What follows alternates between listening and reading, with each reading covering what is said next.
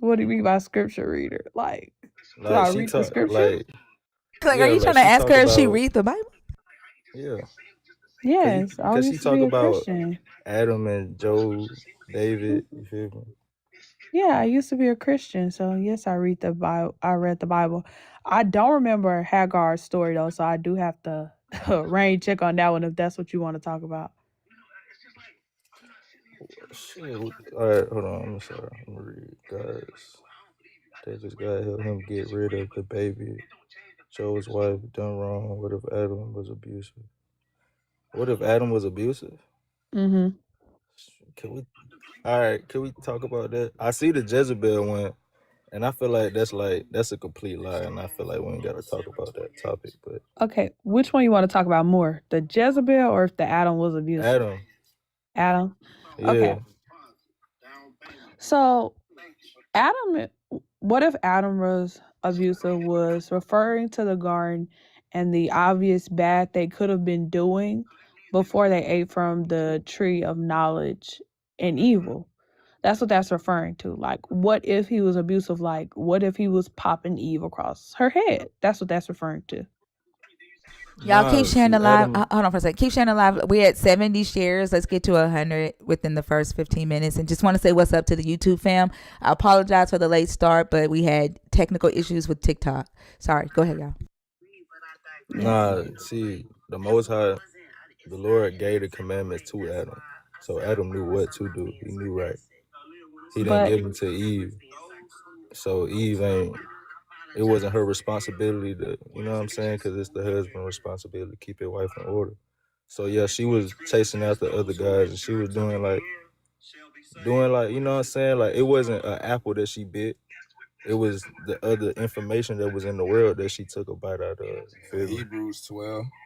And that, but okay, hold up. Hold up. First of all, Eve was an Azer, which is what the Most Eve was High not. is to Israelites.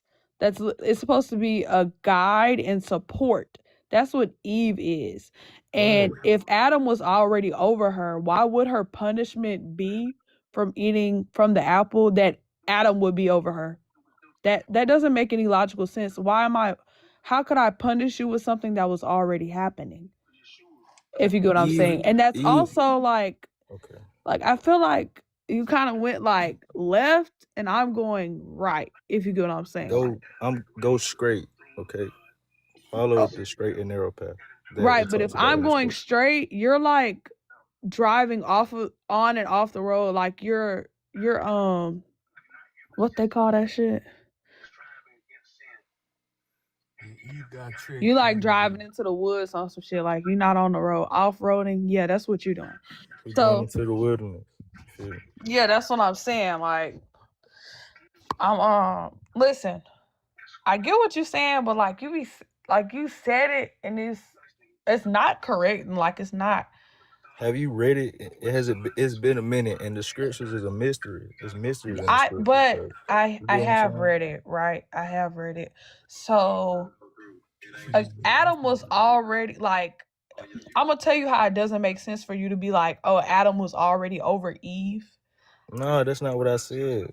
That's what you said. It was his You talking job about to lead and understanding and guide knowledge? her. Yeah, That's because guess who came first? that doesn't mean anything though, because But that's who would he apparent that talk it to really if Adam wasn't his right job there? to be. It wasn't his job to be over her. If her punishment was for him to now be over her, So if you get what I'm saying, you don't think you have to be provided and taken care of? I can do that myself. Of course you can. Exactly. But listen, we have to do that. We feel that responsibility. If you don't want to be led, then you don't have to. That's what Eve did. But That's how Eve was Adam was. leading If you don't him. want to be Eve, okay, led. listen, Eve made the decision and Adam was right there. Not one time did Adam go, hey, babe, look, babe, don't eat that. Like for real. God said don't What eat you that. mean? All right, Adam listen. did Adam ever say that in scripture? Pull up a scripture where Adam said don't eat this fruit before Eve gave it to him. What did Adam do when First, Eve ate that fruit? Eve ate that fruit, gave it to his ass. What he did, ate the fruit. He didn't say, "Nah, I'm not finna do that." Like Dad said, we shouldn't do that. That's not what he said. Hold on. Who in the background giving you scriptures? That's my brother. You can talk to him, but How old is he? he older than 21. I think bro 32 right now. And Yeah. he's telling you to go to the New I Testament. know, To yeah, hold on, people hold on, just hold want on, to hold hear on, that. hold on. Hey, Tell hey, I you don't to like to go. talk. I don't like to talk at the same time. So I told yeah, you like to you go. can't hear me. Like I swear I I'm not can't trying hear to hear you you. over I'm my voice. listening. I don't know what the fuck you just said because my voice is going. Like if you want me to hear you, you're gonna have to I don't wait know till I'm what you done need me to talking. do. I don't know what Uh-huh. you just said. You like don't waste your energy. Don't waste your voice. We can have a civil conversation. But my question to you was why is he telling you to go to the New Testament to discuss the Adam and Eve story? That was my question. It shouldn't have taken me that long to get that out. Asking me Well, why. I told you. thank I you. told Thank you you for that allowing just me to to talk tell to you. her so she can get the understanding of why that situation I happened. didn't hear anything you said at the beginning because both of you were Because I talking. wasn't talking to no, it her. was I just was Well, one of okay, talking us. so I then I just need you. said, I can hear both of you. Okay, so I need if we both can of you hear you. cannot talk, you're coming through the microphone very loud. Okay, okay. all right. So in order for us to have a conversation where we reach understanding, right? We've got to be able to understand you, That's why she need to and go and you've first. got to be able to understand us. I know that y'all are like very immature and you still say things like straight and shit, but like we think critically in here and we have conversations that are structured. Y'all like to talk at the same time. You have this preconceived idea about women in your head, and so you think that you automatically know stuff because you have a penis. We don't care. We know your penis doesn't have a brain, right? So I what I am asking, if you can say what you said again, why did he tell you to go to the New Testament to explain the Adam and Eve narrative? All right. Thank you for allowing me to speak to you. Bows to you. And because God don't change, he don't change. God don't change. What he said in the beginning is what he meant. You know what I'm saying? If he tell you something, walk in it. Walk by his law. You get what I'm saying? No, you're just saying a bunch of words. Like That's why I was talking to Maddie. she asked you a But very I'm lost too, specific though. I'm sorry, like I can't do the talk at the same time. Uh, like she asked you a very specific question. No, she made a statement that Adam did not stop Eve from eating from the tree, and you said go to First Corinthians. What does First Corinthians have to do with Adam not eating from the Nigga tree? said fucking First Corinthians. He said First Timothy's Well, First Timothy, that's the New Testament. What does that have to do with Adam? With what Maddie said? because the law is that the man is going to teach her. The man knows, right? And the man Oh, teaches. him so I'm not mad. saying Him so mad. It's okay. What does when Maddie said Adam did not speak up and say don't eat from the tree? What does First Timothy have to do with that accountability? Like calling me a bitch is not gonna help Like you no, I ain't escape calling you no. accountability. No, I the ain't calling you fact no No, that bitch. I we're heard on him the call me a fucking dumbass bitch. I heard him. yeah, like we hear like I don't think you understand when we say we can hear y'all. Like every word his dumbass has been saying, we've heard it, right? And it's crazy how the younger one sounds a little bit more mature than the 30-something-year-old over there in the background fucking throwing jabs like an idiot. If you have something educational to share, do that. Stop hiding behind a 21-year-old and calling somebody a bitch because you don't have freaking comprehensive skills. Like, what the fuck is that? You're Yeah, a or grown man. Act like a grown man. You over there hiding behind a fucking kid. yeah, or come up with your own account and let us talk to the 21 year Right. old Like, because that's why what? I'm here. And I could argue with a 32-year-old, but I really don't feel like it right now. Like seriously, I Like, really don't who's feel like really it. the bitch here? What? But even if we go to First Timothy, you're still saying like, oh, the man is supposed to lead the woman. That is after Eve got the punishment that the man is supposed to be over her. And it's further proving my point that Adam still sat there. So he's clearly not a leader if he didn't guide Eve away from the tree. Like he still ate it. And then when God came, the punishment was, okay, now Adam's over you and you got to live with that shit. So like, Okay, right. Instead of trying to say, all right, you wrong about this, you wrong about that, or I knew Adam he keep was crashing out. misunderstanding this. Adam was doing this thing in the garden. Hey, can Instead of you give him? saying, Hey, can you give him the phone or something since he can't shut up? Like he wants to talk. I Is there a got plenty of reason? brothers Is there a around me. reason why you don't want him to talk? Is he going to embarrass you or something? or like Huh? just leave. Because y'all Just told me to leave. bring y'all brought Maddie in here so I could No, talk. I'm Yeah, in to here so talk I to can talk to you. you. That's To not That's talk what to to I'm trying to you. do. Yeah, so Y'all talking to me. tell your daddy to be quiet then. Nope. They're talking to you because you Like, have somebody else in the Bruh. background that's 32. I'm here to talk to you. If he wants to talk, tell he can him to come be up. quiet. Okay. I ain't gotta be quiet, bitch. I ain't even talking to y'all. Your dumbass don't Oh know what my the fuck Fuck. you God. talking Y'all about. Now That's want he us why to you talk gotta to crashing you. I'm stay not out. even behind Now he talking me. to mad. y'all. He It's mad more because you people here. grown. Hey, I don't have to do that. I have a fucking power to do this, right? Your little ass is hiding behind a kid because you don't have shit to fucking offer. You don't have education to even give him. He's over there fucking being more mature than you are. You acting like a kid, like a fucking emotional idiot. What is wrong with you? What kind of fucking example do you think you're showing him? You can't shut up for 2 seconds. You over there, I bet you over there crashing out in that car right now over the fucking phone like a dumbass. Like, golly. This is what young black men have to fucking look up to. You, the 32 something year old in the fucking back of the car screaming. You sound dumb as hell. And then like if y'all want to talk amongst each other, Okay. just go on mute and then when y'all come off, God just damn. the 21-year-old can Exactly. say it. They Like, have no social fucking cues. That's why. They don't know how to talk in real life. If you want to talk, get out the car or something. Y'all sound like freaking a bunch of dumbasses all in one car talking. Nobody's gonna fucking understand that. and I can't focus on the 21-year-old if the 32-year-old is talking. Like, if you're gonna talk, just say what you have to say on mute, and then when you come off mute, the 21-year-old says what they need to say. And if you need a minute, just go on mute. Y'all discuss it. Come back off. Like, I came here to talk to one person, and that is the person that is 21. That's who I'm here for. Everybody else is coming in because there's another person in the background. Like, it really ain't that hard. And you too grown to be crying and bitching and moaning. Sorry. You crashing out off of your own mistake, your own fucking dumbassness. The hell?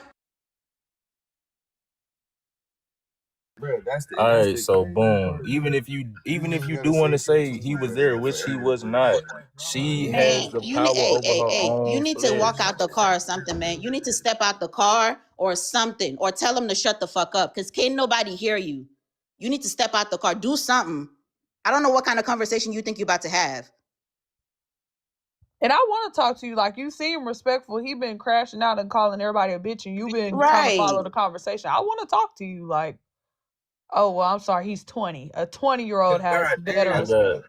I got many brothers in here. Sometimes you might hear a different thought. Yeah, so tell them be Like, quiet while damn, you're no, because y'all asking blaming him. one nigga. The fuck? Like, Okay, like, you still goddamn. Damn, talking. shut Do the you fuck want up. to be able to talk to us or not? Shut the fuck up. Damn. You have no self-control as a grown-ass man. That shit is annoying as fuck. Holy shit. Go take a fucking nap. You Like, cranky as as fuck. Go brothers, eat or you something. can, and that's your brother. That y'all all brothers in the car. At least step back. That's why you sound just like them. You sound, they're over there clouding you with their idiocy. Get out the car. Man, come on. Can we keep this respectful, please? We're trying. We didn't even start with the Yes, disrespect. It tell was your your brothers to brother. shut the fuck It up. was your brother that started with the disrespect. Tell your brothers to shut up. That's how we have a. That's literally the only way to have a respectful conversation. Tell your brothers to shut the fuck up. What are you Shut up. Are you in a Hebrew Israelite fraternity or something? I hate Hebrew Israelites. You gotta be. I hate And then, Hebrew Israelites. They don't bow to the throne of David. See how they judgment just run? That's y'all. You have Hebrew Israelite talking points. And then you're letting I us can know prove it. you're letting us know that you don't really read the Bible and that you're more so focused on. barely talk I'm to sorry. me, Can you? shawty. Hey, I'm not talking to you, motherfucker. I'm talking to the person in the microphone with your insecure ass. I'm sorry, He is the nigga. You're insecure as fuck. but I I'm am not the nigga talking in to the you, microphone. but you let us know that you barely read the Bible and that you're more so focused on bowing down, like being on your knees, because you literally told her that Adam was not with Eve when they were at the tree, and the book literally says that she gave her husband some who was with her, and he ate. So you like you're taking like Hebrew Israelite talking points and regurgitating them, and it seems like your whole entire meaning of life is that you think that you're supposed to rule women.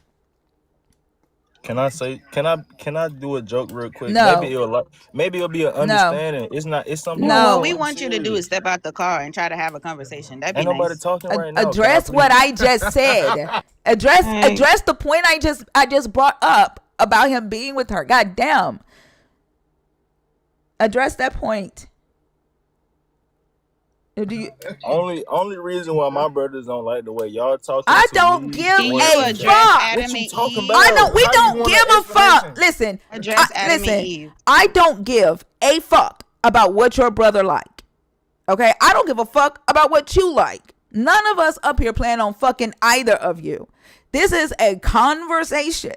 Okay. Now, either you can address the incorrect statement that you made about Adam not being there, or address the insecurities that you all have and not finding meaning to life unless you are ruling a motherfucker, or shut the fuck up, because none of us want to hear a motherfucker whine. They think they all like triplets or quadruplets or something. Like y'all came out just because you came out the same hoo-ha don't mean you're the same person, guys. And then nobody up here got disrespectful. All the host asked y'all to do was to stop talking at the same time. And your brother got in his fucking feelings and called the host a bitch. But now y'all are bitching and crying, saying that we're being disrespectful to y'all because we're asking y'all to stop talking at once. Like, do y'all see how that shit don't make sense? Like, I don't know what's not clicking. Like, maybe your neurotransmitters aren't firing, but it's not hard. Nobody up here on this panel got disrespectful until y'all did. So now all of a sudden y'all some victims. That don't make no sense, and y'all too fucking grown for it. Straight like that.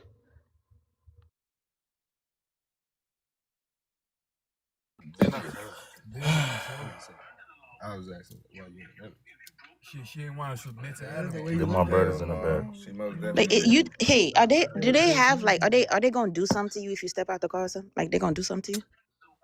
Are you gonna do something to me? No, I'm asking you because like you act like you're freaking getting held hostage or something. I'm not getting held hostage, So but if tell the motherfuckers if to shut the Maddie fuck got up or older get women out in the the car back, if you why? want to have a conversation because you sound dumb. Come on. Can we Like please Bro, can you be stop saying like? if I got Ain't other nobody even women in the talking to back? them. They just The want to only talk, bro. reason Niggas, we Thinker. not about to do that Okay, shit, bro. okay. Can you tell him to shut up, please? The only reason Thinker jumped in is because your brother started talking in the back, and I'm talking to you. The fuck are you talking about? I'm so tired of repeating myself to you grown ass niggas. I The gave him fuck? too much Y'all credit can't hear? earlier. I gave him too much credit earlier. You're not more mature. You done drank the Kool-Aid already. It's too late for you now. Fuck, then y'all all talking at fucking one time, sounding like a bunch of stupid ass munchkins. Shut the fuck up and talk at one time. If y'all want to talk, take turns, pass the fucking phone around. It's not that fucking hard. Are y'all dumb? Are Yes. you? You think they ate a fucking apple? Are you dumb? Bitch, I didn't say They that. didn't eat Oh no my fucking god, bitch, I apple. said fruit. What are you talking about? Get the fuck off the Fruit, panel, bitch. apple, it was Rhea, nothing Goodbye. you can physical. It drop was him. the I'm done. knowledge that she Bye. was Y'all looking gone. into. Bye-bye, you It was stupid the ass shit bitch. she was And following. you think you supposed to be over a woman and you can't calm the fuck down. Shut up with your emotional ass. Who the fuck wants you over them? You can't even hold your emotions together, bitch. The fuck? Fuck off the panel.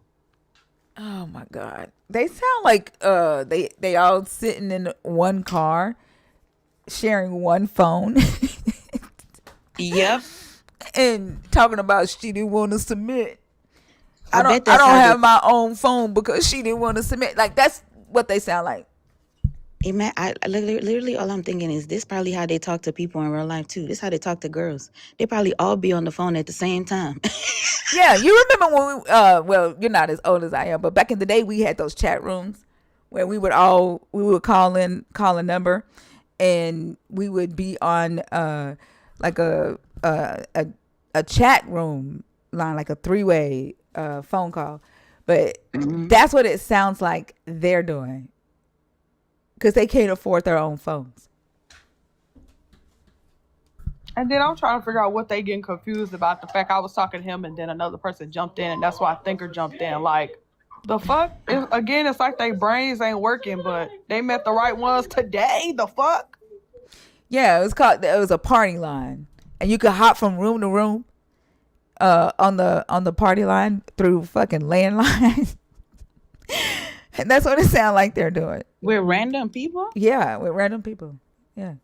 That was our group chats back then. As I said, I'm old. We had dial up. That was before dial up even existed. Oh my god, that was before dial up existed, and we had the party lines, and we would be on those party lines to like 2-3 o'clock in the morning on a school night.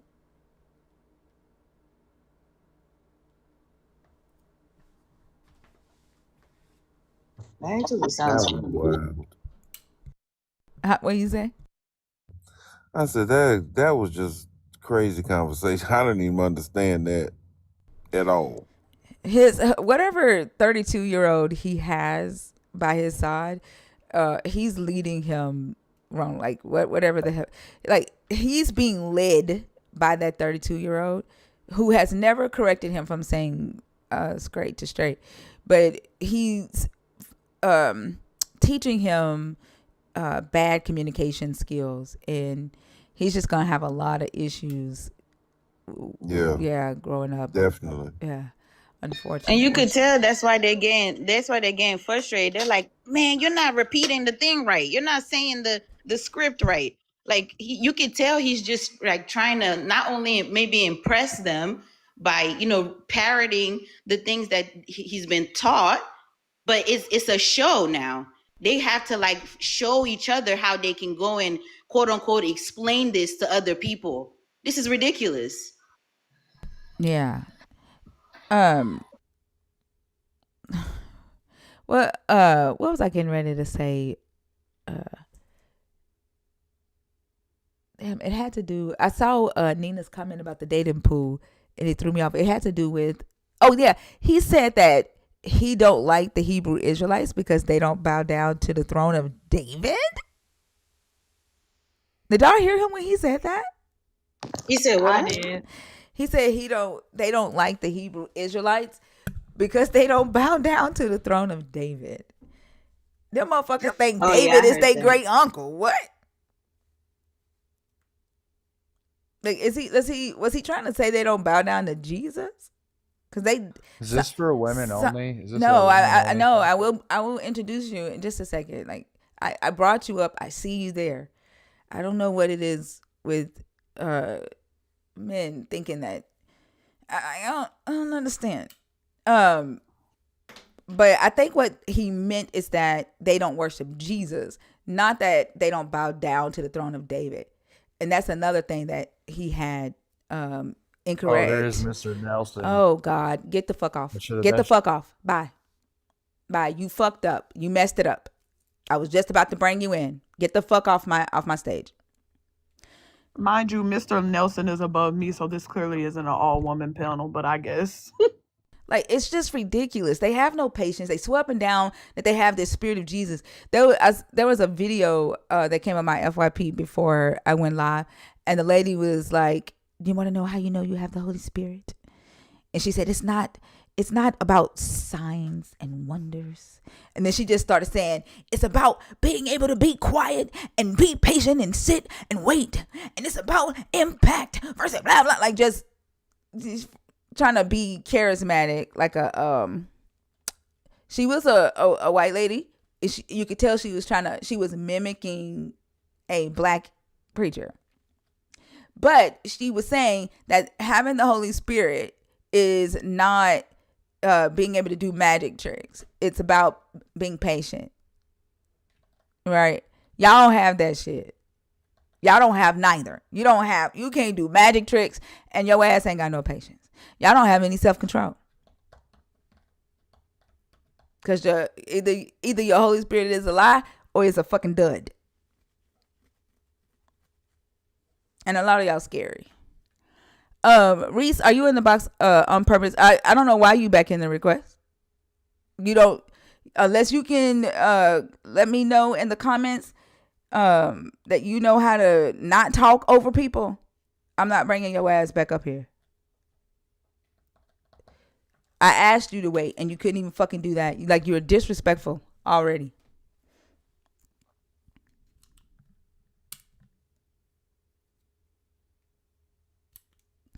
It's a HyperX Squadcast.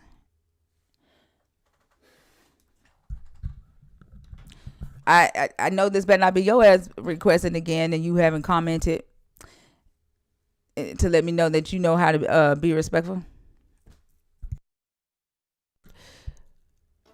B Sprouse. And everything I say is with all respect. I hope you guys know that. That's the same history guy that was up here. Don't bring your ass up here unless you comment in the comments to let me know that you're gonna be respectful. I don't know who the fuck you think you playing with.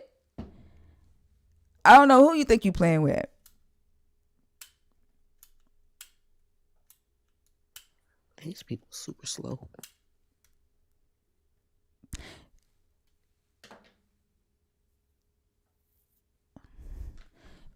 Were you?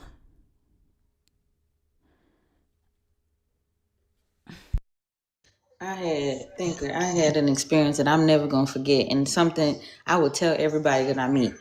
We were on a panel. I can't remember whose live one I was on. Thinker, this man said because they're called airplanes, he thought planes you were using air to fly. Yeah. Mm-hmm. Yep. A grown man. Wait, he said, hold on. I was saying no to the person on stage. Ain't nobody finna have no fucking conversation with you through chat while you sitting on. What? Are y'all okay? What? Like, are y'all okay? Who the hell gonna have a whole ass conversation with you through chat?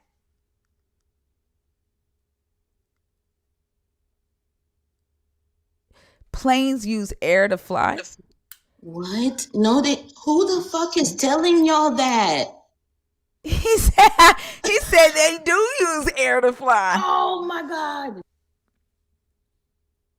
Oh, you said you're mute. Oh, I'm sorry. I didn't see that. I thought you said I read that. I'm on mute. You're gonna have to have conversations in the chat, love. I can't have you on stage to have a conversation.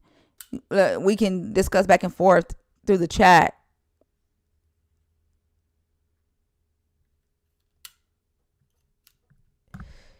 I apologize. I read that wrong, but just chat with us in the chat, and we'll chat with you that way.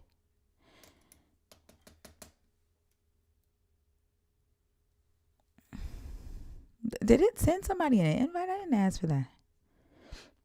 If there was no airplanes couldn't fly, therefore planes use air. Do you know what turbulence is? Like, ay. Idiot number 5 tonight. There it is. You say grown men going uppies and uppies and I don't know what that means.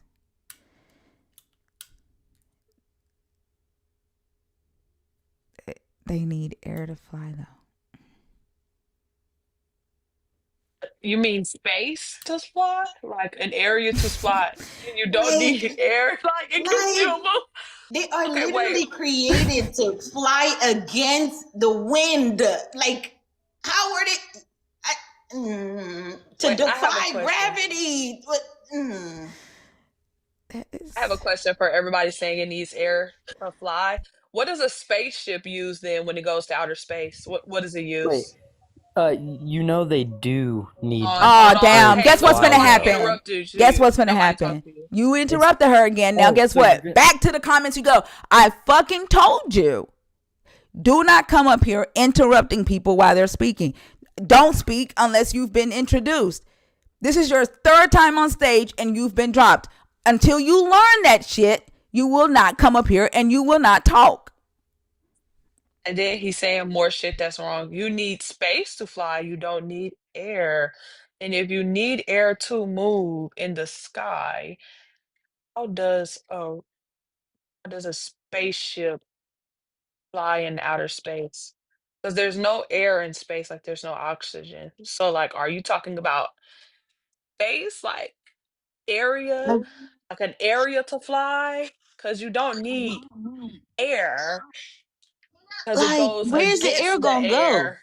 Where's it Exactly. gonna It go? goes against the air. So if anything, the air is actually hurting the plane because it has to be strong enough to go against the air.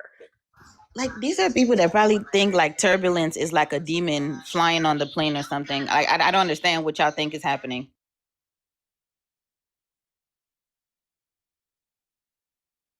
Unfortunately, this is their education level and they get it from TikTok. This is going to be my last time allowing you to join. Okay, after that, you come up here disrespectful, I'm blocking you because what you're showing me is that you're just disrespectful.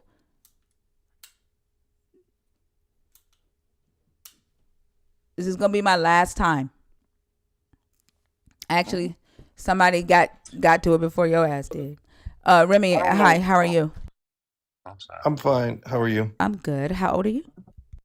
36. Okay, give me just a second. Nelly, what were you getting ready to say?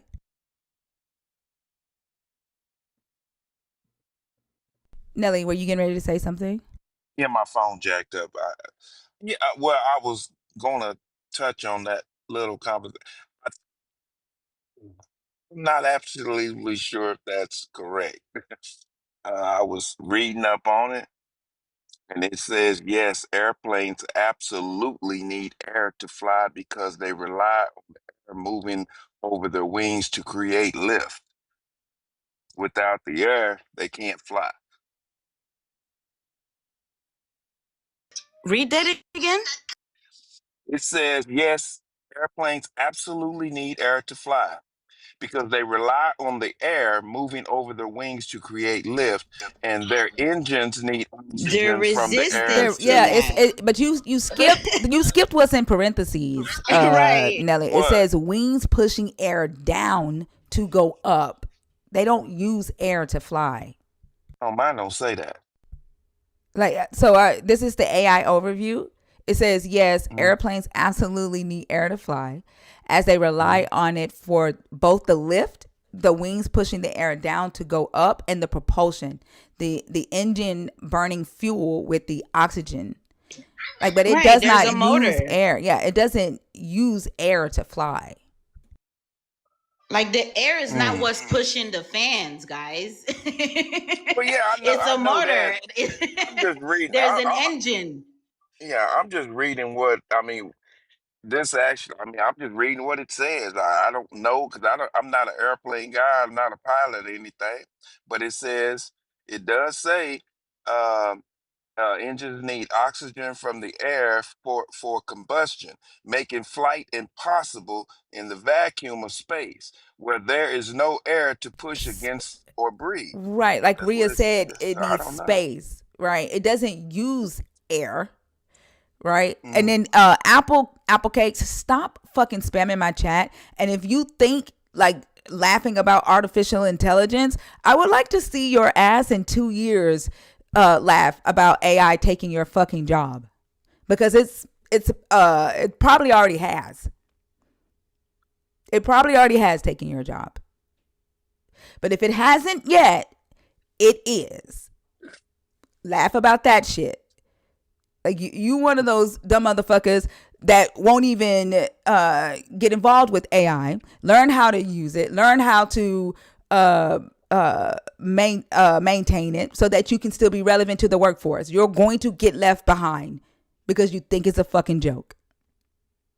You're one of those motherfuckers that are in the labor and workforce development report that they've been talking about since 2017, who will have a negative median income of $0, because your dumbass think technology is fucking funny, or you think technology is the devil. You're gonna be on a UBI. What is it? Universal basic income. That's gonna be your dumbass, and you won't even be able to afford the emoticons that you are using right now to laugh at it. That's what you just did, is let everybody know that you will be one of the ones that will be broke in the next couple of years. Are y'all done talking about the the airplane?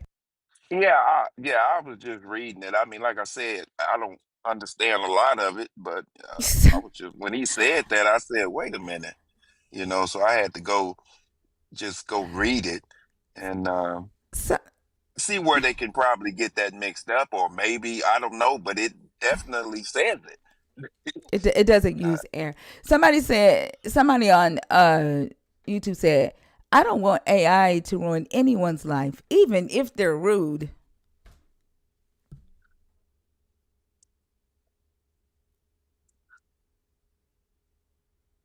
What?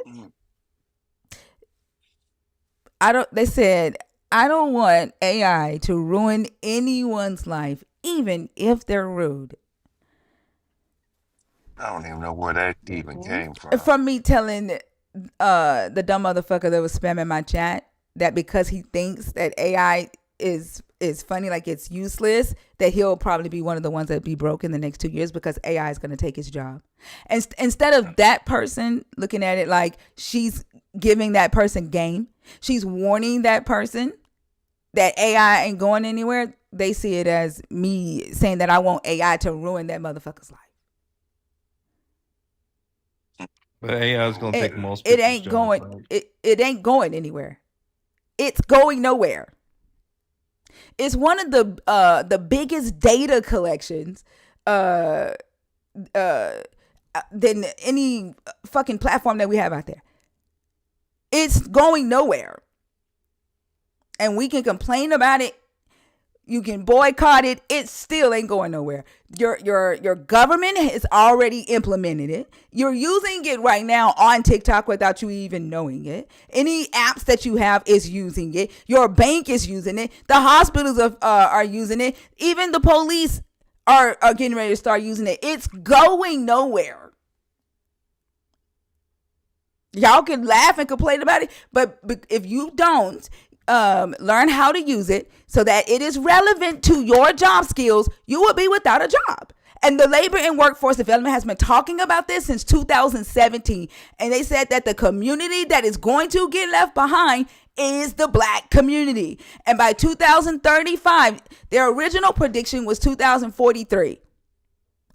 They lowered it because the speed of innovation was faster than they expected. 2035. By 2035, they are predicting that the average median income for the black household will be negative $0 because black people do not fuck with technology like that. And we're usually late adopters to it because we always think it's the fucking devil or we think it's the mark of the beast. So laugh all you want. It ain't going nowhere. Right, they were saying debit cards was the mark of the beast. Remy, what topic did you want to? Are you a believer, deconstructing, or an atheist?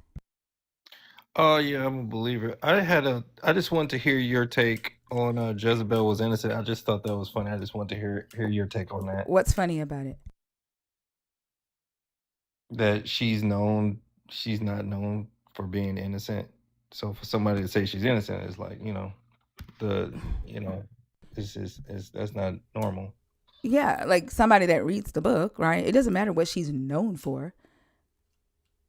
She's not like, what is she known for? What is she known for being guilty for?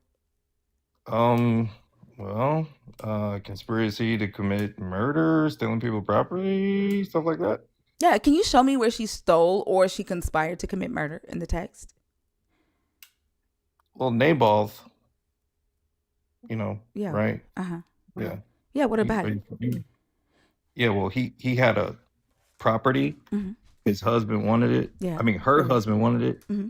and he said no. Mm-hmm. So she set him up. How she set him up? She hired good for nothing men to Can you say show me something that? about. Can you show me where she hired those men? No, I don't want to do that. Because it's not true. That's not in the text. It is. No, it's not.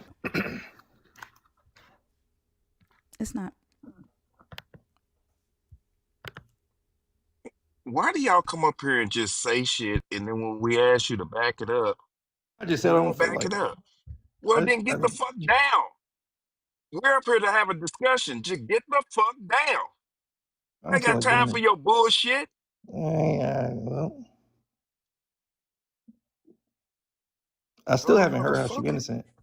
I mean, you We haven't don't give shown a how fuck. she's guilty. You literally said she did things that the story doesn't say she did, and which tells me you have not read the story. So, which is why you would say that it's funny for me to say that she's innocent, because I have read and studied the story and studied the law. You haven't, and I can tell just by the things that you're saying. All right, I give you that one. She's a Baal worshiper. She worships Satan. There you go. But Baal isn't Satan. Oh yeah, that is. No, it's not. Baal is Oh, a that's Canaanite deity. No, it's not. yeah, Baal, that's Satan. stop. Will you stop? Okay, so if Baal is Satan, then when your God was known as Baal, that proves your God is Satan. Like, this is how I know you don't read your book. Your God literally told the Israelites, no longer will you call me Baal. The stories about Baal, your God took over. Like, this is how I know you don't read your book. So if Baal is Satan, so is your God. You probably read a Bible that have Lord. That's why. No, That's why you think that. no, nope, Yeah. You no, probably read the KJV. no. I read Hebrew, my boy. No. Well, you probably read without the divine name. That's why you. That's why you said What that. do you mean the divine name? The Tetragrammaton? What? Yeah. He's Are acting you like a okay? fish not out Lord. of Like, water right you now. don't. No. First off, the Tetragrammaton is not Baal. Those are two Right. different words. Exactly. I didn't fucking say they were. Your dumbass did.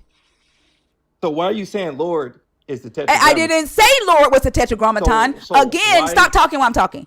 I did not say Lord was the Tetragrammaton. Your dumbass did. Again, when he says, no longer will you call me Baal, it is capitalized, and he is talking about the name of Baal. And if you actually studied the ancient Near Eastern religions, you would know that everything written about the Canaanite deity Baal was replaced with Yahweh. You would know that. You would know that some of Saul's kids' names ended with Baal, and it was later changed to reflect Yahweh's name. But you don't know that because you don't study your book. You just say shit. And of course, dumbass, pagan just means not Israelite. But the crazy thing about it is You just admitted when you it. admit it. What? It's a fucking fact. Are you okay? You're a ridiculer. I can't talk to disrespectful women. Oh, well, then get the fuck down, like Nelly said, with your whiny ass. The fuck? All that stress. Get the fuck Calm down with your whiny Drink ass, some with your tea. ignorant Go drink whiny some ass. tea. Shut your non-reading ass up. Your illiterate You ass. realize how cortisol dumb he built up. was. And I love the fucking wall. When they hit that wall, Yeah. I realize how dumb they are. Dumb as fuck. He come up here. Start cracking It's up. funny. It's funny. Jezebel innocent. It's funny. Now you want to whine? The fuck up. You're killing me. I can't stand people like that. Just say anything. Don't have no resource, nothing. Just say it. Before we start on the next guest, have more clarification about it. Rhea is right. It doesn't need air. It actually can use any gas or liquid to fly, which means air is not necessary. It just needs a fluid flow. So Rhea is right. Air Do just y'all happens know to be the fluid flow we use. Rhea was right. they teach you this in physics? It's the motor, right? All you need is something to make the clips move. One clip has to move, and the other clip got to move. The windmills, right? That needs air. That needs the wind to move it. Sometimes those windmills also have motors in them, so they would not when it's not windy, they can be turned on, right? The motor can function and get those clips going after each other, right? I'm trying to create a physical like a visible image, right, in your head. One clip got to go, the other clip got to go. The motor has to run. It does not need air to do that. Y'all know what's funny? When he said Baal is a pagan deity, and I said, of course, because pagan is just non-Israelite. He said, well, I'm glad you finally admitted it. That tells me two things. They are afraid of the word pagan. Like they think pagan is like the devil. They don't know that pagan just means city dweller. Like outside of the what was it? Is it country dweller? Like just somebody outside of the area. And then it was later, that word was later used to say just any nation that is not Israel. And he says, you finally admitted it, as if it's not just as simple as saying that red is a color. That was ignorant as fuck to me. And then the second thing is that their ignorance is what's fueling their fear, right? Which is why they always run. They get told what to believe, and then they get told it from a place of it's the devil. The demon's gonna get you. The Jezebel's gonna kill you because she's a demon. And then they get scared and then they run. That their ignorance fuels their fear. It's just, I don't know. When he said, I'm glad you finally admitted it, that was the dumbest shit I had ever heard. Because pagan is just a fucking word. Like it's a definition. You can't change that shit. Beast Browse, how old are you?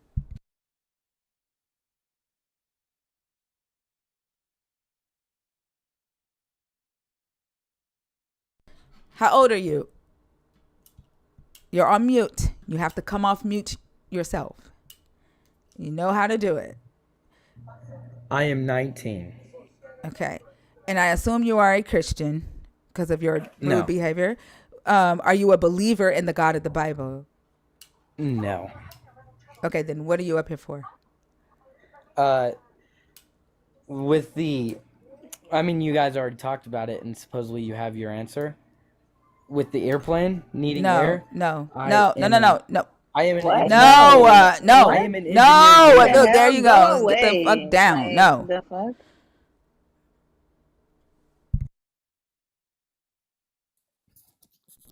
Yeah, hello. Aiden, hi. How old are you?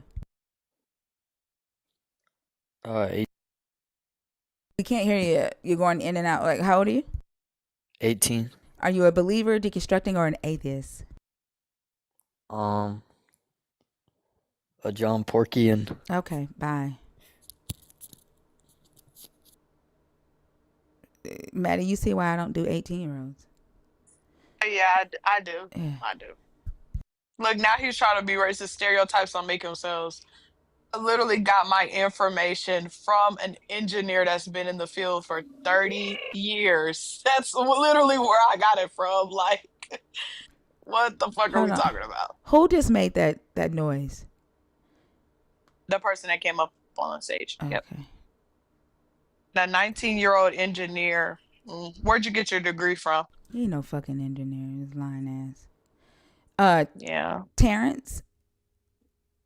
Hey, Thinker. Hi. How old are you? 26. Are you a believer, deconstructing, or an atheist? I am a believer. Okay. And which topic did you want to discuss? I want to discuss Hagar's Hagar sent back why. Thank you. Finally. This is the question that I have. I don't understand. Okay, so of course you can see that I'm black, right? Right. And I used to be a believer. And I was never ever taught the story in the way that I understand it today, right? Hagar was taken from her homeland, which was Egypt, given to Sarah as a servant. Sarah makes her sleep with Abraham because Sarah can't. She's barren, right? Right. And then Hagar stops seeing Sarah as like the house mother, and she starts seeing herself as equal. We were taught that Sarah mistreated Hagar and Hagar ran away. And I'm hearing that other people were taught that Hagar was mean to Sarah, and that's why Sarah beat Hagar. But the Hebrew text doesn't say that. It says that Hagar just saw herself on the same esteem as Sarah, and then Sarah afflicted Hagar because she got jealous. The Hebrew scriptures, the Jewish tradition, one of the Jewish traditions says that she beat her so bad that she made her miscarry. And at the well or wherever she was at, the God gave her the baby back, told her, you're going to name the baby Ishmael. Go back and submit under the hand of Sarah, the same hand who had just oppressed her and abused her. She goes back. She has Ishmael. 16 years later, she has Isaac, or 14 years later. And she gets jealous again. Isaac is playing with his toddler brother, and she's like, I know he don't think he gonna get no inheritance.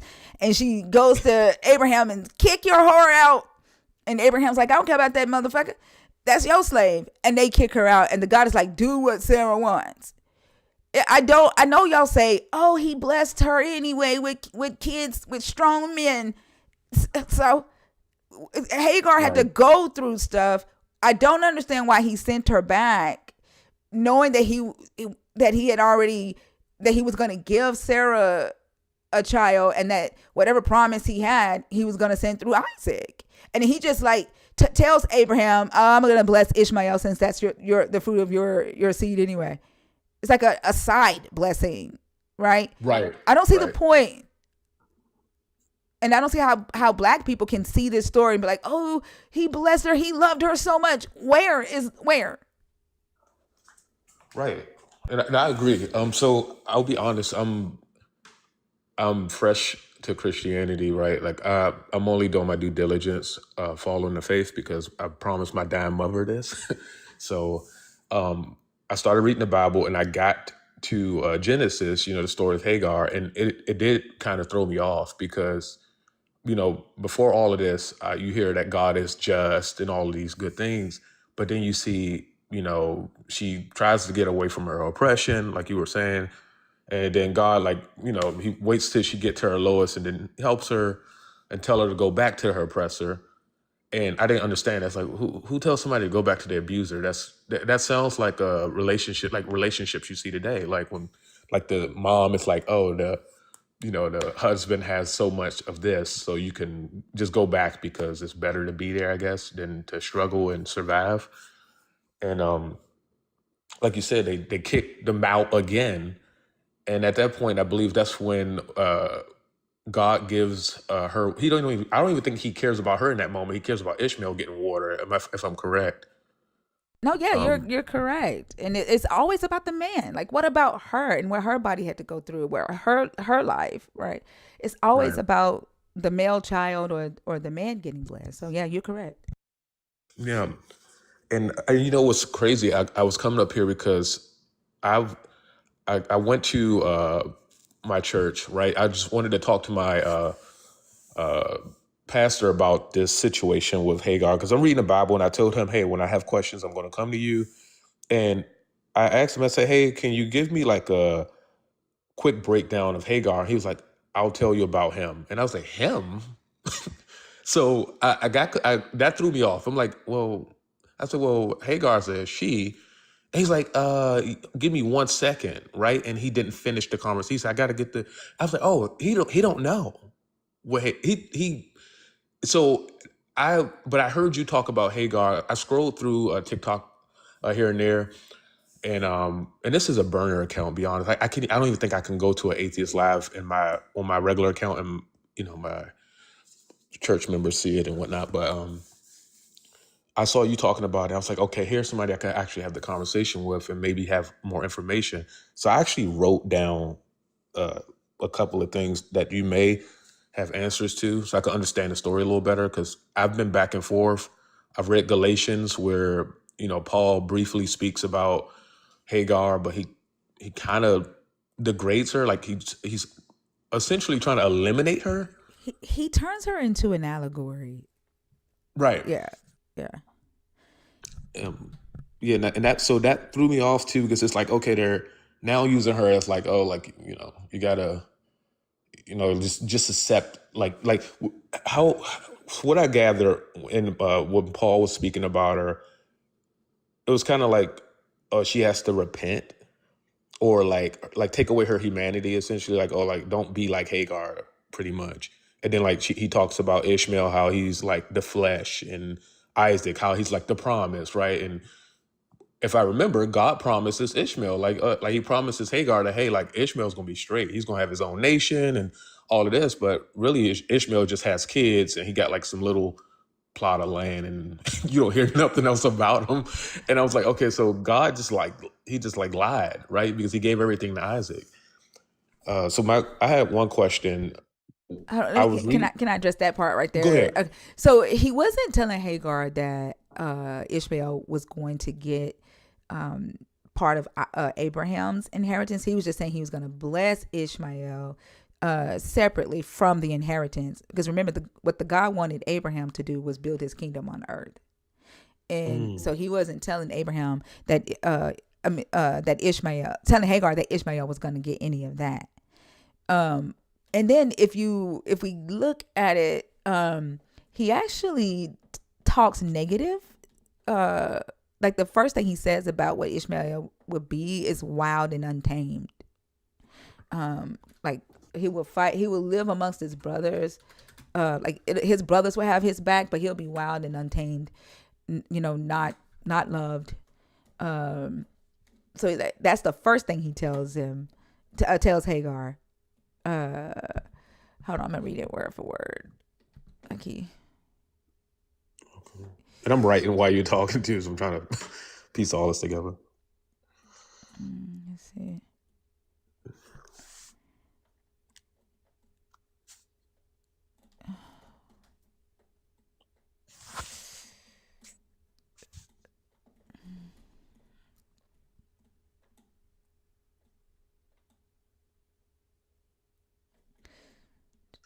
It's verse 12, Genesis 16:12.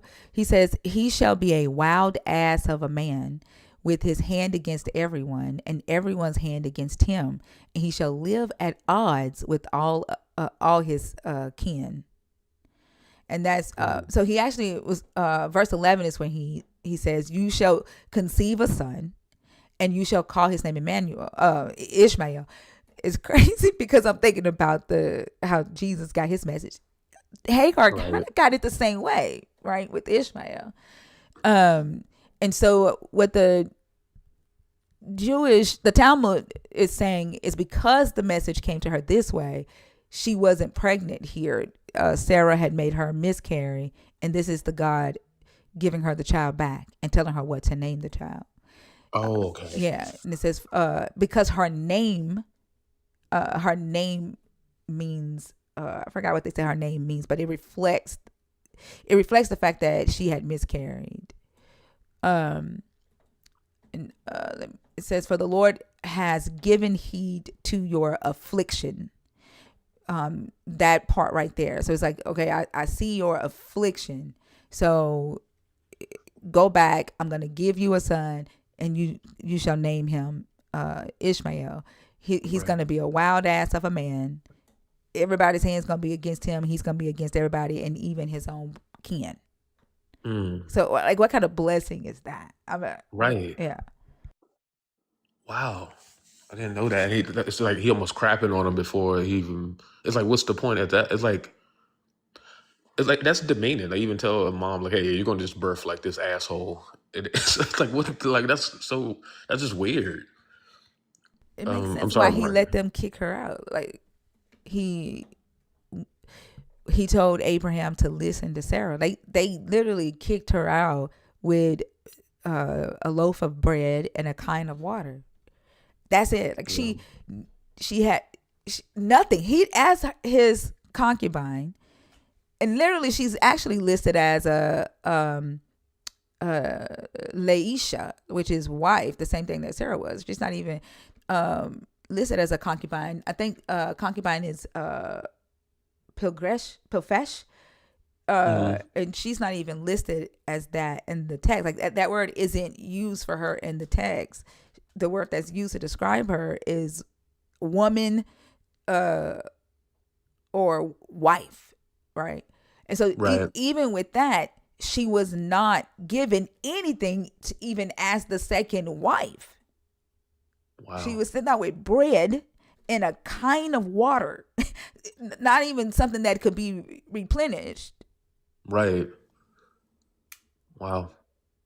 Yeah, they just it's like it's almost they were like what I don't understand is what was the point though? Like why use somebody because I know we see Hagar as like just a slave, right? It's like why use a slave though? Is it would you say it's to I guess teach obedience or like this I guess show somebody who could stray away but be under the presence of God? Because that's what I was getting from it. Like they can still talk to God. Like there's a lot of Christians believe, well, like if you don't, if you're not like, I don't know, in the hierarchy or whatever the case may be. That's what I feel. I'm so new to this that I'm still trying to figure out how church operates because it seems like a hierarchy in my church, like with all of the ushers and like people. I don't know all of the like titles, but it seems like a hierarchy. And I'm assuming that's what they tried to do with Hagar because she's a slave. No, I think this is what people what it sounds like is what you're doing is allowing the scripture well you're reading your own interpretation into the scripture and because you're looking for the good something good out of that, right? Because you can't Right. like it doesn't make sense that this God is sending her back into bondage and it's supposed to be love there. Like where is the love? And the reality is that this story is about hierarchy, right? And it's about showing the righteousness of Sarah as the noble woman. So in that time, what Sarah did to Hagar would not have been seen as bad because she was considered the chosen. She was a wealthy woman, and she would have been the most important thing there because servants or slaves were commodities. They were not considered people to them. So Sarah was using Hagar's body. Her intention in the story was to use Hagar's body, her womb, so that Sarah could give Abraham a child. She was supposed to set the child on her knee and adopt the child as her own, but she decided not to do that out of jealousy. We were reading this morning on live from the Jewish library that it was saying that the fact that Hagar saw 5 different angels in the story and that it's reflecting that Hagar was used to seeing things in the spiritual world. And there, because if you notice in the text, it doesn't say it like she was frightened there, right? But any other time these angels show up, people are frightened by them. And so they were pointing out that the story does not reflect that Hagar was frightened. And because she comes from Africa, like she comes from where she comes from, not necessarily Africa, but Egypt. They were saying that she was used to seeing things in the spiritual world, so that's why she had no fear when she saw the angels. Yeah. Okay, and so when they're kicked out, what I gathered was somebody told me that that she returned, but as Keturah, because they mentioned Qatar like briefly, but if you read like the Talmud in Genesis Rabbah, the Midrash, the Jewish Midrash, I believe that's what it's called. They're like alluding to like, hey, yeah, that Hagar is Qatar, and she stayed with she like repented and went back to Abraham. So they don't. Is that true? There are some rabbis who make this case, but they don't have anything that they can actually draw back to it and say, yeah, definitely this is Hagar. Keturah had different kids in the text too. Okay. Yeah. I mean, it's almost like how Jesus's line is built through Nathan with Luke Yeah. to get to David, and then with Matthew, his line is built to Solomon. People just kind of write what fits their belief, right, or what answers their question. But there's absolutely nothing that ties Hagar to Keturah in the text or historically. There's no archaeological evidence or historical evidence for Hagar, Sarah, or Abraham. So there would be no way for them to tie Hagar to Keturah historically. And when reading the Talmud or studying the Talmud, we have to, be cautious of the fact that these are rabbinic literature, like rabbinical arguments or debates, where they're filling in the blanks themselves, right? They're giving commentary, they're filling in the blanks themselves. They're using scripture to say this is most likely what happened, right? And there are also like oral traditions being passed down, but you'll see that different rabbis think different things. They are like they be talking bad to each other too in those, but it's not like a definite answer. Does that make sense? Yeah, it does. It does.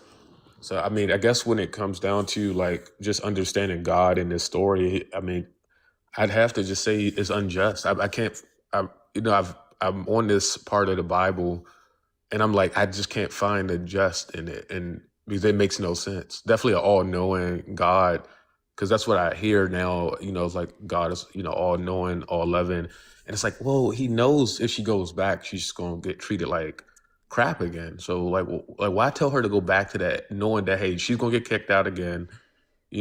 She's going to be put in even even worse situation. So it's like is God like, is this like entertainment? Is He trying to tell a bigger picture? And that's what I've been trying to look for. Maybe it's something I'm not seeing in the text because I'm so fresh to this that every other Christian a brother that I have understands, because I've talked to them and they were like, hey, they say stop leaning in on your own understanding, and I'm like, I can't do that though, right? Like it's hard to like, oh, hey God, I prayed, right? Like, say, God, please, like, help me understand this part, because I can't move forward in the Bible until I understand Hagar's story. I can't even understand the beginning, like the Adam and Eve story. That's also a mind screw up for me, and I don't know where to go from here.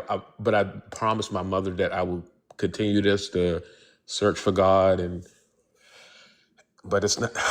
I don't know what it's. It don't seem right, to be fair, and I hate to say that because I don't want to like get in trouble, and if God hears me and stuff like that. I don't want to, like. Hopefully, He understands.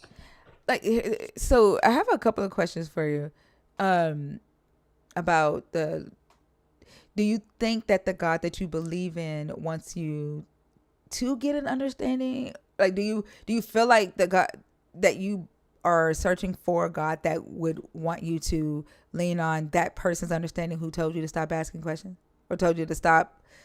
Like, whose understanding are you supposed to lean on when they say that to you? Theirs? I mean, I guess so, because they've been in the church longer, and I heard God sends people. He don't come really as Himself, He sends people that's been, that has the wisdom to be able to, I guess, pass on to me. So I've been, listening to those guys and really trying to absorb that information so I can be on the same page. But then that means that, like, if you lean on their understanding, then you become like a mini them, not a mini your God, right? They damn near become your God, because as you're stating, he doesn't speak for himself. He only speaks through other humans, and these humans don't agree with each other because nobody can prove that a God is talking to them, right? And so it's because they have some type of authority, in the church, some type of hierarchy, or political position. They feel like they can question and they can debate with each other, but you can't, or you shouldn't, because you don't have a title or something like that. Yeah, like, but you have a brain. You know when something sounds logical or not, right? When something sounds immoral, unethical, unjust. But the mind that will tell you to stop leaning on your own understanding is the same mind that will expect you to see injustice or injustice as justice, as just, or will expect you to see dishonesty as honesty, simply because it's coming out of the dishonesty is coming out of the mouth of a chosen one. Right. Right. And then you're not supposed to wonder, why does God want me to defend a liar? The answer to that is, don't lean to your own understanding. Why does God want me to look the other way about David not being stoned to death, when the law says if a man has commits adultery or commits murder, he's supposed to be stoned? Why didn't God stone him? Why did God choose to kill a baby instead of David? Why did he let him off with that? And then that mind goes, lean not on your own understanding. Like is that how you want to be? Is that the God you're looking for, where you have to feel uneasy and just not want clarity? There was a video of a lady, a young black girl said, the Holy Ghost spoke to me, and the Holy Ghost told me to stop seeking clarity. She said clarity will take you to hell. Clarity will kill you. And I'm like, does she know what clarity is? Right. And it's like, is that what you want, right? To give up your ability to seek and get truth and accept truth and reject untruth? I mean, I don't. It's just that.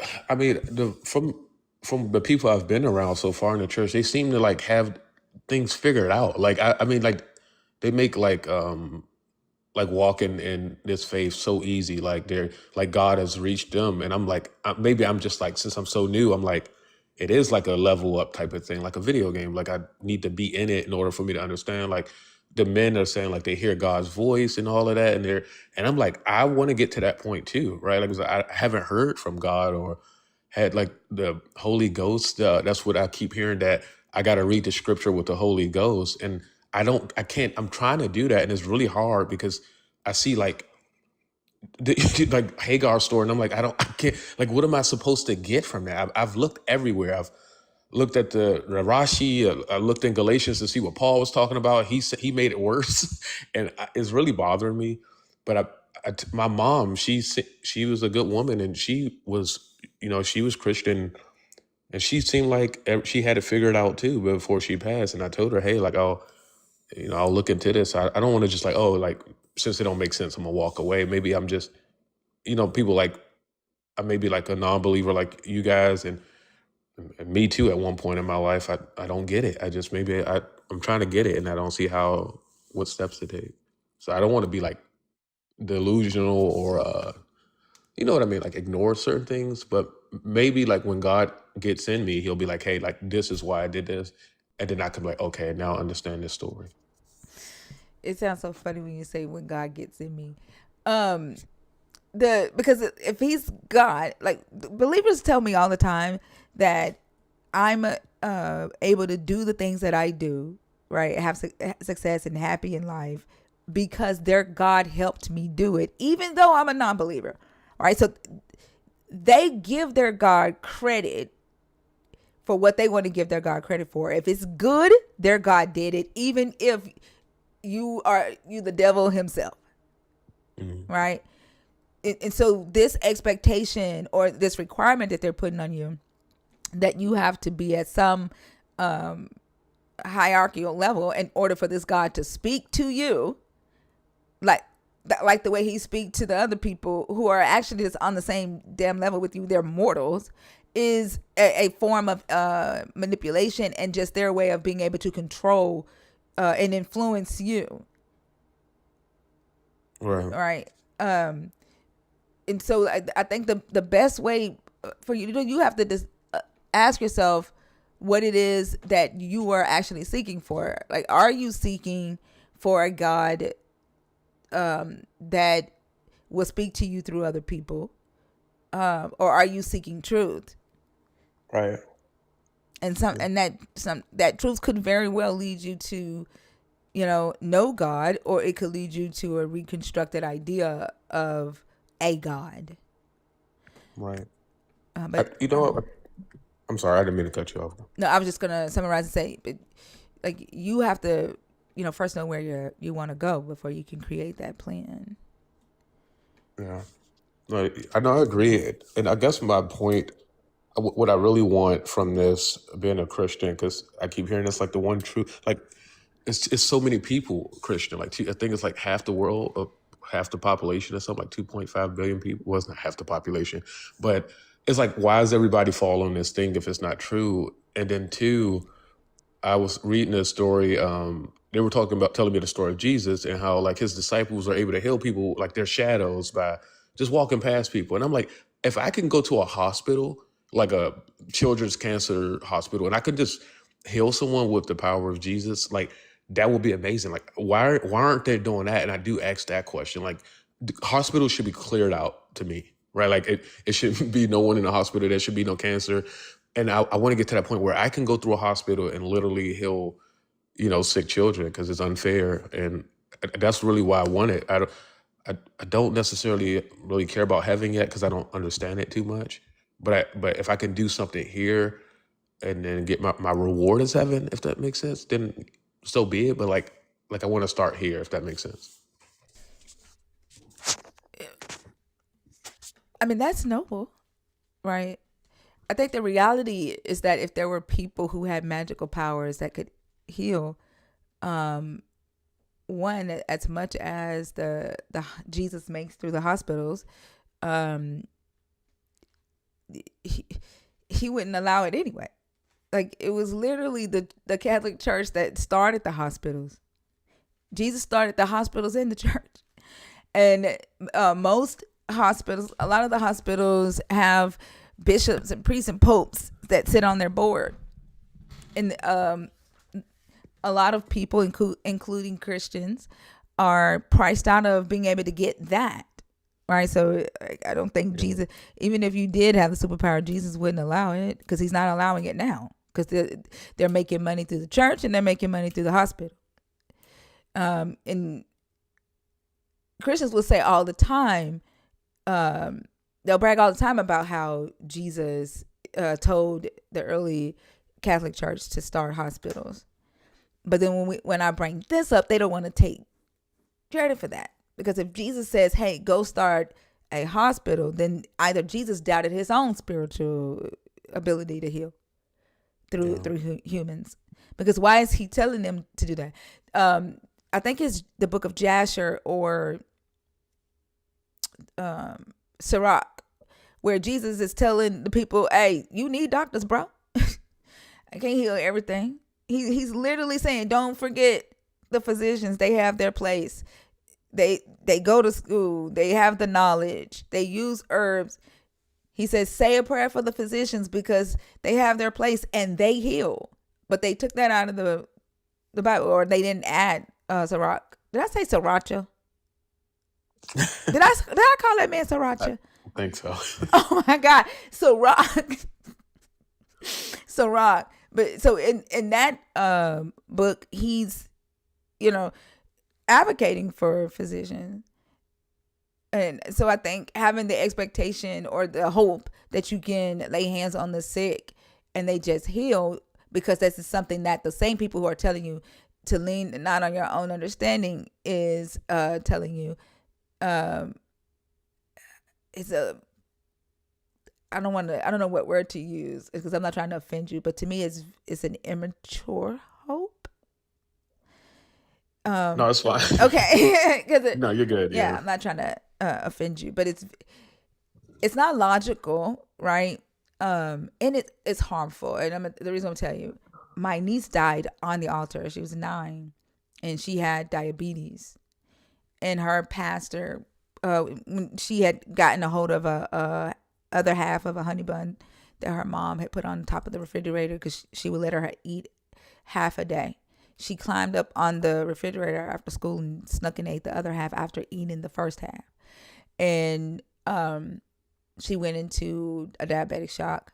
Her mom's pastor told her to bring her to the church so they could pray for her on the altar instead of taking her to the hospital. And they laid hands on her, and she died right there on the altar. The ambulance came and got her and took her to the hospital. They brought her back. She was in a coma for a week, and then she died. And I think people having this type of faith and playing with the lives of people, they've caused a lot of harm. Right? They've convinced people not to take medicine for illnesses that, the medicine would have saved their life and prolonged their life. My own mother won't. She won't take medicine when she has like kidney stones. She'll sit there and she will go through it because she believes in Jesus, but it's not registering in her mind that Jesus isn't taking the pain away. You're just bearing it in Jesus' name. He's not healing it. He isn't taking it away. Yeah. Right. No, I feel like, yeah. I mean, that makes sense, and I mean, I guess, like you said, it is an immature thought of me, and I'm sorry to hear about your family member. I mean, it's stuff like that. I mean, I see that every day. I'm a diagnostic radiologist, and you see people. I hear the craziest stories about patients. They ignore it, or they do go to church, and I've heard stories of them going to the church and they're getting healed, but it's like, why are you coming to me to read your stuff if you got healed? But that's another story. But it's not just another story. That's facts, right? Yeah. And this is what I mean when I say, they say, lean on your own understanding. Are you have you actually, as a radiologist, you said you're a radiologist. I'm sorry, what did you say? A diagnostic radiologist. So I read the images and stuff like that. Okay. So with you, we get testimonies all the time. I had cancer and it was stage 4 and I prayed and they laid hands on me and oil and baptized me and I went back and all the cancer was gone the next day. Have you ever seen anything like that as a no? Okay. So it's not another story. Like, you're the person that reads these scans and you've not ever seen that, but you hear these testimonies, right? This is where they say, lean not to your own understanding. We know you still see that cancer there, but God is still working it out behind the ink. No, it's not gone. Right? You're right. And a brain, this messed my brain up. So a month ago, one of the church members, they attend I said attend like they're attending church. They're a patient at the hospital I work, and I did their scans, and I saw that they had tumors, forming. So we go back to the church. I see them about 2 weeks later, and they go, well, I think my tumors are gone, and I'm looking like, whoa, like they're not, right? Like I've done your stuff. And one of the guys that he was like, well, we prayed over her. Like, he was telling the congregation that we prayed over her, and I'm still here. And they went away and whatnot. And then in my head, I'm like, why are they telling them this? But what I found out was she transferred hospitals. So I don't know, right, if it was true or not. So I'm not gonna lie, I dig it. And maybe I'm still a little mind boggled by it, but I thought maybe Jesus did heal her, and that's why, she transferred hospitals. It's just like maybe she's doing something else now, because they're saying it's gone, and she did look a little healthier. So I hate to sound like, because I know it sounds like, oh, this guy, how the hell did he even get his degree? but was the cancer still on the images? It was. I had to transfer her charts and everything over to the other hospital, so it was still there. But then they were like, oh, well, it's going away, but I can't look at it once it gets transferred over. I can't be like, hey, let me see what you guys got going on now with her. But they're saying it's gone, it's going down, and she's looking healthier, and they haven't really given her treatment or anything. And I'm like, I feel like that's unhealthy. I don't know what to say I want to say something, because I'm like, okay, you guys I don't know if you guys are helping her, if you're telling her not to get treatment. Because they were pretty, massive tumors, so it can get bad quick for her. Like, I didn't see people ignore those tumors, and they're, can I say dead? Yeah, speak freely. They're dead in like 2 months, right? And so I'm hoping that's not the case, but but that's also got me interested in maybe like Jesus did heal her. Maybe they prayed over her because she's coming to church. She looks healthier. Where she was in pain at one point, she just seemed like things are normal. So Wait, you haven't seen her in church? I have once, and she seems normal. Like before that, she was like, oh, she's always in pain. She had to sit next to the ramp in church because she couldn't get up and back and forth. And it's like now she's able to do things. So I don't know if that's When you say now she's able to do things, that yeah. that sounds like you see her all the time, and you know, uh, like her day to day, right? Well, to be fair, yeah, I only seen her once. I guess what I'm saying now is like that time I seen her, it's just like she seemed healthier after we went through that whole thing of like, oh, we prayed over and the tumors are going down. It's like that one time I seen her, she just looked healthy. Well, then, so that proposes two things. One, in the text, when this Jesus would heal, it was instant. There was no time needed for tumors to go down. They were healed immediately. And so what I hear is Jesus's power is like extra strength Tylenol. Yeah, like that doesn't make any sense to me. Especially like if they're using medicine and they're calling that Jesus, because if they possibly could have transferred her to a specialist who had a type of treatment, right, that is not available to everybody in certain income brackets, or maybe she entered a test trial and she qualified for that, so her records were transferred and she went through a test trial for a different type of treatment, and they're calling that Jesus. And then the second thing is, let's say he did heal her. My little cousin, who also was an avid believer in this Jesus, just died in March from glioblastoma. And she begged this God to heal her, not leave her 3 kids behind. She had 2 small ones, a 14-year-old and then a 3-year-old and a 7-year-old behind. She was young. She was just 30. And she got diagnosed with glioblastoma. Everybody kept telling her, Jesus is going to heal you. Have faith. She believed that he was going to heal her up until like the last week. She went into a coma, but she had bit her nails off so much, wondering why he hadn't done it yet. Wow. And so he's either picking and choosing, like he did in this book. He picked and chose who he would heal. He left people unhealed when he was at the pool of Bethsaida, right?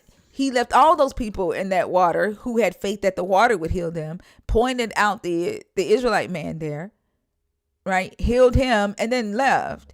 There was a woman with the issue of blood. He comes in, he heals all the men that he wants to heal, then he leaves, and then the woman has to like crawl after him. He didn't want to heal the Gentile lady, the Canaanite lady, because to him she was a dog. So is he picking, if this power does exist, is he picking and choosing who gets to get healed? Right. That's a good point. I mean, I haven't even read that far, but like I do hear that a lot, and it's like, man, that if Jesus is like that, that makes him sound like I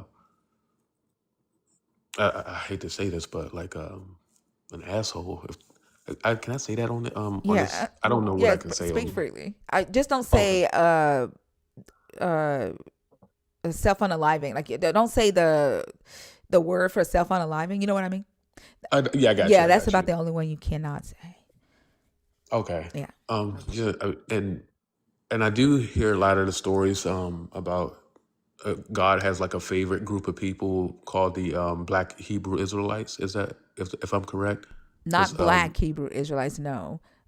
He has okay. a chosen people called the Israelites. That he prioritizes over every other human on earth. Oh yeah, and D-Rugs and any slur. Don't say any slur. But the Israelites, he says he chose them out of every human on earth, and that they are his treasured possession. There are some Black people who claim to be the people in the book, but if we as descendants of the transatlantic slave trade, we are not the people in this book. The people in this book, according to Deuteronomy chapter 26, are Mesopotamian. They're from Padam Aram. They're Aramaean. Uh, uh, Abraham is from Ur, which is Babylon. It would be Iraq today. Sarah is his half sister, also from that nation. Isaac is from that nation. His wife Rebecca is Aramaean. Laban, Jacob's father-in-law, is Aramaean. Leah and Rachel, Aramaean. All of these, the whole line is Mesopotamian. So there's no way that those of us that came through the transatlantic slave trade are the people in this book. Wow. I got to start. It's this one guy I talk to every time I'm going to work, right? Like the hospital, he's out. It's like a group of these guys outside, and they're really like, preaching the word and saying like, hey, we're like the chosen people. They're reading scripture out loud. And I asked them one day because I was curious, and they were like, yeah, we're the chosen people. And they were just reading all scripture out loud, like really aggressive. And I was like, wow, like maybe Jesus is like working through the streets too. That's what I was thinking. So I know that in the Bible, he chose the Israelites, the Black Hebrew Israelites to be like the people that like lead everyone to the promised land. And I remember them telling me that, and I was like, wow, like they're actually here on this planet. So that's what made me believe the Bible is true as well. No, like the stuff that they be yelling is from Deuteronomy 28, and they read from Obadiah. They believe that the Edomites are all Europeans. They're not. The Edomites are their descendants are in Jordan today. Like you can trace their line back. But they're not these people in this book. And most of the time when I talk to them, they have not read Deuteronomy 26. They read Deuteronomy 28 and they see slavery. They see the word ships and they're like, we're the only people who was transported by ships, so this has to be us. Connecting their lineage to slavery and ships is insane. And then a lot of them will claim to be of the tribe of Judah. And I'll ask them, well, what was Judah's line? Because in this Bible, Judah's entire line was created in like 30 years. He was a great grandfather by the time he was like 32, which tells you that the line is, it was forced, right? Just for literary purposes. So there's no way they're tracing themselves to the tribe of Judah.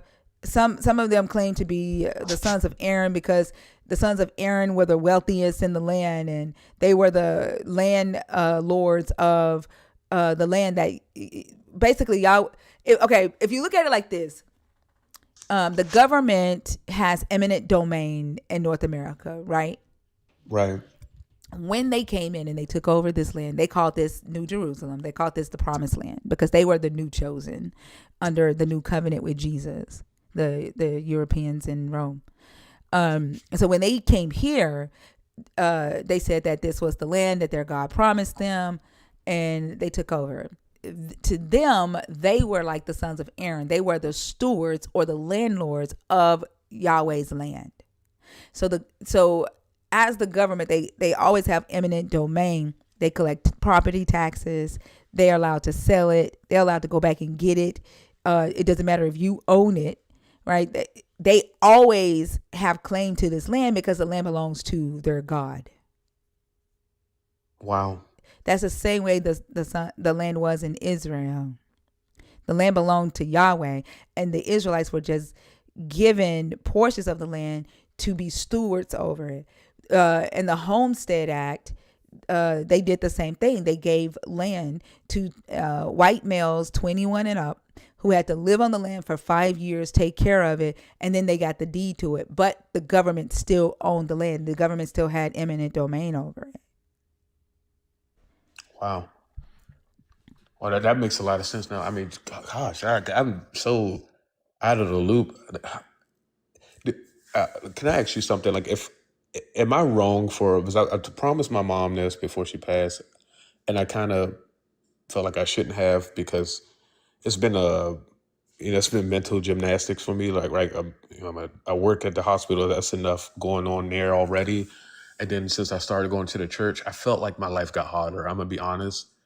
And but they tell me that when you're walking with Christ, that it's going to get harder, right? Like it has to, because that's when Satan notices that you're like trying to connect yourself with God, he really starts putting it on you, right? Like just making life just seem unfair. And but I'm like, man, I wasn't like this before, and like I'm not a bad person, right? Like I'm not like out here trying to, cause havoc on the world. But it's like I just don't want to. Is it a way I can like not maybe Let go me to like the church? let me Yeah. ask you, what is it that you think Satan wants you to do? Like, what are you doing differently that you're not doing now? When I, What is Satan trying to get you to do? I guess turn people away from God. That's what I keep hearing. No. So before you were turning people away from this God, before you, No, so what is well, he trying technically, to? What is he trying to yeah, get you to go back to? Is what I'm asking. Like, what were you doing before that made you a bad person? Before you were trying to believe. yeah. They, for what I gathered, they were telling me, because that was a question I asked. I was like, hey, I don't do bad stuff. It's not like I'm telling people, hey, go out there and like fuck somebody up or something. I'm. They were like, hey, since you're not preaching the gospel and like bringing people to Jesus, and you're a doctor, I have a platform, all this crazy stuff, and it was like you should be using that to pretty much turn people to Christ. And Satan don't want you to do that. He wants you to just live like this boring life, go to work day in, day out, and then pass away and then go to hell. And What? that really bothered me, because I don't I was thinking like maybe I am not, yes, life is decent, but like maybe it's much more to that. Maybe I do have to like use, my presence to be like, hey, like, have you heard about Jesus Christ? Because they gave me I should send you this Hold on. Jesus this wants you to be an influencer? Right. I guess so. Like, yeah, to What? help people, so the people that's struggling, they can come to Christ. How? Wait, so that doesn't make any sense to me at all. Because if Jesus can talk to them and Jesus can talk to you, what does he need you to be an influencer for? I guess the lost ones, like the people that's, like the homeless and the people that just they lost hope.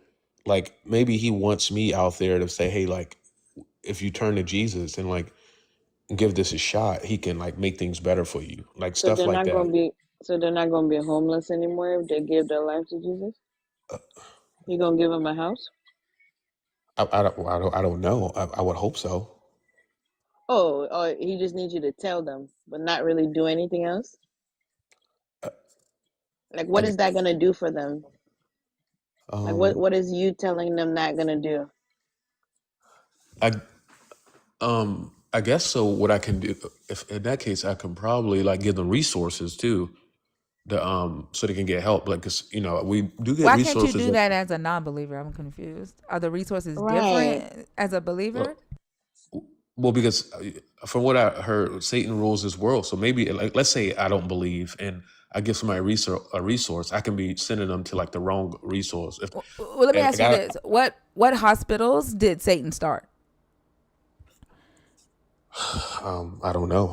I wouldn't know if he started a He did it. hospital. Yeah. Jesus started the hospitals. Who controls the land? From what I heard, Satan controls this world. No, I hear you saying that, but in reality, the church started the hospitals. Like the biggest establishments on this earth that controls our day-to-day basic needs is controlled by the church.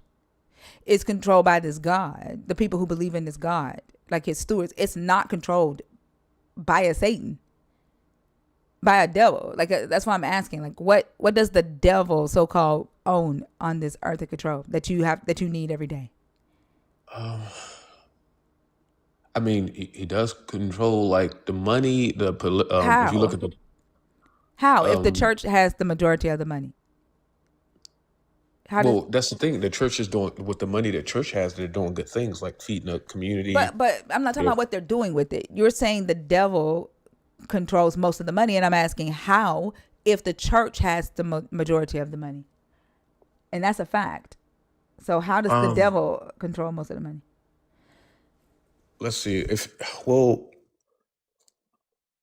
from what I heard that like money is the root of all evil. So like just because the church has it doesn't necessarily mean it's good. No, I'm not talking about I whether don't- it's good. I'm talking about who controls it, who has it. You're saying the devil does, but how can the devil control it if it's in your God's house or your God's bank account? Maybe he can dip his hand in there whenever He can go in your sometimes. God's bank account through the church. I mean, he does go into. If you look at some of these pastors, they be. I don't know if I can. Let's see. What's the word that was used for this? I mean, just keep They in be, mind that just a minute ago you were about to say that the church does good with the money. Now you're looking for a way that the devil is in control, and you're about to say that the church is doing bad with the money, that the pastors are doing bad. So just keep in mind how you're about to switch what you originally said. so I guess what I'm saying is some Satan probably opened up churches, and maybe how can I say this without it sounding crazy? Uh, Not all churches are good. Maybe he's opening up a church to bring people away from Christ. So And this is why does the devil own the majority of the churches? well, no, because Well, most of the churches are okay, doing let's say good. he got one or two. Let's say he has 200 of them. Who still has the majority of the churches and the majority of the wealth? I mean, I guess in that case, it would be the good churches. I mean, It would be but your remember, it takes. God. It would be your God. Your God, the people who believe in this God own the majority of the land. They own the majority of the churches. They own the majority of the hospitals, the majority of the grocery stores, the insurance companies, the electric companies, the water company. Damn near everything you need every day, they own. So how is it that the devil controls the world or owns the world?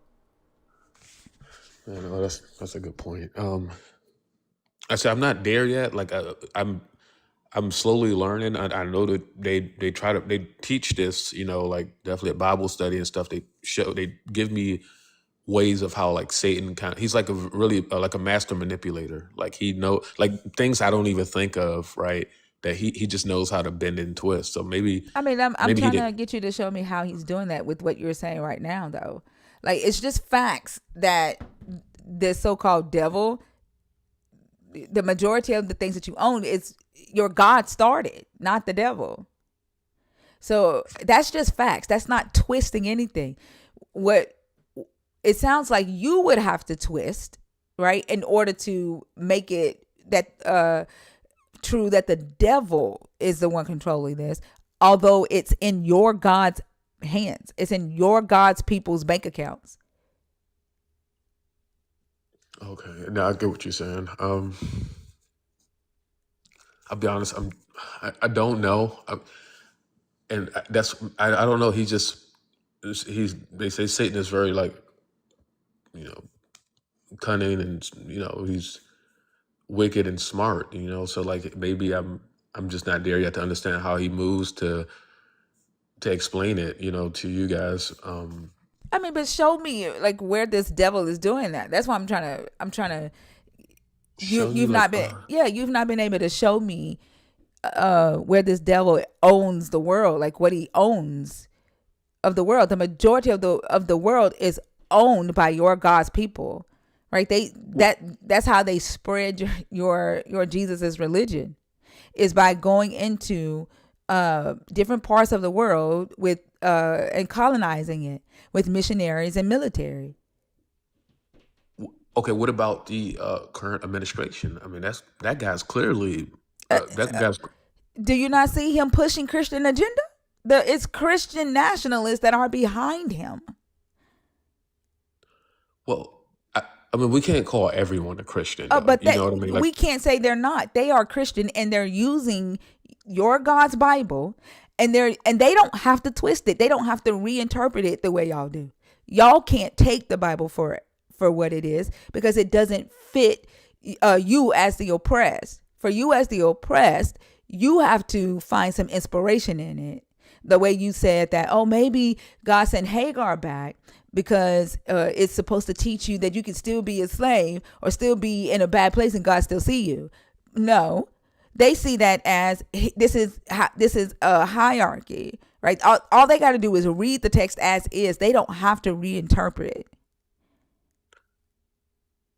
it. They have the book to back up what they're doing.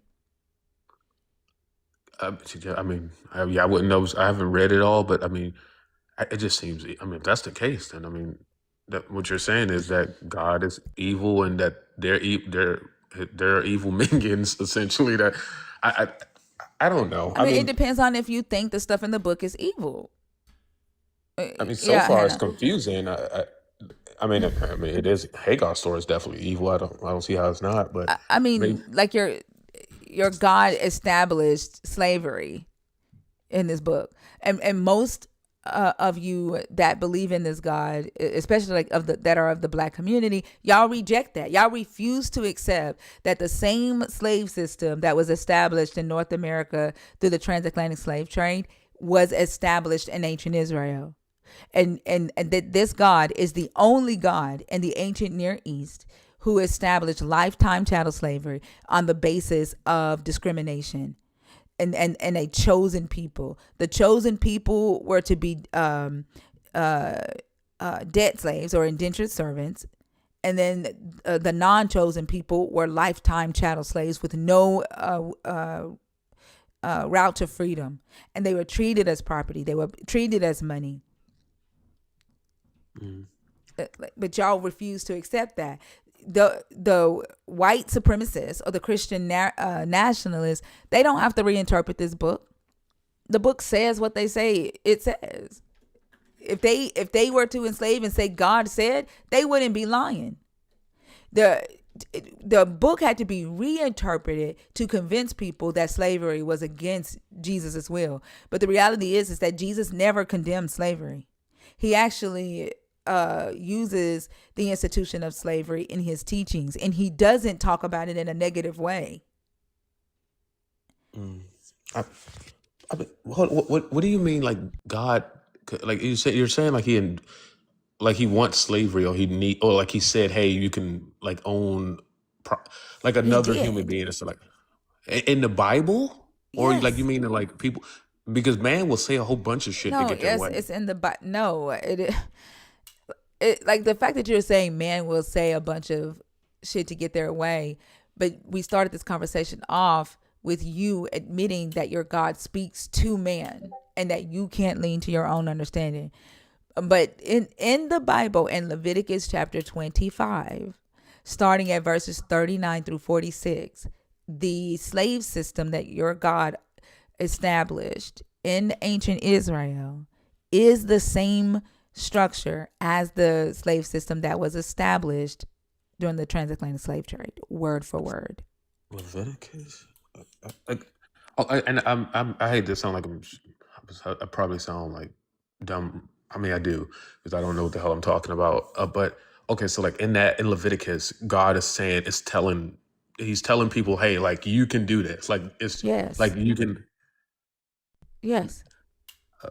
in this Leviticus. You said 46. Leviticus chapter 25, verses 39 through 46.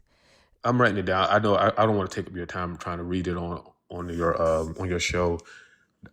Man, I mean, if that's I don't know if I can get with that one, though, if that's the truth. Okay, well, would you say that maybe you read it out of context? Because I keep No. hearing that. No, it's What do very clear. It's very clear.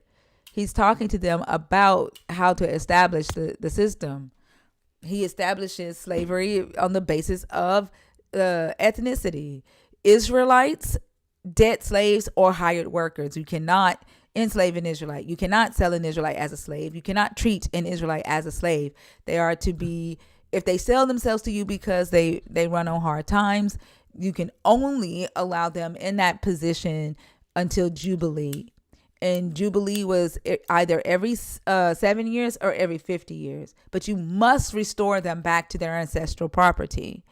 And then he says in verse 44, as for the slaves that you may have, you may acquire your male and female slaves from foreign nations. And you can keep them for life, pass them down to your children for them to inherit as property. You can treat them as slaves. So foreigners, non-Israelites, which would be akin to West Africans, because when our ancestors came to North America, they would have been foreign and they were not Christian. They didn't even want our ancestors to be Christians when they first came here, because the Bible said that a Israelite could not enslave another Israelite. And so since the Europeans were the new chosen with the new covenant, Christians could not enslave Christians for life. So they would not even allow our ancestors to be Christianized until one bishop, I can't remember his name, he started preaching what Paul said in Ephesians 6. And Paul says a Christianized slave is a more obedient slave, because Paul says, slave, obey your masters because it is the will of Christ, and to do it with enthusiasm. And so they started allowing, and then King Henry changed the law and said that Christianity no longer equaled freedom, because if a enslaved person, if an enslaved West African got themselves baptized Christian, they had to let them go. In fact, the very first woman, she was a biracial woman.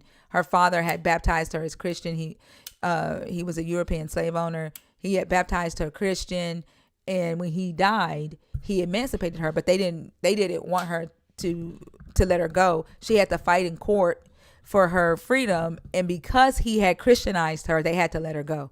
After she won her freedom, they changed the law and said Christianity no longer equaled freedom, and so they started mass Christianizing our ancestors then. Wow. Okay, I was reading it with you.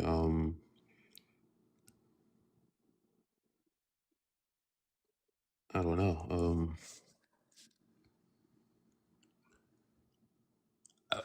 I don't, this may sound stupid.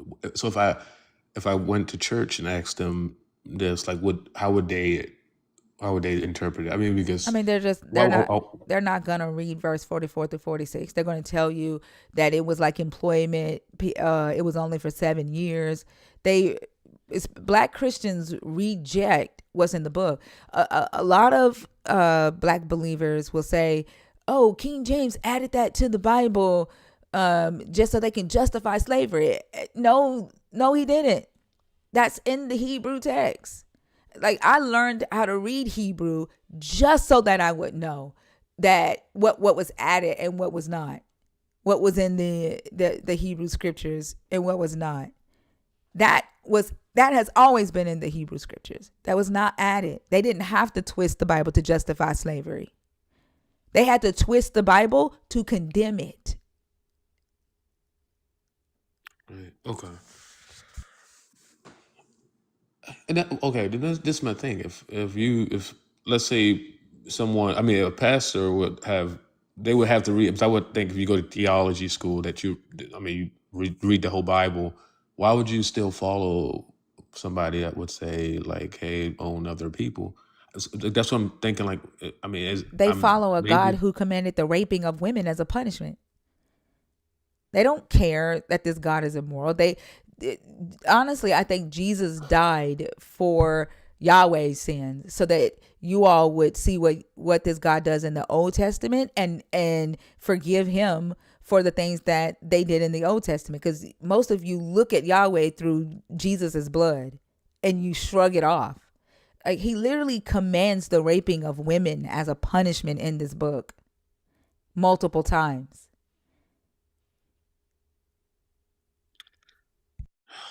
I mean, I don't have enough knowledge to even have this conversation. I'm not. I mean, I'm like, I don't even know. Like, if I do read that, it's like, what if? I mean, what am I gonna say? Like, oh, like, why did God have? You said had women. Um, Raped? let's say, yeah, you can say that on here. Yeah. Yeah, I haven't. Like, I don't even know how would somebody even tell you how that is possible, or why is it good? And I guess why would someone? They see it I don't as know. they see it as a judgment. It's his it's in Isaiah 13. It's the prophecy of the day of the Lord when Jesus is saying the sun will be darkened, the moon will not give its light, the stars will fall from heaven as signs of his coming, right? That's the signs of the day of the Lord, which is the day of this God's wrath, where he commands his consecrated ones to go throughout the world and destroy people who are against him in Israel, like the sinners. And he commands them to kill men, to stab men, rob their houses, rape their wives, kill their babies, dash their babies' heads against stone, cut their newborns out of the wombs of women. Like Jesus comes back in a blood-soaked robe, and he brags about having human juice on it. And the human juice he's talking about is human blood, because he's killed so many people, him and his army. Jesus? Yeah. Oh my God.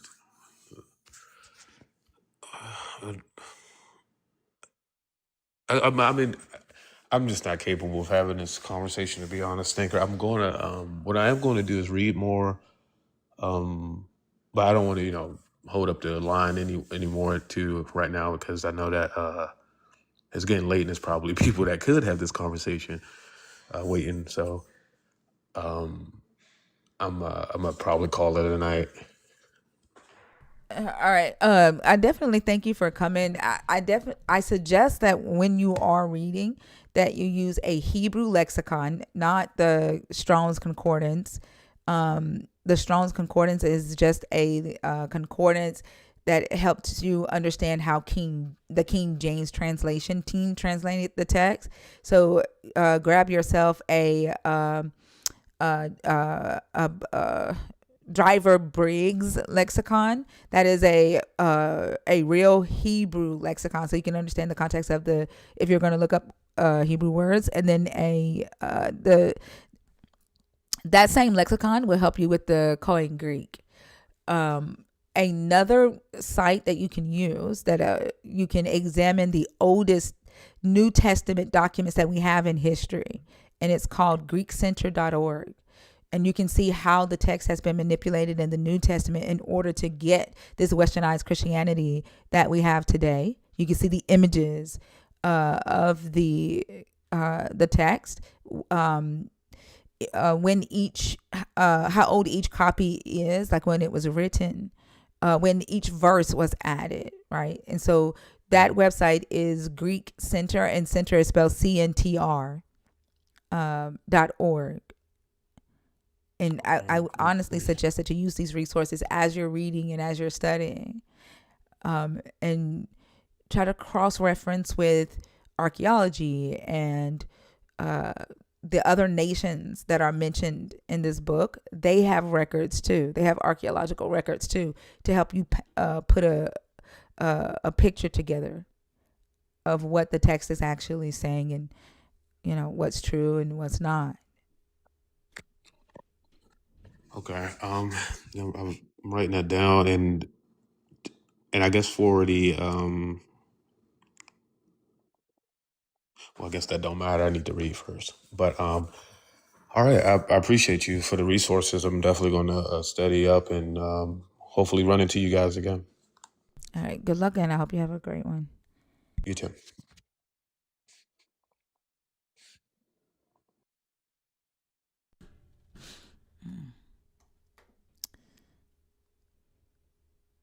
I don't know who's actually in here. I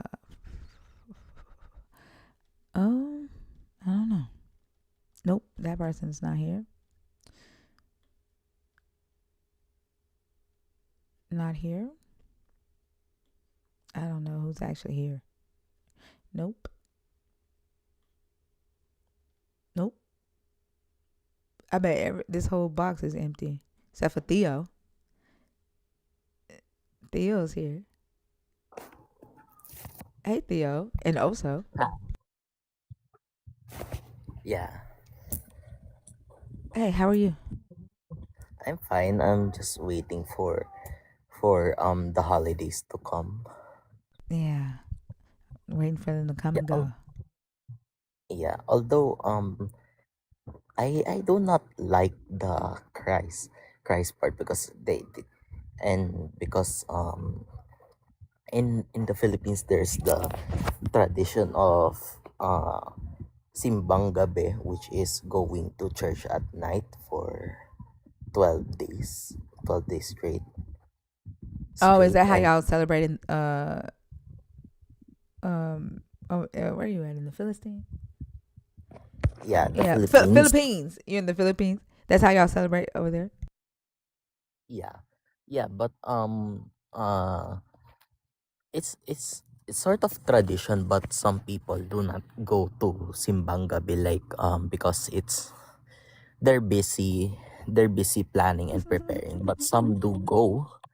Some are devoted to go 12 nights, 12 nights of masses, just to honor Jesus Christ. And then in the actual Christmas, in the actual holiday itself, I just I just go there just for the fun, the games, and the cash. You can't forget the cash. That's why I still feel like doing Christmas, even though I know it's not the actual date. But of course, you go there you go there just to eat and play games mostly. But after all, I don't want to stress myself out going to church for 12 12 12 days, 12 days, because it's a nightmare, to be honest. And then you'll have to wear 12 different shirts in our tradition, though. That's why it's, even though if my brother actually wanted to go once, but it never happened because, well, he had school, thank God. No, thanks to fate that he has school. Like, he wanted to go on a Monday, but he has school still on Tuesday. So yeah. Well, I think, as long as you're able to have fun, I would not like going to church 12 days in a row either. But I think you change your shirts every day, right? You take a bath every day, right? Yeah. Okay, so that's not that big of a deal. But having to go to church 12 days in a row, that would get on my nerves too. But at least you get to have fun. I don't see a problem with people celebrating the holidays to be with family and, have fun with their family. Yeah, it does though. But well, sometimes, because the place where we go to, there's not much people my age to have a conversation with, except for my older cousin. But yeah, but in New Year though, i'm I'm anticipating that. But of course, I will. There is one time, since last year, the New Year was like kind of countdown. We didn't do the countdown because two of my relatives, they handled the prayer. And of course, one of my one of my aunts is a zealot, no, not a zealot, a religious, religious. And then we didn't do the countdown because her her prayer her prayer lasted like until 12 o'clock, 12 o'clock. And she was praying about how God help us help us through. And then she and then basically she kept going on about God, that we didn't do the countdown. And so I'll say to her this upcoming New Year, New Year to start at 11 o'clock. And I cannot say to her to not to do it because she might my aunt might lecture me. I'm not sure what the countdown is, but you don't have to tell. Like, why would you tell her not to do it? No, I mean because I will tell her to say the prayer like but not take over the countdown because the countdown for New Year is like 10 seconds before New Year we do a countdown just to Yeah, why celebrate would you New. tell her not to do it? I mean because every because we know that we know definitely know that Christians do know that God is guiding them, right? But if they want to be reminded of that, I guess I'm tired of hearing it I don't get it. Like, what does the countdown have to do with a god? Like, ain't the countdown just like the year leaving? I'm confused. because she prays for long. She prayed long enough for us to miss the countdown. Oh, you're saying she prayed too long. That's why you were saying that you would tell her not to do it because she prayed too long. Is that what you're talking? Yeah, Oh, okay, yeah, yeah, yeah. I don't think there's anything you're gonna be able to do to change that. Like, I think we all got that family member. yeah. Make a joke about it. Plus, Be like, man, like, let's not miss the countdown this year. A reminder that she made y'all miss it last year. Right on, walk out. yeah, and when we were drinking with my cousins, she actually barged in at she actually barged in and started asking us Bible stuff.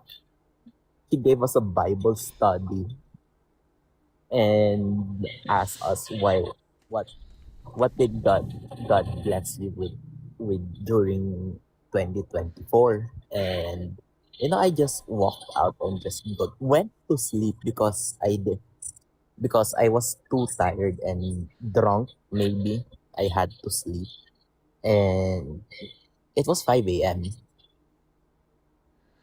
Yeah, she barged in. She interrupted y'all's partying with Jesus. Cool.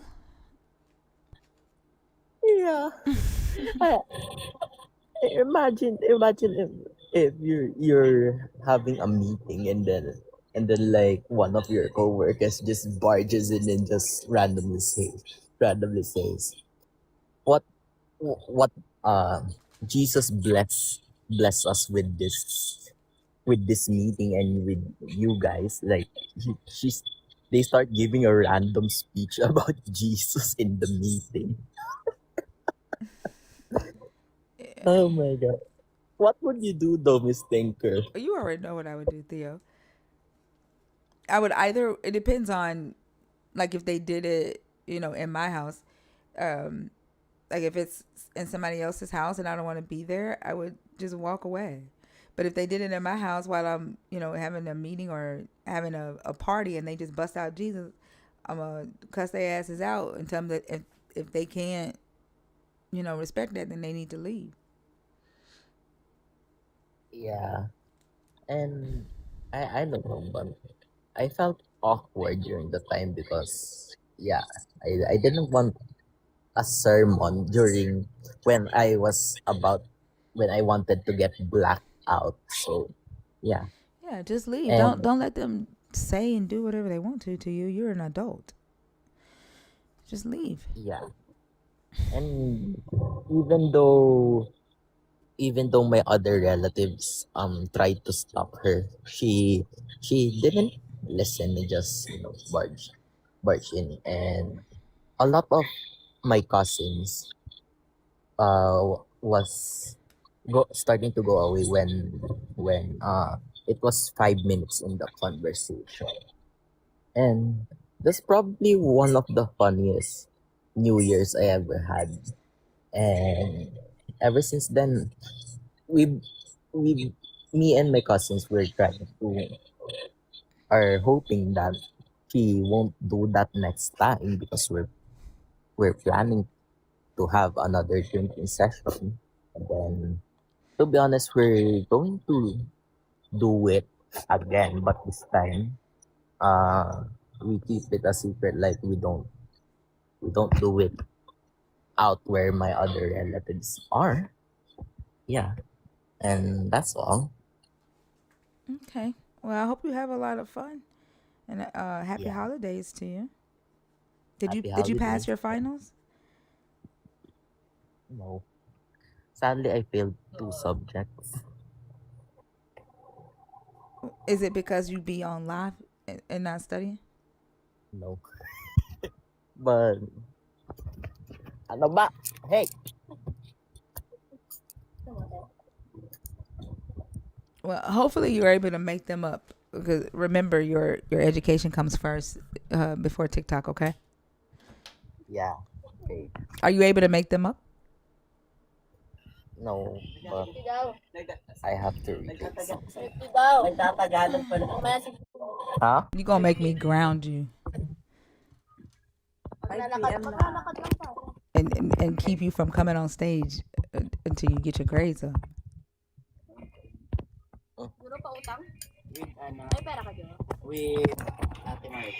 Wala, pag hihingi Yeah, ako. you gotta go. Go ahead. Go back there.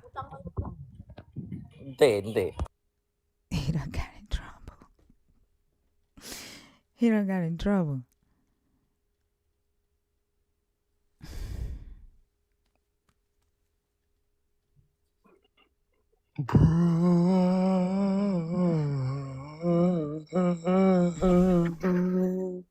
Stay in school, little child.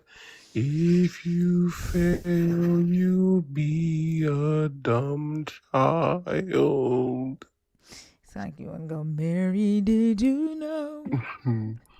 That your baby boy is on TikTok being a dumbass. Oh my god. Oh my goodness. J9 Seek. I don't know why I feel like this is somebody who's deconstructing. Yeah, I think this is the next bit. B Love, are you in the box on purpose or on accident? Y'all, the guest box is open. If you are a believer in the God of the Bible, deconstructed, or an atheist, 21 and up. Yeah, we had to switch to the phone. I don't. It's interesting how every Monday night for 3 weeks in a row, TikTok Studio doesn't work. Is it just not working? It like we couldn't get above 150 people with multiple restarts. What the fuck? And but this happened last Monday night and the Monday night before that.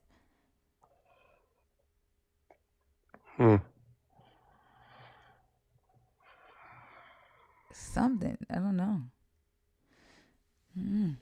But it's weird that it's 3 weeks in a row that I've had to go live from my phone on a Monday night.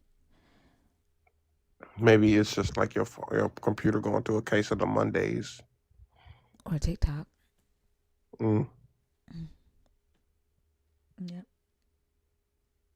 The comment AG just made actually might make sense. What if it's like maintenance stuff? Through TikTok. It could be. But that honestly that wouldn't make sense for them to do that.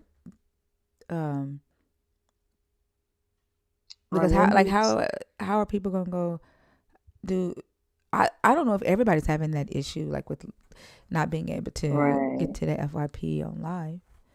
For some reason it's just my account. Different. I'm thinking maybe Studio has like a different filtering process, than the phone. Yeah, that's what I'm saying. So like that would mean that everybody that uses Studio wouldn't be able to reach the FYP. Yeah. unless it's during the middle of the night. Since I go live, but I'm not the only one to go live during the middle of the night though. I don't know. I think so too, Miriam. I think they're suppressing certain content.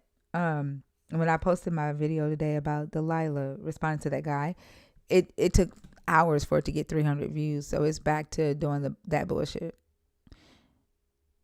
Like I definitely think that. And I told you I saw that video of a guy who is atheist who tried to run ads and they wouldn't let him run full ads because it was atheism content. No, I ain't see that. Really? Yeah, I reposted it on my page. That's what I was asking about earlier. I was like, wait, what are you talking about? Like, what was the restriction? Sensitive religious content. What? He showed this. Yeah, he showed the screenshot. They said they took his money and said we will partially run him. We'll do a partial run. So they were only gonna show his ads like to half the number of people, and said that it was due to sensitive religious content. Was he Javarius or Mezzo? Mezzo. Damn. What? Mm-hmm. Yep. You know, that's why I don't recommend those things unless it's like a marketing thing for your business. But like, yeah, some motherfuckers are crazy. Yeah, Miriam, I saw him. I plan on teaching my grandkids every last damn word on that list. 5 would know those words, but before 2026 is out, he would know all of them before he even starts school.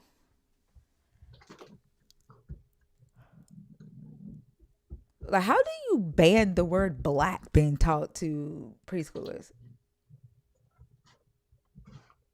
Did you see the list of words he banned? Are they still gonna be able to read Huckleberry Finn? I don't think they read Huckleberry Finn in kindergarten, do they? He banned it for kindergartners and preschoolers. For Head Start, that's what it was. Not kindergarten, Head Start. Oh, my back is hurting. Okay, he banned abortion, accessibility, activism, activist, advocacy, advocate, anything with the advocates, anything with affirmative action, the word programs. He banned the word programs, affirming care, affordable home, affordable housing, agricultural water. What the fuck is agrivoltaics? He banned air pollution. He banned the word all-inclusive, allyship, alternative energy, anti-racist, asexual, assigned at birth, assigned female at birth, assigned male at birth, at risk, autism, aviation fuel. He banned the word aviation. When the fuck did that come up? What, aviation fuel? Yes. And Head Start? I have no idea. He banned barriers. Like he had to make sure he banned the singular and the plural. He banned the word belong. He banned the word belong. How are we supposed to know the difference between yours, mine, and ours if we can't talk about where it belong to? Biased toward. This is so fucking crazy. He banned bioenergy. Hold on. Selena, is that you or your husband snoring? No, that's pressure yawning. No, that's. Oh wait, yeah, no, that's not. Selena. I I can't mute her. I cannot mute her. I can't either. The comments are muted. Let's see. He banned biologically female, biologically male, BIPOC, bisexual, the word black, the words Black and Latinx, breastfed people, breastfed person, cancer moonshot, carbon emissions, mitigation, carbon footprint, carbon markets, carbon pricing, carbon sequestration, CEC, changing climate, chest fed people, chest fed person, clean energy, clean fuel, clean power, clean water, climate accountability, climate change, all of the climate change, climate crisis, anything that has to do with climate, commercial sex worker. He banned What? He banned the word community. Community diversity, community equity, confirmation bias, contaminants of environmental concern. He banned COVID-19. He banned critical race theory, cultural competence, cultural differences, cultural heritage, cultural relevance, cultural sensitivity, culturally appropriate, culturally responsive, decarbonation. He banned the fucking word definition. It's not an action word now. Think about it. Mm-hmm. He banned DEI, DEIA, DEIAB, DEIJ. Anything with DEI in it, he banned. He banned the fucking word diesel, but I'm sure he did it because it had DEI. Man. Oh my God. Sometimes I wish Trump would DEI. Oh, right. Okay. He just got diagnosed with some disease, some vein disease, and a lot of people were dancing. But let's see, he banned dietary guidelines, ultra processed foods, dirty energy, disabilities, disability, disabled, disadvantage, discriminated, discrimination, discriminatory, discussion of federal policies, disparity, diverse backgrounds, diverse communities, diverse community, diverse group, diverse groups, diversified, anything that has to do with diversity, he banned. He banned the words diversity, equity, and inclusion, spelling them out because DEI wasn't enough. He banned diversity, equity efforts, diversity in the workplace, EEJ, EJ. He banned the fucking word elderly. Why? Yeah, elderly. He banned electric vehicle emissions, energy conversion, energy transition, enhancing diversity, entitlement, environment justice, environmental quality, equal opportunity, equality, equitableness, equity, ethanol, ethnicity, evidence-based. Excluded. Wait, he banned ethanol? Yep. Mm-hmm.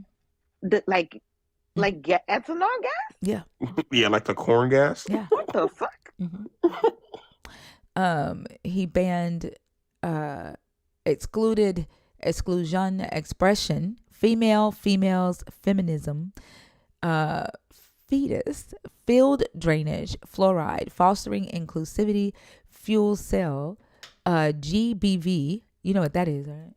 Gender-based. Yep, gender-based violence. He banned that. He banned the word gay. He banned the word gender-based violence, gender diversity, gender dysphoria, gender expression, gender identity, gender ideology, gender affirming care, gender nonconformity, gender transition, genders, geothermal, GHG emission, GHG monitoring, GHG modeling, global warming. He banned the color green. The word green, yeah. Green infrastructure, greenhouse gas emission, groundwater pollution, Gulf of Mexico. He banned. Because it's the Gulf of America now, you bastards. He banned H5N1 bird flu. He banned the word hate. He banned the word hate speech, health disparity, health equity. He banned the word Hispanic. He banned the word Hispanic minority. What the fuck am I supposed to be?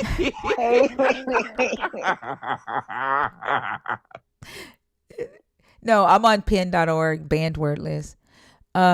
He banned historically, housing affordability, housing efficiency, hydrogen vehicle, identity, ideology, immigrants, implicit biases, inclusion, inclusive leadership, inclusiveness, inclusivity, increase the diversity, um, indigenous community, people, inequities, inequality, inequitable, inequities, injustice, institutional, integration, intersectionality, intersex, issues concerning pending legislation.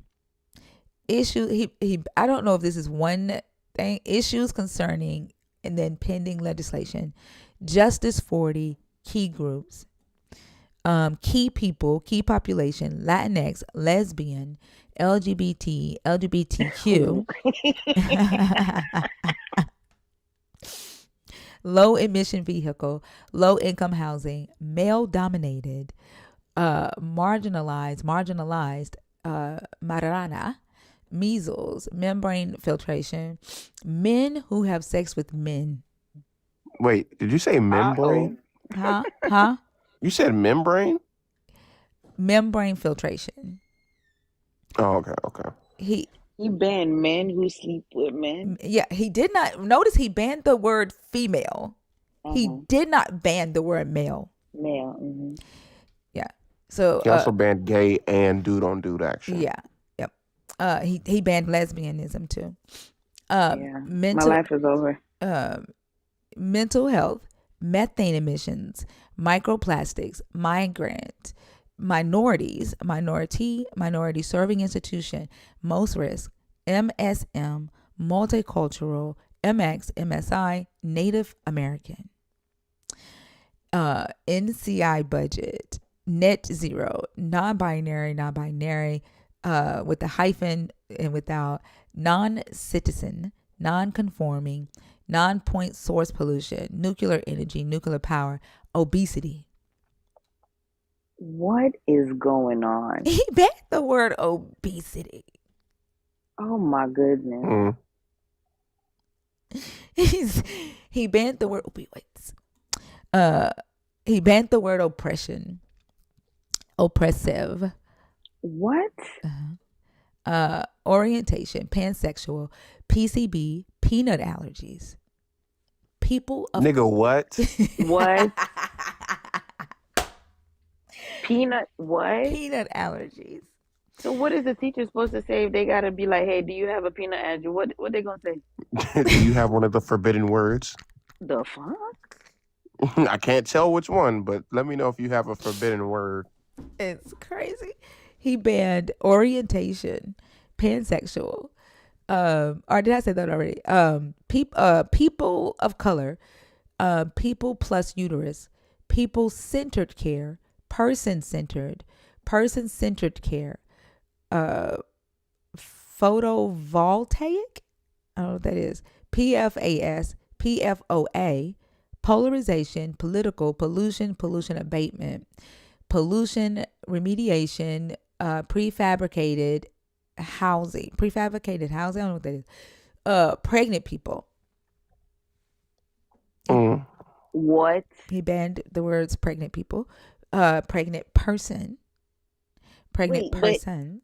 So how he banned woman? So how you gonna say a pregnant woman if he already child? You could just refer to them as host bodies. Right. That's probably what they're gonna do. Incubators. Right. Prejudice, privileges, promote diversity, promoting diversity, pronouns, prostitute, pyrolysis, don't know what that is. Queer. He banned pronouns for Head Start. Yep. Good luck learning English, kids. Right. He banned the word queer, QT, race and ethnicity, racial diversity, racial identity, racial inequality, racial justice, racism, runoff, rural water, safe drinking water, science-based sediment, remediation, segregation, self-assess, sense of belonging, sex, sexual preferences, sexuality, social justice, social vulnerability, social, like this list just says white man insensitive and insecure as fuck is what it says. Like they should be embarrassed that this is just protecting the fucking feelings and fragility of cishet white men. Social vulnerability, sociocultural, socioeconomic status, soil pollution, solar energy, solar power, special population, stem cell or fetal tissue research, stereotypes, subsidized housing, sustainability, sustainable construction, systemic, tax breaks, tax credits, tax subsidies, they, them. He banned the fucking words they and them. Nice. Our children are doomed. It's over. Notice how he ain't got rid of the word Illuminati though. Oh my God. Exactly. Nobody's teaching them these words. Tile drainage. Topics of federal investigations. Topics that have received recent attention from Congress. Topics that have received widespread or critical media attention. Transgender military personnel, transgender people, transitional housing, transsexualism, transsexuals, trauma, traumatic, tribal, two-spirit, unconscious bias, underappreciated, underprivileged, underrepresented, underrepresentation, underrepresented, underserved, understudied, undervalued, vaccines, victims, vulnerable populations, water collection, water conservation, water distribution, water efficiency, water management, water pollution, water storage, water treatment, water quality, white privilege, wind power, woman, and underrepresented. Like, they made sure that women were banned, female, birthing person, people with titties. Like, but what you don't see banned on here is male or man or people with dicks. And they just made that distinction of woman and women, right? Yep. Literally had to do the singular and plural. It's crazy. You think they don't hate you that much? I bet you they do. I promise you. Don't matter if you a white woman. It don't matter. Like, they coming after y'all's asses. If you ain't white and straight and a man, they coming for all our rights. This list should tell you what the fuck they getting ready to do. Hell yeah.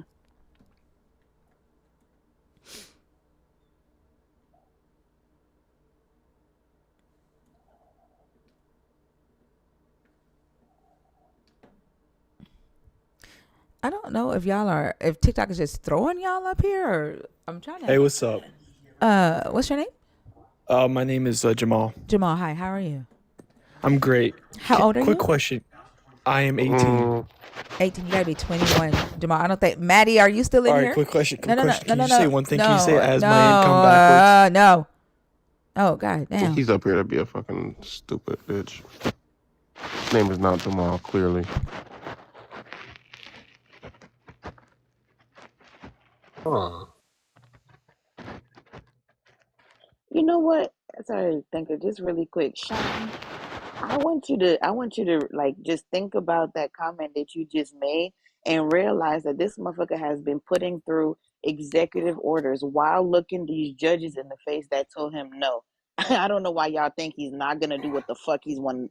He done went too far, sweetheart. I don't know what fairy tale land y'all are living in, but he will do something. That's not like What they these say? I words missed are it. a prerequisite to something. Like stop being docile. What It's did not what fun they say? I anymore. missed it. What they say? We're gonna be okay. Most places won't enforce. Right. Everything he does is for the show and rile up. Wait, I don't think so. Hold on. How old are you, that girl? The way they've been commenting in the comments, I don't know. I don't think they're. Are you a kid? No, I don't think so. Yeah, I don't think so either. That girl, are you up here on purpose or on accident? Oh, I can hear you typing. It was an accident. I'm gonna take it down, okay? Ain't like Project 2025 50% done? Yeah, probably more than 50% done now.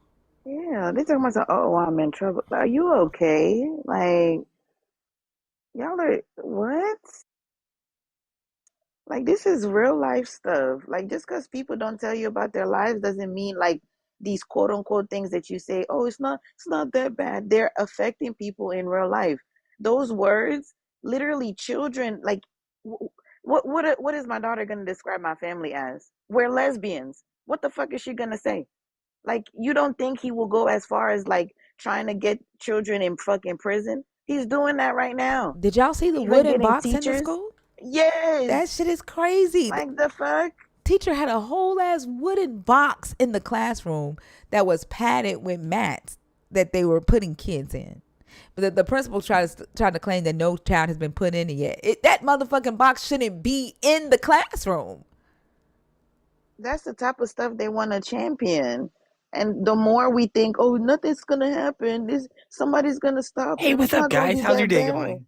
Like, it's not gonna make any sense until it's affecting you. Literally, the minute he started with those executive orders, they cut the daycare fund from my daughter. Like, literally, like, just because it's not affecting you, don't mean people's lives are not being changed. It's happening in real life. So like, why are you trying to interrupt the conversation? Why can't you wait until you are introduced? No, I'm sorry. How old are you? You're not sorry. I'm 23. Is your name Jamal? My name is not Jamal. It's suck my fucking fat ass kick, you fucking faggot. Your name is Suck My Fat Ass Kick? Yeah, that is his name. And faggot, too. Suck my fucking hairy ass balls. Mm-hmm. I think have you not ever touched your own dick? No, I have. I do it all the time. Okay, so why do you think that it's like, I don't know? My dog does it for me. Like, your mommy touches your dick for you? Is that that's My what dog. you just said? He said his dog. Oh, I thought he said his mommy. So you fucking animals? Yeah. No. That's what the fuck you just said, you dumbass. Nah, they fucking me. Oh, they're over there with his friends. This is like fun for y'all. Y'all measuring y'all's dicks together? Did you hear what he just said, Rhea? Yeah, he's entertaining people. He's entertaining men back there. No, he said his dog. He said his dog is fucking him. I'm doing this for the love of the game. I'm doing this for the love of the game. He's trying to say the most like atrocious shit because he's entertaining people back there. They're over there measuring their dicks. But yeah, we are. The crazy thing about it is, though, right? Like, it just says that they're insecure and dumb. Definitely. And bored. Yeah, How am I insecure? And no life. I am ugly. No, I'm ugly. I'll admit it right now. That's fucking sad. That's all they do. That's why women would never look at them, never talk to him. He's an incel. Shit, he's one of those motherfuckers that never seen a vagina before, so he hates his life. Yeah, I haven't seen one yet for sure. I agree. Mm-hmm. No, my bad. I mean, on your phone. If there is a woman letting you fucking stick your dick in her, she's dumb as fuck because you are like bottom tier. There is no way in hell I would ever approve of my daughter dating any motherfucker that would go on TikTok talking about a dog fucking them. Like, you are straight incel material. Then this is gonna be somebody's father. Some dumbass woman somewhere is my gonna let me, him bro. My father nut left in me. her I don't and have a create father. another fucking child. And Yeah, then my he's mom's kinda gonna homeless, sit bro. around in his incel group and stroke each other off. That's all y'all do all day. We know you love your brothers so much, your little boyfriends. That's why you're doing this. That's why you laughing back there. You guys are having fun, just stroking each other. Look what I can do. Look at my pee-pee. Look what I can do. But why do they think? Why do they think saying balls? Why do they think saying balls and dick? Like, why is that still funny to them at 23? Bruh. On 23? You're 23. You're 23 years old, laughing at the words balls and dick. Right. And here's Trump. Trump is literally banning. I don't like Trump either. Trump is literally banning words like ethanol for Head Start. And this fucker here is 23 laughing at the words balls and dick. These are the men. These are the men that, remember when I said that list is like it reeks of insecure white men. It's insecure white men like him. I'm not white. I'm yes, the fuck Mexican. you are. It's insecure white men. Mexican. It's insecure white men. Like it's half Mexican. It's insecure white men. It's insecure white men like him that list is to protect because they're dumb as fuck. They're dumb as fuck and they laugh at hairy balls. Also, you might think, but literally there are group chats with 1,700 fucking thousand men that sit around and laugh at CSAM. Mexican ain't a race, it's Latina. They fucking laugh at CSAM. I would not put it past a 20-year-old, a 50-year-old, a 40-year-old. They laugh together at assaulting their own fucking family members. But he's no different. I won't put it past a fucking 30-something-year-old. I won't even say he's a kid. They do this on a regular basis. I mean, he's the same dude that came up here and lied about being 18. That's why I said that. He's clearly. No, that's my point. My point is, it's not just 16-year-olds, right? It's not just like kids that are doing this. These are like adults would still do this shit. I'm like 67. You're not okay. Your life is over. No, it's not. Yeah, it is. You're Stop being so mean to me. You're literally done for. You have nothing else to offer to the world. You're done. Yes, I do. Yes, I do. Yeah, balls and dicks. Let's be real. Let's be real. His mom and dad probably pays for everything that he's ever had. He's probably never had to work for anything. Sure. He has such a bad personality. He's never had to work for anything. But I make $70,000 a year as a nurse. What are you talking about? Sure you do. Sure. If you could pass the NCLEX, so your boring? brain is not even enough. Your brain cannot even process the NCLEX fucking exam. Look at you, please. Like this is ridiculous. And if you are a kid, like this is so embarrassing for your life. Like imagine, and a child might come out of you and think, "Oh, this is my dad," and then this is what you're using your life to do. Laugh about balls. It's really not that deep. It's really not that. It is that deep. It is not that deep. It is that deep. It is. The internet does not fucking forget, you dumbass. Also, you are streamed on YouTube and it'll be there for YouTube, fucking ever. You're streamed on YouTube. I really don't care. I hope he finds this shit. No, you don't. We know you don't. This ain't even my main account. Your voice has a footprint, dumb fuck. Your voice has yes, stupid ass. You don't think my voice is gonna change? Oh my fucking gosh, you are dumb as fuck. People can't find you from your account right now.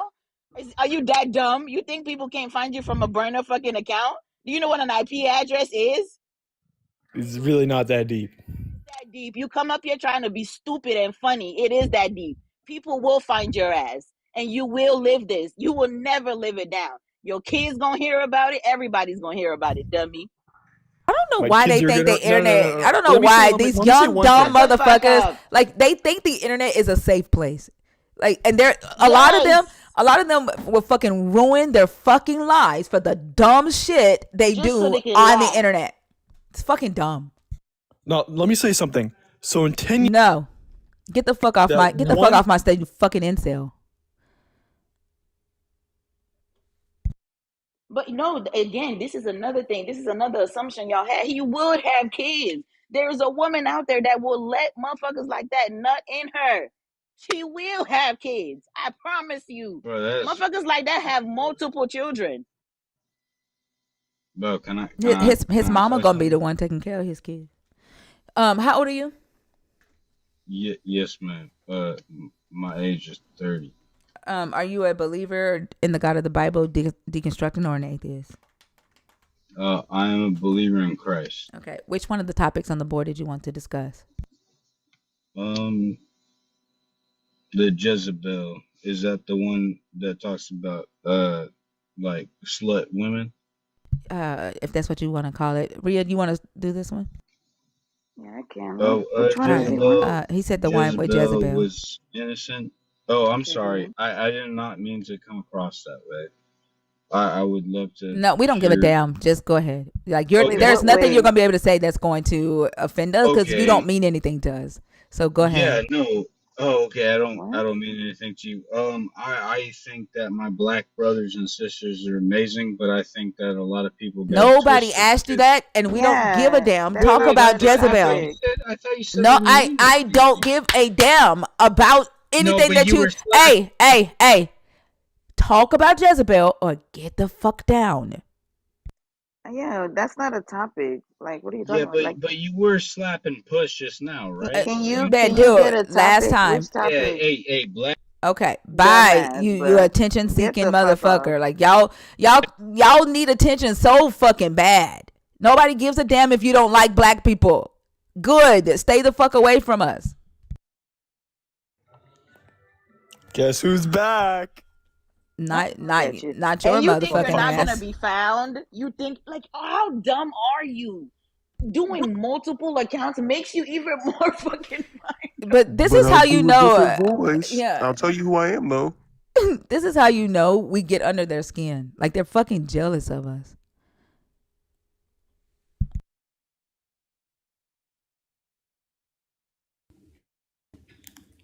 Hey Carlos, how are you? Hey, good. How are you? I'm good. I saw your message the other day. You said you had an update. You got some progress, or Oh my. Oh, I was gonna say something, but I'm gonna take it back. But it's a word where they say, "Oh my." But listen, I was in the county jail in Orlando from February 14th to December 2nd, and there you get tablets so your family can pay for you to watch movies, radios, and all that. But since you don't have money, all they have for free is like Carlos? I can't hear you. There's an echo. movies, everything. Carlos, we can't hear you. Oh. Yeah, and then there's an echo. Like you're in a room with an echo. I'm in the room, yes, but it has a little echo. Can you hear me now? I have it on my headphones. Your connection's really bad. I'm only making out every other word. Not even every other word. Okay. Oh, drop down and try to come And back look, up, Carlos. I can't hear you.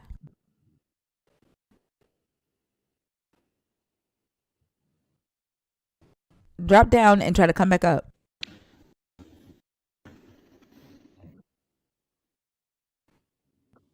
Drop down and get your eagle on. I don't think he could hear me at all.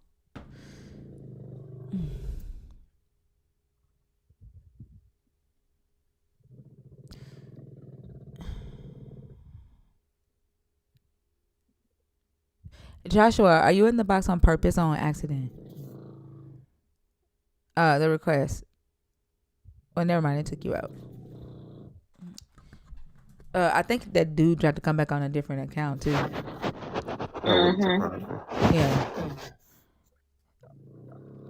It's so interesting. They hate us, but they can't fucking get away from us. It's like, look at them over there minding their own fucking business. Like that's what I imagine. The thought that goes in their mind, and it's like rage and jealousy. Yeah, because like that's the only thing that can fuel you to do this much. Like, or let's maybe like I say, I'm just a lazy ass person. I can't put effort into too many things now. Like, I don't know how much more. Like, how else would you be able to like fuel this like absurdity? I'm confused. This white lady commented on one of my videos and said, "That's because you're jealous of white women." So I went to her page. Hold on, let me show y'all what the fuck. Damn, I hate that I'm streaming to YouTube right now because I took a screenshot, and when I went to her profile, her profile says that she's a trans woman, and she has the nail, the emoticon with the nail where you're painting your nail. Mm-hmm. A black one. and she says black by spirit or something. She says she's a black woman in spirit. She said her bio says, it says I'm a trans woman, something boo, black in spirit, boo boo, with the black nail thing emoticon, and she commented on my video and said that I'm jealous of white women. That sounds about white. I was like, that sounds like Nicki Minaj, dumbass. I was like, what the fuck? Right. That's the part calling the Rachel Black. I just commented back. I said, you've got to be trolling because ain't no fucking way you commented this shit and your bio say that. Like, you got to be trolling. I don't know. Maybe she's too black for the white kids and too white for the black kids. Maybe. Maybe she's mad that the white kids won't accept her. I'll never understand a racist, like I'll never understand a black homophobic person or a racist gay or trans person, because like honestly the discrimination is similar. And I saw a video the other day of a black woman talking about, I mean, I know gay people exist, but do we have to see them all the time? Like every time I turn on my TV, like it's gay people having a relationship. Like you always have to like slip in there. I'm like, what the fuck is this bitch talking about? Like, does she even hear herself? She sounds like a white supremacist. The shit that, yeah. Like, I know y'all are out there. What? Like, I will never understand the mind of a black homophobic person. Like, shut the fuck up. Yeah, I mean, you kind of have to do an inventory, and before you post it, you got to think to yourself, well, Fox News endorsed me for saying this.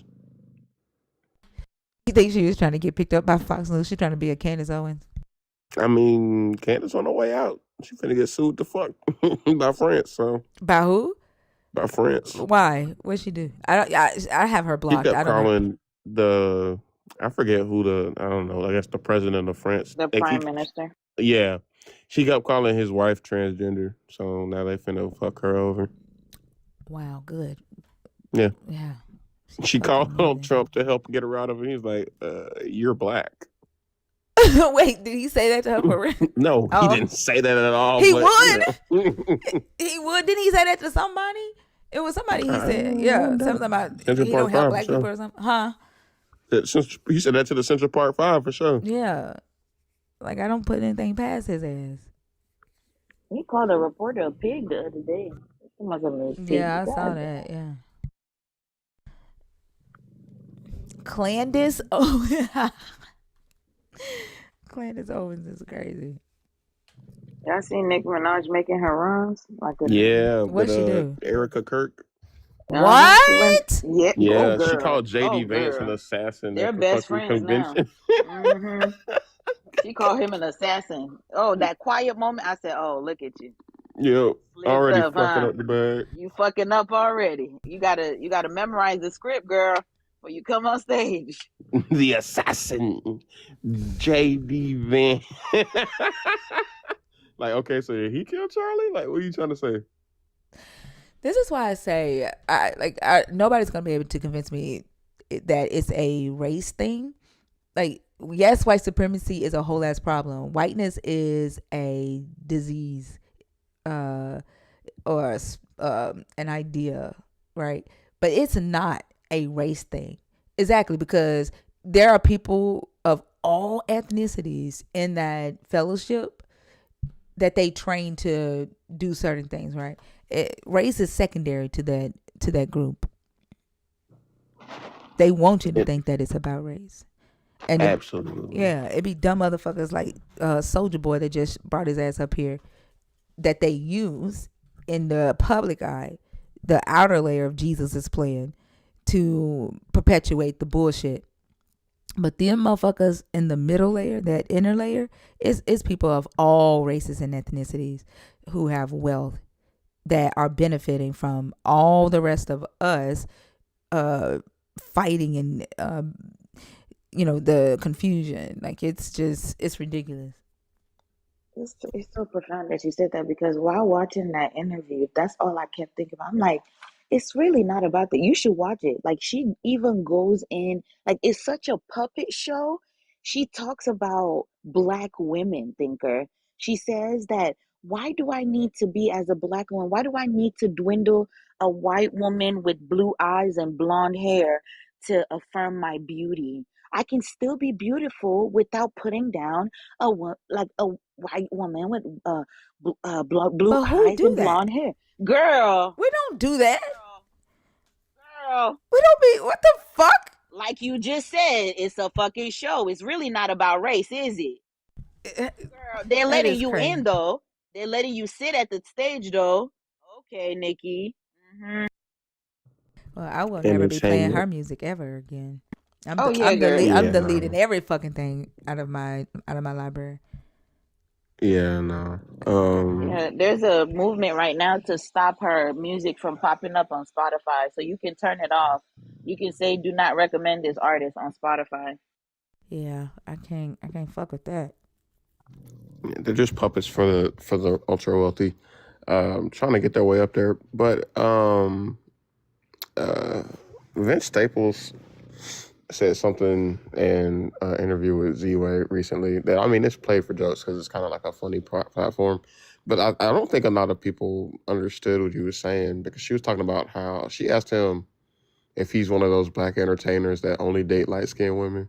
And he said, I don't think that y'all should give a fuck about what entertainers say and do. I think that they should just be, happy, good time, dance, and all that good shit. Mm-hmm. But as far as paying attention to what the fuck they got going on, them niggas is not experts. And like, I have to agree. Yeah. Because if you as a person are now going to be pro Republican, pro MAGA, now that Nicki Minaj has decided to throw her hat in the ring, motherfucker, you are ill informed and you just like being like with popular movements and shit. Like, this is why in the fuck would you even take advice from Nicki Minaj? She married a fucking pedophile.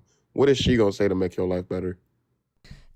When Ice Cube did that shit, I literally said the very fact that they think that they'll go and get rap artists, hip hop artists, to influence the black community during election year, Mm-hmm. and instead of educated like doctors, lawyers, politicians, right?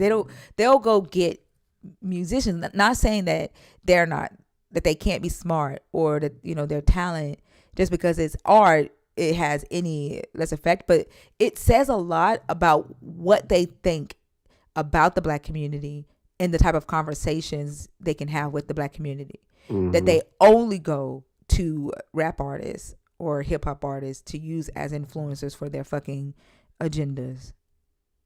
Well, I mean, they kind of have to because they kill all the other ones. So, Well, I mean, we have doctors and lawyers and stuff, right? Like they don't go to those people. Is what I'm saying. Like they only go to artists. I'm talking about who they choose. mm, Yeah, like the politicians and stuff, mm-hmm. when they're running for office, they always choose to partner with a rapper. Yeah, and the influential one at that. Yeah. One, especially like because Nikki has had this like career of like encouraging people to be educated. Like, more than likely one of her when she's on tour, she's talking to her fans. She's telling them, do this, do better, do this, do this. Like, there's already a fan base, there's already a cult following. That's why they put her up there like that, where she's now talking of this is a Turning Point USA meeting, thinker. Why are we talking about black women's hair? Why are we talking about black women compared to white women and blue eyes and blonde hair? What? So with that, and even the way the conversations were going and how they kept having to make eye contact. Don't say that now. Don't say too much. Literally, after she said that whole assassin thing, It's like just listening to a ping pong ball just bouncing off the wall. They just are talking about the most random shit. Why did she call him an Like, assassin? she don't know. It Freudian slip. Yeah, it Right. slipped. She had to pause. She literally glitched, thinker. Right after she said, she glitched and just like was looking. Right at Erica. Yeah, they were making eye contact, like, and then Erica was like, "I've heard it before. So I've heard it." I said, "Whatever." Yeah, What? yeah, Wow. it's weird. And like, it's funny because I watched a video not too long ago that was actually put out not too long ago about how like the whole barbers movement, like these people have pretty much been conditioned by a lot of hate, justified or not, to defend Nicki Minaj uncritically.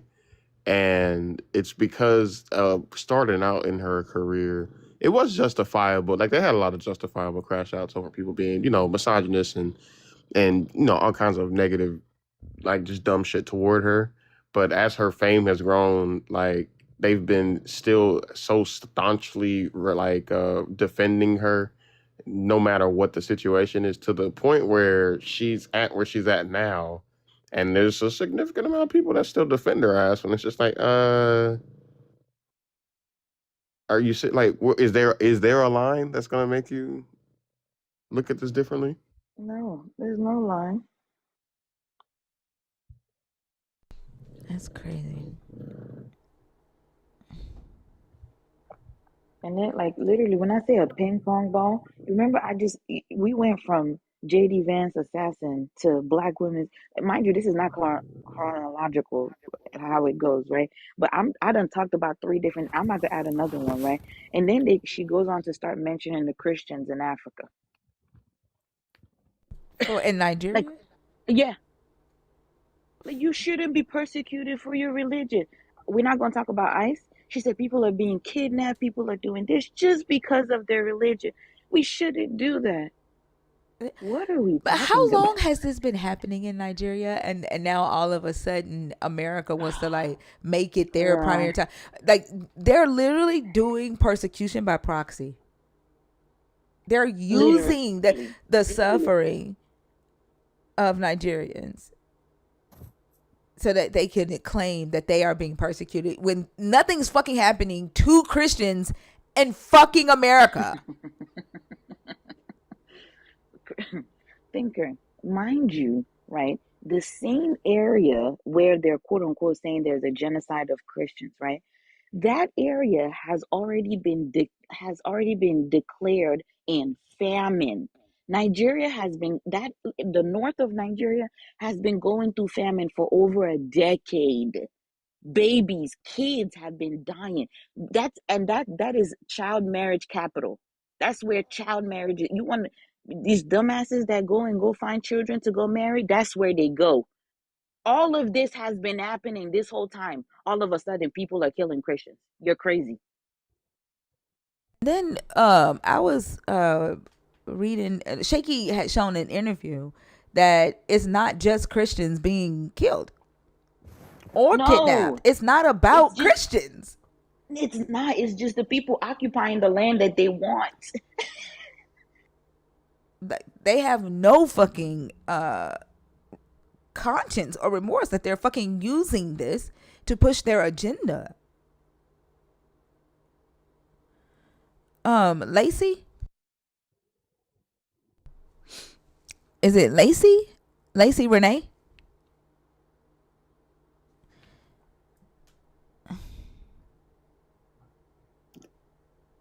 Popular Christian rapper Lecrae.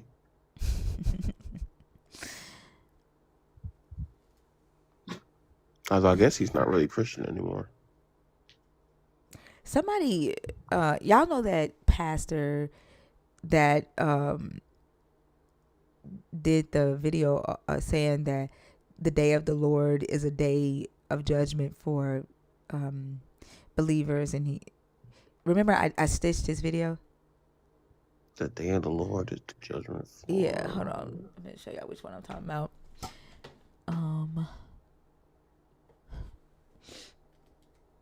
Did you just bark at me?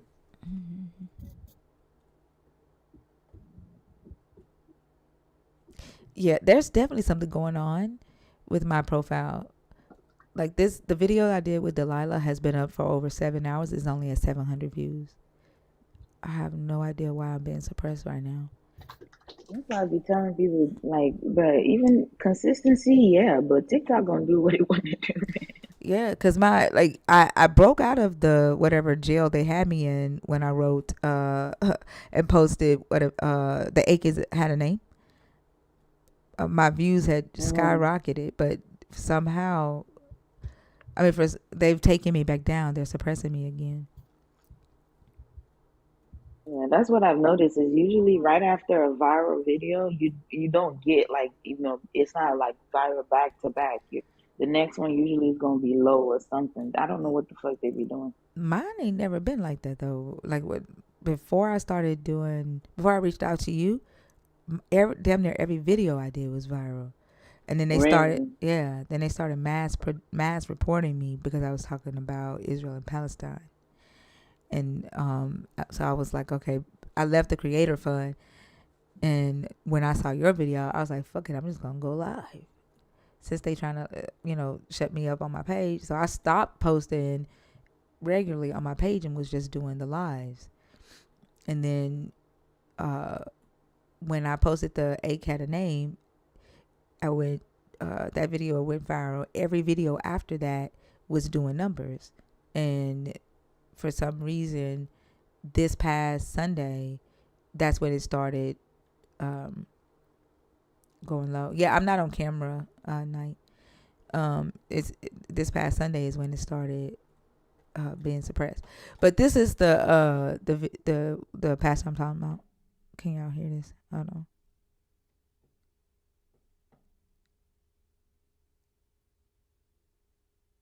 Whenever you hear the day of the Lord, that is an Old Testament reference to the day of judgment. And so when he talks about the day of the Lord, it's a day of judgment for those who do not believe. It is a day of joy for those of us who do believe. Now, here's what's interesting.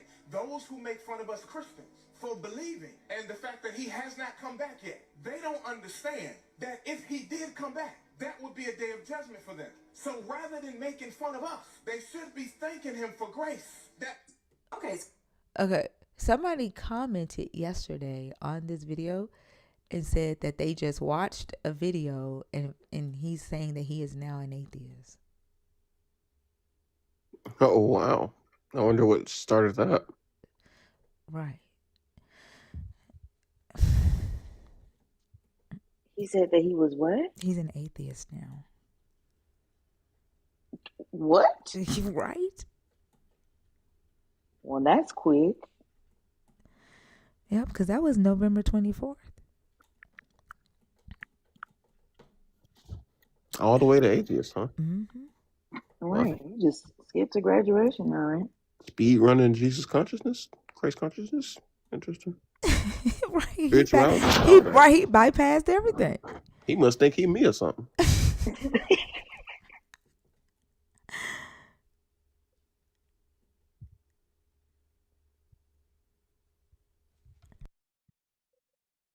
Yep, that's crazy. And you say he was a pastor? Yeah, he's a pastor. The church name is on that video I just played. He's a pastor, but he said he an The atheist. passion in that video, though. Like, how do you go from that to atheist? Maybe he understood what the day of the Lord really was. Maybe he, after preaching about the day of the Lord, he went back and studied it more, and he realized that God is going to have them raping women, and he was like, no, I'm not doing that. I don't know. Maybe he knew all along. Could Is the video still up? Yeah. His video still up? Which video? The one about the day of the Lord? Yeah, his video. Oh, I don't know. Now he's an atheist. I haven't been to his page. I don't know. Oh, wow. I'm about to say, because what? Like, what are you going to do about all the videos you've been making then? Speaking of pastors, that one pastor that I sent you that one time, the one that doubles as a massage therapist. Yeah. He don't post a whole lot more church content anymore, but he be oiling niggas down a lot. Oiling niggas down and doing full split stretches. I'm like, nigga, why did you even start off with the pastor route? You just want to be a traveling masseuse, and that's okay. But having the Clark sisters show up so you can give them a couple $100 so that you can oil more men down, that's crazy. What the Clark sisters got to do with what happened with the Clark sisters? He I guess he hired them to come to the church and sing for them, and then like in the back, he wanted to bless them with extra money. So he was like, shot this video of them, like standing in the back, and he was just like, God wanted me to bless you guys with this amount of money, and I pray that it stretches your ministry out, blah, blah, blah. I mean, it was a decent amount of little change or whatever, but like going from that to like being like a full time, I'm in your city this week. Diddy Pastor Crazy. I'm in your town this week. Come book an appointment with me. I'm be oiling you down and singing to you and shit. Like, Hey, Dad, I tried to add you, but you bounced out. It says you left, so I don't know. If you're trying to come up, send your request again.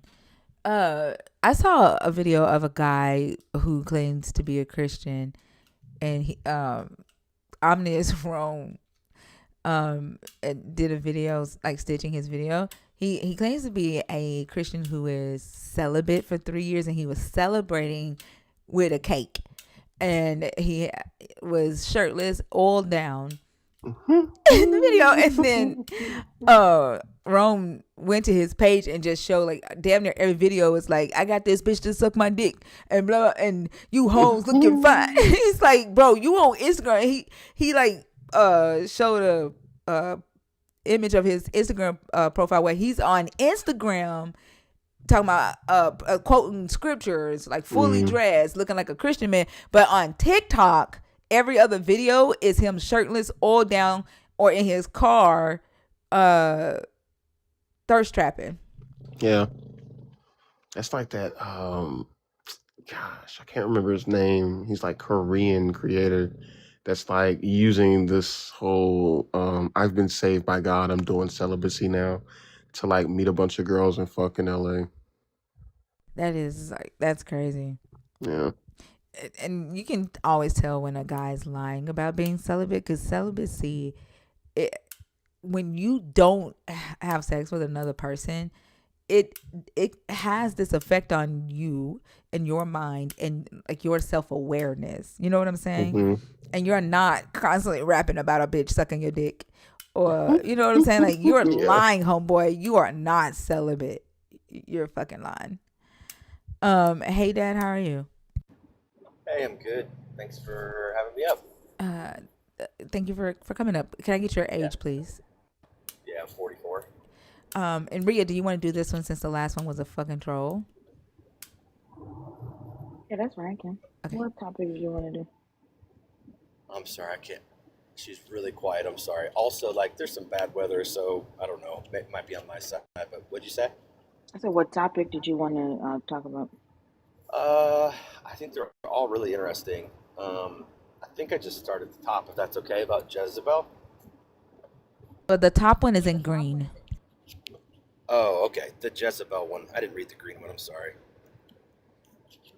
Okay, go ahead. Okay.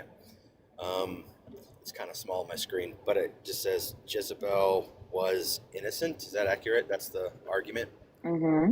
Do you agree or disagree? Say that again? Do you agree or disagree, and why? Yeah. So I'm going to come from a biblical standpoint, right? So I disagree. The reason why would be a couple reasons. Number one, Jezebel introduces Baal worship into a kingdom by marrying Ahab. So that right there is... Does she introduce Baal worship to who? To the nation that Ahab's kingdom, the nation that she... So she told them that like they had to now worship Baal?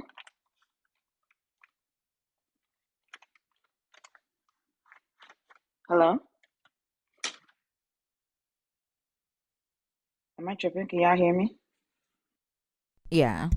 For some I don't reason, hear I you. can't hear him. Can you Yeah. So are can you you hear me? there? There you go. Yeah, I don't know why I'm going in and out. I'm so sorry. So Israel, right, is strictly called to worship God, Exactly. and So I was asking, did she say that they now had to serve her God? so by marrying Ahab begins to set up idolatrous temples I'm inside sorry. of Israel. So I don't. You're cutting out a little So bit. Ahab You're cutting out. begins. I'm not hearing. I can't I hear can what you're hear I'm saying. him. He's sorry. not cutting out for me. So What is it?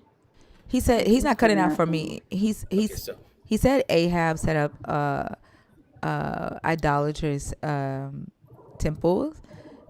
yeah, Just temples. yeah, Yeah, completely ignoring all the kings prior to Ahab who practiced idolatry in Israel. Right. yes, But also, right. like Well, the and point also, hold on. The point also I wanted to know was that temple built to replace Yahweh, or was it built specifically for her to have a space to worship? Like, what does the good story question. say? Yeah, no, you're accurate. You're 100% accurate. It's not built to replace. It wasn't even It's built built in for addition. her. Yeah, It if wasn't I built for her. It doesn't say it was built for her. Right, but at least it was,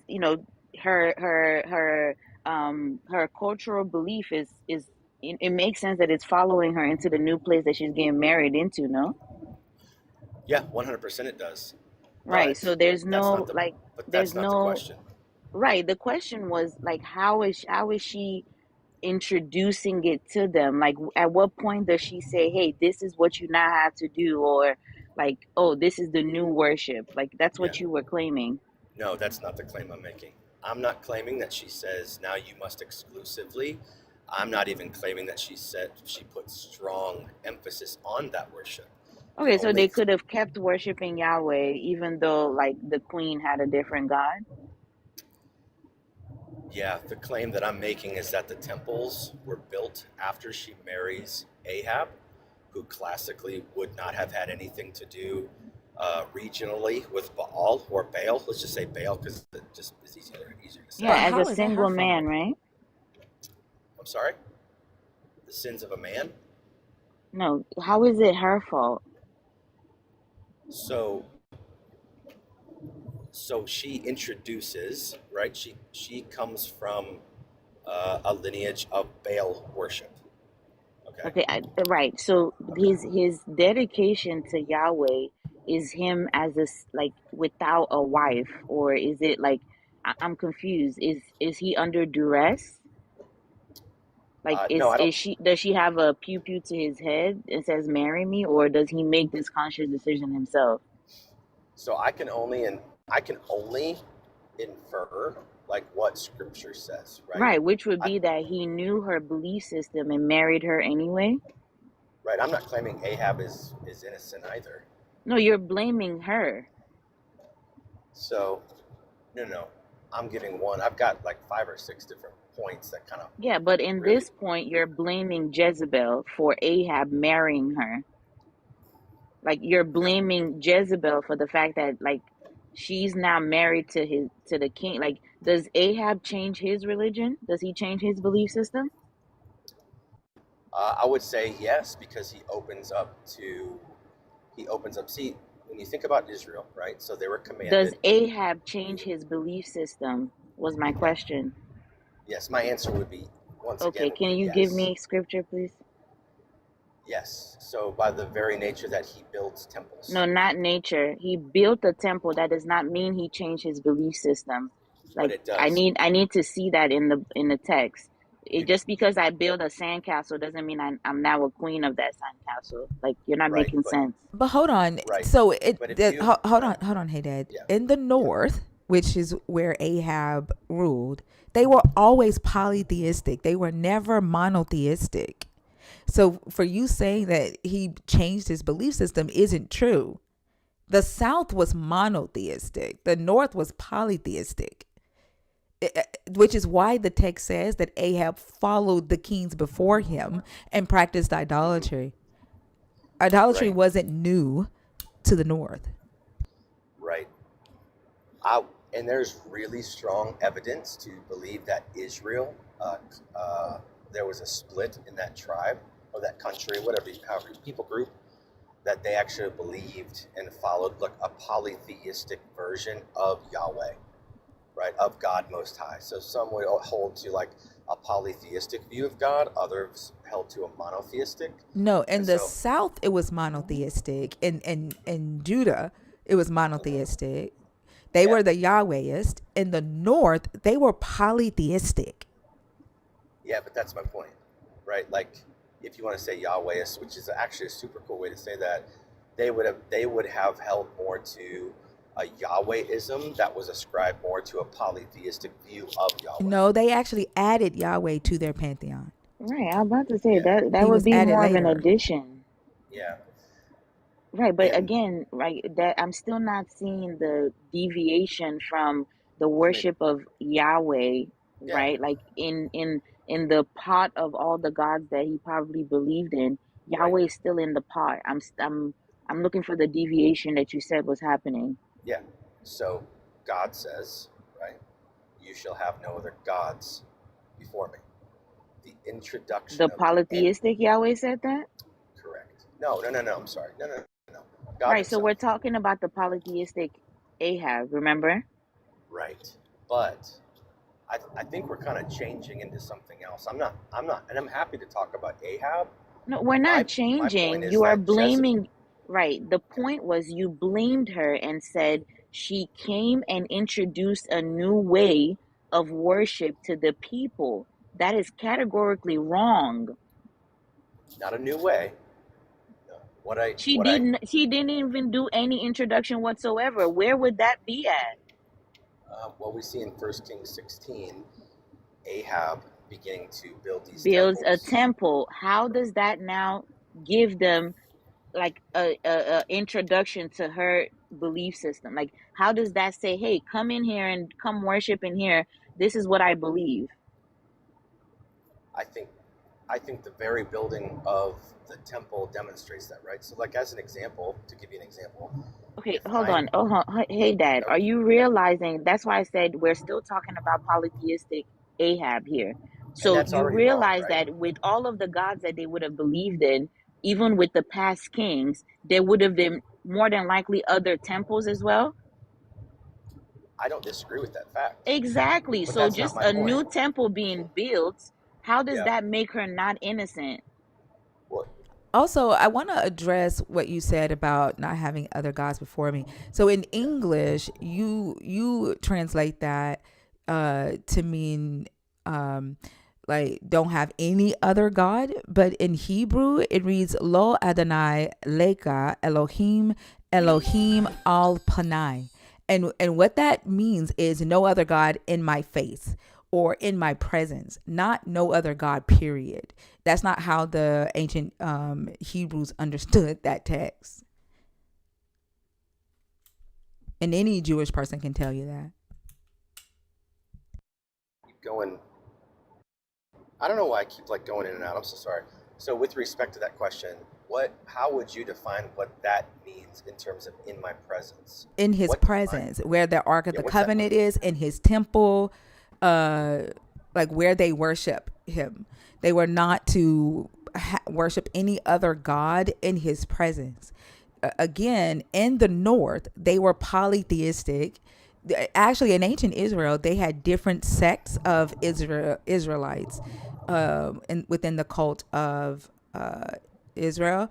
And some of them believed that Yahweh wanted human sacrifices of the firstborn. Some of them did not. They had some of them believed in the ritualistic sacrifices. Some of them did not. So like some of them were polytheistic and saw Yahweh as Baal. Some of them did not. So they didn't Right. all have one central understanding or theology of this God in ancient Israel, the way you all And do while today. right, and while I would hold to your accuracy on their practice, I would also claim that God, right, so Yahweh, makes claims on how he wishes to be worshipped, sacrificed to, etc. So my point in talking about Ahab here, before we get to Jezebel, is just because they were living in a polyistic society doesn't mean that when Jezebel arrives, marries Ahab, or Ahab rather marries Jezebel, is how classically would be viewed. When she then, and in no way, shape, or form do we see her enforcing, right, Ahab, or forcing Ahab to do that. That might have just been like, hey, my girl's got this God that she worships. Of course I'm going to do this, right? But what I am saying Wait, is, why does she have to stop worshiping her God? She wasn't an Israelite. well, she's brought into Israel, She's right? And but she so, doesn't go into covenant with this God. That's like saying because you are married, your wife has to go in covenant with the God you believe in. well, I would say so. Jewish theology, Old Testament There is theology, no law that says would that. No, it's not.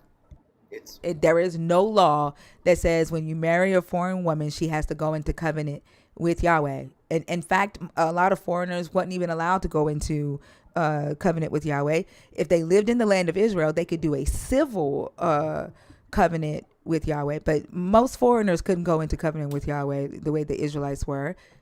Gotcha. So I would make the claim, and you guys disagree, and that's totally fine.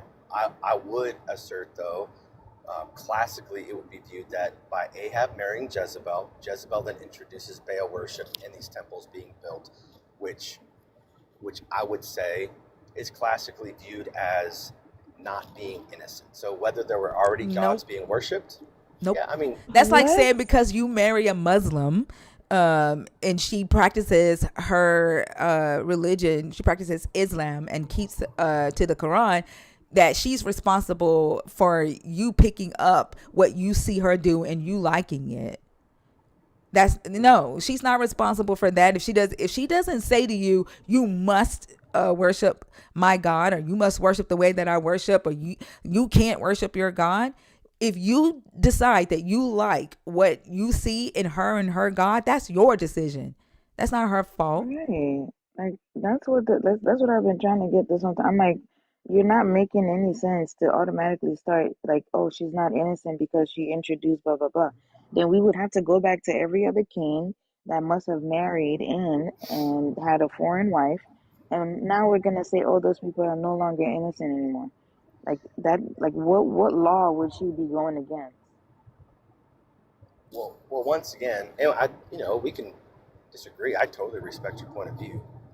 I'm just saying that, biblically speaking, the You're classic not view, biblically speaking, though. We are. You're not. yeah, You're adding to the Bible. We're not. Yeah, you're okay, making claims. That's why you always have to start with, well, I'm gonna claim, but you don't have anything to back up said claim. okay. Well, that would be my first claim. I would say a much stronger one would be her, her handling of Naboth, right? So that would be classically understood as judicial killing, and she lied to have that take place. She falsified documents, wrote in Ahab's name. That's She in First Kings. lied. Yeah, I Like, mean, she what part signed. was the lie? Was it that, hey, this is not Ahab writing this, or were the contents of what she wrote like actually false?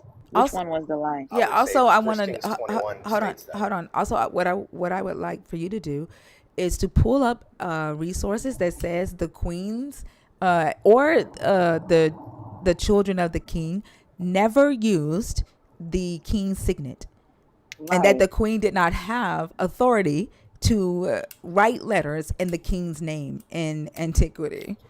Because I could tell Okay. you, I could find resources that says that they did, and even the children. Because you have the like kind of like that family seal, right? Yeah, Yeah. the queen often ran business in the house, Okay. and she often would sign letters using the king's signet. She Okay. had her own signet as well, and in the text it literally says the nobles sent word to Jezebel that Naboth had been executed. They didn't send word to Ahab because they knew the letter came from Jezebel. Okay. So let's give you that point and say that you're accurate on that. I would I'll give you that. That's fair. Would your claim be that Naboth was an innocent man? I mean, it depends on, like, a lawyer would have to fight that. Like, Jezebel used the law of Israel. She she did basically what you would do today if you wanted to bring a charge against someone. I can't talk to you when you go on Teacup. Jezebel wrote a I'm trying letter. to pull up that passage for us. I'm sorry. Jezebel wrote a letter to the nobles and the judges, and asked for a trial to be held. She stated what she wanted to try Naboth for, and the charge was for blaspheming the God of Israel and the king of Israel. Then she said, find 2 witnesses to testify against him. She didn't find the witnesses. She didn't say find 2 men who will lie. She wasn't at the trial. The nobles and the judges did what she asked. They found 2 witnesses. They held a trial. They believed the witnesses' account, and they issued the execution order of Naboth. And then they sent word to Jezebel, Naboth has been executed. So what she did was she used the law to get what she wanted, or to help her husband, the king. So Naboth could have fought right against that charge as well. It's a thin line, because the law of Israel when it comes to land transfers and land sales is that they could sell the land or transfer the land temporarily, as long as the Israelite or a family member redeemed that land back to their ancestral property. They were not allowed to sell or transfer the land permanently. And Naboth invokes the name of the God and says, God forbid me. And that wasn't true. And Jezebel knew that.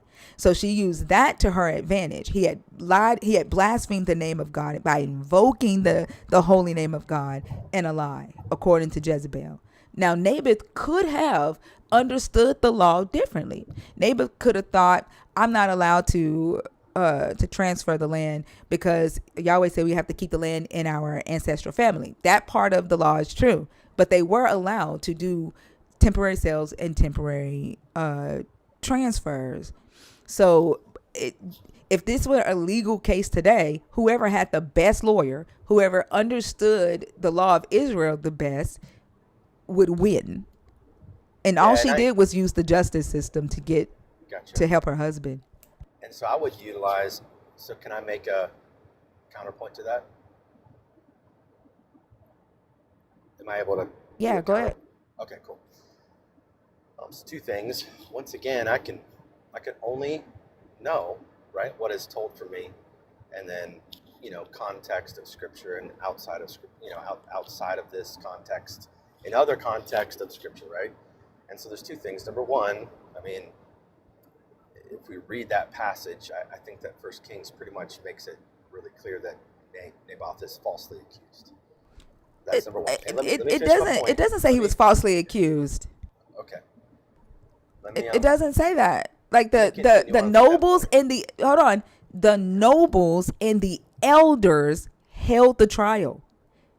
They picked the witnesses. She did not. Right. So I would use. I mean, this gets super sensitive, super fast, but I think it's accurate to use.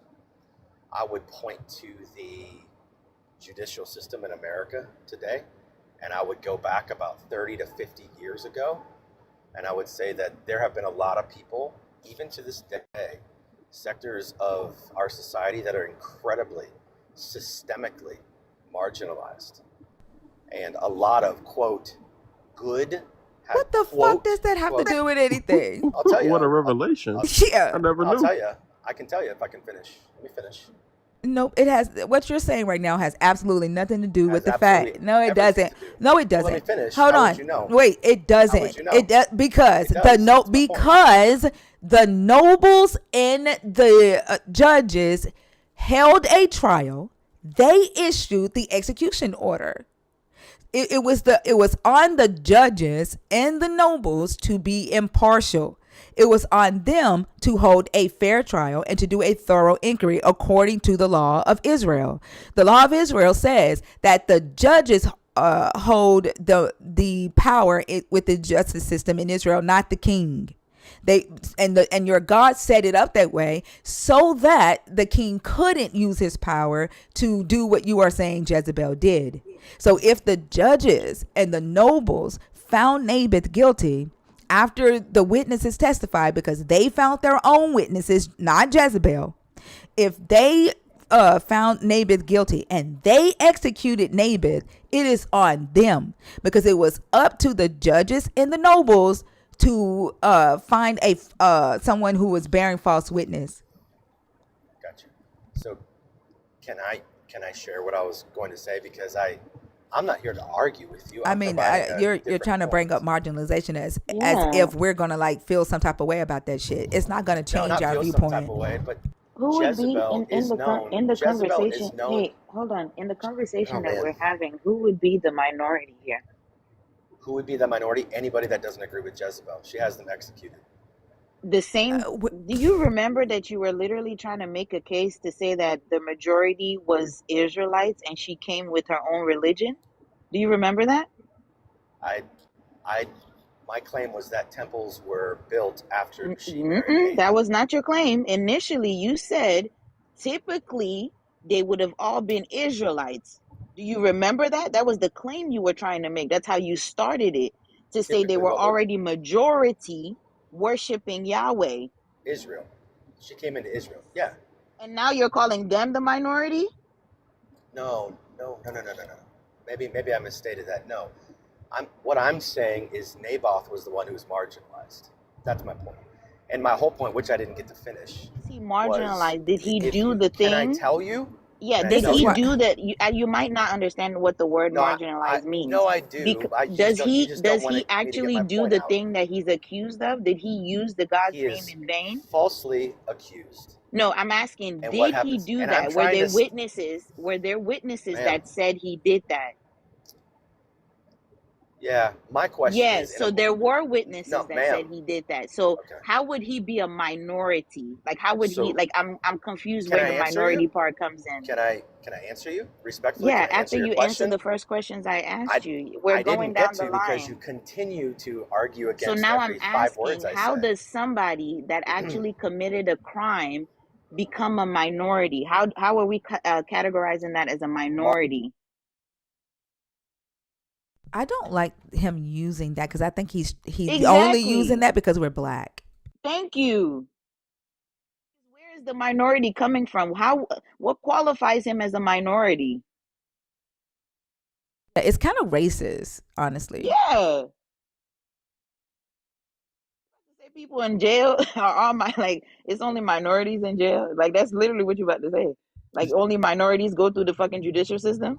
You Yeah, the people word don't get it. marginalized. The word marginalized is not exclusively due to Oh, race. but you're Do you only understand using that? it because we're black. You know that. I haven't. You No, I think you haven't gotten think to you use it at think all. you think that's why you said we're gonna look at today's justice system and say go back 50 years. There was a group of people who were marginalized. Like you think Chinese, I'm sorry. Irish. You think that because we're black, we're gonna identify with marginalization and we're going that's an to assumption. agree with you. No, it's not.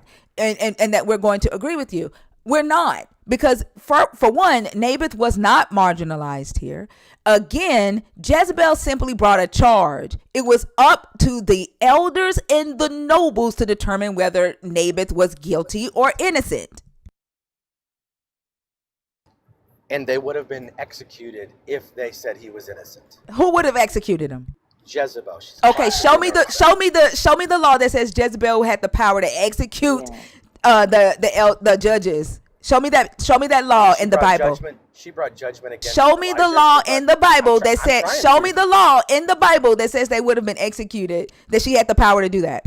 Do you want me to, or do you just? Yes, give me the law. What's the scripture? Okay, you ready? So, 1 Kings, the entire story. That's not the law. The law is in Exodus, Deuteronomy, or Leviticus. Which law says that Jezebel had the power to execute judges? Ma'am, you are grossly misunderstanding what Which you're talking Which law says about. No, that you're Jezebel? Which misunderstanding. law says Jezebel had the power to execute judges? Okay, so there's God's law, which isn't what we're talking about. That That's is not what I'm referenced in talking about because this Exodus. is a legal issue. What? This is a Ma'am, legal you're issue. arguing out of your depth This here. is a legal issue. She brought a charge to the courts, to the judges and the nobles, and asked for a trial to be held at the city gates. She asked them to hold a fast so that the assembly could participate. She did everything procedurally according to the law. So show me the law that says Jezebel or even Ahab had the authority to go against the judges and execute judges for not doing what he wants. Because I can tell you the law says that the judges had to be impartial, the judges could not take a bribe, and that the judges were responsible for the justice system in Israel, not the king. So my answer to that would be, why does Yahweh himself say that she will be eaten by dogs, and then that prophecy is fulfilled? Mentioned in Revelation, mentioned in the New Testament, she is consistently mentioned as someone who subverts, manipulates, and lies. And so He never said that she lied. He never says that she lies. What are you and again, talking about? and he doesn't say that. And then again, what he says is that she will be eaten by dogs. One, because she killed. The text says she cut off prophets of Yahweh. She was cutting off the prophets of Yahweh. She was after Elijah's head because Elijah killed 450 of her prophets. Oh, so if Yahweh executes a judgment, that's not the definition of innocence or guilt. Where do we say that? Like, you're losing your shit because you're arguing something neither of us said. No. Who said You're that? arguing. Who said that? You're arguing in the minority. Understand? Who said what you just said? Who said what? What you just said. Issues. What is your God obsession issues. with minorities and I tell you, marginalized? because we're black. Like No, what? you're Why trying do to you make need everything to a keep race issue saying that because word? You that's keep your putting You it know where why it you don't brought that belong. shit up. You know exactly why you brought Like that you shit up. just use the word randomly. Like why would you? You're talking from a minority perspective. What No, does that look, when mean? somebody can't constitute an answer, what they do is they try Who to argued what the yell. fuck you Can't just said? constitute an Right. answer? That doesn't even make Yes, sense. You're it does. projecting, 100%. If you man. can't You're projecting put on us. Hey, Dad. You're projecting so no, hard right now. Who argued that I'm Yahweh? actually Who argued that I'm Yahweh can't issue judgments? Who said that? my question. No, answer the question. Was the Who judgment? said it? I am answering your question. No, you're not, I am because answering your question. a who is gonna be Rhea said it. Also said it. Thinker said it. Who said it? Who says what? I mean, Who Yahweh said issues that judgment in what? Yahweh 2 couldn't? Kings 9. Who said that when 2 Kings Yahweh? 9. Who said when Yahweh issues a judgment, it's not innocent? Who said that?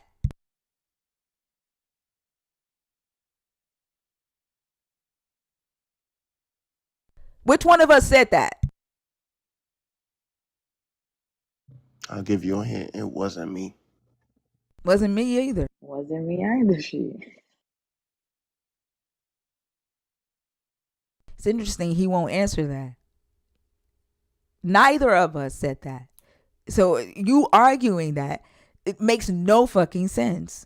I didn't make that claim. I asked the question if you thought that Yahweh's judgment. Oh, should I play it back? Should I play it back word for word what you said? Yeah, sure. Go Okay, ahead and play it back. let's play it back.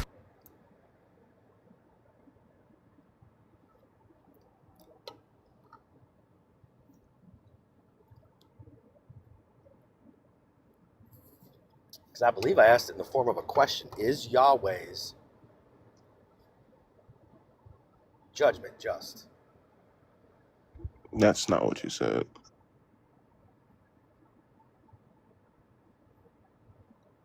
Well, hopefully we can find out here. I don't know. If that's what you said, I think the answer would have been no. That's definitely not what he said, though. Yeah, it's not. So would your answer be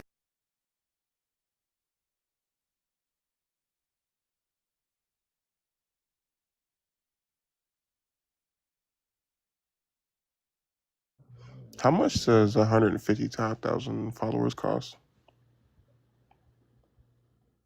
Probably a couple $100. Hmm.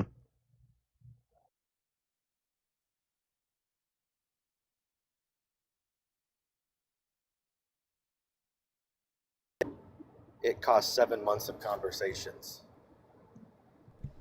and helping people establish their companies and business. No, So I if, mean if like in money. Obviously, engagement's not there. oh sure, so if Yahweh, because she was cutting off the prophets of Yahweh. She was after Elijah's head because Elijah killed 450 of her prophets. oh sure, so if Yahweh executes a judgment, that's not the definition of innocence or guilt. Where do we say that? Like, you're losing your shit because you're arguing something neither. Who said that? Who said that when Yahweh issues a judgment, that's not the definition of innocent or guilt? Who said it?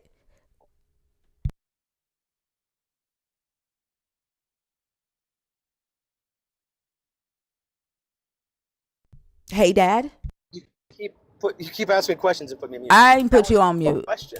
Okay, Who maybe I did it for on what? accident. For what? Who said that? Who said that when who was arguing about Yahweh's judgments? That was my question. Who was talking about Yahweh's judgments? That was my question. Why? Who was talking about Yahweh's judgments? You said that Jezebel, I believe what you were saying was Jezebel acted towards Elijah in retaliation to him killing his prophets. Am I accurate so far? Exactly. He killed 450 of her prophets. So, what did that got to do with Yahweh's judgment? So my question, I ran to that line of questioning because it started to sound like you were saying, therefore. Nope. If I was gonna say therefore, I would have said therefore. But we weren't talking about. We were not talking about Yahweh's judgments being guilty or innocent. Nobody was talking about why, and that's why I asked you, why did you even bring that up? Because nobody was arguing about Yahweh's judgments being guilty or innocent. I'll tell you why. 3 reasons. Number 1, because I provided evidence that the question is Jezebel innocent? And I said, no, I don't believe so biblically. Number 1, I said, she introduced. What does that have to do with Yahweh? Ma'am, I'm trying. No, you don't need to. We were here. We know what the conversation was. What does it have to do with Yahweh's judgment? Because Yahweh issues a judgment. What judgment? What judgment were we talking about that Yahweh issued? Will be eaten by dogs. And did we question that? No. So that in and of itself shows that Jezebel is not innocent. That to you and to your God. Well, yeah, of course, to my God. He's the one that we're talking Except about. she was innocent. Jezebel didn't do. All Jezebel did was use the law.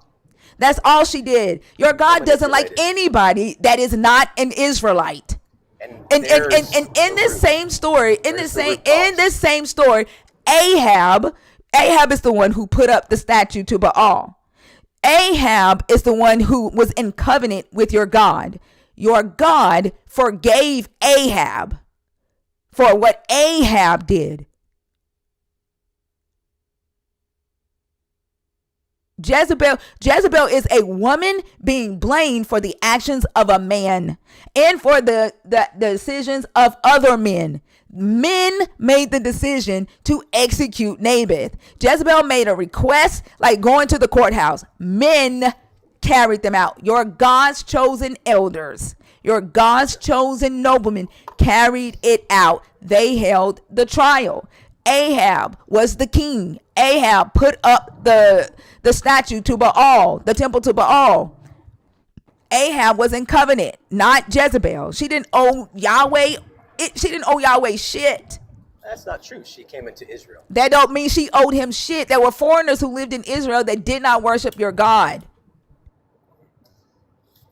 Yeah, I'm providing you, but here's the thing. You're not gonna. I guess I thought we were starting out at a foundational understanding that Scripture is truth, and it doesn't sound like. Show me the scripture that says because she married Ahab that she now had to worship Yahweh.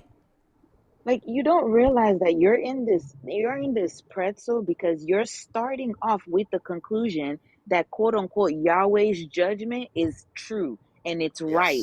That's why the prompt says Jezebel was innocent, because when you actually step out and actually read it and look at it logically, you see that Yahweh is just a tyrant.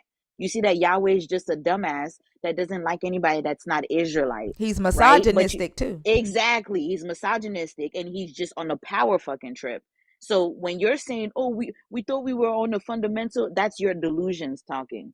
No one was on that fundamental nonsense with you.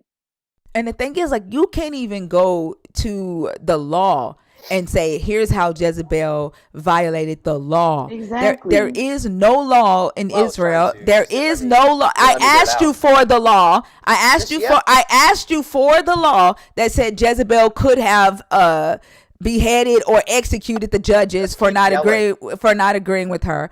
I asked you for the law that says that just because Jezebel married Ahab, that means she was automatically in covenant with Yahweh, or just because she lived in Israel, she had to worship, she had to make Yahweh her God or join the covenant. If you can go to the law and show us that. Other than that, you're just talking out the side of your neck and you're all opinion based. Yeah, you just keep. I don't give a damn. I don't care. Go to the book. You're all opinionated. Go to the book. Right. Like, just because, so what if she's yelling? If she's yelling, that doesn't change the fact that you've been Engage in a conversation disingenuous about and this. lying I since you've can. been up here. Like, it doesn't cover the fact that Disingenuous. you've been disingenuous and How have lying. I been You have disingenuous? nothing to offer. How? What? All you have is your opinions. I do. You just yell over me when No, I try all to you make a have is point. your opinions. Whether yelling or not, it doesn't gloss over the fact that you are I gave you scripture. uneducated and don't know what you're talking about. No, I give you. Hey, What point scripture? blank, Give just us go one. to We've the been just asking go for a to the while. book. Like, quit all that arguing and shit and go to the fucking book. Right. The same scripture that we've been asking for. If you had it, you would have given it. And Like, again, I asked for the law. I asked for, hold on. I asked for the law, right? The law. The law is in Exodus, Deuteronomy, or Leviticus. Give me the laws. Yeah. So you're looking for a specific law? Yes. No, I'm just trying to. You're looking for a specific law that says what? What would? This is going to be my fifth time. This is going to be my fifth time. No, I can't get out. This is going to be my fifth time. Give me the probably shut law. up. Give me the law that says Jezebel, as the queen, had the authority to execute a judge for not agreeing with her. Give me the law that says that Jezebel, because she married Ahab, is automatically in covenant with Yahweh and is bound by the same covenant as Ahab as her husband. Okay. Or give me the law that says just because she lives in the land of Israel, she is automatically in covenant with Yahweh. Okay, so what does it mean when somebody's in covenant with another individual? What's that mean? Can you answer that, or do you know that? What the fuck? Hey, go find the fucking law, dipshit. Exactly. Go find the law. What do you mean? I'm trying to. Go find the law. No more opinions. No more opinions. This is a matter of litigation. Find a law. I'm not the one who has. This is a matter of litigation. Find the law. That law doesn't No exist. more opinions. Find a law. You might have to actually read the Bible.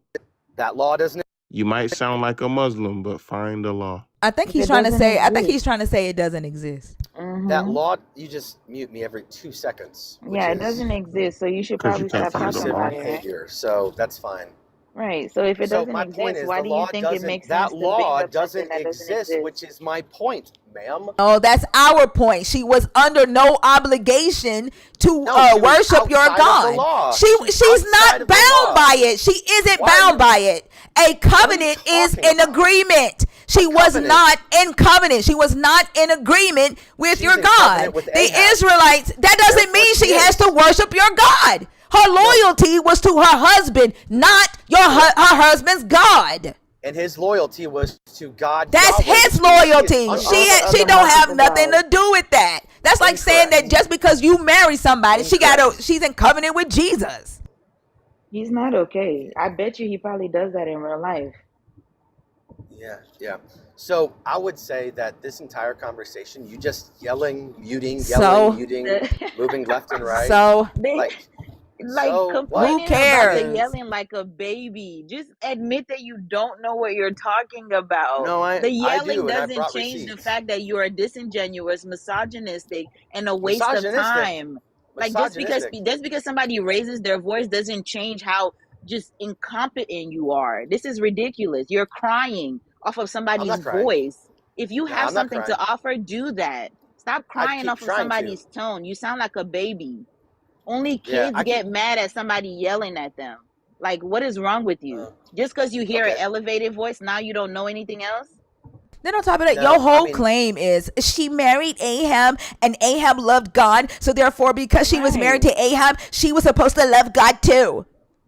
no. My first point was she introduced a new god to Israel, which is not innocent. That's guilty. Wow. That makes her guilty. Did she make Number them? Did she two, make them worship her God? Was that what doesn't she was matter. charged It with? does Like, fucking matter. This is why No, it y'all doesn't. don't take accountability for y'all shit. Jesus died No, on I the do. cross. Jesus died on the cross for y'all sins. It's all about y'all not taking accountability for your shit. The fact that y'all worship another human dying for future shit that you do is diabolical as fuck. Maybe you should have led with that, so we know we don't share the same worldview at all. The Because fact that you it's didn't know that is ridiculous. crazy as fuck. This ain't your Why first would time you in come here, up hey here dad. thinking It's that? not his first time in here. I don't even know why he's trying to act like it is. Like that, Yeah. are you okay? Do I'm you just have surprised. like memory loss or something? I mean, just a cursory search of the background would let you know that Right. y'all's The opinions don't align. introduction Like, paragraph that like you what? come in with. What? Women What do you have mean, been cursory search of what? deceived. A search of what? Literally, the green box says, how do you know the God of the Bible is or isn't deceiving you? Like, are you okay? And this is I not can your have a first. conversation This about is that. not your first time in here.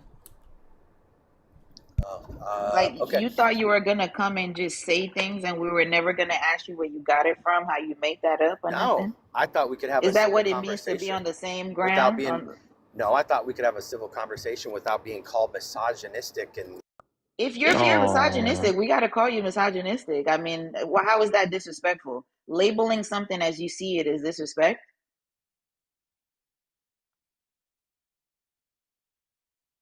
Hello. Then he tried to, like, I don't know, what do you call it, the way he just pulled the race card? Like, when he was using marginalization and he tried to say, there were Yeah. people 50 years ago, like, listen, Jim Crow, marginalization. Like, the way he did that, it was like a subliminal race card pulling. it's an Just inverted using dog the word. whistle. Yeah. It's like, bro, I heard these kids the other day trying to cuss, and like you could tell that they were just cussing because their parents weren't there. The sentences they were just like dropping f bombs in the middle of a sentence where it wasn't supposed to go there, and that's literally what you were doing. And Like, what? thankfully, thought that we wouldn't catch that shit. Right? Like, that's crazy. And then, like, his whole thing is she was married to him, so she had to worship the God he was worshiping. Like, do y'all hear yourselves when y'all say that? Like, when y'all try to say that Jezebel was bound by your God just simply because her husband was, you are debunking your whole entire faith system. Like, do y'all realize that? That's like saying when you die, when your wife dies, she's going to be responsible for the shit you do just because y'all were married. Also, there's no fucking way you think that First Kings is the point in the Bible where Baal is introduced to Israel. Like, are you fucking serious? The text literally says that there are multiple kings before Ahab who worshipped Baal and who Right. worshipped other gods. Right. She introduced it to the people. Do No. we have a similar quote unquote judgment from Yahweh to those people? No. So like I'm not seeing a fucking pattern here. I'm not seeing where, oh, now we could say, well, if you go outside of the Israel faith, then Yahweh just gonna off your ass whether you're a king or not, or he's gonna put on judgment on you whether you're a queen or not. That's not what happened. If he's been fine with all these kings doing it, and then here come a woman that he don't like, misogyny, don't like women. You know what it is? Is she outsmarted their asses. She used Right. their law against them to help Ahab. And then in the Talmud, it literally says that they thought they would tell Ahab that he should kill himself because he allowed a woman to make decisions, and women weren't supposed to make decisions over a man. So they hated the fact that she was using her authority as the queen, and making decisions. And that's like, the God is just misogynistic. The God is willing to kill a woman for being intelligent, for using the law, for outsmarting him and outsmarting his fucking prophets.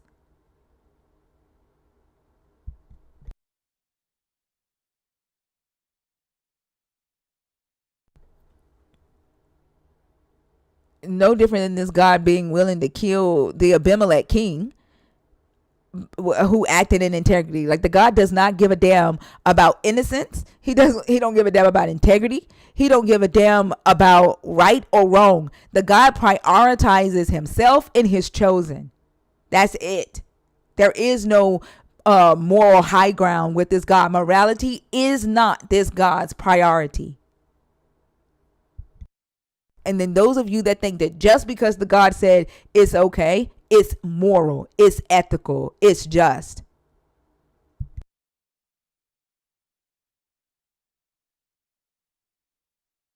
And that's why I was like, what kind of even foundation did you think you were coming in here with? Like that doesn't make any sense. When it says Jezebel was innocent, then like you're just lying at that point. There's no way you thought we were all believing the same thing. You're a liar. Well, also he had to pivot to a completely untalked No. about point. Well, she was guilty of introducing Baal to no the fuck she wasn't, and that's not what the fuck this conversation has been or will be about. That's why when he said, "Oh, so when Yahweh issues it, oh, so if Yahweh issues in a judgment, it's neither guilty or innocent." Like, who the fuck was talking about Yahweh? Not a damn person. Then he tried to say, "I could talk about the one in the green." No, you're not gonna switch topics because you done got cooked.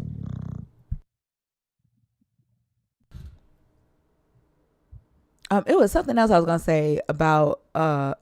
Did y'all see the interview of I forgot what this lady was, but she was talking about how the Epstein files thing is a cover up. Did y'all see that?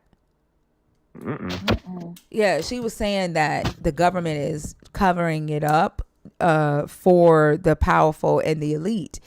And it made me think about how the God covers up or helps David with the whole Bathsheba thing and killing Uriah. Him killing the baby.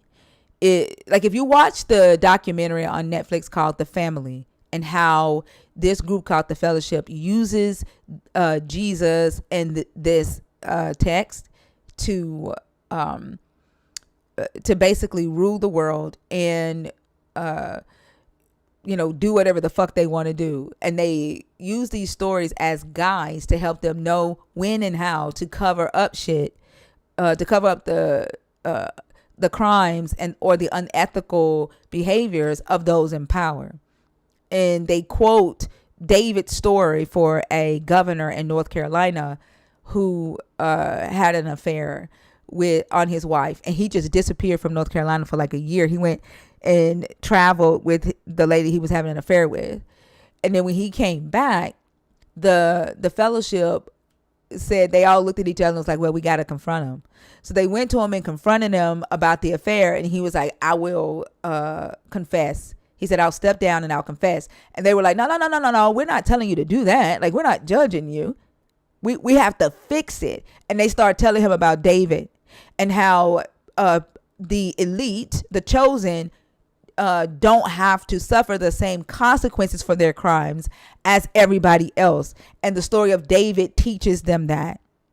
And that's the purpose of the story of David. And then that governor goes on the news. He literally reads from the story of David and says that he doesn't think that he should have to step down. God forgave David, so the United States should forgive him. And after that, they couldn't tell that governor shit. He didn't stop cheating. He did more shit because he was now He was had now been taught that there are different rules for him. In when they're training their neophytes, whatever they call them, they tell them like there's different rules for you. And he literally asked one of the young men. He said, "What do you think of King David?" And they were like, "He's a good man. You know, he's a man after God's own heart." And the man laughed and he said he was a good man. He said he had sex with another man's wife and killed him so he could take her wife. He said, "You still think he's good?" And they was like, "No, what he did was wrong." And the guy said, "You sure about that?" And they looked at him confused. And he said, "Let me ask you a question." He said, "If you rape 3 little girls, what do you think I would say?" And they said, I hope that you wouldn't like it. I hope that you would condemn us." He said, "No." He said, "I'm not here to judge you." He said, "Why would I judge you for that?" He said, "There are different rules for you." And then he went on and taught them the story of David. This is what we see with Ahab and Jezebel. Ahab was the king. Ahab put the statue up.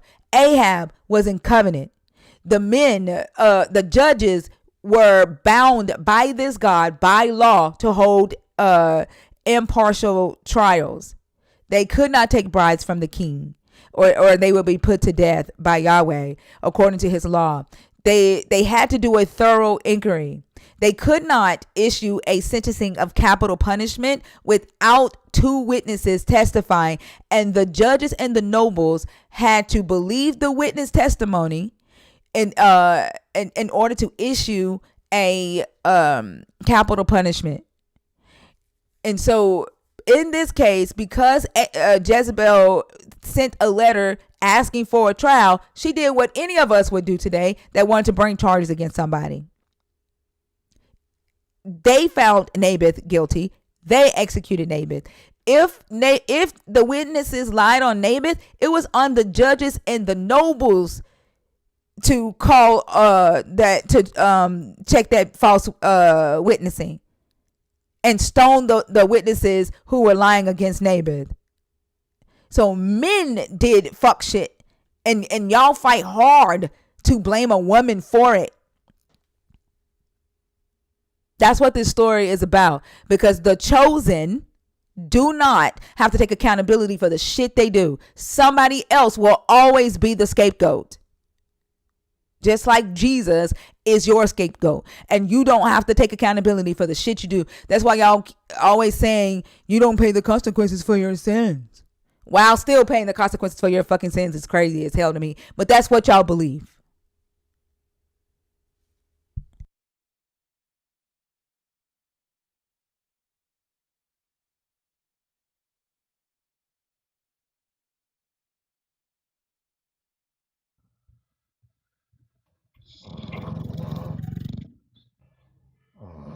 So, Thinker, sorry, before you go, I wanted to clarify something with you before we go on to the next bit. Were you saying Ahab didn't build it for her because it says like he built it for Baal? It just says he built it. It doesn't say he did it for her. Right, that's what I'm saying. He built a temple for Baal, but he doesn't. It doesn't say like he gave it to her or anything. Right. It Is that says why you were that. saying that? Right. Because Yeah. what the context of the story is that he built it for himself so that he could worship Paul, because it says Baal, that right. he went after foreign gods. So it doesn't say he did it for her, or that she asked. It doesn't even say she asked him to. Yeah, I think I got that because it says like he did it right after, like after he marries her, and it goes like, oh, he built the temple for Baal. So I'm assuming she comes in and he's doing that like to make her feel comfortable or something. But that's interpretation. Yeah, because it says he worshipped Baal. Like he followed after the kings before him and practiced idolatry. So in order for him to practice idolatry, he has to have built that temple. You know what I'm saying? Like she could have worshipped. Yeah. I'm pretty sure she brought her own items with her for her worship. If in fact she did still worship, because she had her own prophets. Like she had her own prophets that she brought with her too. You know what I'm saying? Like Right. she had 450 Yeah. prophets living in Israel with her.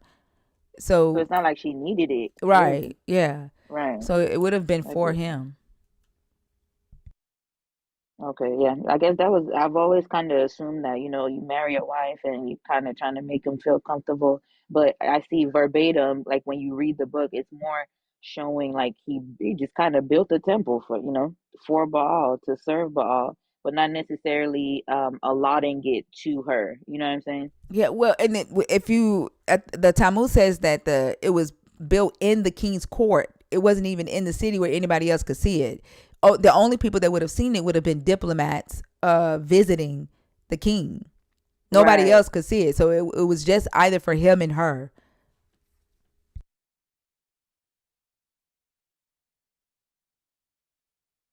I think that was another like that's another point that kind of got me like when I think we've talked about this before. It just, the story of Jezebel and like the temple and all of that. So it just it does kind of make sense where people think like it's for her, but if you really read it, it just quite literally says like he just built the temple, never really saying, "Oh, this is hers," and allotting to her belief.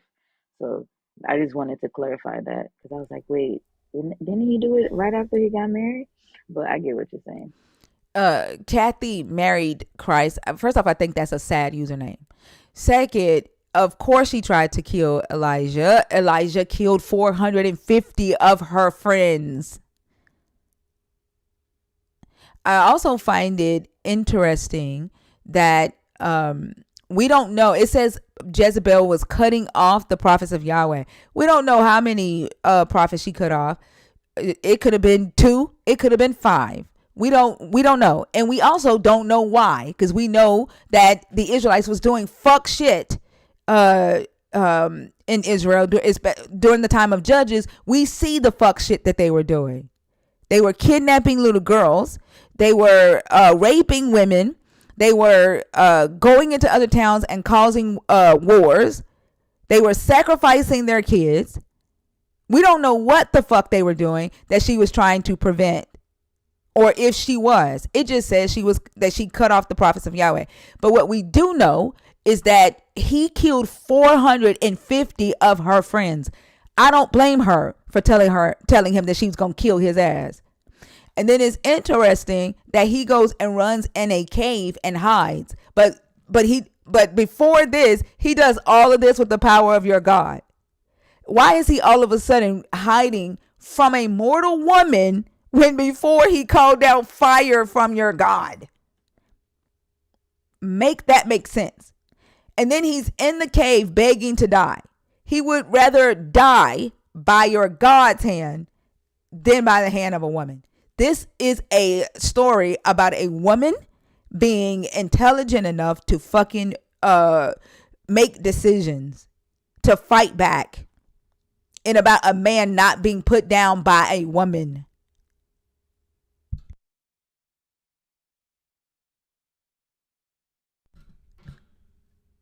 If you are in the guest request box on purpose, can you please comment? I don't know who's in here on purpose. It's a lot of people in here, and I don't feel like going through the list of accidental requests.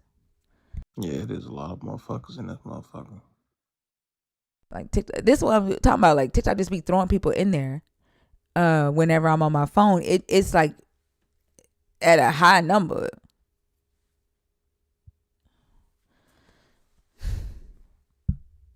$14 is crazy. Bye. You need to find him because you married to him. Your husband is the one invisible. The fuck? Kathy, get your ass up here. Come on now. Don't play right. Come on now.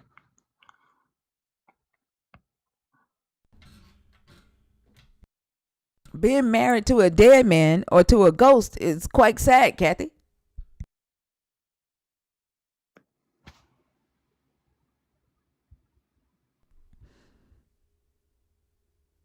The live is repeating.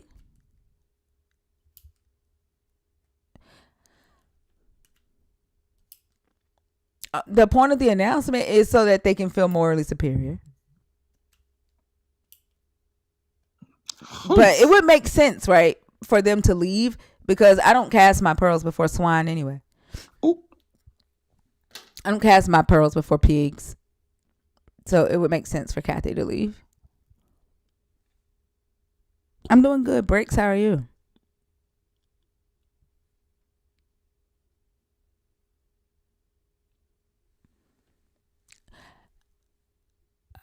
Y'all might have to scroll out and scroll back in. I don't know why it's glitching. I think it's an individual thing.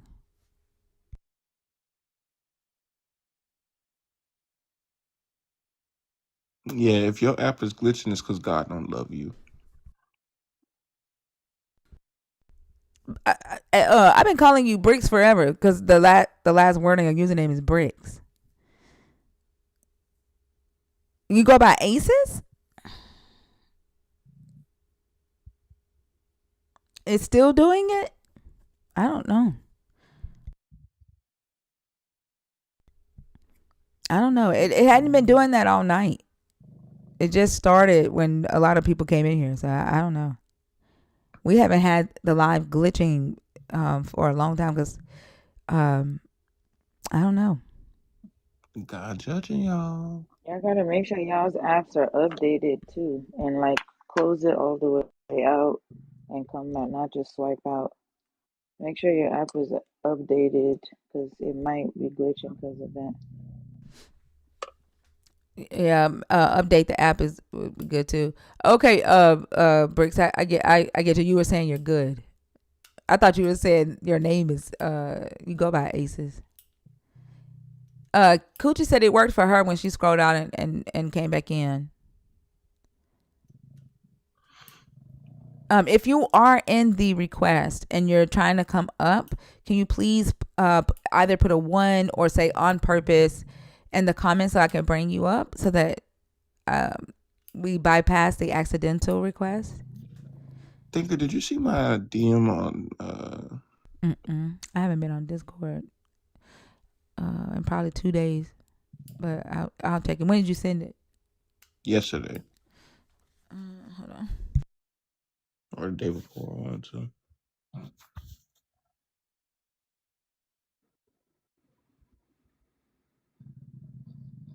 I guess I'm just gonna empty out the request because apparently ain't none of them in there on purpose out of 14 people.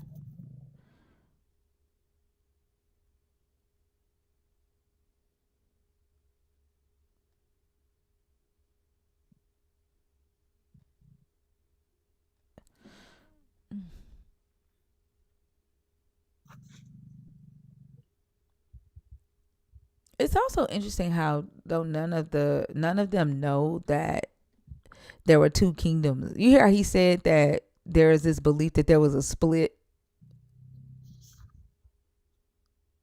Did y'all hear him say that? Yeah, and I think he was Mm-mm. referring. I think he was referring to those people immediate, like in the north, right? I think he was saying the north itself, right? Somehow was always split. I don't think he actually knew the context of what like the split was supposed to be when you said north and south. I think he just tried to reference something and didn't necessarily know that you were talking about the actual division of a north side and the south side. No, because I said the kingdom of Judah in the north, and I like twice I said the in Judah they were Yahwehists, and that's when he was like that's a cool way to say it. Like he had never even heard them called Yahwehist. That's my point. Joshua got like that's what Joshua was saying. He was out of his depth. I don't think he actually knew what you were talking about per se. When he started talking about, oh yeah, there must be different people. I don't think he was actually like understanding what you were saying. He was out of his depth in that conversation. Also the last Discord message I see is from the 19th. Hold on.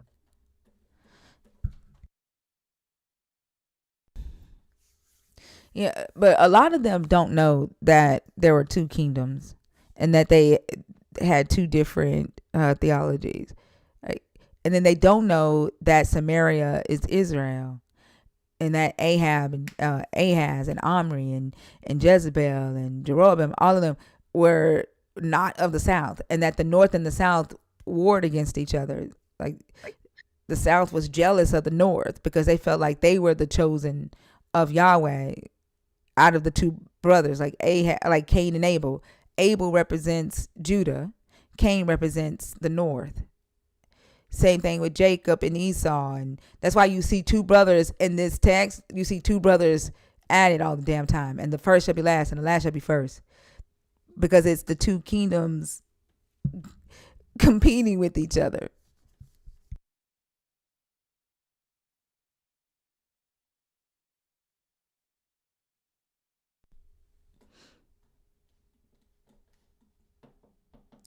I can't. As far as like doing Super Nerd by Cash App, the only problem with that is I don't control the sub onlys. So whenever we do the research, like when we start the research lives, I can't invite you in because TikTok controls who can see that. That'll be the only problem with that.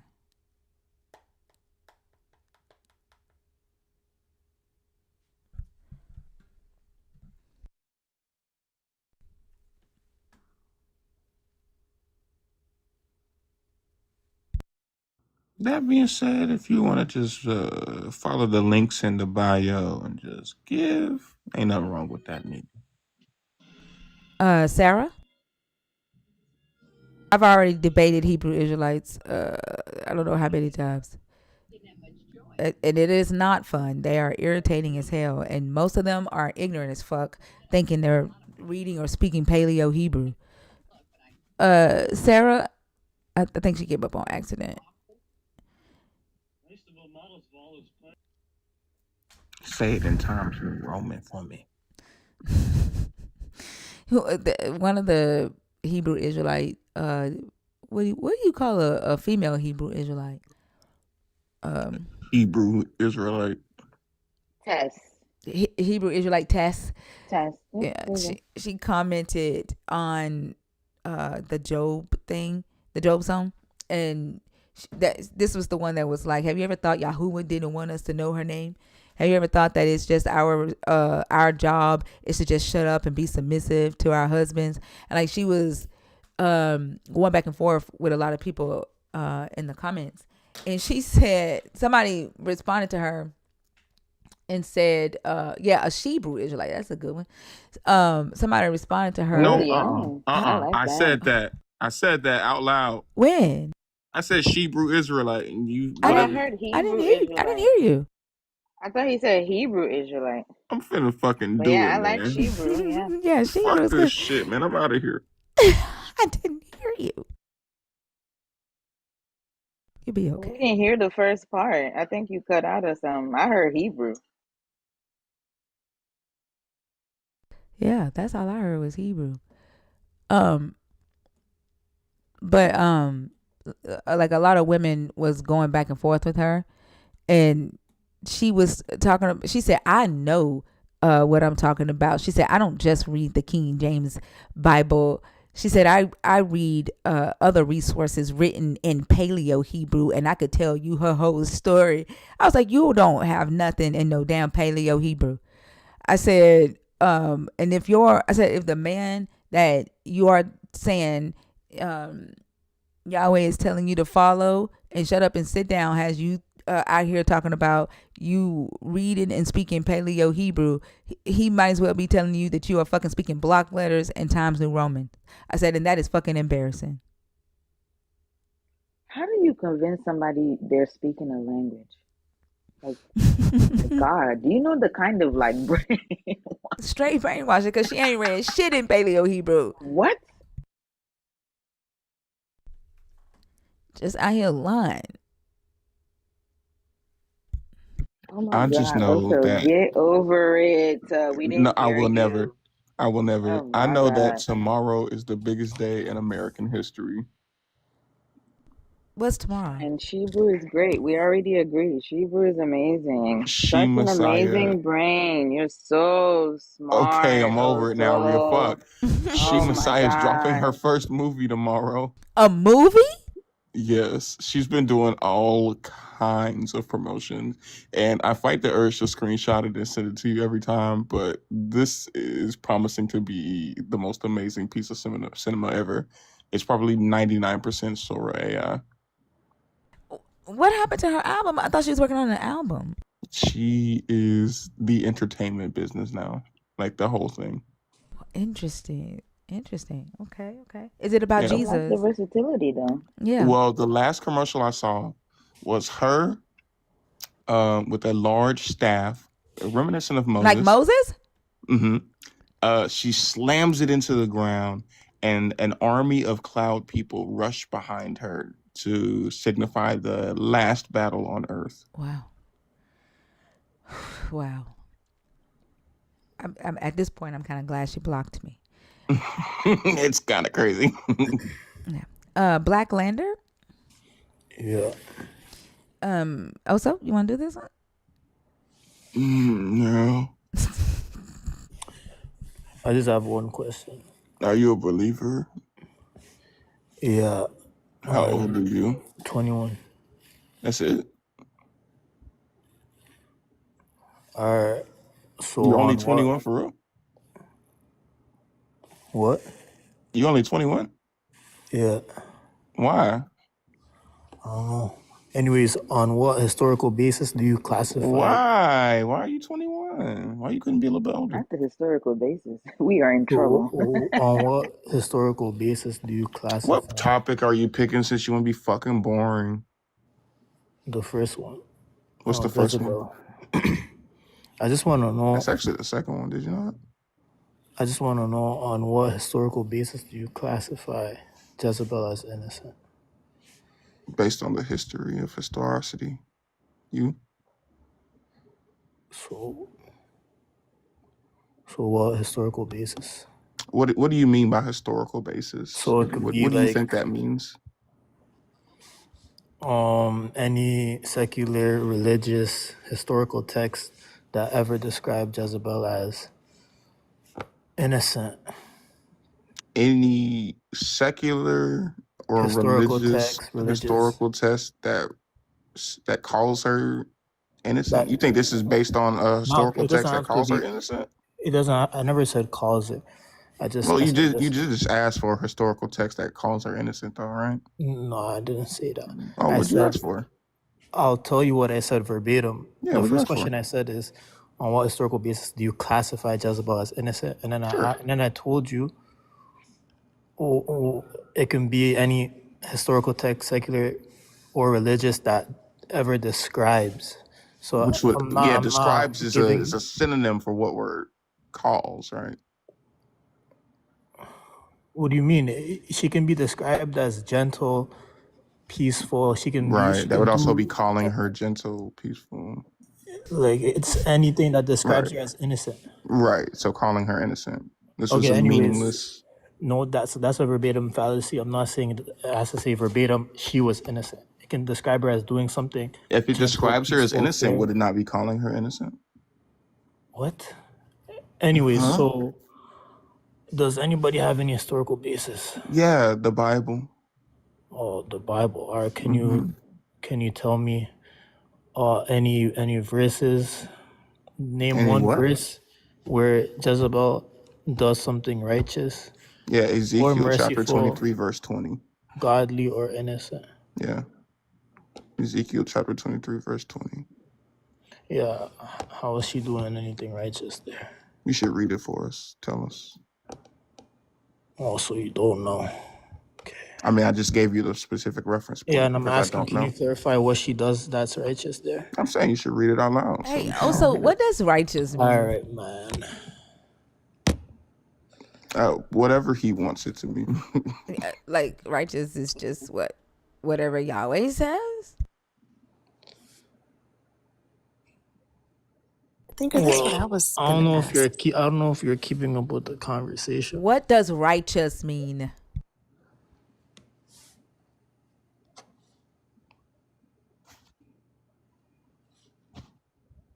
Oh, so you're not keeping up with What does righteous mean?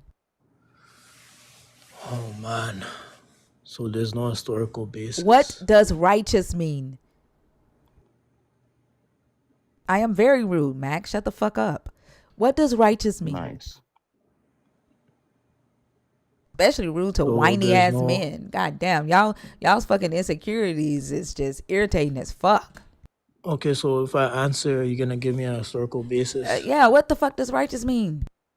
Moral. It could mean morally aligned, just, Aligned with what? Morally correcting, aligned with what? correcting conduct. Righteous is the opposite of wicked. So moral. You're Uh, saying righteous, right? To be righteous means to be moral? I wait. Did I say that?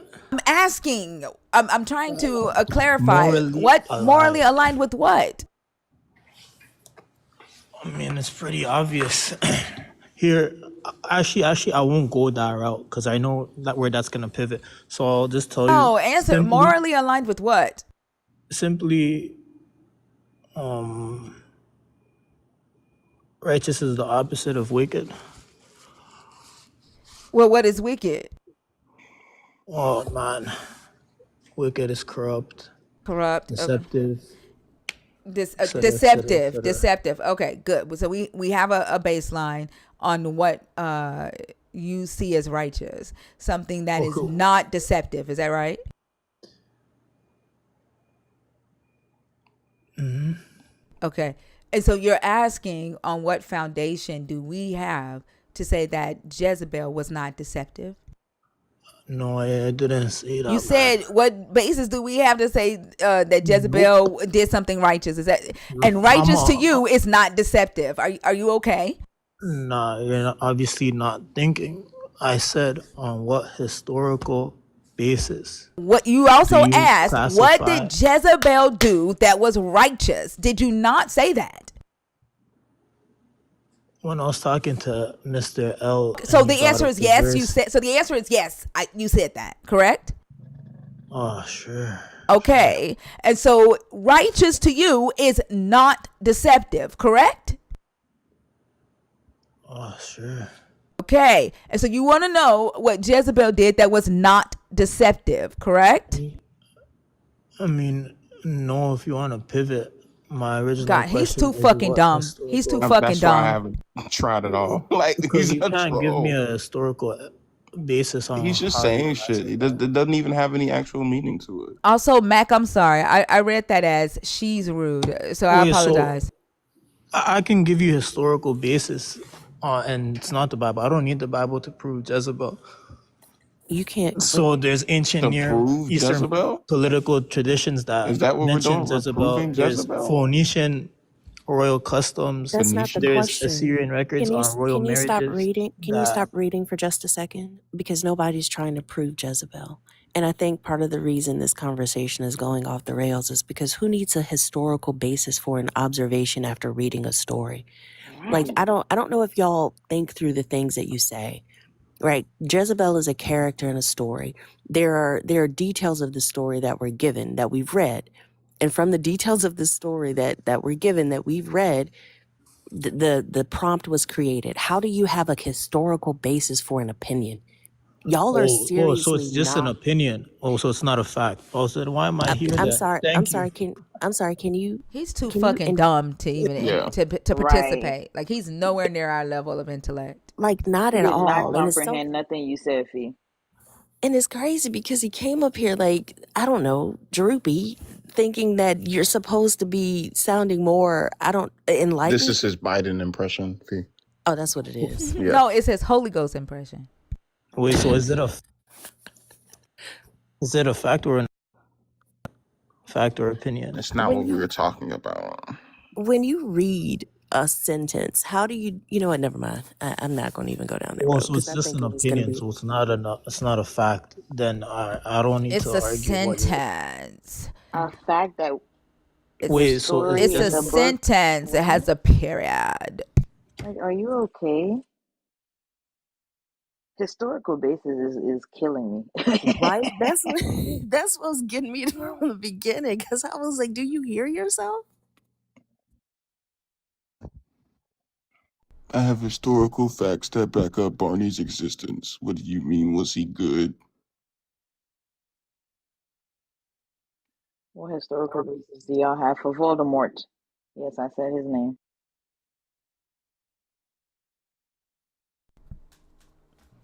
Oh, so you may have historical facts for Barney, but do you have what historical basis do you show that Baby Bob was supportive? That's what I want to know. Oh, you're gonna lose that case. Don't worry Yeah, about you it. got me on that one. You got me on that one. Baby Bot was the beginning of the end. So yeah, you got me on that one. I don't know why we keep trying to cast our pearls before pigs. That's a great question. Thank And you. Goddamn oink oinks. so why? Yeah, Oh I don't my know. god. I don't know. You can leave now. Historical basis for Cinderella. That's what we're gonna need next. Or maybe Snow White. How you know the dwarves actually existed? Historical basis. What? Rhea, what historical basis do you use to determine that Tom Riddle was really the bad guy? Oh Like, man. Look, we're you, gonna have to go get drinks. Okay, I got you. I guess so. Speaking of riddle, guess what the fuck I found yesterday? Hold on. Uh-oh. The What? Tell me, Riddler. The please. Simpsons riddle. Rhea, do you remember us talking about this a long time ago? Hold on. Simpsons riddle is semen or vomit. The answer is semen or vomit. Hold on. What? Yes. What the fuck? Wait, I think Hold I on. remember. And I forgot the question. I forgot the actual riddle. Out of the eater, something sweeter. And out of the strong came. Oh yeah. Yeah. Mm-hmm. Out of the eaters. That's It's crazy. out of the eater came something to eat, and out of the strong came something sweet. And there is a scholar at Duke University named James Crenshaw, who says that it refers to the solutions to the riddle is vomit and semen. Which would both connect the circumstances of the wedding feast.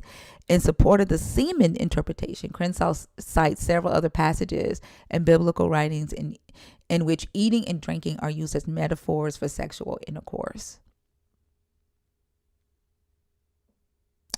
The solution offered by the wedding guests, what is sweeter than honey and what is stronger than a lion, also has the appearance of the riddle. Herman Stahn suggested that this may have been a traditional wedding riddle, with the answer being love. Other potential solutions to this include venom, death, and knowledge.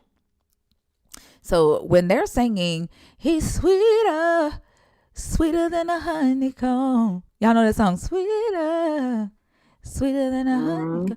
Yeah. So they're either saying semen, vomit, venom, death, or knowledge. And I think that's what another thing I was kind of hung up on was for it to be a tradition. I was like, would they have like went to his wife on purpose with that? Like, you know what I'm saying? Like, I'm like, so you would have probably already known like this is where this kind of riddle is heading, you know? And I'm like, maybe they were trying to clarify: is it vomit? Is it venom? Is it semen? Which one? They said that Crenshaw says in the book that it's basically referring back to Ecclesiastes, where it says that women are like the devil. Mm-hmm. Yeah, so it's saying like having sex with her is good, but being married to her or loving her is venom or vomit. Right. Mm-hmm. See, I knew it tied back to her somehow. Mm-hmm. It's crazy as fuck. I'm telling you, the devil in this book is a woman.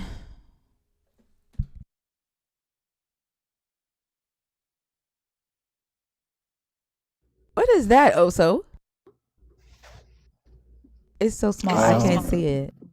It's a faucet with water coming out in two key areas. Oh my gosh. Let's see. Black flag.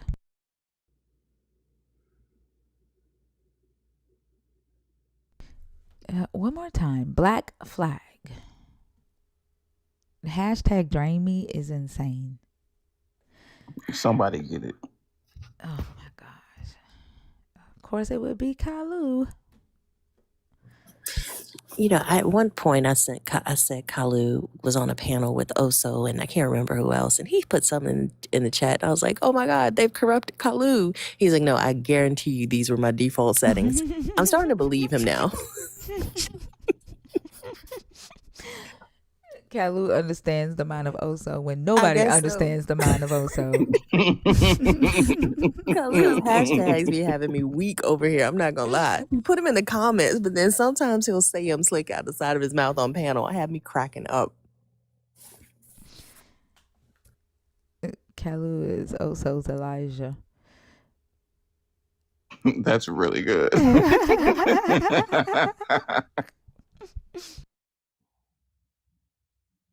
Zozo?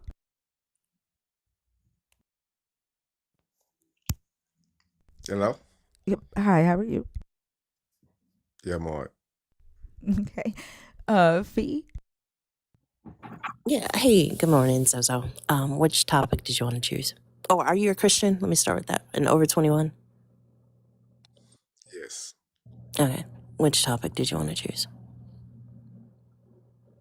What if Adam was abused? Job's wife done wrong. Wait a minute, what? What if Adam was abusive, sorry. Okay, that's the topic you want to choose? Yeah. All right, what are your thoughts on that?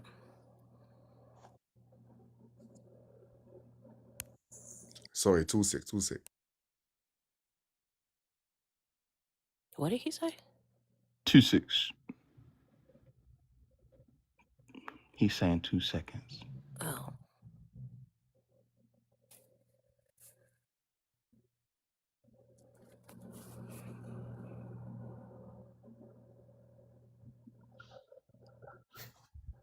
Did you not intend to request that? Adam was innocent in it. What historical basis? Can you prove the historicity of Adam's abuse? Show me a police report where Eve called.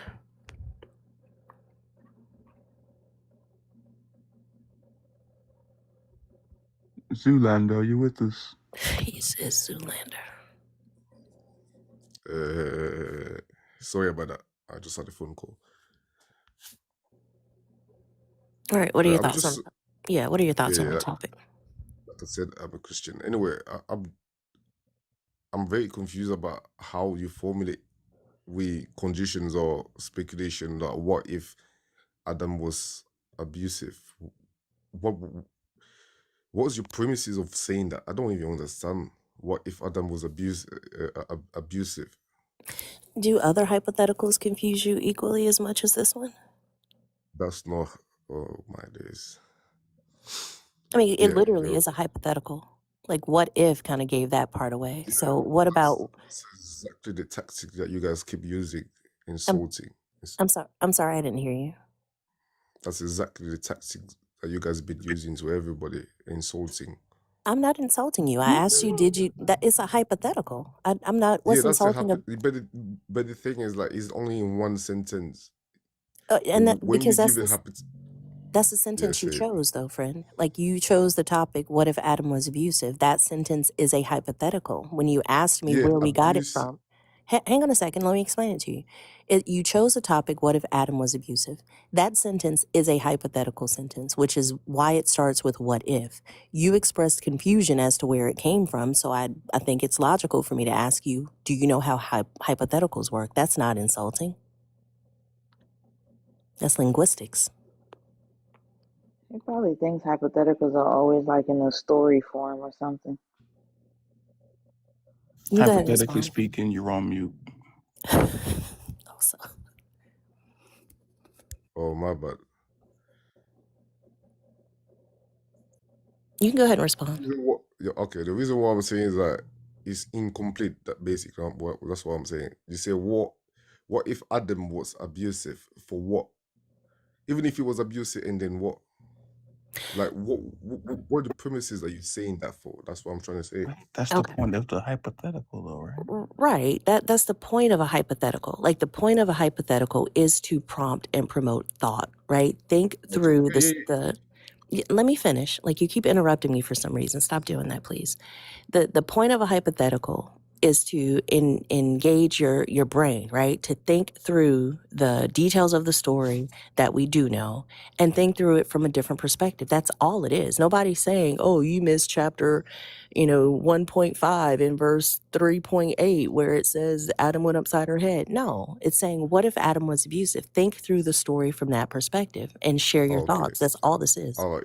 That's what I'm saying. I don't need you to try to explain to me what, all I'm trying to know is I just want you, is it because to explain to me the reason what you bring this, is this because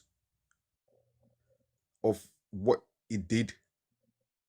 So basically you're trying to say like, oh, Adam was abusive, that's the reason why he committed sins. So that's what I'm trying to understand. Where Well, are if you you, getting all of that from? yeah, perhaps if you stop trying to predict what's going on in someone Right. else's mind, you could utilize your own to Yeah, engage in the actual hypothetical. I've been saying that. Okay, what is the promises of you using this? Is it because of Why? what it Like, did? either participate in the conversation or get Right. down. Like, we don't That's have what I'm to saying. explain that to you. Yeah, that's like coming up to Yeah, a because obviously restaurant saying, hey, why do you you're put eggs using the in your Bible. macaroni and cheese? If you don't So like eggs Yeah, and macaroni and cheese, then don't order it. But you don't come up here and I question think where a that question came you from. he said you no, use the I'm not saying. Bible. So I'm not asking. This guy don't even understand me either. I'm not asking you to tell me what the question is for. I'm asking you to describe or explain to me why you choose this question. That's all I'm as we saying. wanted to. Duh. Like, Yeah, I because say, if because hey, it did a lot if of I were to things. say, hey, if I were to say, what if the sky was purple? Like, do you Exactly. need more information with that? What would you ask me that? Yeah, because it's this unlimited What else amount would of you like. need if I said, oh, what if the sky was purple? And Okay, Ria, hang why on do you just a second, why do you Zuzu. want the sky to be Are you purple? okay? Zuzu, hang on just a second. That's such a great question, Ria, because I think the vast majority of people or people who don't know why the sky is blue would push back against you asking why it's purple because they would think it's just blue. That's just how it Right. is. Well, no, there's a reason that it's blue. There's a light frequency in the shape of there's a reason Yeah. that we see blue when we look in the sky. But to a person that doesn't know that, they would hear that question like, why would you ask that? That's a ridiculous question. But I think that speaks to why you're pushing back on Thinker creating this prompt. She has a right to be curious about whatever she has a right to be curious about. Now, if that curiosity offends you, you got to sit with why that is. But you don't get to tell her and validate her question. Oh, I see now. You think that it offend me. It does not offend me. I You am not are But trying you to offending. offend you. no, If I'm I just wanted saying to like offend you, I would ask you to take your phone out of your mouth. I'm not trying to offend you. I'm trying to engage with you about this yes. hypothetical question. I'm You, for actually some trying to reason, engage don't with good understand that. faith. I want to know where the engagement will lead. That's what I'm literally asking you to Perhaps please help me. engage in the So that question and that answer will just like come the to you blues. throughout the conversation. Yeah, I know. Just like the blue sky that you just mentioned. If somebody say, "What if the sky was purple?" Obviously, I can't just start talking. Like you said, I have an understanding why the sky is blue. So I have to ask the person, "What do Not you what you think? said. Like, what do you saying that the sky? Like, what if the sky was purple?" So I know exactly where her mind is going with the Why am I conversation, so I can saying that? engage with the conversation. Just fucking engage Why? and stop trying to Like, figure out our what? mind. Just engage. I don't think What? they know how to do Because that. they're manipulative. That's why they can't be No, you were the one authentic. that's They can't be manipulative with authentic. this. Stop talking. What do you mean? Stop talking. They can't be authentic and engage from a authentic place because they're taught to be manipulative, right? So he's trying to figure out our mind so that he can fucking lie and be disingenuous. So Yeah. that's what he's trying to do. I've never heard somebody with such a strong British accent be so poor at English. Like, do you want to pick another topic or do you want to engage in this one? Because this one's kicking your ass for some reason. Right. That one's hard for you, Emma. Insult again. We haven't even started engaging with the How topic. is this It's question's kicking your ass it's an kicking my insult? ass. I don't know if Exactly. you know what an insult is. You said the question is kicking my ass when I'm trying to you to guide me a little bit more about your mind. This What is you ridiculous. I what went and fixed a He's whole guiding ass cup of spiritual coffee and aspect. done drank half of it. And you mean to We tell me still y'all here. hadn't even got on the, We like, still Nope. here, man. what? Yep. But why is it so hard for me to ask you why do you think that Because Adam was abusive? Because you already know my That's belief. not What I'm what trying you to say. fucking asked. You asked not at all. why this question? Why did you write this? What's in your mind? Exactly. You did not What's the ask difference? what What's the makes you difference? think Adam was abusive. That's a different fucking question. What do you mean that's a different question? What do you think Adam was abusive, and what is in your mind about that question? What's the difference? You literally said if he was abusive, so what? Like what? I Are you never said okay? so what. I never said that. You see, no good faith Thinker, this the argument, one mate. time I ask you to please take it back from me, please. Okay, Please. hold on. You literally said if All he was this time, abusive, so what? But,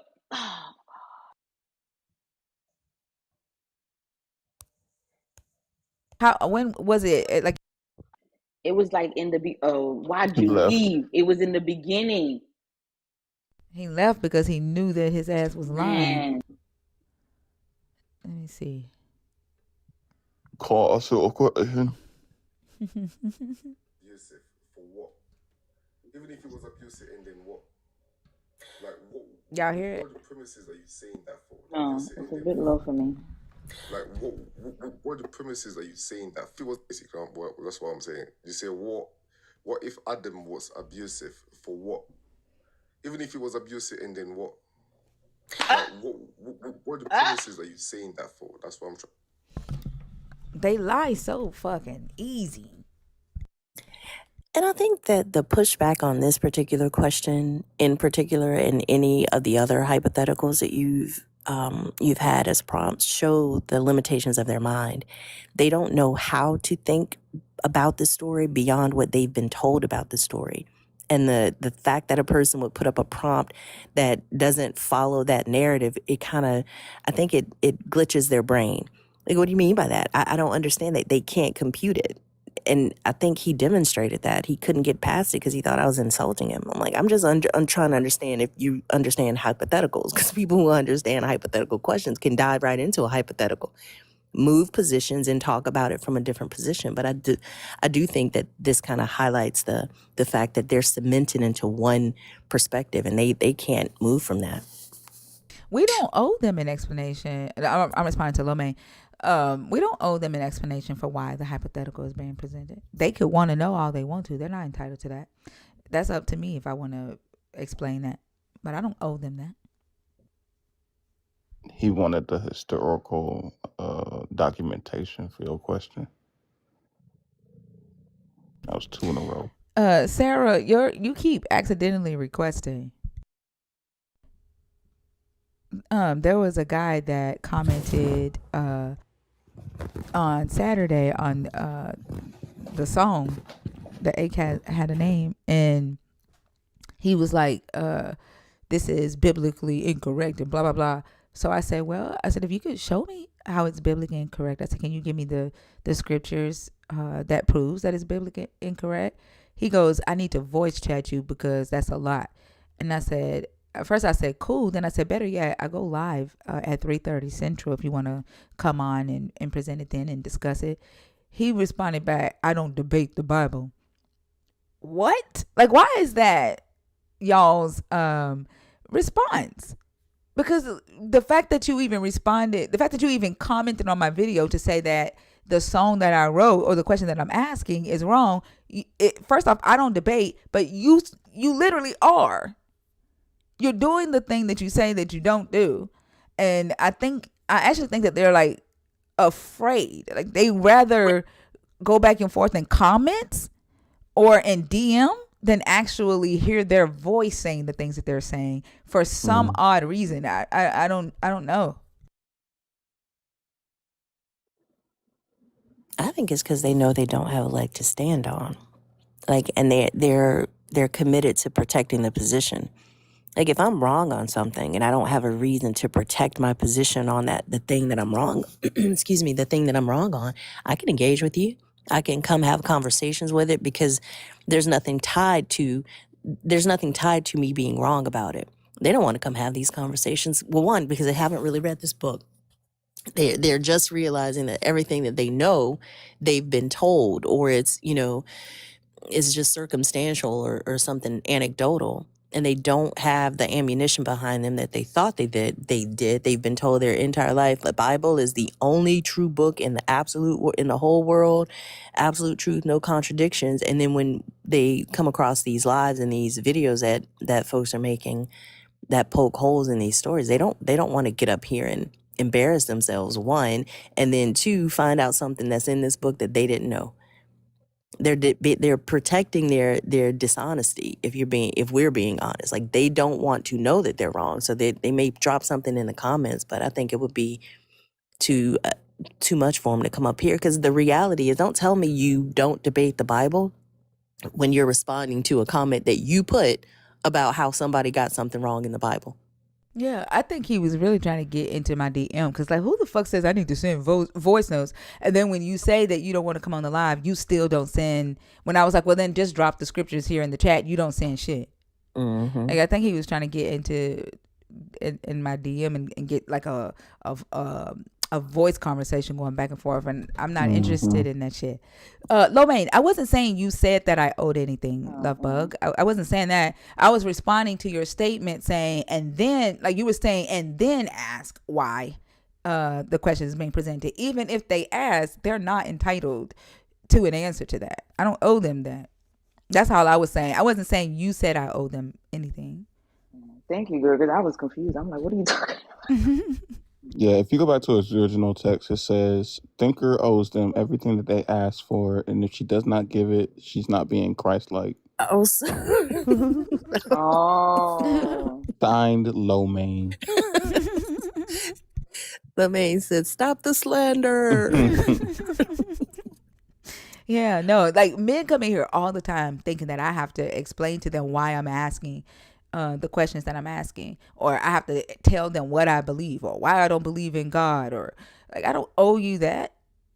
The only thing that I owe you is to let you know that the God that we're discussing, I don't fucking believe in.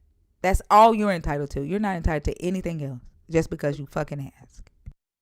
I wish they would think about what the entailments of their curiosity actually are. Like, to ask a person why you're curious about that, or where this came from. You're ultimately trying to police another human being's curiosity. Yes. You're It's uncomfortable with manipulative. you're uncomfortable with the fact that their mind thought of something that your mind never has.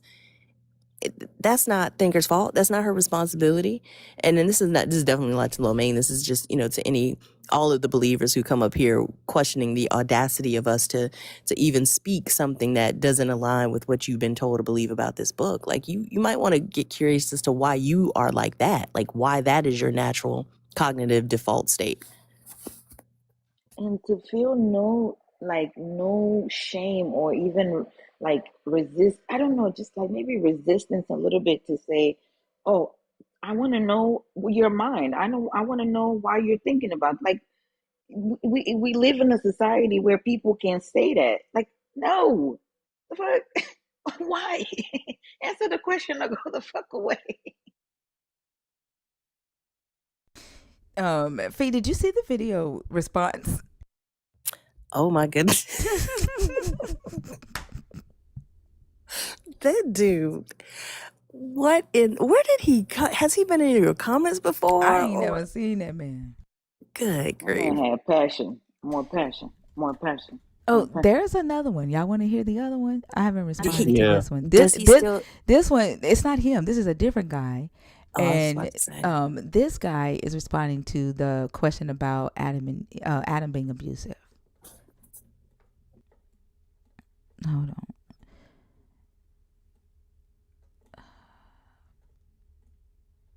I just rolled my eyes at this guy. I was like, what the hell? I thought you were going to tell me it was the first guy. I was going to ask was he still wearing them biggie size Humpty Hump glasses in the second one, because the way you was ragging him in your response What video did had you me call them? rolling. Huh? Humpty Hump What did you glasses. Go do the Humpty Hump. Oh my gosh. Where is it? Man, I hate on It's so difficult to on the desktop to find stuff.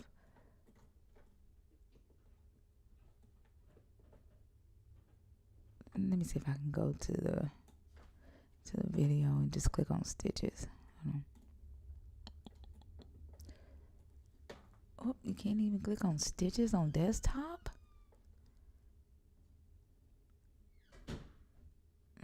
Damn, I can't even get to the video. He stitched this one where I was asking this. The fruit from the tree. Number 2, if Adam wasn't divine, why are y'all acting like he couldn't hurt nobody? Was Adam divine after he sinned? Is that why y'all are responding the way you're responding? Saying that I'm blaspheming? How do I get to stitches on desktop? Against a mortal man? What stopped Adam's human body from doing human harm? Let's think for a second. If Adam had emotions, speech, and free will, why is abuse an impossible thought? I'm not saying Adam was an abuser. I'm saying, what if he was an abuser? And why y'all think that couldn't be? That's the real question. So, how do I get to stitches on desktop? Y'all know? I've never even been stitched, so I don't know. Damn. And they, for some reason, they always look like they still live in the 90s. Because even this guy look like he's still, like, his mentality is still in the 1990s.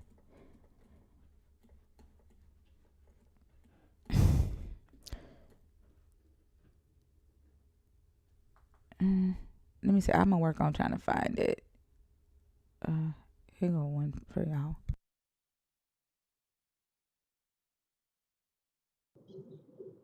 Whirlpool?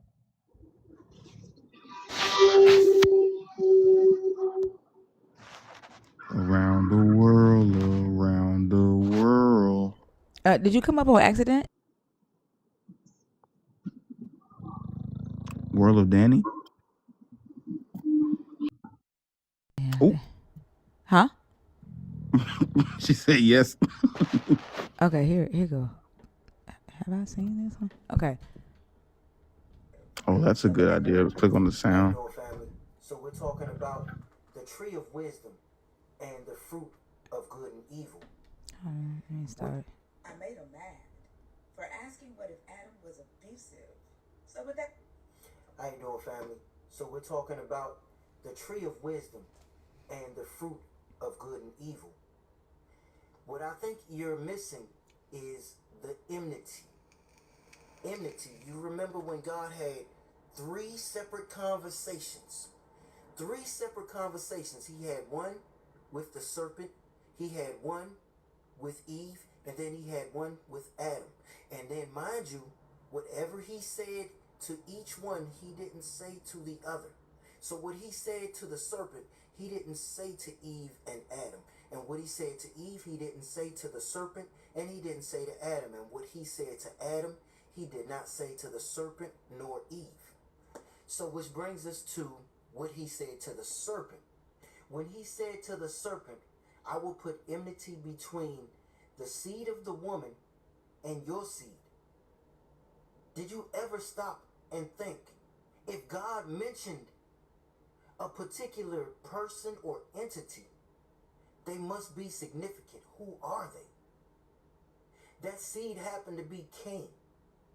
Cain was the first abuser. Why? Because of jealousy.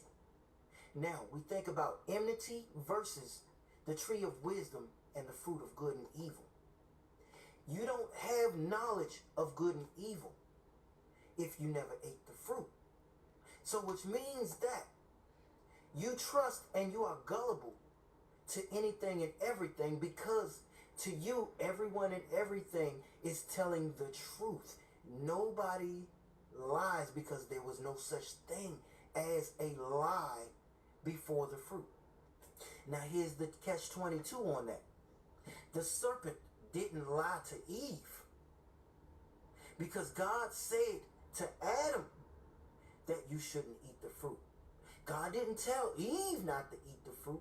God didn't tell Adam to make sure Eve did not eat the fruit. So I will say, just because of reading comprehension, Adam could not have been an abuser because he didn't have the mentality or the ill heart intent before the fruit. So I'm just gonna say that his reading comprehension includes didn't include phonics or words, because he doesn't even know what the fuck mentality means if he's using it in this context at all. And when did it become the tree of knowledge with the fruit of good and bad? Like, what the fuck are you talking about? He said, right, where the fuck did the tree of wisdom come from? It's still more left. We still have like 2 minutes left, but like he's adding shit to it.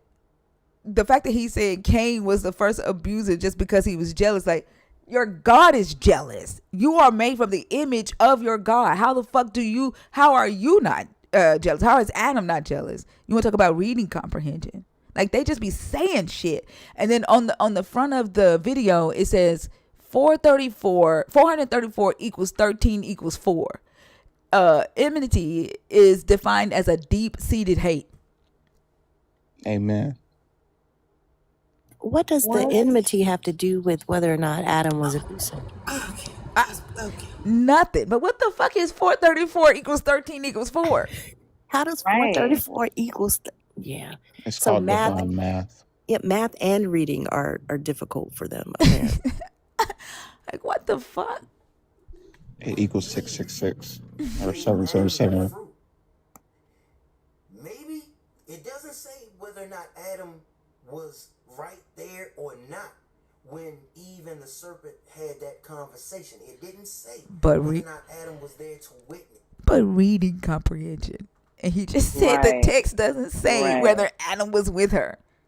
So who was with her is silent on the location. But he got reading comprehension. Oh my gosh. Then, like, how do you say Yahweh didn't tell Adam to tell Eve? Or Yahweh didn't tell Eve? How the fuck do you know that? Is that lawyer boy trying to come up in here and do his case? Who is lawyer boy? Huh? Pretty Ricky. Oh, I don't know. I ain't seen him since. He in the request. I don't see nobody in the request. Oh, he must have just popped out. He just requested.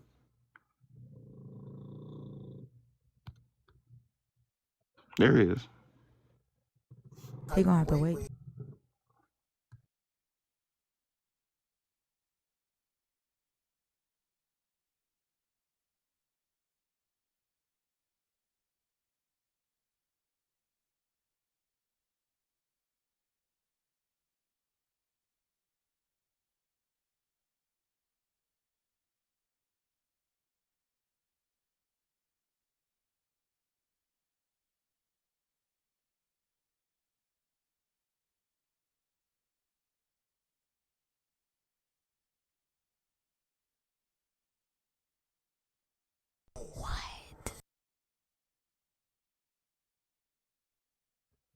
Can y'all hear anything?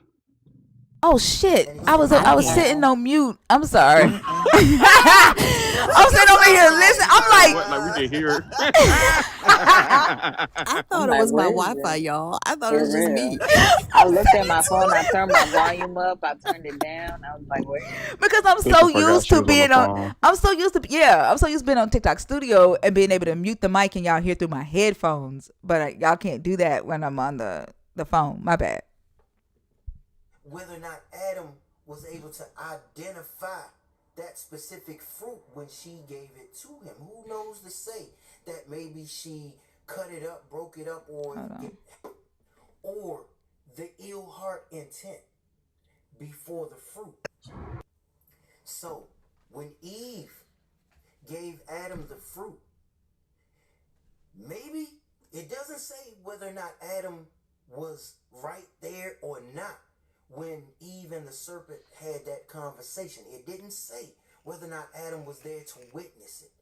It did not say whether or not Adam was able to identify that specific fruit when she gave it to him? Who knows to say that maybe she cut it up, broke it up, or it was already in a type of way where he didn't recognize that it was that fruit. But one thing that we can say for sure is that if he did know that that was the fruit, after he saw Eve eat the fruit and Eve didn't die, that might have been a little bit motivation for him to share in the moment of festivity. That's like being at your family's house on Thanksgiving. What? I Everybody thought he wants you to That's wasn't why I said. there. That's why I came off mute and said, right. So when "What?" it's time to I go thought home, he wasn't the house there. wants you to take a plate so you can take it up off of their hands. Then additionally, when God found Adam hiding in the bushes, and he said, "Why are you hiding in the bushes?" He said, "Because I'm naked." And when he confessed to God of eating the fruit, he said to God, "I only ate it because that woman that you gave to be with me gave it to me. If you are my woman and I can't trust everything that you do and everything that you're going to bring to me, we have a problem. You are not for me. You were not made for me."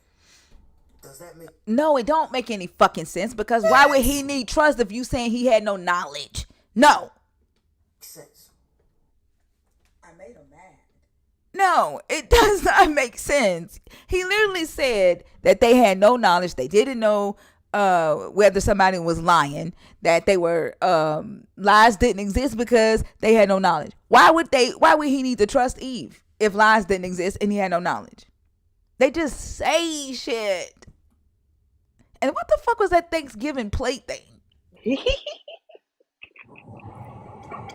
The garden was like the beginning. It was just like Thanksgiving when you put the macaroni and cheese and the collard greens and the dressing on your plate. You know what I'm saying? You can have all that, but you cannot eat the chitterlings.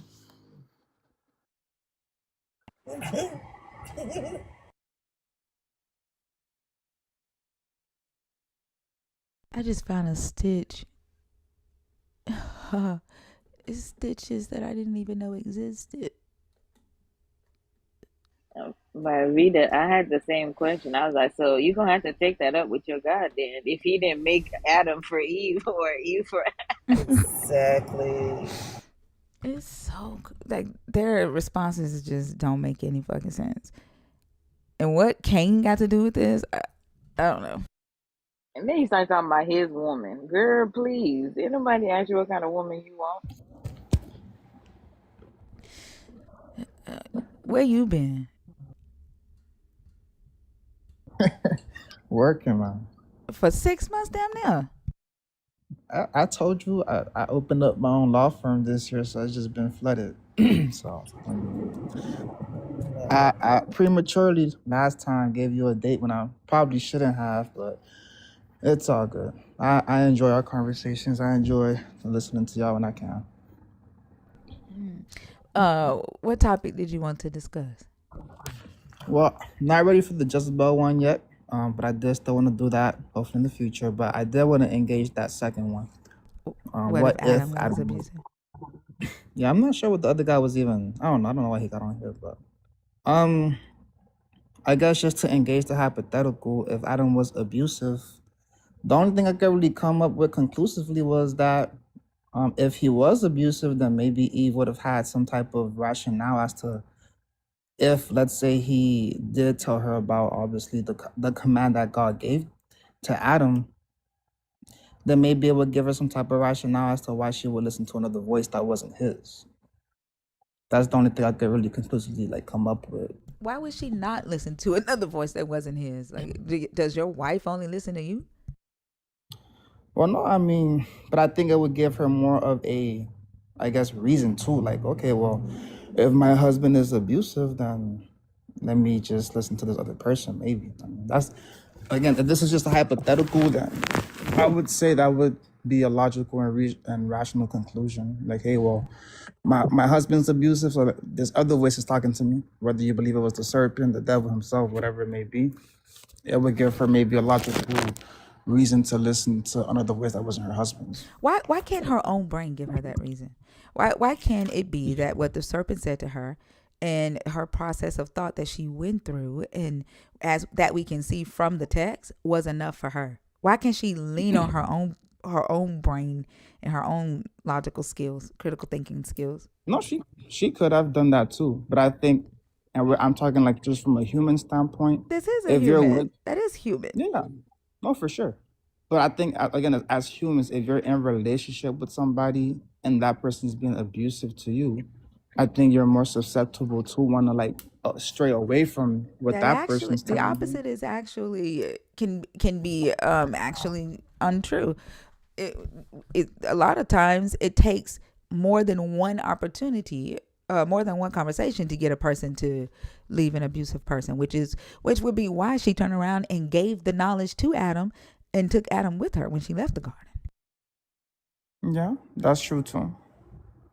But I mean, I'm basing this off of your hypothetical. If he was abusive, Yeah, that's what I'm saying. That's that could have been the reason why. what, what I'm asking you is, why are you assuming that the only reason she would have eaten from the tree is, oh, he was abusive? He could have been abusive and she still used her own process of thought. You're making it seem as if there was this expectation that she didn't do anything that Adam didn't allow her to do, or that she obeyed Adam, like Adam was leading her.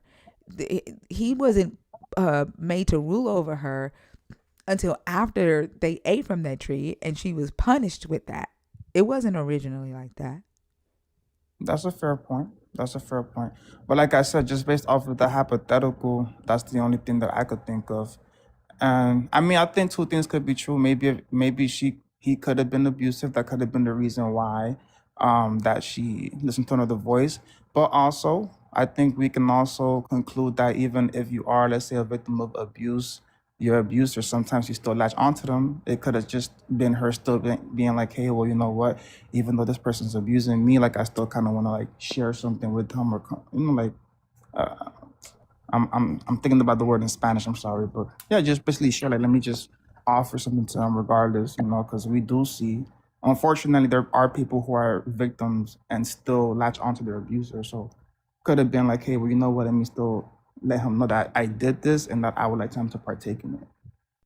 No, I see what you're saying, but you don't see the problem with you saying that's why she listened to another voice over her husband or over I mean, Adam's. I, You don't see I'm the not. problem. Hold on, Pretty Ricky, I didn't Okay, interrupt you. go ahead. Um, you don't see the problem with that, right? It's like saying she didn't have her own process of thought, and that there must have been abuse there for her to listen to another voice over a man. Mm, That's how you're presenting it, as if, yeah, he could have been abusive, but her process of thought of came her wanting to get safe, or figure out like why she's feeling the way she's feeling, came from her own process of thought, and that she, like, there was no requirement for her to listen to a man. Like, you don't see it problematic the way you're presenting it, though. Um, I don't know, because I think maybe we're not connecting on, like, we're not having like a connecting of the mind right now. No, I I'm not get saying what that you're it saying. must have been. I'm not saying that it must have been. I'm saying it could have been a reason as to why. And No, again, I get it. it's not. I'm It not couldn't have saying been your the only reason is reason. wrong. It could have been one of the reasons, not just Uh, that reason No, Pretty alone. Ricky, I'm not saying your reason's wrong. It's you saying this is why she listened to another voice over her man. It's that sentence right there. You don't see that as problematic? No, that sentence is not the message I'm trying to convey. And if I said that, I'm sorry. I'm saying that it could have been one of the reasons she chose to listen to an outside voice. And I think You're still that's saying it fair. when you say outside voice. Like, Mhm. does anybody, y'all know what I'm trying to say? Maybe I'm not articulating it. No, I'm saying that, And even if we take any example, like let's just say, Hold on, pretty wicked. Fee, do you understand what I'm trying to oh, go say? ahead. Yeah, I think there's a lot of baked in misogyny in your question, right? Like the concept of where's her thought process? Like when you say that cause her to listen to another voice, you completely erase her brain from the scenario altogether, as if she has the inability to actuate an independent thought. And that's the thing that thinkers missing. Like you're leapfrogging over that, but there's a big piece of dissonance that's there that you're not recognizing in this question, which is Okay, ultimately like under the umbrella of how women are portrayed in this Bible and the baked in misogyny that it has. I understand what you're saying, but that's not what I'm trying to convey at all. I think, for example, whether you're a man or because this could be a man or a woman. I don't think it's just to women. I think as a person, you can have your own thing. Like Eve could have her own ways of thinking. Adam can have. We all can. Like you as a woman, me as a man. We all have our own understanding of things and all can think on our own and make our own rational decision on our own. But I do think that there are outside forces, whether it be me abuse, and this could be a man or a woman, whether it be just the opinion of a person that you think is very important in your life. All of those things, although we have our own thought processes, we can be influenced by those outside things. So I'm not saying that at all that Eve didn't have the capacity to make her own decisions. And I'm not saying that she didn't have her own capacity to make decisions because she was a woman. I've never said those things. I'm not trying to be a misogynist or anything like that. I'm just saying that if Adam was abusive, and it could have been Adam and Eve, and obviously I don't believe in that, but it could have been a Steve, it could have been whoever it may be. It's not about gender here Why or do sex y'all or do whatever that? you Why want do to y'all call do it. that? Why? No, Why did you no, just do that? no. I'm because I think you Then guys don't are fucking talking bring them about up. Don't bring gay no, people up if you're gonna do all that. I don't no. believe in it. Why did you bring them Oh, up? well, okay, you're right. I shouldn't have said that. I'm sorry about that. But okay, but my point still stands is that look, well, I'm saying that I don't believe obviously that there was the Bible says Adam and Eve. That's why, like, but I'm just saying that it could have been another man, could have been another woman. But the point still stands that outside influences, even though you have your own train of thought, can still influence you. So I'm not, Outside I'm influences not of what? saying Outside of what though? outside of your own thought process. And I think that's a pretty solid point that we can't refute. You are a human being, you have your own thoughts, but you are susceptible to be influenced by the opinions of other people, Yeah, whether but that be your that wasn't husband, your whether that be original. That was my point. Your original point was that she listened to a voice outside of her husband's voice. and that's based on the hypothetical what if Adam was abusive. Well, then What I'm does saying, her listening to another voice outside of his voice have to do with the hypothetical? And that's what you're not getting. well, I'm thinking about all of the things that could have been, right? Because the Bible doesn't really tell us much about. I would say, I mean, I know you're You're obviously still not getting it. It's not about what the you're you're literally when you say, well, there is a possibility that he was abusive because she listened. You might as well say she listened to another man over her own man. No, I That's mean, how you're presenting it it. could have been. It could have been like her home girl. It could have been anybody. Okay, she listened to her homegirl over her man. You think that sound better? I'm saying, thinker, right? That if Adam was abusive, I think that if he was abusive, it could have been one of the factors in her determination to listen to an outside voice. If it was that Adam did tell her, "Hey, we can't eat from that tree," Why but it could have wouldn't been. It she could have. listen to an outside voice? It doesn't matter what Adam told her previously. She has every right to listen to an outside voice, even if she's not being abused. She does. So right. So the No, she way you're does. presenting it is the man is the head, the woman listen to the man, and No. because she was pressured, due to him abusing her, that's what made her disobey her husband. That's how The you're thing, presenting it. but that's not what I'm saying, and But that I is think what you're saying. that's not what I'm No, I saying. don't. If I did, Ricky, I wouldn't be pressing the issue. And this is Okay. why I asked the panel if they understand what I'm trying to articulate. And Fee articulated it on point. That is But exactly what nobody. you're Okay. saying. Well, can let me say this, thinker.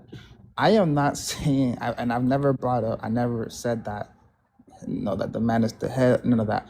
All I'm trying to say right, is that we as people, right, can make our own decisions, but that those decisions can be either positively or negatively influenced by the actions of others. That's all I'm saying. No, And well, I if think you that's want to true. change what you're saying, then Okay, you would fine. say, let me finish.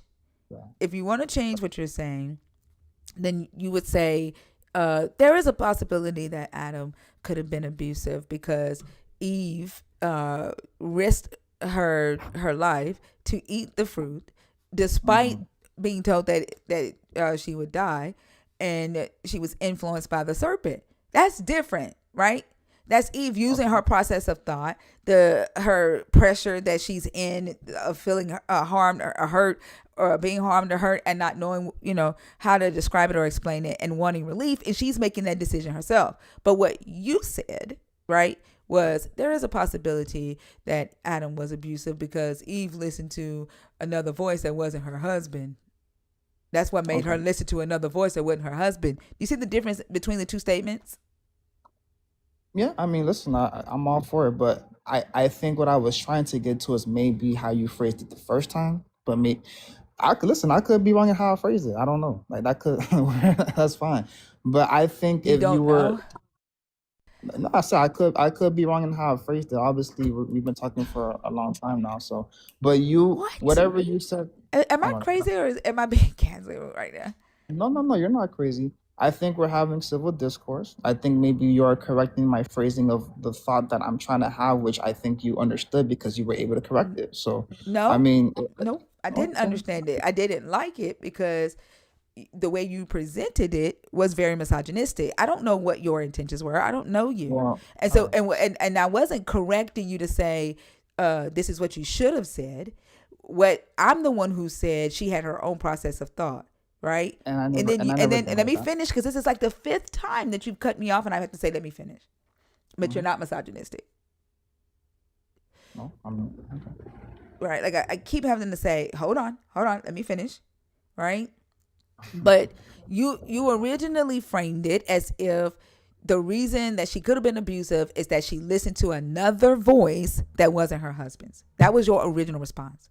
And my original response to that response was that's misogynistic because you're saying that she didn't have her own process of thought and that the abuse is what caused her to disobey her husband.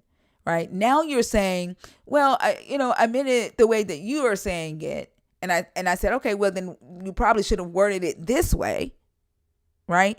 But instead of you saying, okay, I get how you see it, how those two statements are different. You're saying I don't know if they're different, which tells me that you still don't get it. If you're saying that you still can't see how those two statements are different, and then you're Mhm. saying I may have worded it wrong. I don't know, as if you can't remember what you originally said, and you think you said what I originally said, right? It's almost like you're trying to change the my memory of the conversation and or the audience, and trying to make it seem like all along you were trying to say that she had her own process of thought and we just misunderstood you, and that feels Yeah, like I mean, gaslighting.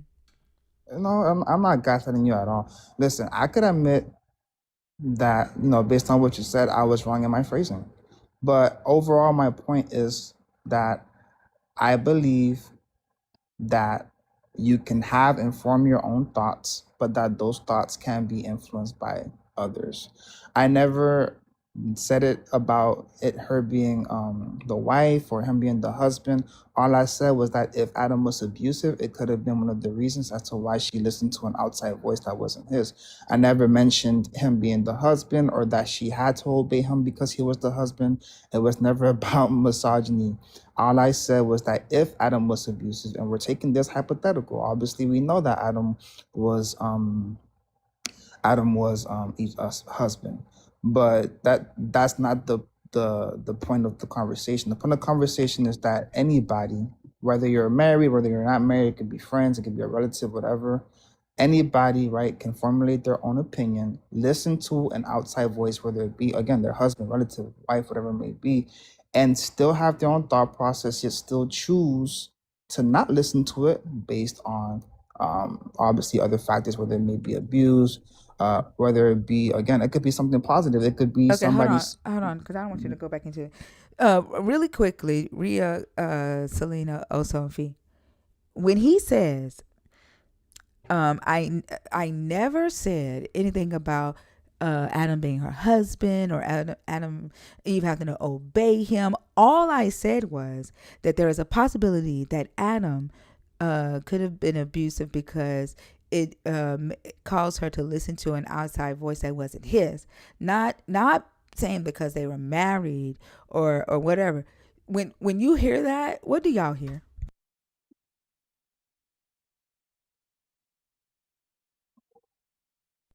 He had no way to regulate.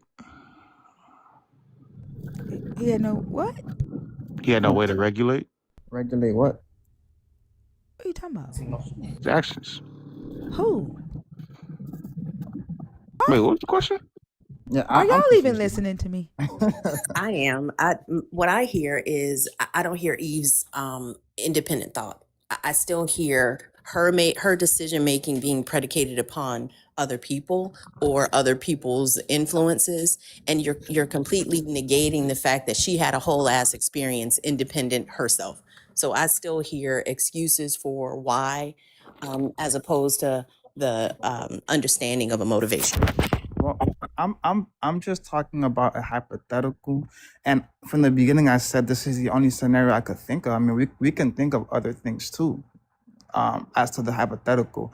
Now, I'm It's not not the denying. scenario, Ricky. That's what you're still not No, getting. I Hold brought the on, Ricky. scenario. Don't I interrupt brought me the scenario. again. It's not Go ahead.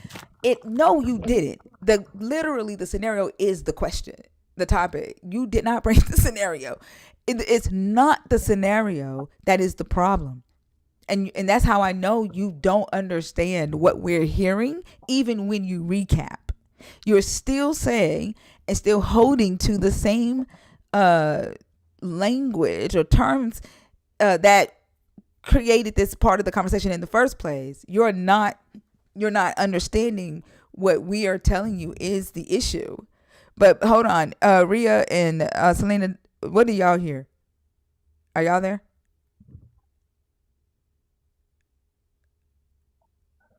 No. Both of them Yeah, gone. That I'm here. Oh.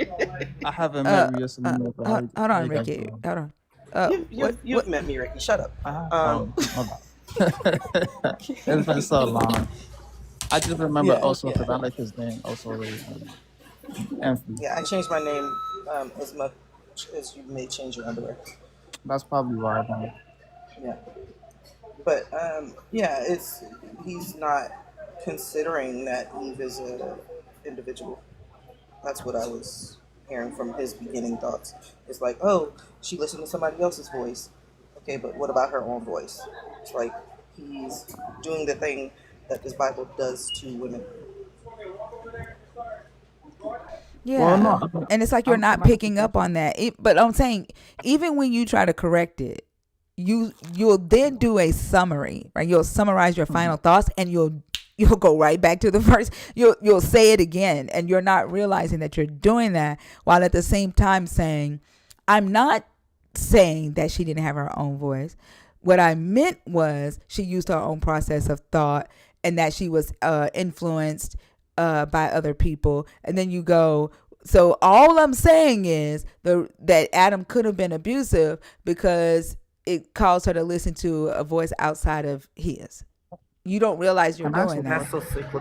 What can I ask a question then? If I'm allowed to, I don't know. Uh, Hello. Yeah, go ahead. All right. Can nobody have their own process of thought, right? Yet still make a decision based, take in their own considerations, but also, take in the opinion of others. For example, if I guess Rhea, right, wanted to buy a couch, she's shopping at I don't know, Macy's for a couch, and she likes the couch, but then you come up to her and say, I could But have I, picked a I better don't I couch. don't need an example. And the question that you're asking is proof that you still don't see it, because that question is not the issue. then I don't see it. I probably don't see Right. it. You don't And see the reason it. why I said I brought the scenario is because the prompt is what if Adam was abusive. So it that doesn't really complete everything. I'm saying I brought the scenario because I'm the one that brought up the whole her eating the fruit. But if Adam was She ate the abusive, fruit. What? You didn't create that. That's the story, Ricky. no, that is. But I'm saying that the prompt is what if Adam was abusive? Well, it Right. doesn't I really give. created that scenario. What did you create? What did you bring? I brought well the only thing I could think of is in that moment if he was abusive, that could have been one of the reasons why, right? She listened to an outside voice. But I'm saying that that prompt could bring a lot of other, I guess. Outside voice. And what you originally said and said multiple times is outside voice, outside of his, as if her voice doesn't matter, her thoughts do not matter. That's what that the issue is, that you are saying this is why she listened to a voice that wasn't Adam's. I That's said the could have problem. been. I'm Right. saying it And could have that been. right, and that's the whole problem. This is why she listened to a voice that wasn't Adam's. Yeah, he's a lawyer. This is No, I never. why But that's the thing. You're saying I never said. I'm saying you it did could say be one that. of the reasons. No, Right, you could. did say, even How if is it could could be, be? the problem is you're saying that it could, that the it could be this because this is why she listened to a voice that wasn't Adam's. That's the problem. Why is that So hard all to right. understand? No, I Like mean if could be why and this is the reason why it's the same thing to everybody here. Even And if for it any in the could be comments, or it is, the problem is she didn't listen to a voice that wasn't Adam's.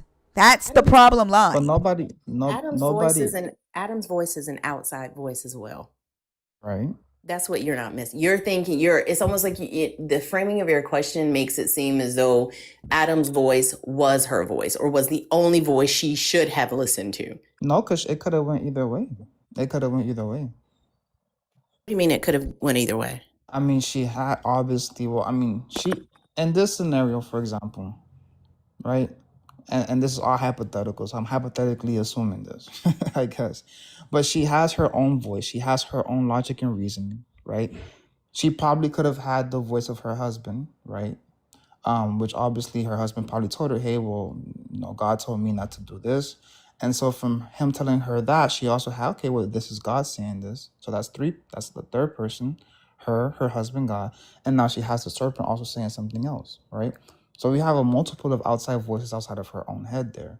Nobody is saying that she couldn't have made her own decision on herself, but part of human beings making decisions, right, as rational human beings, are taking into consideration other voices that are not our own. I think that's a But that's natural not and what you originally said. You said a voice outside of his.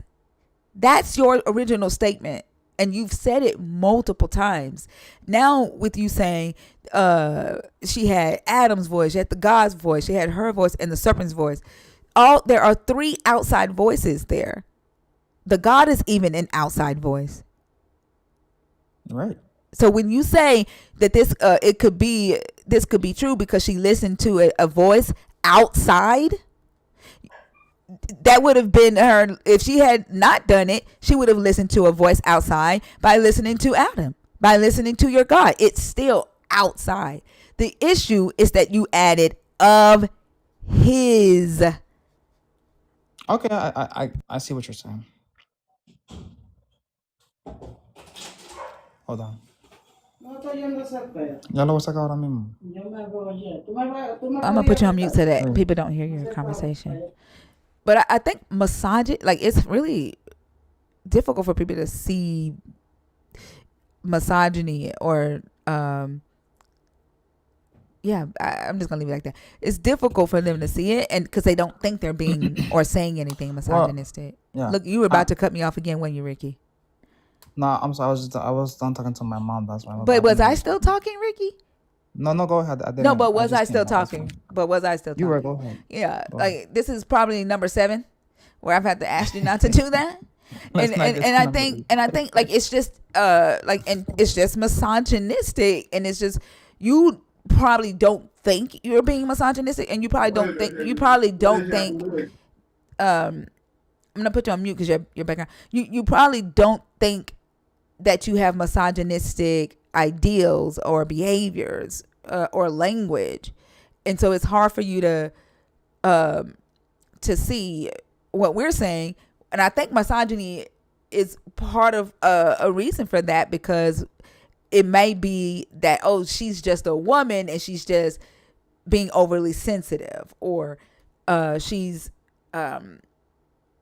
just taking it the wrong way, and it's being dismissed as just a misunderstanding of what you're trying to say, or of what you actually said. And then when you start explaining yourself, you kind of muddy it a little bit, and it feels like you're trying to change my reality of what I actually experienced you saying, is what it feels like.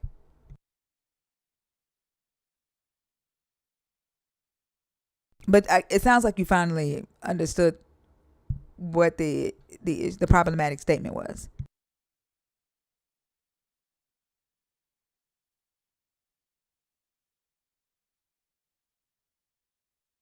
Are you there?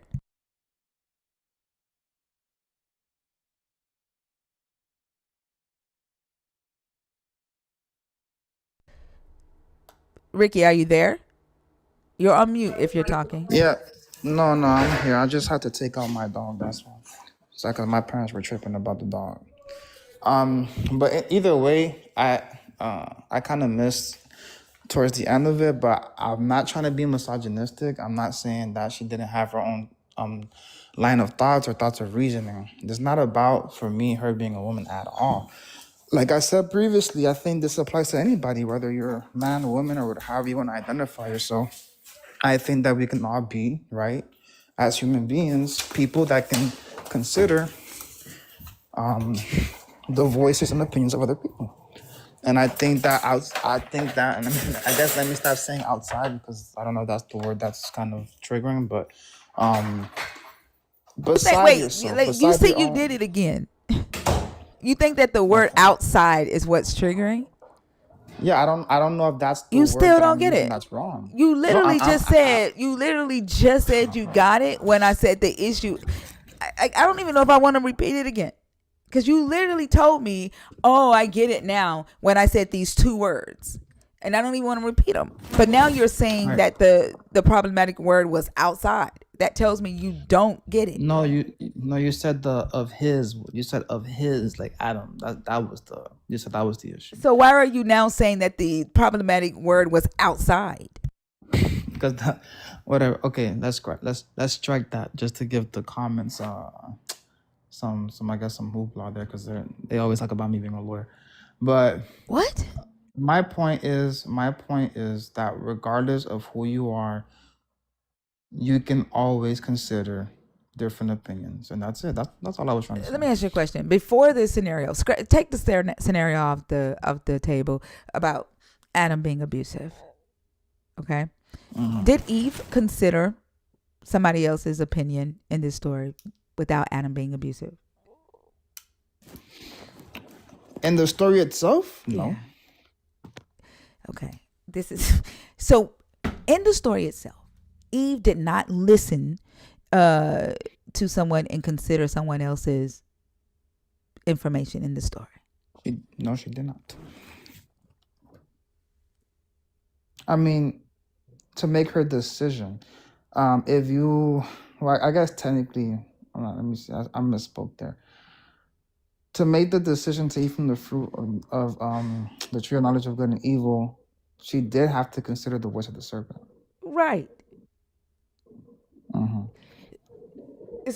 So regardless, there was outside influence, whether Adam was Right, abusive or not. right. Right. So when you say outside of his, right, what did you think made Eve do it prior to this conversation? Again, but this is where the hypothetical No. comes up, Prior because to this hypothetical question, oh, what do you think made Eve do it? oh no, yeah. I mean, it was her own decision. It was her own decision. She made that decision herself after considering what the serpent told her. So prior to the question about abuse, you was like Eve got her own mind. She's a feminist woman, and she ate. And then with this question, you're like, oh, she only ate of the tree. But I mean, Adam could have been abused because she didn't listen to her husband. No, I never called her, and I never called her a feminist. Oh my gosh, Ricky, this is. I said to you the last time you was on here. You keep telling me you a lawyer, Ricky. And like I'm trying to figure out like what are you doing? I didn't say you did. Biblical discourse and legal discourse are two different things. It's your train of it's your process of retaining information. It's your articulation of that information. It's your comprehension. It's all of that. Like you were doing this the last time you were up here. I never said stop cutting me off, Ricky. I never said that you called her a feminist, right? I was being sarcastic, right? Oh, okay. And I don't know. Sometimes people can't recognize sarcasm. Sometimes I have a hard time recognizing sarcasm. I don't know. But you're telling me that prior to this hypothetical question, prior to you coming in contact with this hypothetical situation about Adam being abusive, when you read this story, you just saw it as Eve being a woman of her own autonomy, of her own mind, making a decision, and then never once thought, oh, she made this decision and didn't listen to her husband's voice. But now you're like, oh, she didn't listen to her husband's voice. Those are two very drastic ideas. You're correct. And I would like to add as well that even in that scenario where we don't have the abuse of Adam, she still considered somebody else's thought process that was not her own, which was the serpent. But again, that is part, I would say, of human rationale, where you are capable of having your own thought process, decision-making abilities, yet still consider the input of somebody else. So in that scenario... Go ahead. Okay. Ricky, go ahead and finish. No. What I'm trying to say that, and again, I'm trying to see your point too. Don't think that I'm being like, I don't know. I don't think that I'm being, I guess, dumb or ignorant on purpose. But all I'm saying is that she can make her decision on her own, completely, 100%. But I still believe that us as humans, part of us making our decisions that we make on our own, that can still come, right, with the capability of considering the thoughts and opinions of other people. I mean, I think we all do that on an everyday basis. And I don't think that's something when that's you have new information. Yes, she got new information.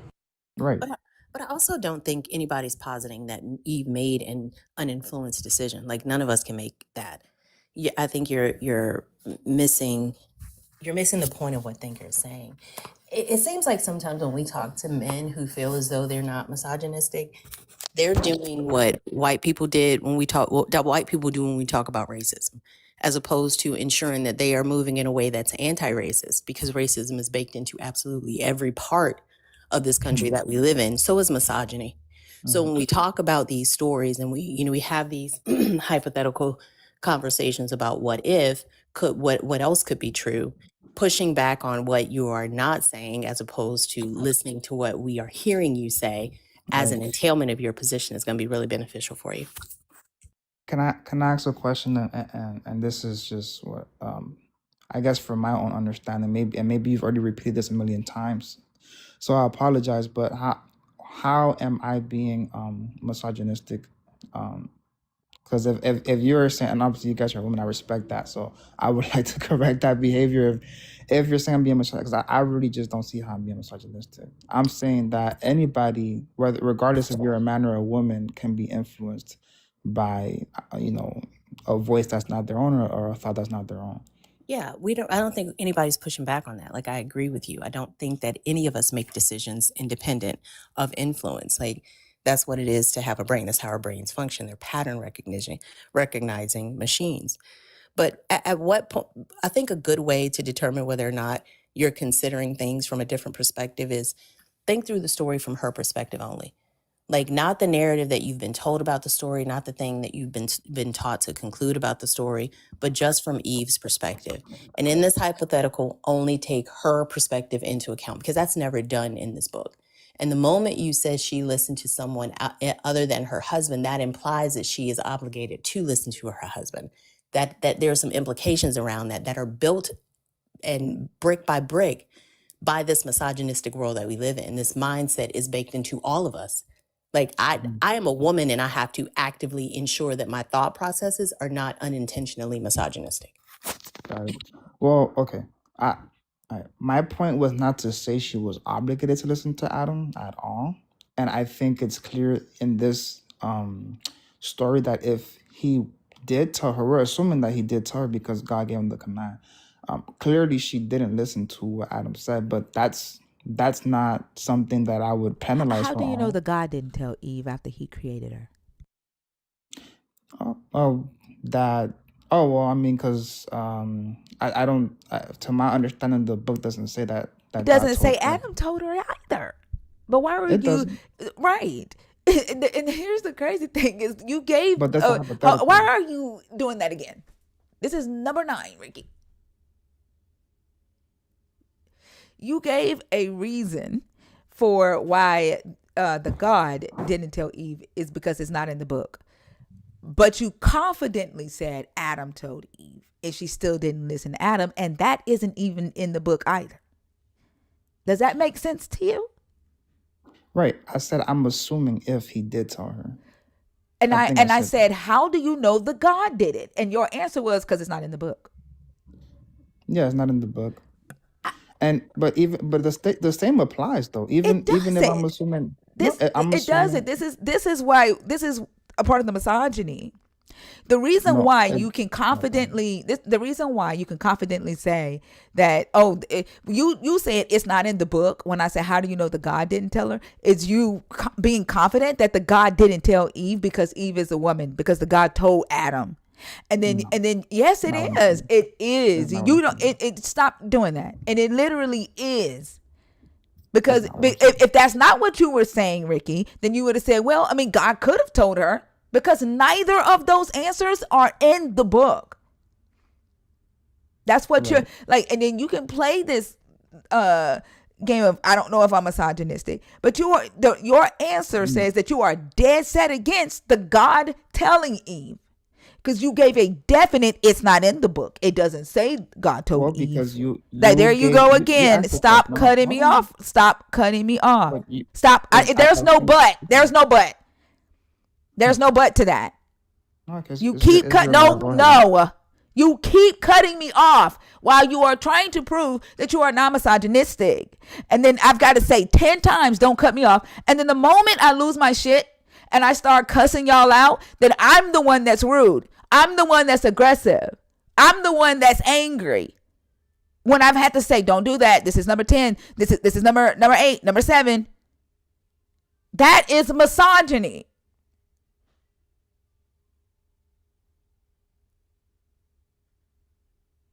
Go ahead.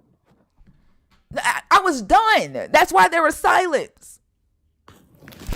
All right. I was saying I'm assuming that Adam told her, and then you said, well, how do we know that God didn't say it? And I said, well, it's not in the book. And then you asked me, well, how do we know that Adam didn't say it? Well, I said that's not in the book either. Because my thing was, wait, I said, hold on, don't lie on me. Don't lie on me. I did not ask you that the second time. The second time I did not ask you that. I said the very fact that you are saying that it's not in the book when I asked about the God, and you are saying that you assume Adam told her, it proves the misogyny, because you are definite that the God didn't tell her because it isn't in the book. But neither is it in the book that says Adam told her. But you have Yeah, no no. problem. But you have no problem assuming Adam was the one told her, even though that isn't in the book either. But you are definite. You don't put the gavel down on your God telling her because it's not in the book, and you don't And then I said understand it the could have been a misogyny possibility. behind that. And then I said, well, that could have been a possibility too. You It did could have not. been. I did say that. I said that, well, yeah, it could have been a possibility that God did tell her too. And I said, Hold even on. if Did God did anybody up tell here hear her, him say that it's a possibility that the God told her? you were talking while I was Did saying I did anybody say hear that. him say that up here?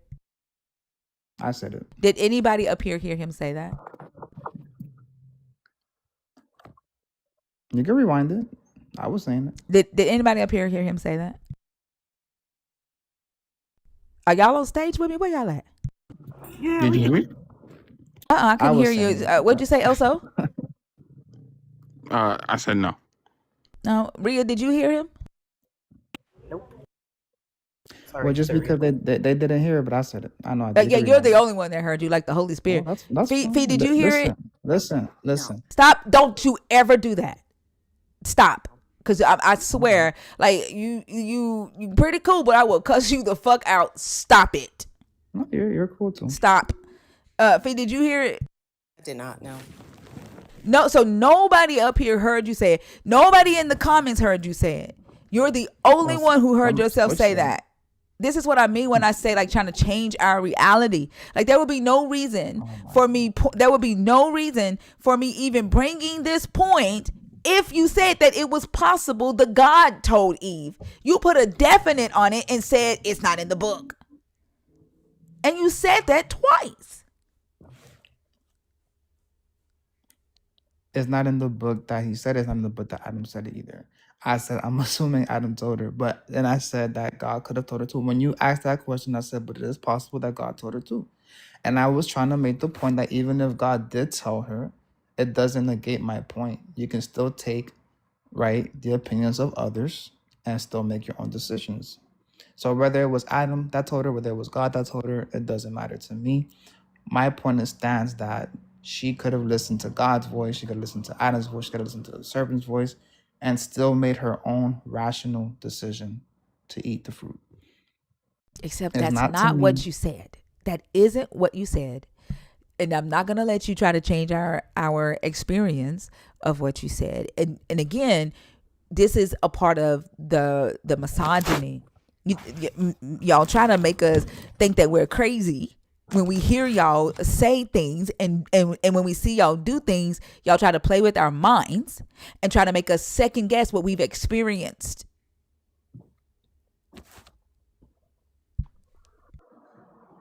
I think I think they're just really good at wordplay, to be honest, because I feel like I'm getting my Do point you see across, how and it now gets he's blame understood. shifting? Now I'm the No, problem. I'm the one gaslighting. I'm because the one manipulating. you I'm the one see word the playing. point I'm trying to Hold make on. though. I'm Like, talking right now. You are doing all the things that a misogynist does. You are now blaming me for the shit that you said, the points that you made, even if you cannot articulate yourself the way you want to articulate yourself. You said it. And because I will not allow you to change or rewrite my fucking mind, now I'm word playing you. Now you're the victim. This is classic misogyny.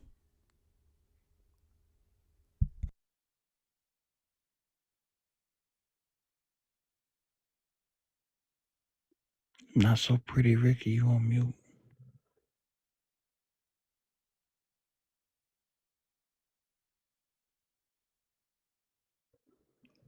she got new shoes on the rack.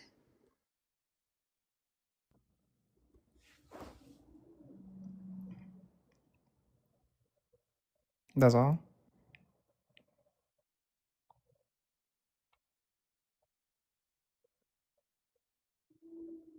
Hello.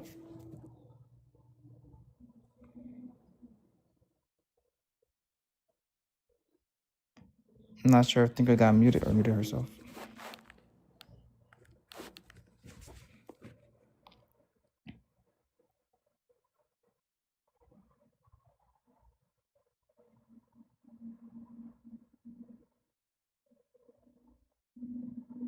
Hello.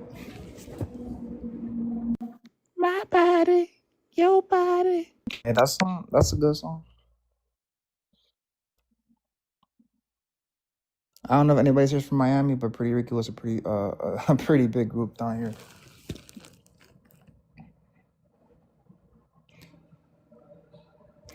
And I guess while I'm up here, I'd like to encourage everybody to go watch the new Dave Chappelle special. It's pretty good. Very thoughtful. Don't take the liberty. Don't bye. What the fuck? And he laughing. You little shit. I never liked him. Also, Dave Chappelle, much as he might try to dress it up, is a fucking transphobe. Fuck him.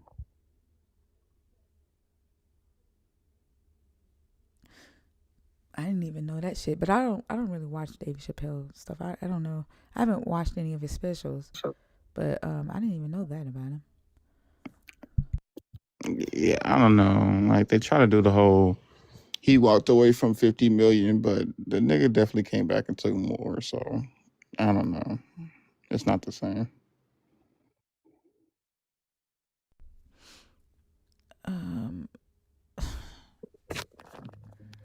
Little misery. Little misery. Okay, I'm gonna take you down. I saw you just shared the live. I guess you came up on accident.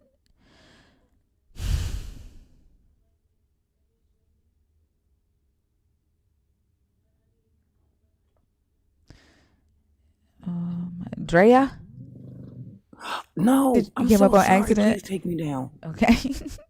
All right. Have a good one.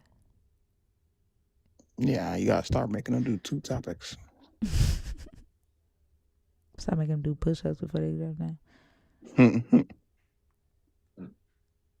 Not done yet. Are you in the box on purpose or on accident? All of these accidental requests is getting on my nerves. You see the not you, Dre. I'm talking about the ones that TikTok just throwing in there to say waiting to join. Yeah. Yep. Not that one ain't in there. I can't read this name, so I'm not bringing that up. It's about a straight Russian. Yeah. The crazy thing is he think agreeing overrides his misogyny. Like that's insane. Well, I agreed misogynistically.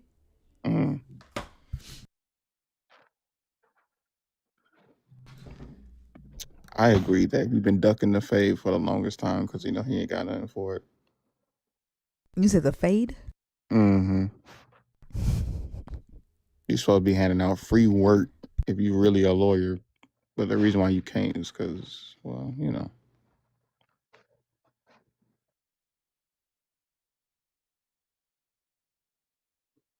But you said you needed time to study. You've had 6 months. Right. Yasmin, are you in the box on purpose or on accident? You haven't found time to read the Bible in the last 6 months. It's kind of crazy.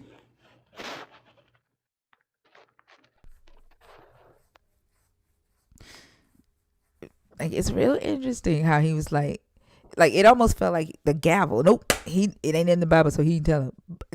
While ignoring the fact that neither is it in the Bible that says Adam told her, but you are willing to say, well, I assume Adam told her, because to you it's more likely, because for some reason in your mind there is no way the God could have told Eve. Misogyny. Wait. Huh? So he been reading the Bible all this time and still hasn't read enough? I guess. Been reading Genesis, so that's why I engaged. It should take you 6 months to read Genesis? Wait, you engaged in Genesis 2 and Genesis 3? I mean, like, Pretty Ricky. I swore I would never fucking call you Pretty Ricky. I don't think, like, calling a grown ass man Pretty Ricky is crazy to me. But, Ricky, Genesis, what we're discussing right now is Genesis 2 and Genesis 3. It's the beginning of the book. If you've been in Genesis for 6 months, you couldn't talk about Hagar?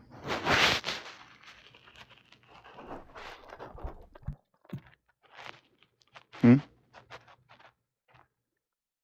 Oh, you ain't made it that far into Genesis yet. I guarantee you, like he came up to talk about Jezebel before, right? Like Mm-hmm. I'm sure he knows about Jezebel. He just hadn't. He said that he hadn't like studied Jezebel. Like they know the stories that allows them to look at women as the problem, Mm-hmm. but they don't study them. Like that guy in the video claimed that Delilah died when Samson committed self-unaliving. Mm-hmm. He's like, that's why Delilah died with Samson. No, the fuck she did it. It don't say anything about Delilah dying with Samson. I was trying to figure out, where did he get that from? I think he's thinking about Jezebel. I don't know. Delilah was thrown out of the top of the stadium and eaten by dogs that were also covered in rubble. Oh, it's in the movie? There's a Samson movie?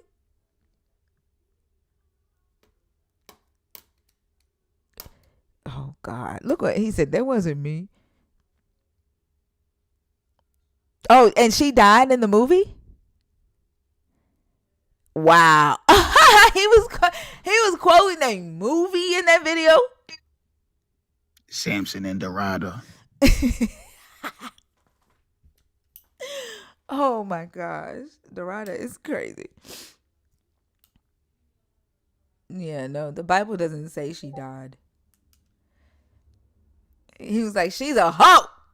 She's the whore of whores. Then he said, these whores ain't loyal. Have you seen it yet? Oh my God. Look at this I'm shit. trying to figure out, why did it sound like he was singing that verse on an inhale? Like, who inhales when they sing? Dude, what the hell? I sent it to V. Hold on. I'm gonna have to go to my page and play the video, my response video. Hold on.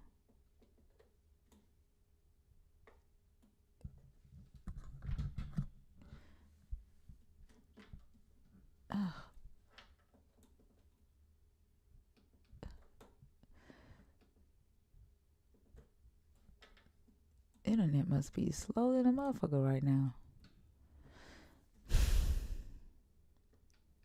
I don't have that much up. Come on. Yo, let's talk about the real Delilah. What we've been told is that Delilah. It's your boy, Bloody Quest, the Black Wolf of the Prince of Darkness. Fact of the matter is, the person who wrote this song should be ashamed of herself to disrespect the Bible for the bag. Delilah herself is the official hoe. She is the official whore. Doing something for the bag, doing something for an objective. Whose man's is this? Like, I can't even take you serious. My daughters and I were laughing so hard at your video. Like, well, Chris Brown? You're wrong. Delilah is the OG of hoe. These hoes ain't loyal. Why do you think Chris Brown made that song? Chris Brown wasn't even loyal. Oh my God, I can't even respond to you. Like, what the hell do I say to this? This is like straight up incelology. To have a man captured. This is the reason why Delilah died with Samson when he pushed down the pillars. Dude, what? First off, what story are you reading? Because nowhere in that text does it say Delilah died when Samson took his own life. With the help of your God, by the way. And the sunglasses, friend, like, I don't know. The only thing that I'm going to say is, from the songs that I'm writing, like, I'm learning and actually seeing that a lot of religious men see themselves as these men in these stories. As I decompress for tonight. You know, sometimes shit's just rough, and shit's just rough with the one you love, and sometimes you put in the doghouse. So I'm in the doghouse right now. But anyway, you think he had ego? Samson. The man was a warrior. The man was unbelievably strong. Literally killed people with bones of an animal. Killed a lion with his bare hands. Dude, you're not Samson. You're not Samson, okay? And Samson, yeah, he was a warrior. He was a born assassin. He was an immaculate birth, created to kill Philistines, who committed the first self-unaliving and took other people with him. Whether it was lust, love, or what have you, what Delilah did was 100% wrong. Because why? Her objective was of a superficial value. She was working for the enemy, an agent, to lure Samson into captivity. Delilah herself is the official hoe. She is the official whore doing something for the bag, doing something for an objective, to have a man captured. I don't give a damn what you said about me, but you called Delilah a hoe or a whore for chasing the bag. Like, Delilah was a Philistine.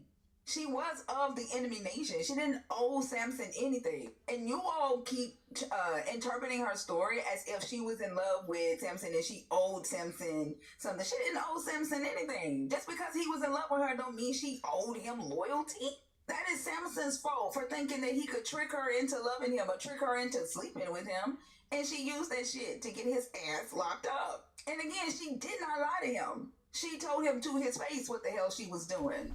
Why the hell do you expect women to become traitors for you, your God, or the people in this book? Delilah stayed true to herself, and that's the true poetry. I don't even want to waste my time trying to explain anything to you, because, I mean, between the sunglasses, the incelology, the ignorance, and fucking Chris Brown, I mean, this shit is just hilarious. Just because you want a woman, or just because you think she's cute, doesn't mean you have a right to her. Oh, and I said what I said. It's because I was tagged in it, and when I saw the tag come, I clicked on it, and when I watched it, me and my daughters was cracking the fuck up. And then my oldest daughter, my 22-year-old, of course, she was on trees, and she was making it even more funny while she was watching.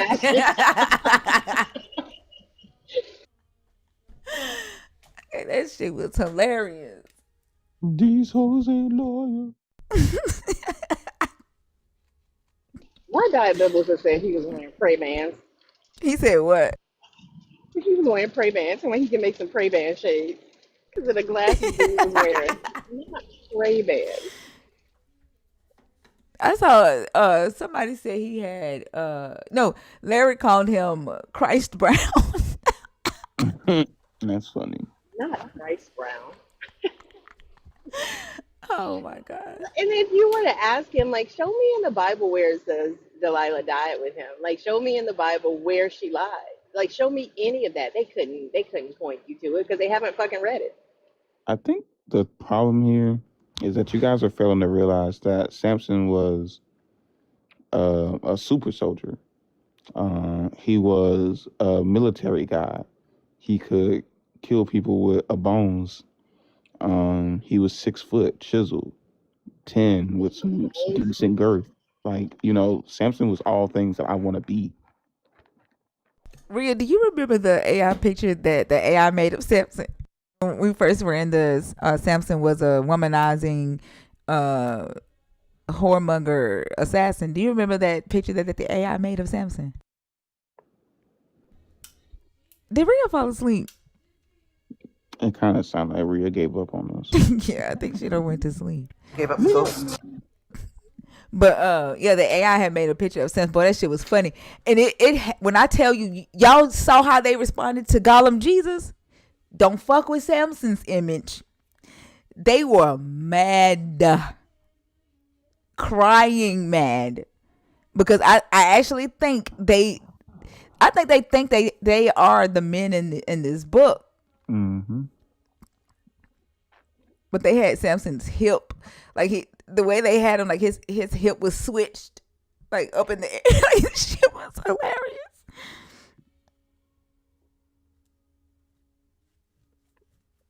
I had Gollum Jesus for a while. I had Samson as an emote for a while, and Gollum Jesus as an emote, because that was the two that had them hot. They see Samson as a warrior, as somebody with six packs, just like Jesus. Mm-hmm. And Adam represents their, I guess, innocence. Like in their head, no matter what they do, they're innocent. And they deserve to be forgiven. They're pure. They're dominant. Like Adam represents their personality. Samson and Jesus in their mind represents how they look. Like I think Samson represents their strength. Jesus represents how they look. Like, does that make sense? If it was a movie, Samson would be Jason Momoa and Adam would be what's that little dude named Timothy Chalamet. I don't know. Neither one of them. You know Jason Momoa. No. What does he play in? I swear. Jason Momoa was in the TV show C. He was in C. Yeah, it's on Apple TV. He was in Game of Thrones. He was in Aquaman. Aquaman for DC. Haven't seen Aquaman. Damn. You watched Game of Thrones, right? Yeah. Which one? Who was he in Game of Thrones? He was Daenerys' husband, the king. Oh, of that okay. wild ass tribe. Ooh. Yeah, that's Samson. Oh, okay. Oh, goodness gracious. Now, calm down. I said Jason Momoa, not me. Both are in Dune. You're right. Stoic. And That's the crazy crazy. part about it is that is the only appropriate response to Jason Momoa. I'm just saying. Goodness gracious. Not the tongue twirl.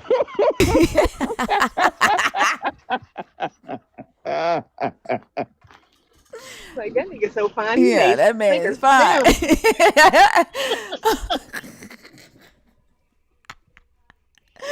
Oh my gosh. You said they walking around thinking they look like him? In their mind. Oh my gosh. Mm-hmm. In my mind. No. Oh my gosh. Like, bro, not even on your best day with prosthetics. You look like that. That's just not gonna happen. Take glasses off and go make up with your girlfriend who put you in the doghouse, because this should not be your mission. Nope. All right. When I get hooked up with Dr. Miami this year, don't say nothing. I'm talking about the dude that responded to things. I ain't talking about you, Osei. Yeah, me too. What do you 7 think feet, about remember? close quarters? Did you come up on accident? Nah. Oh, how old are you? 16. Oh hell no. If not. Yeah. What do you think about Charlie Kirk? You gotta go. He should have moved his head like Go sit on lap somewhere. Go sit on Santa lap somewhere. Why TikTok take 10 minutes to take somebody down after you block them? I don't know. Eddie, are you in the box on purpose or on accident?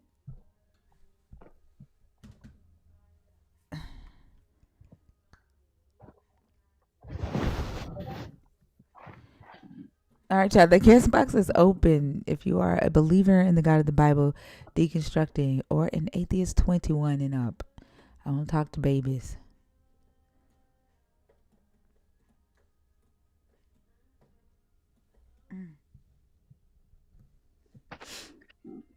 On purpose. You've only came up like what, once or twice? It's been a minute since you come up here.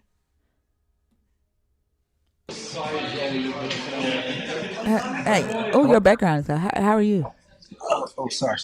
Yeah, I'm sorry. I'm somewhere loud noise here, but yeah, Yeah, I came on purpose. It's been a minute, and I wanted to come on and talk about like how do you know the God of the Bible is. Sorry, I ain't got my glasses. Jesus. Yeah, but that the one in the green. Okay. How do you know that the God of the Bible is or is it deceiving you? Yeah. So it's a little, it's a little. Um. So I go back. So I'm originally from Liberia, and my dad passed when I was 12. Um, and my mom um, had been. I'm saying like she's been the number one person that I look up to. And growing up in the church, singing the choir, I did everything. I did all of it. And seeing my mom did what she did. My mom was 14 when she had me, 15 when she had my sister. Uh, my dad was way older. And, I love my dad up to today, right? But he passed when I was 12. I'm 45 right now. And I seen how my mom, oh Jesus, I'm gonna get a little emotional here, but I need to get it out of my chest. So she took care of us with little or nothing, and I I don't know anybody that's stronger than my mom. And it's a little bias in here, and that's okay. We all love who we love, but I've never seen a woman that went through everything. She was, I mean, I'm talking about 14 when she had me, so she had to grow up. She had to grow up like real fast. But now you got kids. And then pops passed when I was like 12 years old. So right, I can't remember how old she was when he passed, but she had to do everything. And how do I know that God been deceiving me? You can't. I mean, the fact, the marginalization in the Bible when it comes to women, it can't be true. Like this God is all knowing, and He's present everywhere. He sees and knows everything that we do, and He feels what we feel, and He understands what we go through. Because that's the whole narrative of of the Bible. How can you not see how strong a woman is, and when you go through the text, all they say, man, they just disrespect the marginalization, just from top to bottom, it's like women are just downplayed in the book. And for me, because I'm a little introverted, and so all my stuff go up in my head. Like I think a lot. that, I think that's one. Sometimes I feel like it's some of my it's one of my what you call it shortfalls. But I think a lot, and when I think about what's in that book, as opposed to what I see in real life, in reality, my mom. And it's crazy, my mom and I don't talk today because but I still love her. I love her to death. Like I don't take anything away from her for what this woman has done for me and my sister to be where I'm at right now. The man I am today is because of my mom. Period. Like I'm talking about from ass whooping to everything. Like everything I know today is my mom. Like shit. Like you know, I ain't gotta. That's nothing much I gotta say about it. Everything I am today is my mom. Like just everything. So when I go back to this book that you know um, says that a woman cannot speak or whatever, and from Jezebel to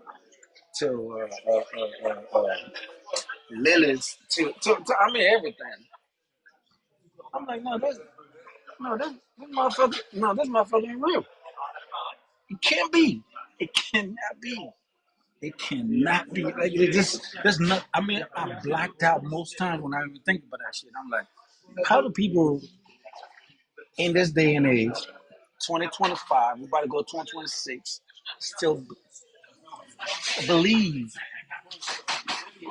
in the things that are portrayed when it comes to a woman in that book, and we sit there and I'm well, because I used to be one of those. I'm like, don't get me wrong. Like I'm not trying to talk about stuff that I used to be that guy. Like I'm telling from evangelist to choir director to my mom is still a deacon in that we for because she found all that. Uh, you know, I don't really know that crap no more. And she caught me off, but I still love her. I don't care. It don't change anything the way I feel about her. And sometimes I even tell her, I say, look, you don't understand the harm that is in this book. And me being grown and reading to understand what the text is, I'm not trying to uh, interpret nothing. It's ABC to me. Like when I read the book, especially now, it's ABC. I ain't trying to add nothing to it. And that's how I see the text for what it is. I mean, a lot of times, you read a book and they go, oh, you're not spiritually inclined, you don't have motherfucker, if this shit, well, if I had to be in the spirit to read this shit, I mean, that shit would have said in there, you got to be in the spirit to read this verse or whatever. No, that shit was written just as is. Like, and there's no reason why people, but that's that's what they want to think and that's what they want to believe. That's fine. But me looking at what my mom had gone through, and now that I got a 4-year-old daughter, whew, oh my God, I get emotional. Jeez, God, I get emotional because my my my daughter had to uh, go through this shit. Um, and, excuse me, I'm sorry. Uh, it's just sorry. I'm a little No, messy right now. it's all good. Um, my daughter, because I can protect my daughter or I won't, and I promise you, I go to jail before anybody hurt my daughter. I don't care, because I don't care about nothing. My daughter it is what it is. You touch mine, it's, but I'm just saying, like I'm thinking about. I'm just looking at majority. We talk about the masses here, how men think, and my daughter got to go through that shit, and we got an all-knowing God, and He knows everything. He knows how we feel. But you inspired, quote unquote, because we all know he didn't hand rape or wrote any of the stuff. They said it was inspired by men. Men were inspired by God or whatever. And but I'm saying like it can't be true. It cannot be true because no, bro. Like, did you know about this 12-year-old kid who didn't know right from wrong, nothing, and he had a mom who became a mom as a teenager, 14 years old. She had 2 kids at the age of 15. Oh my goodness. 2 kids at the age of 15, and she did all she did. And my mom, I'm telling you, like, And that's why most of, when we talk, and because when she found out that I didn't believe in the book no more, and the cloth and all that stuff. I mean, she took it real hard and serious, like, and she don't talk to me no more. I try to reach out to her every chance I get, but it's just off the surface, whatever. And I understand. I understand. Like I remember, like being in the faith and doing everything this book required and everything. I cut people off myself too. So, I don't blame her for it. I just hope that one day, she, she will understand where I'm coming from. I promise you, I'm not. Hey, she can believe in whatever she believes in that book, whatever that that makes her happy. I just want her to be happy, right? That's it. But me personally, no. This God is. First of all, I don't believe there's a God anyway. And it took me a while. I've been on the journey since 2014. So I already know this it's all scam, it's all control and everything else. But there is no way that anything in that book, and I know there's a lot of things. I know there's a lot of things in there that we all know, like it's all crap or whatever. But when it comes to women, matter of fact, when I was still in the faith, I told my mom one time, right? And I told her, I said, if and that was me looking at and that's the thing, not reading the entire book and just taking scriptures, like pick and choosing or whatever. And I told my mom, I was like, look, if if God should have a gender, it's gonna be a woman. And she was like, what do you mean? I was like, because who the hell forgives you like six? You know how many times my mom, I mean, she would tell me like, don't do this. And I go, but numerous times. Men don't have that patience. Only a woman has that patience to keep repeating herself. No, we're not wired like that. Only a woman. So I told her, I was like, if there's a God and he has a gender, it got to be a woman. It can't be a man. And that was just me. At the time, going through, whatever I was going through at the time. But yeah, I didn't want to take a lot of your time, but pretty much like no, there's no way that he's a damn liar.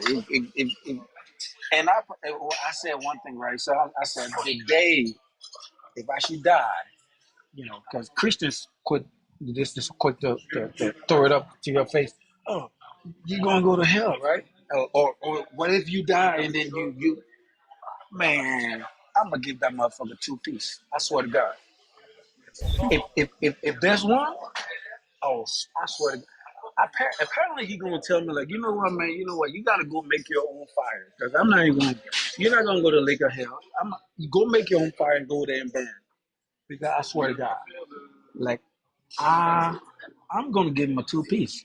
Because everything in this book or whatever, and he just stays silent.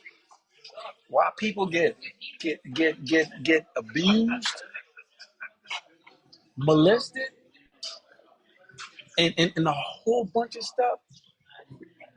And I just went through a divorce because of something like this. Because it so happened because when I got married, I was this guy, the faith believing guy and everything. And my ex, there's one thing she loved about me, like 'cause every little thing. Oh, we gotta pray, I mean, just the whole facade of being a Christian, right? So she loved it. But then when I started going through my deconstruction or whatever, I told her, I said, look, baby, like, yo, this shit not right. And so give me some time. I'm going through my stuff. And long story short, that was one of the main reasons she was like, no, because for some reason, being an atheist, like you're a demon automatically. So, so What so we had, denomination was your mom? shit. Look, we went from Methodist, because I got baptized in the Methodist church. There where I started from. Then my aunt, who is a minister, she was a little Pentecostal, and so then we moved to that Pentecostal. style of worship and everything. So I was more Protestant than actual Orthodox. Like so, yeah. My mom is she's Pentecostal, Holy Ghost, speaking in tongues. Jesus, yeah, the whole 9 yards, the whole 9 yards. And like I said, I think her like she's okay. It's okay, you know. But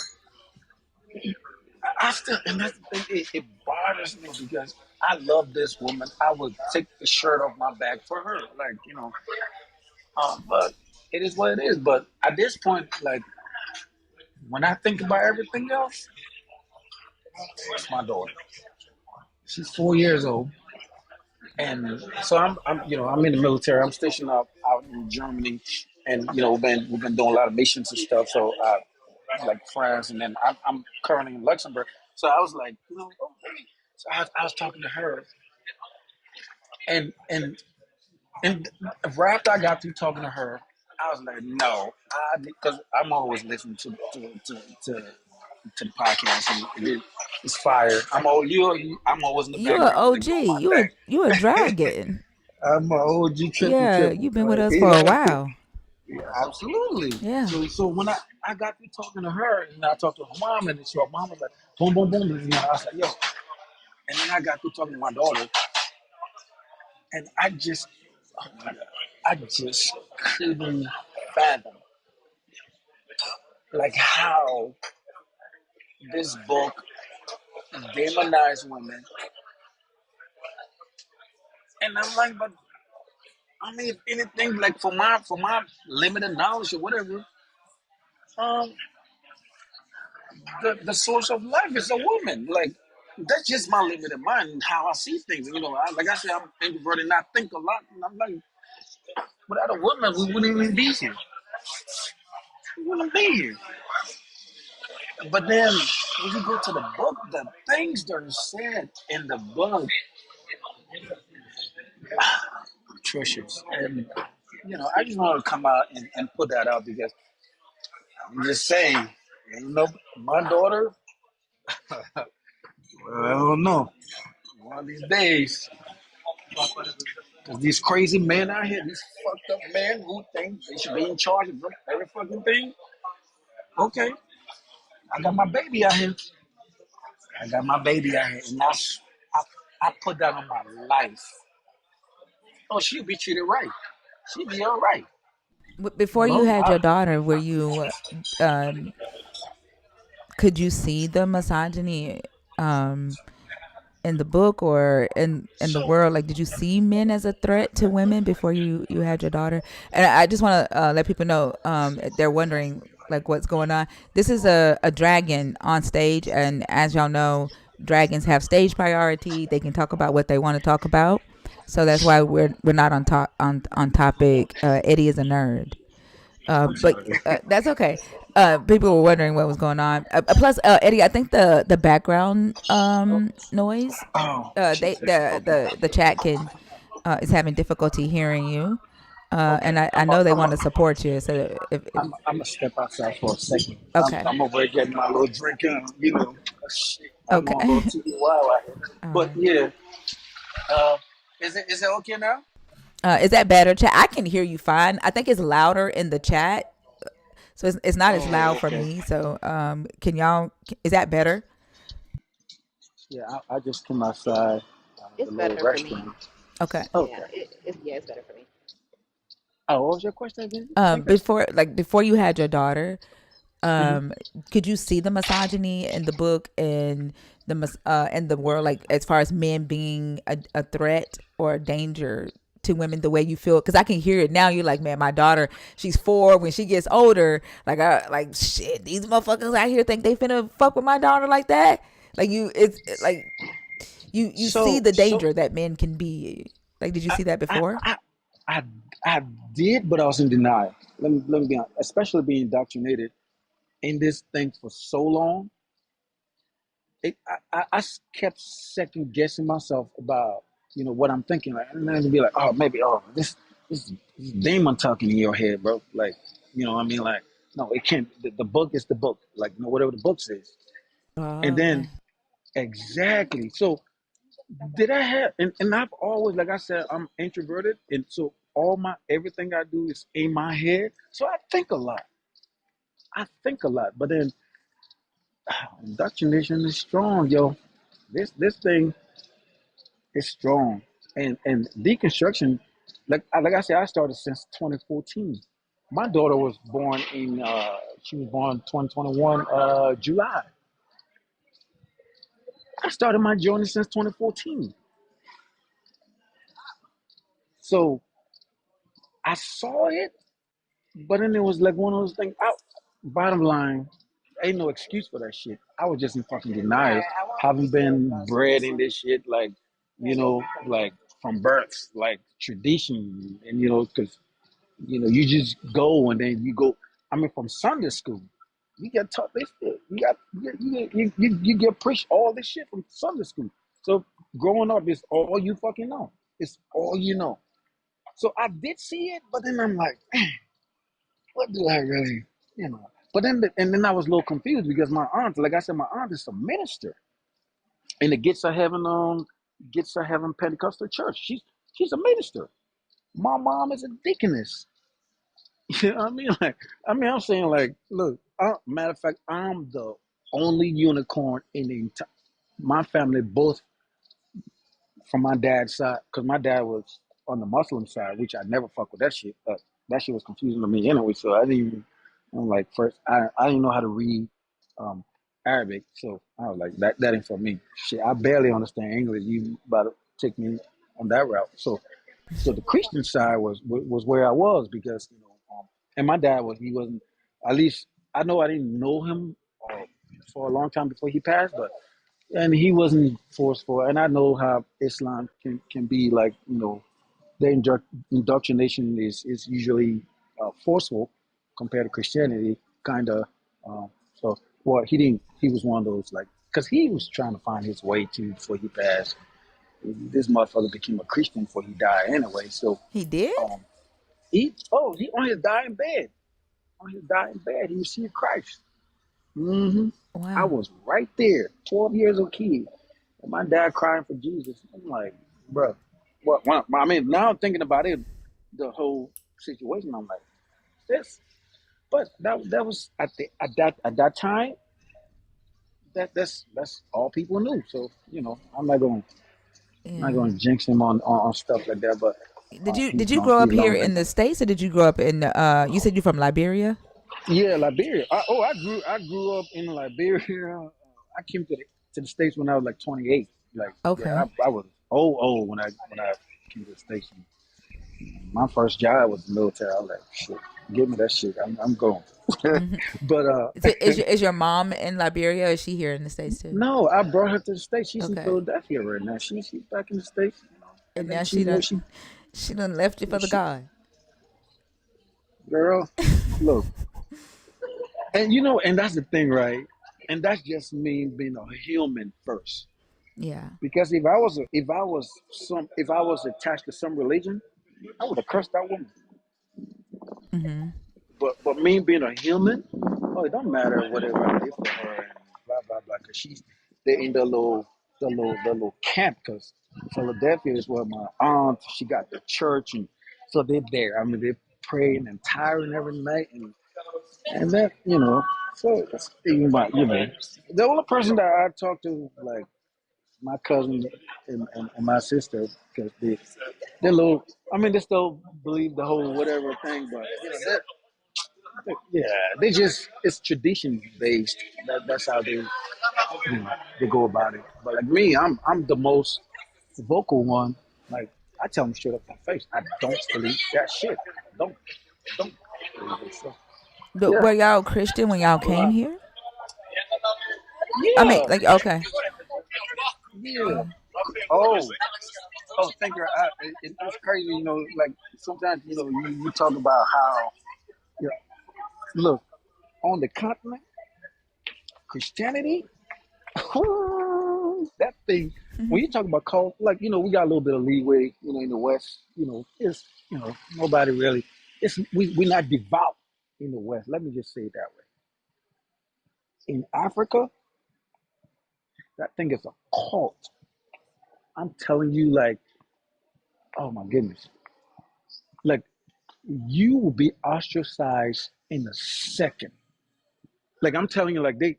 Matter of fact, when you are portrayed as a demon, oh, you don't drink in the, you don't even drink in the cup. You don't even live now. They kick you out, Why do and it's you think it? crazy. Why do you think it's such a drastic difference? Like why do you think it's so? Uh, I don't even know what word to use, but it does seem like there's more of a dedication to it. From the believers that I talk to that are in Africa, versus the black believers here in America. The black believers here in America have a dedication to it too, but it's different. Like I don't know how to explain it, but why do you think it So is that way in Africa? so like me personally, just from my observation and from my experience and everything. So Africans, we are very emotional people, right? We emotional. We when it comes to like trust and belief, we take that shit to a whole nother level. And I think it comes down to I wish I knew the science behind it. Why black people, especially on the continent, are so I'm saying devout, and it's not just not religion. It can be soccer to motherfuckers just like she's just like rice. That motherfucker would kill over rice. Like we had a little, we had a little what you call it. We had a little joke from where I'm from in Liberia. We said because the president that was there before he took so we could the staple food in Liberia is primarily rice, right? We eat a lot of rice down there. So I think he pretty much like augmented the price of rice, and there was a coup d'etat, like they killed him. So I'm just saying like for some reason I don't know. I think we are just like we we believe harder. Let me just say it that way. We believe Yeah. harder. Like depends on it. Like I said, it's not just relationship. Like motherfuckers like blindly will support someone without even looking at facts. They just, oh, this the motherfucker. Oh, we voting for this motherfucker. Okay, everybody else can go to hell.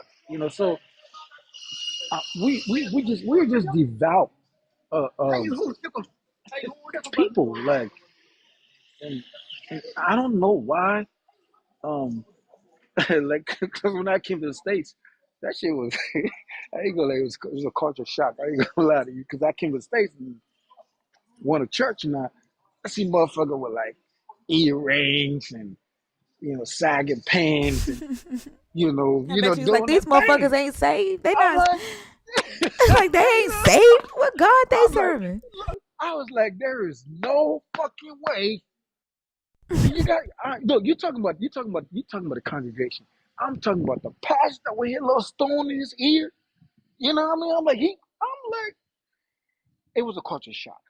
Because back there, matter of fact, when I came to the States the first time, right? So I was going out with this girl, and she's from, she's African. So they invited me to this one church, African based, whatever, whatever. So I came, matter of fact, I've been a renegade from time immemorial. So I came. I had my little beads because I came from I had the little beads on my ankle, which is a traditional thing back in Africa. Like we wear beads on our legs and everything. And I didn't know that shit made something different in the West. So I went to church with my beads, um, and then her dad was like, "Oh, is he gay?" I'm like, and then she came and talked to me. She was like, "Oh, my dad's actually gay." I'm like, why you say that? Because if you wear a bead or ankle chain, whatever, like that you just letting motherfuckers know out there that you want them home or whatever. I was like, shit. But I'm just saying, like, when I came to the States, it was a little different because I met people, and then me coming from where I'm coming from.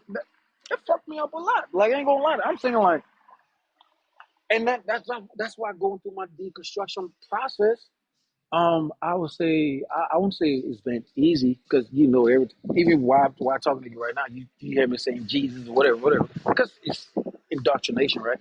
But it was kind of like easy because I'm like, these motherfuckers that brought this shit to the continent, these motherfuckers don't even go to church. I am. I'm looking at these motherfuckers like they motherfuckers they're watching football and drinking beer on a Sunday. Mm-hmm. So we talking tailgate because when I came while I was in Michigan, then I got stationed in Missouri, and then Kansas City Chiefs is it's a big thing down there, and we going to the game.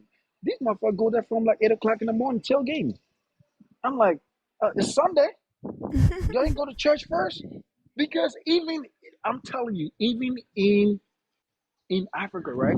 Like I don't know about other African countries, but like in Liberia, like the national team is playing soccer. It's after church. I promise you, the game don't start till like 1300 because 1300 like 1 o'clock, right? It doesn't start till like 13 because you gotta go to church first before you go to the fucking game. And I came. It was like these motherfuckers don't go to church. They go to the game at 8 o'clock in the morning. So like going through my deconstruction process, it's been a little. It's been a little, I say, easy, whatever. Because if I was going through a deconstruction in Africa, I promise you, I I don't think I would be alive. I ain't gonna lie. Because I will be alive if I keep my mouth shut. But if I say that shit openly and whatever, you don't find people like just walking on the street talking about there's no God and everything. Matter of fact, I remember one time, and that was I didn't even read the scripture on this one, but I think I heard it from someone. I don't even remember about the war in heaven with Satan and God and how he got cast down or whatever. I got slapped by an elderly man. Why am I even talking shit like that? Why are you talking about What? the devil? I swear. Look, I put down my kids. I got slapped. I'm telling you, I ain't talking about like just, like pop. No, I'm saying slapped. I was what Damn. age I Did you was know at the time. I him? think, no, they motherfucker ain't gotta know me. Bro, Damn. I'm telling you, look, we are devout. Africans are devout. So, a lot of times when they come on the platform, and I just sit back and I be like, this ain't nothing new. I just be like, yeah. Matter of fact, I don't give a fuck how westernized they are. I can tell when an African is fucking debating the Bible compared to a Westerner. It's too easy, too Yeah. fucking easy for me. Like I just, yeah, this nigga, yeah, you one of them. Yeah, you from the country. You one of us. Because I was that guy before. Like I promise you, like I've a lot of things, and that's I just sit back and hopefully one of these days I can have the opportunity to really um, make amends with some of these people that I hurt. Um, um, why believing in this bullshit?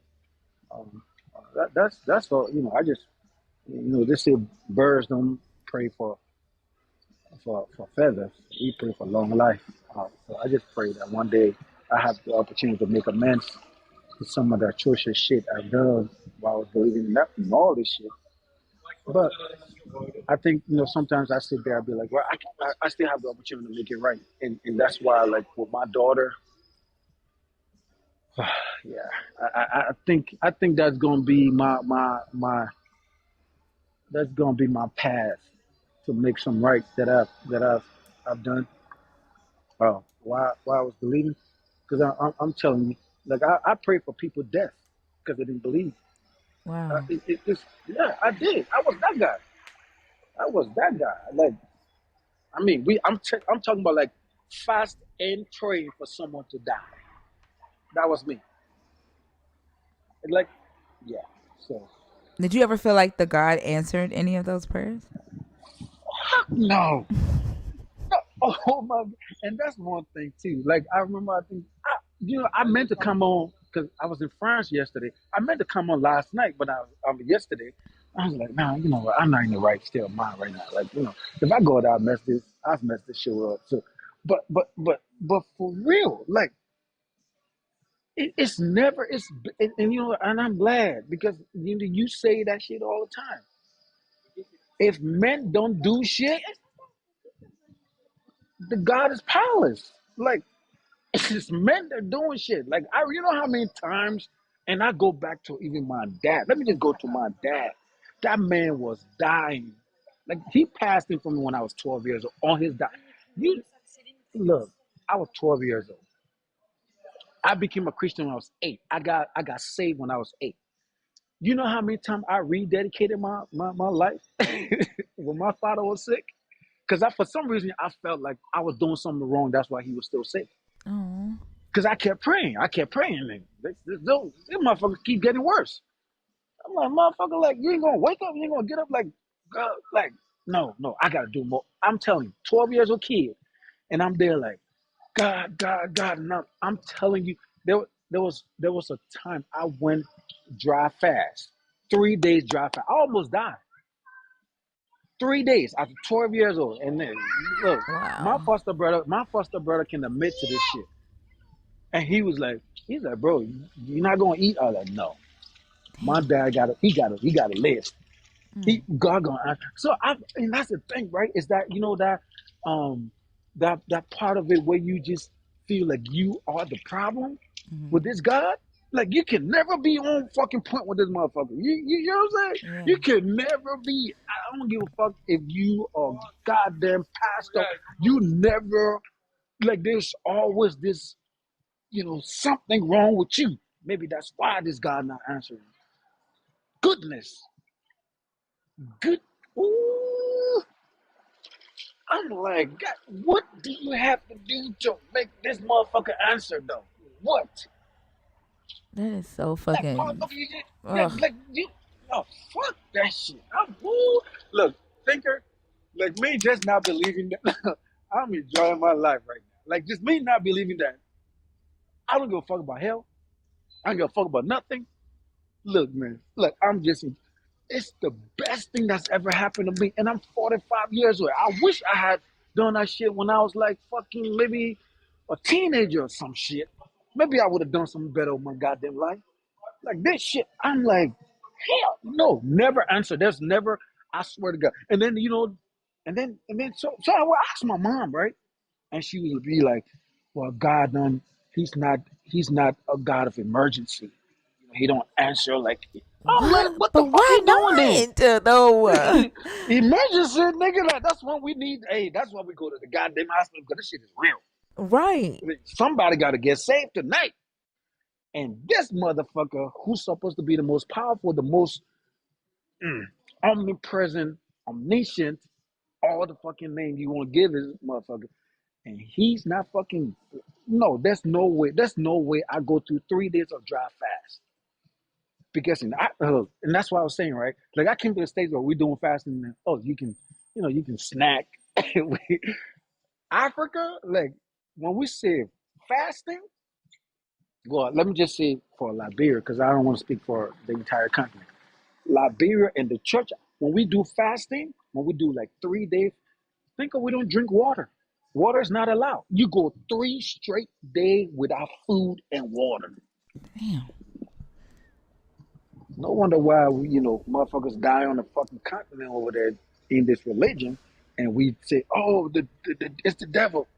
Oh, because one thing about Africa, we're so superstitious.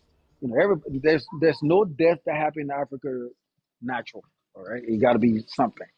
Some witchcraft or whatever it is and shit. No, motherfucker, you realize you didn't eat for the past 2 3 days? Shit, maybe that shit is the one that's killing your ass. Like, get your shit together. Eat some food or whatever. Because if this guy, you gotta starve yourself for this motherfucker to answer. Like, you can never. I don't give. Look, you think earlier when I was a Christian, you know how many times I rededicated my life? How many? Shit, I can't even give you a number. Probably a lot. Because every time I prayed for something, it wasn't happening. I'm like, oh, that may be something. And then the fact, what is it? If you even think about some shit, like matter of fact, the battle was in my head. It wasn't. It wasn't. It was. It was in my head because I'm like, "Damn, maybe I'm thinking about the wrong thing." That shit is fucking depressing. It's ooh, look. If we take a psychiatrist right now on the continent, like, and I say the continent because that shit is happening on every level on the continent of Christians. If we take a psychiatrist down there right now and do a study of how many people are freaking depressed and going through some type of what you call it? What's the word? I can't even think right now. People are we got a problem. We got mental issues down there. Like there's a lot of mental sickness down there because of the shit, the religion. Oh Because my if you God, that sit was a there, starvation cult. huh? There was a starvation cult in Kenya, called the Oh, somebody. Oh, somebody. Shakahola Forest. Talking about the fasting. Psychosis. Yeah. And I just went. The longest time I've gone was 3 days. Right. There are people that go for weeks. What? Yes. Yes. If anybody want to challenge me on that, hey, I'll send you to a church. I send you to a church right now. I give you the name of the damn church, and you can go there, motherfucker. Well, you better eat a lot before you go there and do that fucking 1 week fucking fasting because you might not fucking survive after that shit. Damn. Yes. Yes. What? Oh, when we say we fasting, think there's no water. There's no this is we call it dry fast. That's what it is. It's called dry fast. What the Yeah. fuck? No water, no food, fasting for this fucking God. You know what I mean? I did the whole speaking in tongue and whatever shit. Shut up, I did all that shit. Matter of fact, it was prophesied in my life that I was going to be an evangelist. Mine too. Honestly, yeah. Honestly, if I tell you that I felt anything like an evangelist, motherfucker, I was still out here like I wanted to party as a kid, and that shit was prophesied in my life when I was 14. But I'm saying like, if this guy has set me apart for his work or whatever, how the fuck I still want to go out there and have fun. I see a girl that I like. I want to be a human being. Like, how do you? That's the thing. That shit is crazy because for you to black out everything like that you see around you and you think it's fake or like you shouldn't acknowledge those things. Oh goodness, yeah. A lot of people sick, man. A lot of people sick. Lot of people going through it. A lot of people going through it. But you know, that's the that's the that's the situation with that. And I'm happy that I don't have to do that shit no more. Like, I'm just, I got maybe good 20 more years to live on this planet. You know what I mean? Like, whatever the case may be. Like, I'm trying to enjoy this shit because, yeah. But yeah, this guy, he lie in every way when it comes to a woman. I mean, just what? Jezebel spirit? Shit. Matter of fact, I got a cousin who was called Jezebel. My aunt give her that name because she was flamboyant. She was what you call it she was colorful. You know what I mean? She liked to wear whatever. You know what I mean? And she was just different, right? She's Jezebel. All that makeup. I be sitting right there. My aunt be saying that shit. So Liberia in Liberia we have 16 tribes, right? And then we have 16 tribes with American Liberians because Liberia was founded by free slaves from the United States. So we have that group we call them American Liberians or whatever. That's the lineage of my mom. That where my mom come from. My dad is indigenous. Like that motherfucker is like his people came from like Mali, the Mali Empire, and then migrated because they were all like Normans and they just traveled like before colonization or whatever. And that's how he ended up in Guinea, and then later on, his parents ended up in Guinea, and then he was born in Guinea and then came to Liberia or whatever. So, like we are, so like when it comes to like the, so it's not just motherfucker free slaves brought that shit back to the continent, especially for Liberia.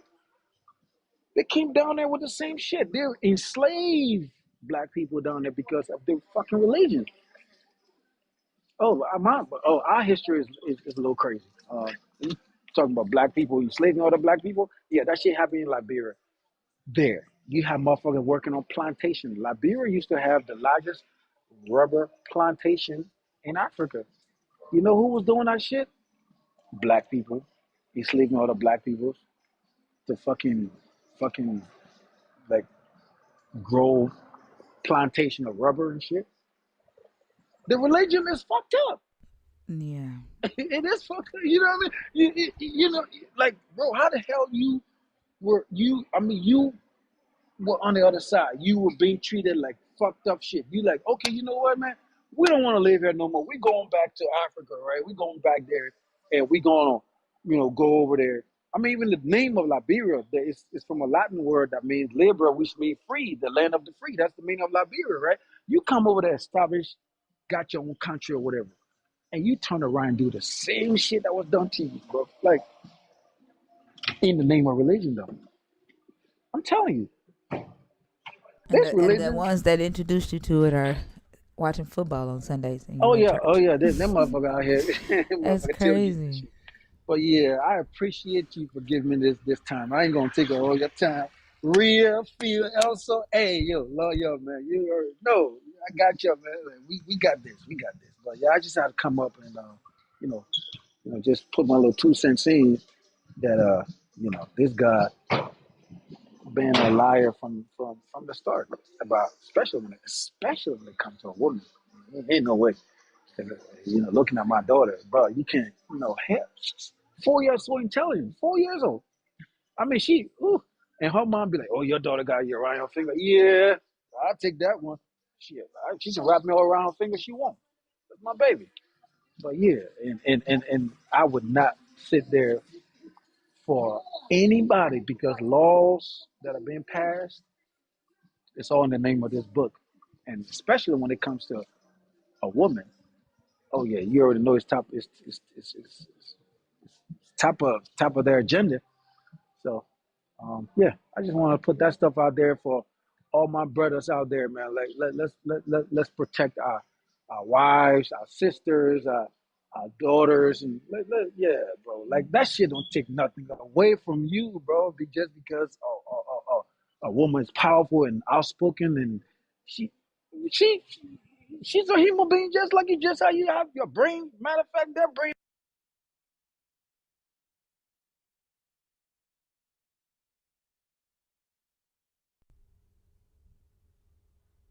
Hmm. That is a crazy thought, though. Yeah. Yeah, but I thank you for letting me up, thinker, and I love y'all. For You're real. so welcome. I love you too. All Take right, care, Eddie. all Have a right, good one, bye Eddie. bye. Bye bye. All right, thank you. Bye. Can you please drop me, please? Yeah, I got you. Have a good one. Okay. All right. Have a good one, Eddie. All right. Like, just think about that. He made a good ass point. And then think about the good morning, baby. How are you? Yeah, I'm good, but don't call me thank you. baby. Oh, I'm talking to you. Just think about like the culture shock, right? Coming over here, like after seeing the devotion on the continent, and then coming here and seeing the same people who indoctrinated your people go to fucking tailgate on Sunday King. Like, just imagine that. Right? That is wild. Like, what Like, the? what does that do to your mind? Like how you've thought through everything you've been led to believe your entire life. Like that's gotta be jarring. That is. And then somebody, JoJo told me to look up the I can't pronounce this. Hold on. Where is it? Shakahala Forest massacre. And they just found 9 bodies this month linked to this massacre. It was a notorious starvation cult. It says in one of the worst ever cases of cult related mass deaths. I'm surprised Rio hadn't done this one yet.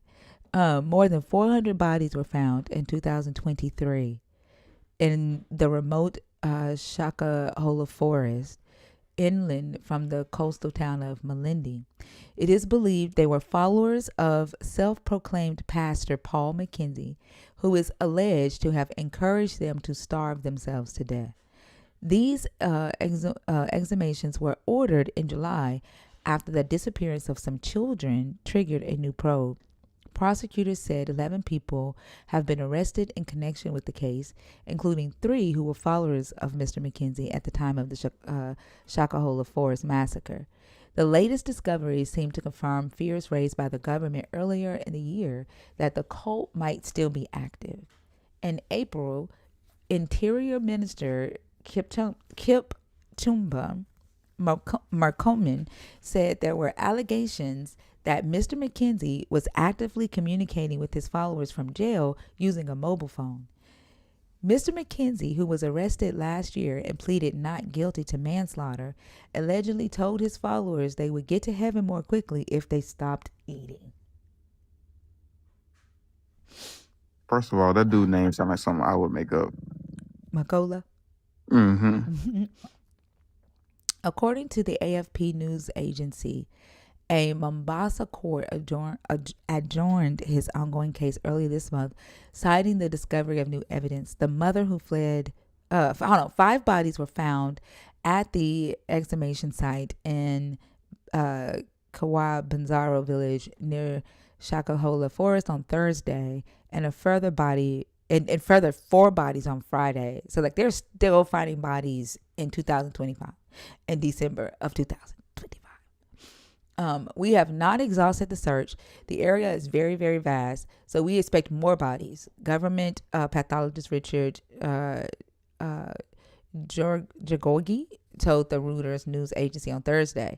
This is to appeal to the members of the public who may have lost their loved ones or who may suspect that their loved ones who are missing to report to Malindi District Hospital. We have a Red Cross desk there where their details will be taken and also their DNA samples will be taken.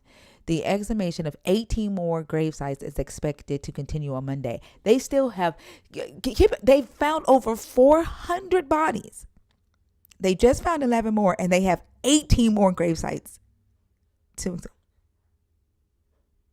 The pastor owns 800 acres of land?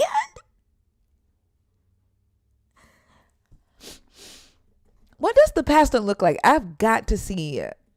What does this pastor look like? Hold on. What the fuck? He better look like Jason Momoa. That's all I know.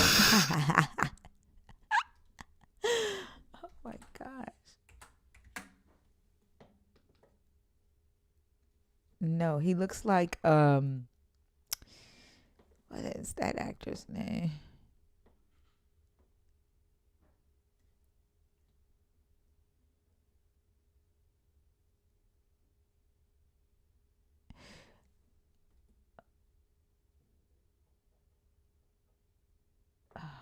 What's his name? I don't know. I don't know these actors' names, but he don't look like Jason Momoa.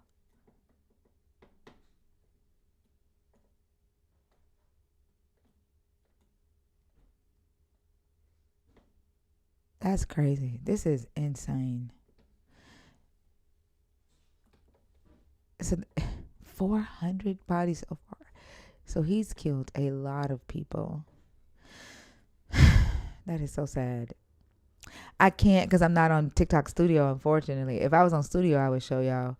But I'm on my phone, so I don't have my my display capture. What's his name again? Paul McKenzie. MacKenzie. I heard the story before. Really? This is my first time hearing of it. I hadn't heard of it either. He told them that they would get to heaven by starving themselves to death. And look, y'all, controversial pastor Paul McKenzie to be jailed for 1 year for distributing video content without a license. Like 1 year for that. And I guess they haven't really tried him yet for the deaths. This the guy? Yeah. Yeah, that's He him. look like Cuba Gooding Jr. granddaddy. That didn't come to mind. This is sad.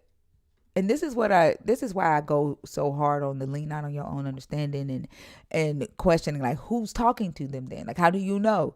This shit right here is why my ass go hard and I'm not gonna fucking stop. I don't give a damn who cries about the shit. I don't give a damn how many times you call me an angry bitch, an angry black woman, rude. This is why. Because y'all, like, telling people that they shouldn't question, telling people that they shouldn't lean to their own understanding leads to this type of shit. Like, this just pissed me all the way off.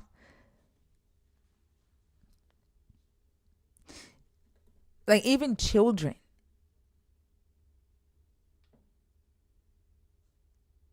They starve the kids first?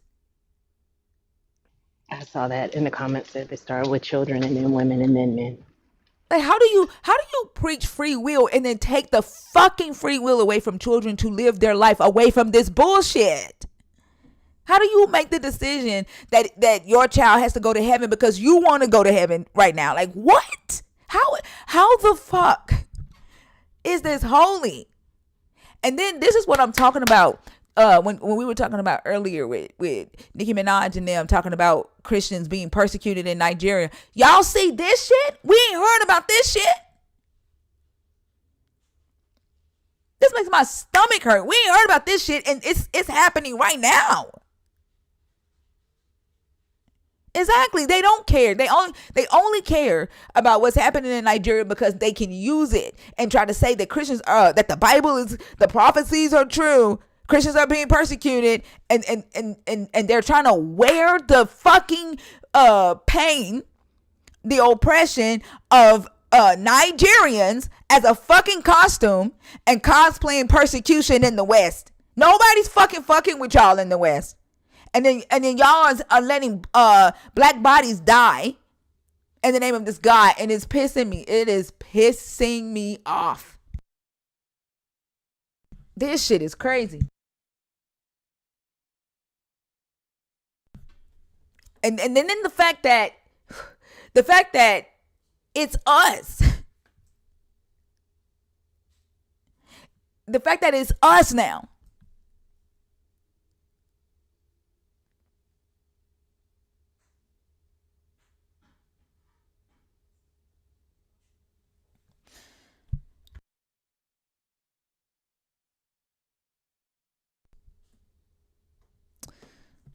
Yeah.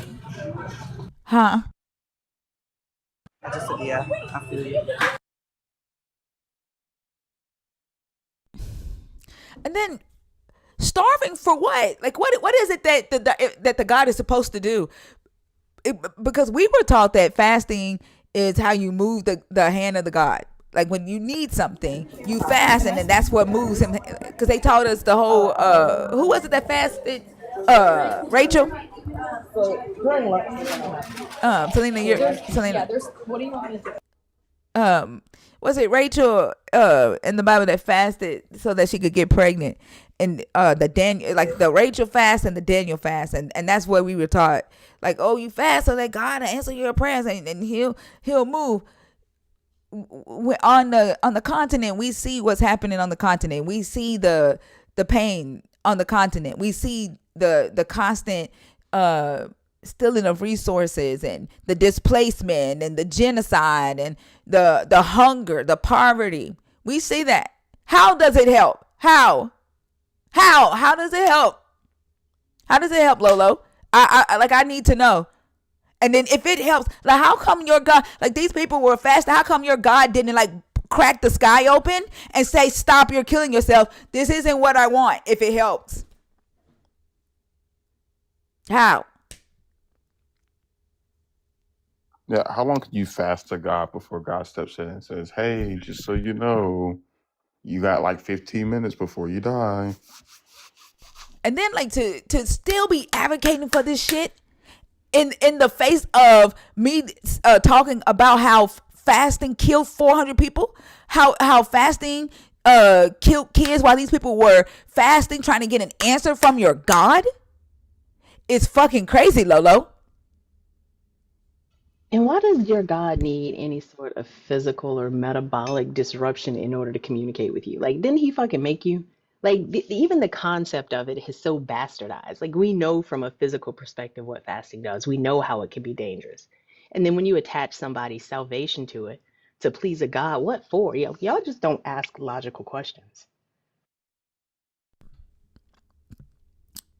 Pray until God release you is what I used to hear in church. My dad never ever required us to do that, but I will say that my mom and my dad used to fast like that, and they would fast.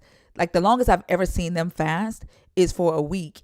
If they did a week fast, they ate at 2 o'clock every day. They never went a week straight without eating.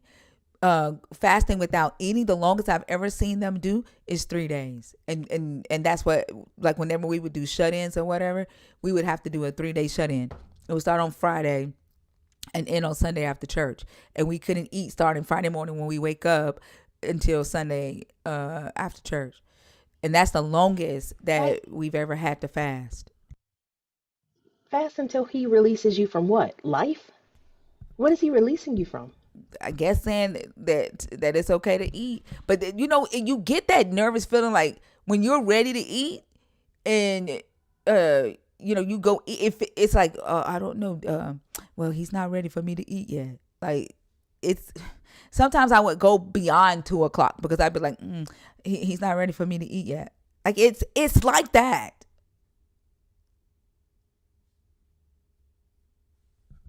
I remember the first time I didn't fast. We used to fast every Tuesday and every Friday in Kojic. Those were set fast days every Tuesday and every Friday till 2 o'clock.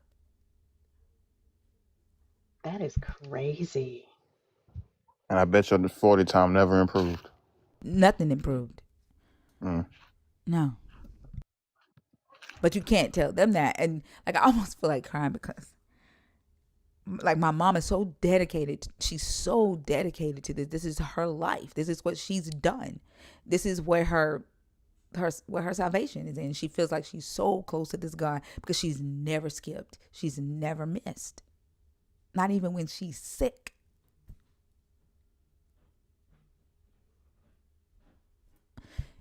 And it just makes me so angry because Yeah. I mean, like I said, we know the effects of fasting and what it'll do and how it just opens you up to more insane ideas because you're lacking nutrients and your brain is on fucking reserves. But I don't know. Like fasting was always like a huge deal. Like in my like the first church that I remember going to, and I don't know, like they would always preach like the Daniel fast or whatever, and they'd always, we doing a Daniel fast because we need this, that, and the third. And it's like, are you saying that like the food is what's separating you from God, or like why is it that you have to replace food? Like is food inherently evil? Like it just doesn't make sense to me. Right. there's a scripture that says deny yourself, and that's what that means. Like you have to now I'm not talking about Jesus. It's in the Old Testament too. Hold on, I'm gonna find it. Mm-hmm. Hold on.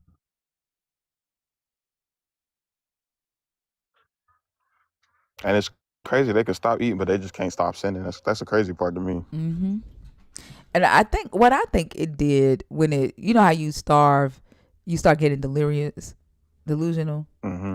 I Yep. think that's how they had their supernatural experiences. Yeah. You shall afflict yourselves. Leviticus 16:29. Which means to restrain your appetite. Self-denial, which is what Jesus teaches. Like so, when it says deny yourself, Jesus is still quoting the law. He's quoting Leviticus 16:29 and Leviticus 31, and he's talking about fasting. He's not telling them to. You know how it's preached today, like you have to deny yourself, forget what you like, and put people first. Mm-hmm. That's not what Jesus was quoting. He was quoting Leviticus 16, and he was talking about fasting, like restraining your appetite.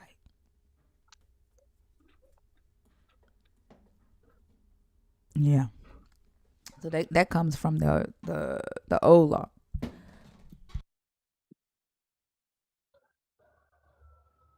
And then they always talk about we not under the old covenant, but they always talk about doing a Daniel fast. The Yeah, that's 21 right. day that 21-day fast. Have you ever had to do one of those? I've never had to I've do done it, it. but they talked about it a lot. Yeah. It's fasting I've every done day it. to two I've done it o'clock. several times actually. What time did you Is that eat? what it is? Oh, well, I ain't did with Daniel's fast. I did the Dante's fast then because I did. That was not the parameters that they set up. All we did was just like no processed foods. It was like all fruits and vegetables for 30 something days. No, like no meat products, no, like nothing with sugar in it. It was like that's what they call the Daniel's fast. And it was a friend of mine who's religious, and we were just doing it for the purpose of weight loss. Like I don't know why they were doing it, but I didn't know it had a time frame. Well, I think with the Daniel fast, it is. I've seen some people do it where you just uh you drink water, no coffee, no tea. You only eat Hmm. vegetables. Sometimes it's Yep. you fast every day for 21 days to 2 o'clock. Uh, or sometimes it's 4 o'clock, depending on what it is that you asking the God for. So like the Daniel Oh, fast, it could be like a different type of fast, but it was all whatever you did it for 21 days, and it was more so about discipline than it was about the starvation with the gotcha. Daniel fast. Yeah. um with the Rachel fast, where you fasted for 3 days, you didn't eat anything for 3 days at all. Mm. No, I didn't even That was the realize it was worst that fast time frame. ever. Yeah, Ever. because you be sick than a The motherfucker when first it's time to eat. the first time I did the Daniels fast, I realized how much my body was addicted to caffeine because the headache I had from not drinking coffee was bananas. I mean, it was absolutely insane. But it was not a timeline associated with it at all. We did it for like straight for 30 days for a whole. I think I did it longer than 30 days because I felt so good and my skin looked amazing, which I was more for health reasons and ain't have shit to do with a God. The it was something you just said that I was getting ready to respond to. Oh man, it had to do with the shit. It had to do with the Daniel fast. I can't remember. Never mind. Like, but yeah, it'll probably come to me in a minute.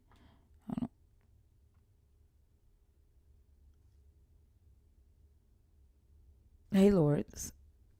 Hey, good morning, y'all. Good Do you morning. know that where they found those people, it's a 50,000 acre forest. He owned 800 acres of it, and he split them off and named them after biblical places: Judea, Bethlehem, Nazareth. And Wow. that's where they found the people. This man said he lost his wife and 6 kids. Damn.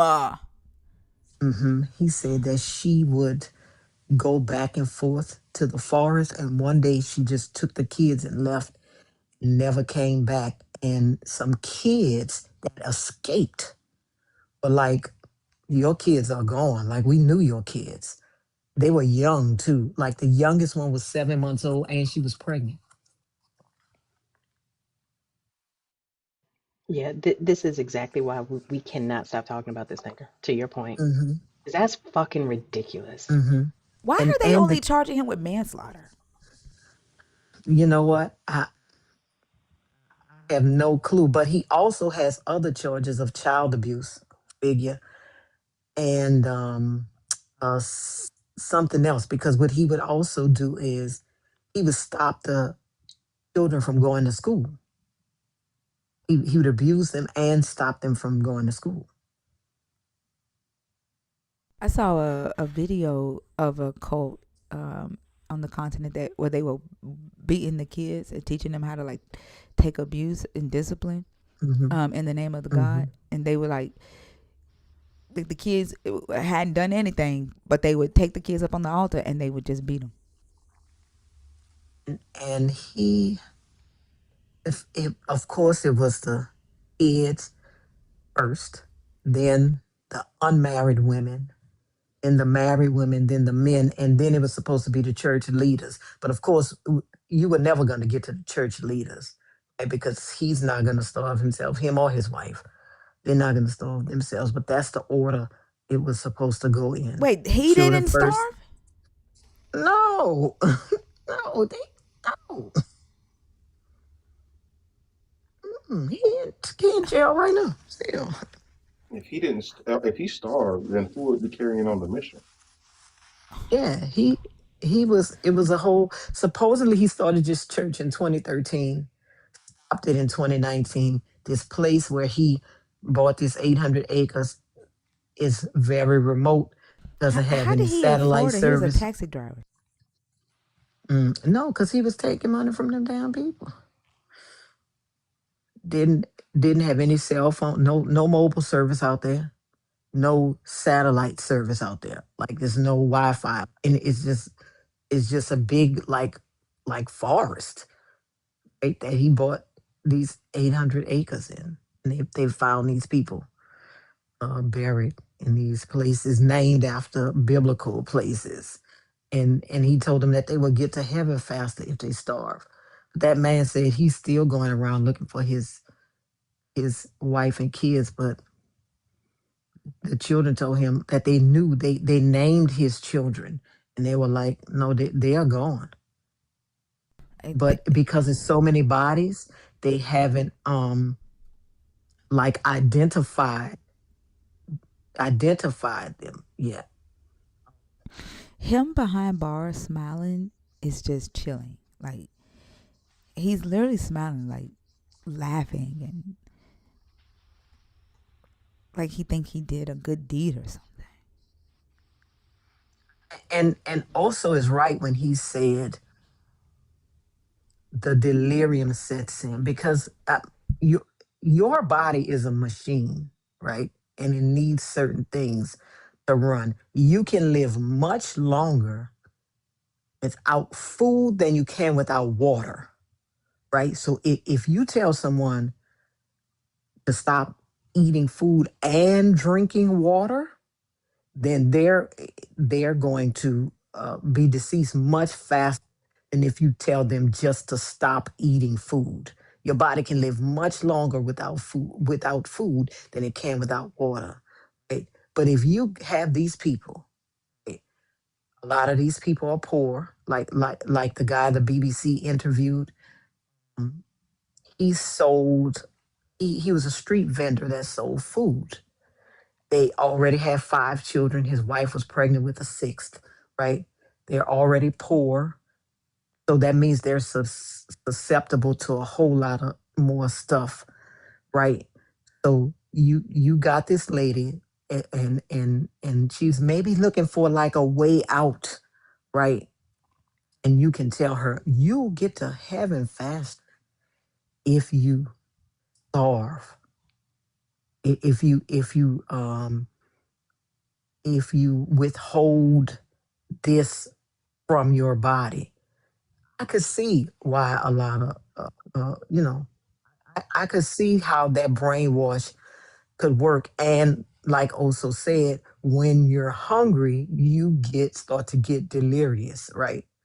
And so you don't really know what's going on because you're so hungry, your body is not functioning like it should. Your body, your brain is not functioning like it should. Because what happens in a starvation death is your body uses the fat first. Once the fat is gone, it starts to eat your muscle. Once you've gotten down to 50% muscle mass, you're done, right? So starving to death is a very long process. It's long, it's painful, it doesn't look good, right? So to get 400 people to be able to do this took a lot of planning. I think it's more people than him, right? Because, like I said, starvation is a process. It's not going to happen in 2 days. You had to have somebody there to stop these people from leaving, right? This is a whole process. This is a whole conglomerate, I'm sure. Let me say real quick, we got less than 30 minutes left on the gift goal, guys. We need 14 more puppy kisses. And maybe if we send them out, Thinker will come back. Look, it says 8 survivors of Pastor Paul McKenzie's cult speaks out. As the body count rise, many are shocked at how little known Paul McKenzie was able to deceive and manipulate so many people to their death. Pastor McKenzie was not an outright liar. He was a ruthless executor who only spoke portions of the truth. This way, he could fool many, most of whom were going through difficult phases in life. Postamate got a chance to speak to some survivors, and we bring you the details of how they narrowly escaped the mass graves. For one, Paul from Western Kenya, sheer logic rescued him from being part of the statistics. Paul says, I started fasting to get closer to God, but after 13 days, it got to a point where I could not pray because I was too weak. I asked myself whether my body was a temple of God in that state and realized that this temple of God was about to collapse. I started eating and I left Malindi. He was 28. For some, lack of money and distance was the eye-opener in their saving grace. This is a 34-year-old lady. She said, I wanted to travel to Kilifi to see Pastor McKenzie, but I was struggling to raise the money.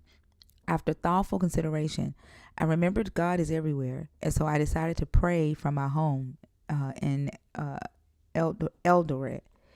In one case, misinterpreting the scriptures provided the much-needed common sense to break free. I went to see Pastor McKenzie with the intention of fasting to death so as to meet Jesus. Part of me told me that this would be similar to self-unaliving without an underlying medical condition, which is like self-murder, and the Bible says you shall not kill. I did not even start the fast. Well, that's good. One of them had already made it to Pastor McKenzie's location in Shakahola, but what she saw made her question the whole enterprise. When I arrived in Shakahola, I only wanted to meet Jesus, but I was shocked to find Pastor McKenzie farming and planting trees. I wondered why he was not keen on joining us to meet Jesus and why he was making long-term plans while we were winding up history. So I quit. This is a 19-year-old. That was so inappropriate. But this is a 19-year-old's logic. That's a 19-year-old thinking about that. That's like, why he See, that's planting what I trees and mean. farming and we starving? Like, why he ain't planning to meet Jesus? He wasn't going with them. He wasn't going with them. No, he was gonna go there. You was gonna give him all your money, and then he was gonna starve you to death. It's just like Jim Jones, same old thing. I mean, even though he ended up going, but it's yeah, really but the he same did old that thing. because he didn't want them to kill him. Exactly. It's the same old thing, right? Like they fleece you, they take your money, and then they unalive you. This person said poverty saved them. For me, it was purely an economic decision. I was going to Khalifa, I don't know how to pronounce it, but I lacked the fare. My lack of brain was compensated for by my lack of means, and that is how I got lucky. One woman from Kitui had a Catholic background, and it came in hearty. I liked some of the teachings of Pastor McKenzie, but when he insisted too much on fasting, I could not stand it. I was brought up in the Catholic Church, and we only used to fast during Lent. Why was he asking me to fast in November? And for a young for a young girl who is on Instagram, a birthday meant more than to her than meeting Jesus. Pastor McKenzie wanted me to fast for 40 days, no water, no food. Fortunately, my birthday was coming up, so I decided to wait until my birthday, which is on the 2nd of May. That's a 17-year-old. For a man in northern Kenya, childhood trauma was his lifeline.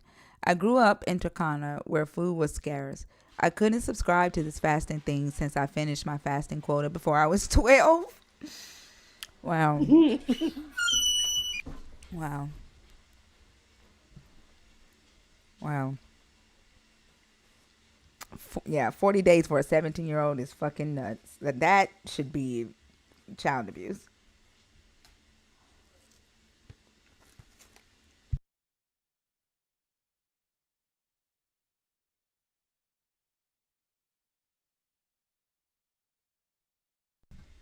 Anybody want to do this while I eat? Yeah, I'm available. Is it Key? Key, can you hear us? Oh, Well, Okay, John. I don't. I have no idea who this.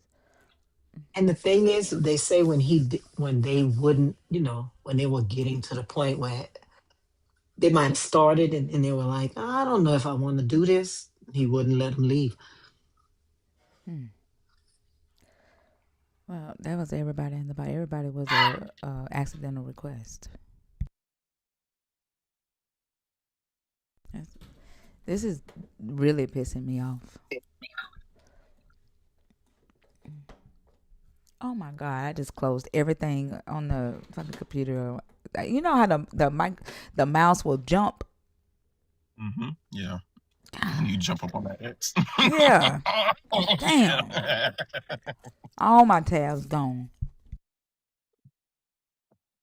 That's tough. did it say what kind of trees this pastor was planting? Because I'll be damned if I'm a fast for a motherfucker planting some fruit trees. Right? Probably No, was. it just said he was farming and planting You're trying to trees. plant the tree of knowledge of good and evil. That's what you're trying to do. Take us back, Father. Recreating Eden. Just the whole I want to meet Jesus thing. Like that's like black people here in America talking about they would choose 10 minutes with Jesus over $1 trillion to feed hungry people. Yeah. That's just dumb.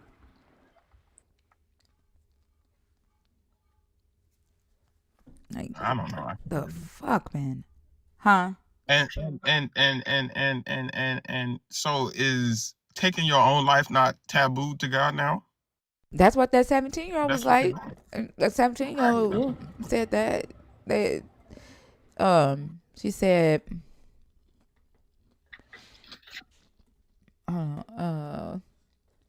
I'm sorry, y'all. Mhm. Yeah. No, this is a 40-year-old said, I went to see Pastor McKenzie with the intention of fasting to death so as to meet Jesus. Part of me told me that this would be similar to self-unaliving without an underlying medical condition, which is like self-murder. And the Bible says you shall not kill. And so I did not start the fast.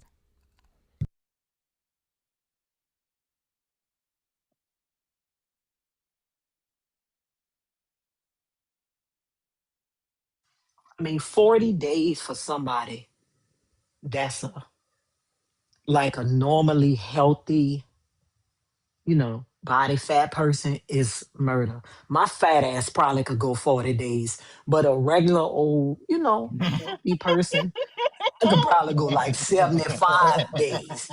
But a normal person, like a 19-year-old, wouldn't last 40 days. Absolutely not. Mm-mm. And he knew that crap. Who we Yeah. telling And so, this? an 8-year-old wouldn't last 40 days. That man said his children were 9. I think the oldest one was 9. He had 5 children and she was pregnant with another one. The oldest one was 9. They didn't last 40 days. Nah. Like, Shit, you can you probably would have imagine? killed And babies crying and screaming and like how you like I just feel like abuse would have even increased because with them screaming and crying, how they gonna get them to stop? But listen, Exactly. but that's why they were so far away, Mm-hmm. right? You couldn't hear them. The only reason he got in trouble is because people started reporting people missing.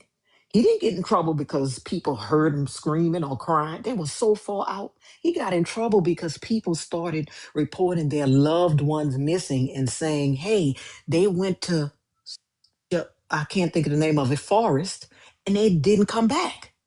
That's how he got found out. Went to Jerusalem and never came back. Nazareth, even.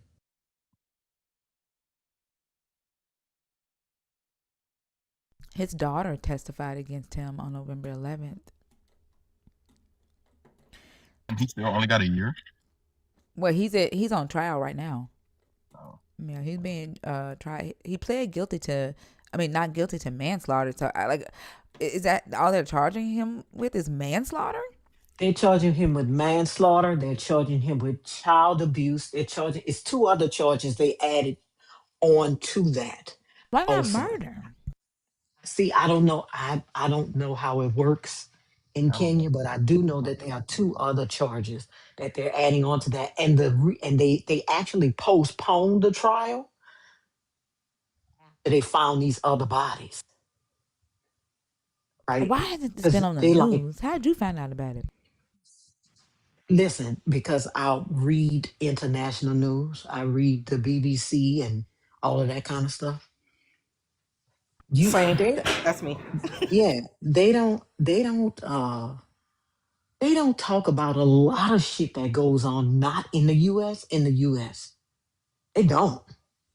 So much stuff I'm like, what the hell? You got to look like BBC News because BBC has a lot of um, news stations in places like Kenya and Africa, places like that. The BBC News, what else I read? I can't think of the name of it now, but if you read international news, uh, they report on our news plus so much more, so many things that our news does not report about. BBC World, yeah, that's it. Red Boy. That's what I'm saying. Like, shouldn't he have been charged with murder if some of them were strangled and beaten to death? Like, why just manslaughter? That's what I was asking. But And somebody need and to the make a video about this because what the fuck? yeah, the guy said that when they went out there this last time in December to get the bodies, that some of the bodies that were there, you can tell they had been moved, like taken out of their graves. By So who? I By don't him? know. No, they don't know. Yeah. How long he No, been in jail? he was in jail when they found these other bodies, but one of the investigators was like, there are places where bodies are that they didn't move, and the bodies are gone, like since the last time they've been out there. It's like Wait, you did can y'all know tell that that a some. Kenyan just got life in prison for plotting a 9/11 attack on the U.S.? Mm-mm. What? They don't tell us any of that shit. What the fuck? That be the new addition to the White House? For real. Lois, did you say he had 800 acres? 800 acres. First of all, 50,000 acres is a lot. 800 acres is a lot. The investigator was like, it's going to take us some more time to dig up all of these 800 acres that, I mean, This was I just don't even think they scratched the surface. y'all. This shit was just posted yesterday fucking day. This motherfucking article about this Kenyan getting life in prison for plotting a 9/11 attack on the U.S. was posted at 2:45 p.m. yesterday fucking day. Hmm. Wow. A Kenyan national has been sentenced to life in prison in the United States. He's in prison in the U.S. and they have not Hmm. even fucking told us this. That's why you have to also read FBI press releases. Just read them. Just read them. They do press releases every time they arrest somebody, convict somebody, charge somebody. You read them. I'm surprised Nicki Minaj ain't talking about it. Who? It says in a statement Watch. on Monday, December 22nd, the U.S. Attorney's Office, Southern District of New York, said the sentence was handed down to 35-year-old Cholo Abdi Abdullah by U.S. District Judge Annalisa Torres following his conviction on multiple terrorism-related charges. According to the statement, Abdullah was found guilty after a jury trial that concluded on November 4, 2024. U.S. Attorney Jay Clayton said the court heard evidence showing Abdullah was a trained al-Shabaab operative who deliberately set out to replicate the deadliest terrorist attack in the U.S. history by exploiting commercial aviation. He was going to steal planes and do another 9/11. Now would be the time. Says Abdullah pursued his commercial pilot license at a flight school in the Philippines while conducting extensive attack planning on how to hijack a commercial plane and crash it into a building in America. Clayton added that Abdullah was committed to carrying out the attack even if it meant his own death, and praised investigators and prosecutors for stopping the plot before it could be executed. As he later admitted to the FBI, he was fully prepared to die in his terrorist attack. I commend the years of outstanding investigative work of the FBI and the career prosecutors of this office who disrupted Abdullah's murderous plot and brought him to face justice in the U.S. court. He will now spend life behind bars where he will not be able to harm innocent Americans. But you know, the news doesn't tell you when Americans do this either, Yeah. right? A guy, and this was back in, I don't know, maybe the 90s. A guy hijacked, he was a pilot, and he tried to hijack a UPS plane and beat the people over the head with hammers because he was about to get fired. They finally subdued him, but he was gonna crash that plane. They don't tell you when they do that kind of stuff either. Mm-mm. But he went in there and beat the pilots over the head with hammers and stuff, so much so that one of the pilots had to retire from nerve damage. They don't tell you when US citizens do that kind of shit either. This makes me wonder if any, like, who was involved in this, because it says during this period he worked with senior members. Hold on. According to court documents, Abdullah joined al-Shabaab in 2015, spent about a year moving between safe houses in Somalia. During this period, he worked with senior members of the group and received military-style training, including instruction on firing AK-47 assault rifles and constructing explosives.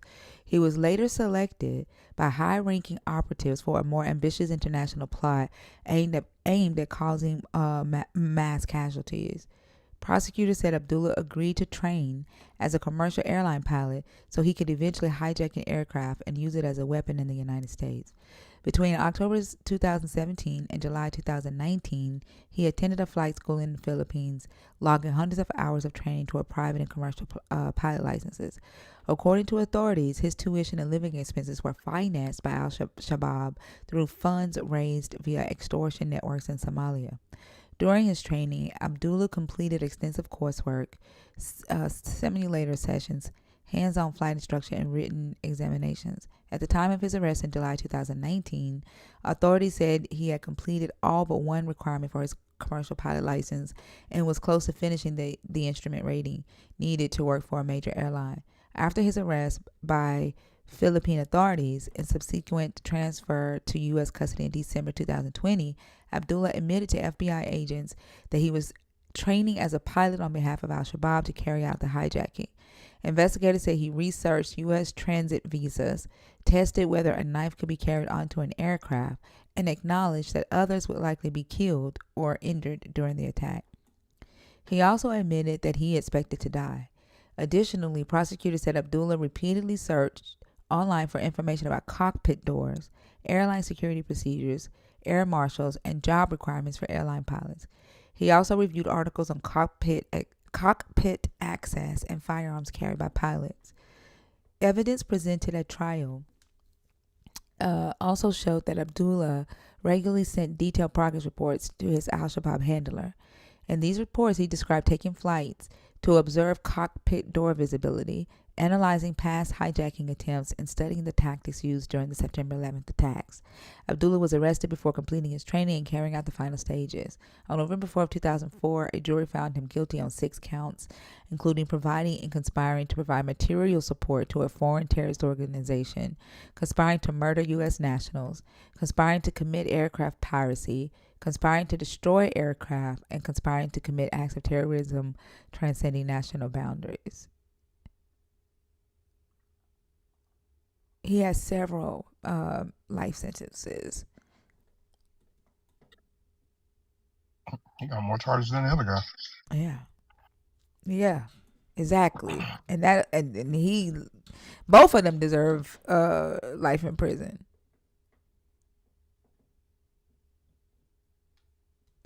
But they won't look at the underlying motivation, which is religion.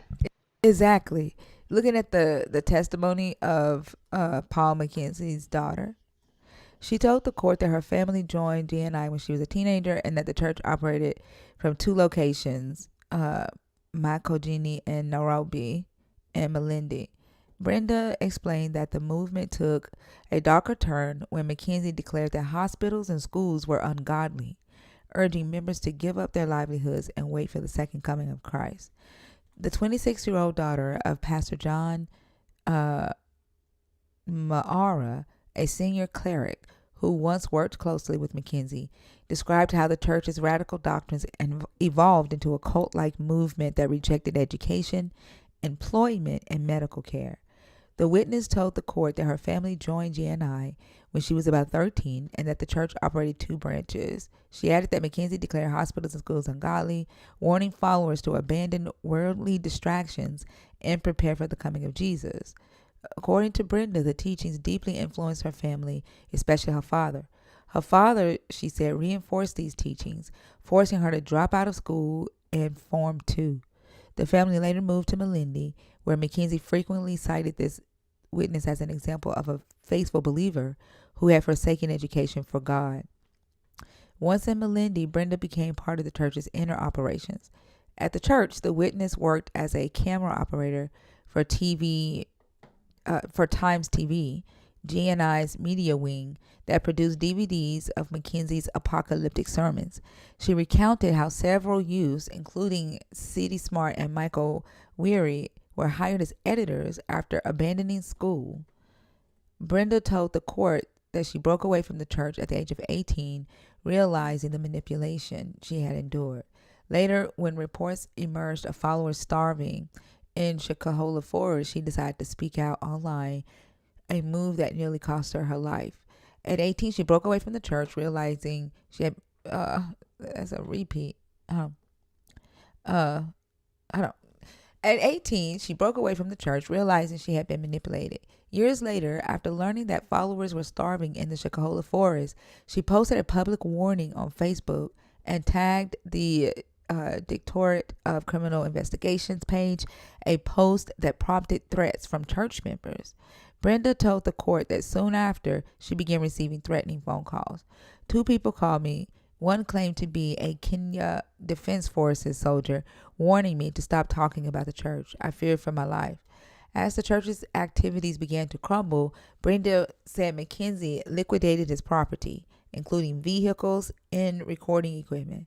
I was terrified. I saw it coming, she said, noting her father eventually cut ties with McKenzie. At the same time, the court also heard from Sergeant Joseph Yater, a Directorate of Criminal Investigations officer who provided corroborating evidence of the church's inner workings. Her testimony was followed by that of Sergeant Joseph Yater, a DCI officer who was among the first to investigate the tragedy. Yater recounted being called by his superiors in Malindi on the 20th of March 2023 to meet 3 adults and a malnourished boy rescued from the forest. According to Yatter, the rescued child revealed horrifying details about his family's ordeal. The DCI officer presented crucial photographic evidence to the court. The child said his parents, Isaac Nagala and Emily Kahunga, forced him and his siblings to fast after instructions from McKenzie.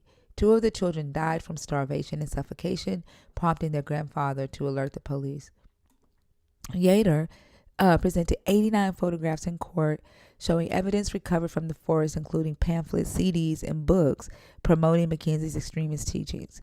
He also revealed that Mackenzie had previously filed a defamation complaint against Brenda in November 2022. Like, you even went as far as suing your own daughter for speaking out, accusing her of claiming online that he was burying people in a bush, an allegation later proven true. He sued her for telling the truth, but called it a lie. That's fucking crazy.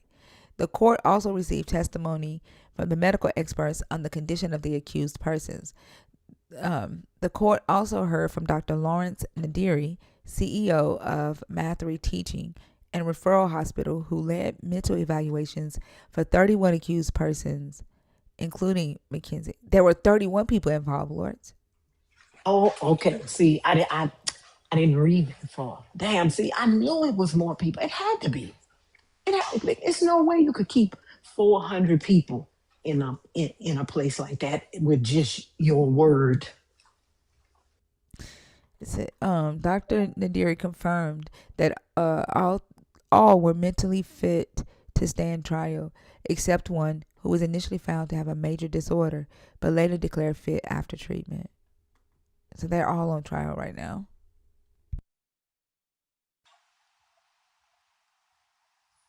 Listen, I don't know what people I'll be back. do not understand. The key to this, the women, because when the women come, the children come also, right? And so when you telling a woman that, like I said, maybe down on her luck, maybe, victim of abuse or something, that God can help you and your children, right? You gotta. You wiping out whole generations.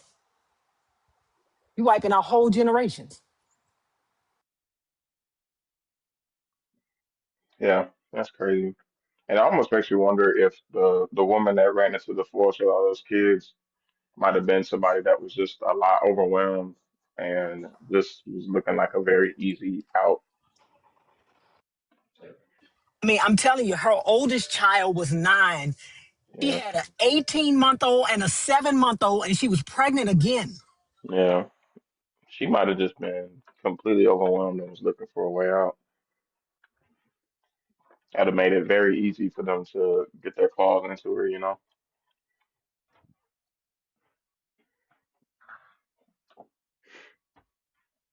Man, that's rough. I mean, because you hardly ever see a death cult full of like rich, wealthy people. Hmm. Sometimes you do, but a lot of these cults are just like one Rhea talked about on her podcast. I think it was in Korea or Japan where they put the rice in or something in the subway and poison the people in the subway. Hmm. It's always people that are, like kind of on the fringes, I want to say, if that's a Right, good word. They're on the right. fringes, they're looking for something. Charles Manson, same thing. If you talk to those women, they'll tell you, like, I was lost, I was looking for something. You get Hmm. somebody that's charismatic, right, that can come and tell you that all your suffering is not in vain. That kind of foolishness, and Hmm. and everything you do, you'll be rewarded for. Like, I'm tired of taking care of 6 kids, and I'm tired of being pregnant too. Right. Yeah. Like, And I so mean, so that's I can the, see that. yeah. But that's the thing that, they were talking about when they were writing about the demographic for Christians in the early days, right? How they were looking for people that were lower in society, that were kind of cast off to the side because they knew they would be easy marks. Like they're not very educated, so more often than not, they're not going to think critically about what you're telling them. They're going to be your hardest believers. Somebody needs to do a live about, the whole fasting thing. I haven't seen any lives about fasting. Have y'all? Mm-mm. I, I hadn't even I have a considered it a friend. topic. Nope. I have a friend that fasts all the time. Though fasting is funny to me because some people will tell you can eat during your fast. Some people will tell you ah, you can't. Hmm. How do you eat during You a know, fast? I thought fasting was not eating. Sometimes listen, fasting is the type of thing that you eat. that motherfucker will go to Popeyes and get red beans with no rice. Right. What? Yeah, some people will say it's certain things that you can deny yourself that constitute as a fast. Like if you say, Yeah. "Oh, I'm not eating any meat," or I'm just eating fruits and vegetables," they No constitute that sugar. as No, their yeah. fast. Yeah, no sugar. Yeah. Yeah, because they always quote the man shall not live by bread alone, um, but by every word that comes out of the mouth of God. That's what they always quoted for us when it came to fasting.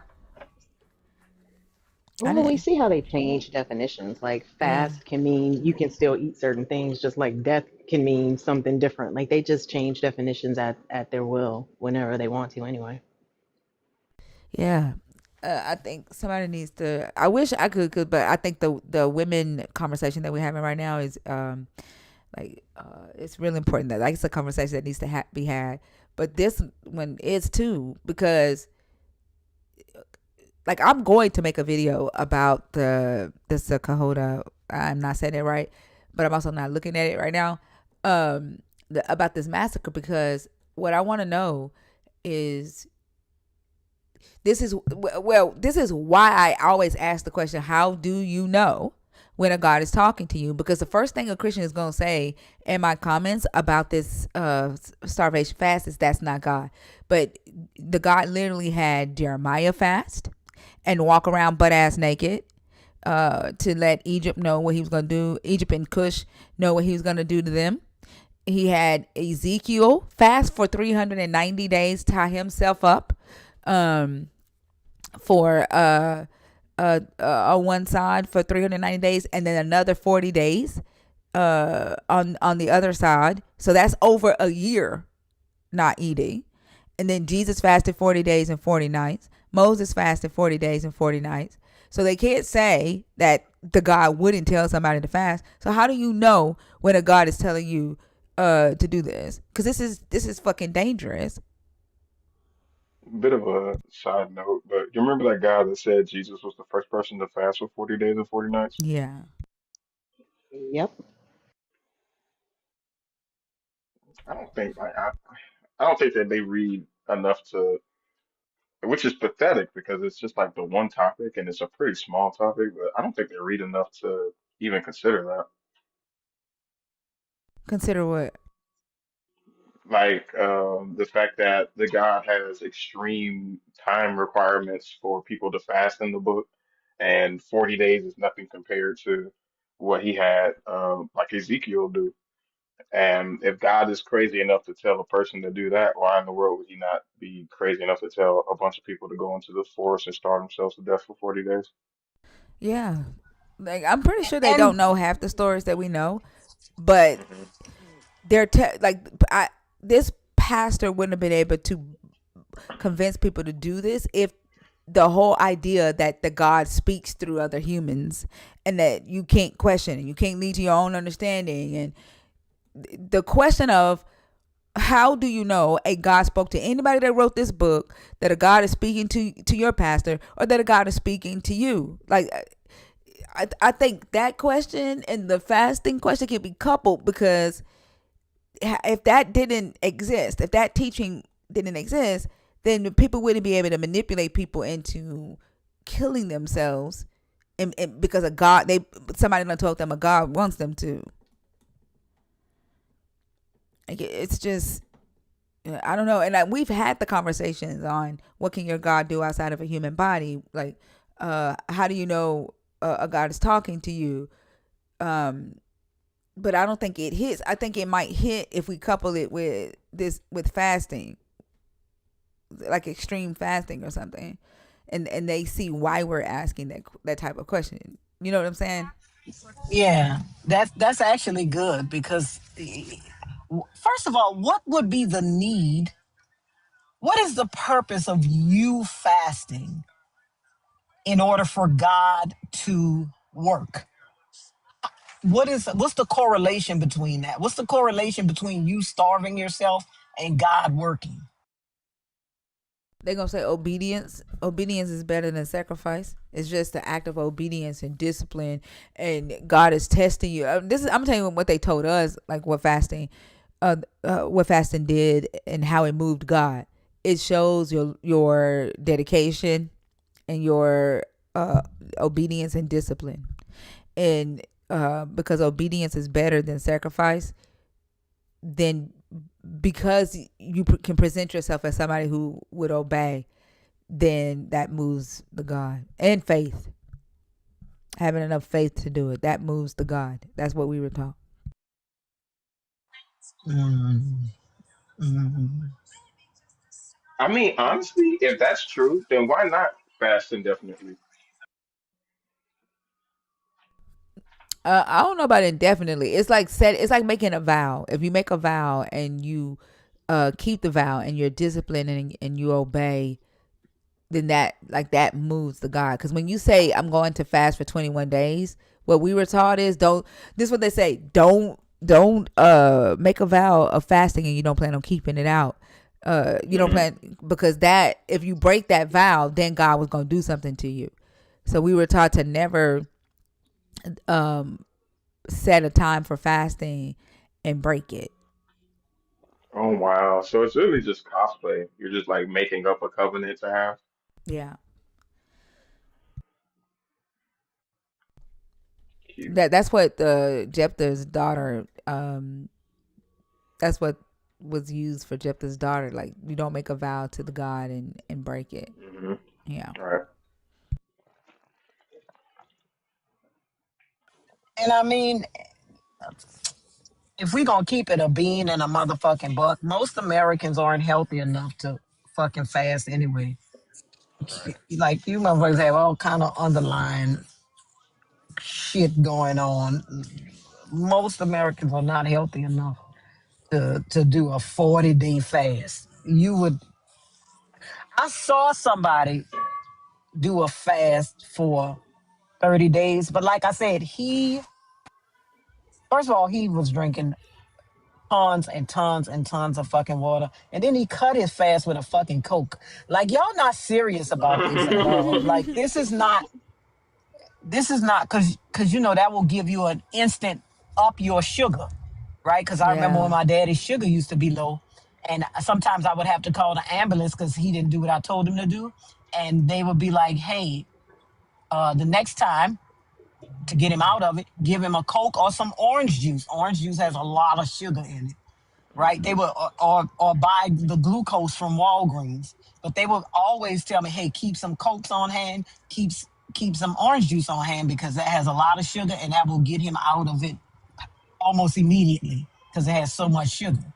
But I mean, they're not serious. Like I said, I have a friend. She calls herself does the fasting for God, but it's not really a fast because you drink a large red bean with no rice from Popeyes, and that's not a fast.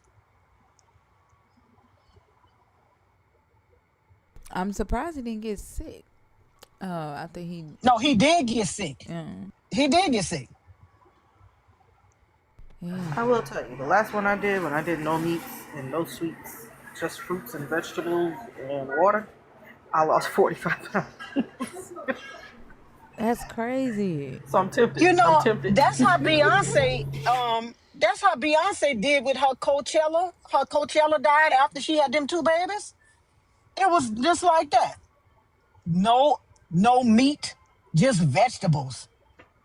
That's it. She a pure vegetable diet. I saw this girl on TikTok say, "I'm gonna try the Beyonce Coachella diet." She damn near died because it's just, I mean, salad with no salad dressing, like, Yeah. and just I water. use oil and vinegar. I use oil and Yeah, vinegar. that's what I was about to No say. salad dressing. Yeah, you can use oil and vinegar. Like you can use mustard. You can get really creative with it. Like I enjoyed it. And like Selena, I did lose a ton of weight too. Like your body feels better. But a fast is a fast, right? I think we call it a fast, but that's just modifying your diet. But this is the creative license I think that they extend themselves where fast means to abstain from food, like to not eat. And I don't know if it technically means to not drink. I can't imagine considering the fact that the body needs water or it's gonna fucking die. But I You think gotta this put is something just in there. them. I think this is just them constructing their own preferred definition for the word so that they can say they met the God's requirements. But again, this is like you defending the definition of a word using a dictionary you wrote. That doesn't mean that that's what it universally means. That's just how you're applying it for a purpose of making yourself feel sanctified. It's all internal and self-validating. I mean, I guess I could see where they could say it's supposed to be a covenant between us, so whatever I set the terms as is good enough. I mean, I think that's fair if they kept it there, but they like to say that, their requirements of this God applies to other people. And if that's the case, then we're going to have to, I'm going to have some pushback on what we understand the word to mean. Because, like we always say, Absolutely. like definitions aren't prescriptive, they're descriptive. And how have we historically used that word? How is it used in the Bible? Hmm. The philosophy of gods. The fact that he been sitting there too quiet, I highly doubt that he's actually there. Yeah. Yeah, I Uh, always have my notes. yeah, ain't no way. It's crazy that I that's a didn't even very know he accurate was done. tell. Huh? As it's crazy that that's a very accurate like predictor. If a person comes up and they stay off mute but they're quiet, it's usually a mistake or they are not mute. Hmm. Right.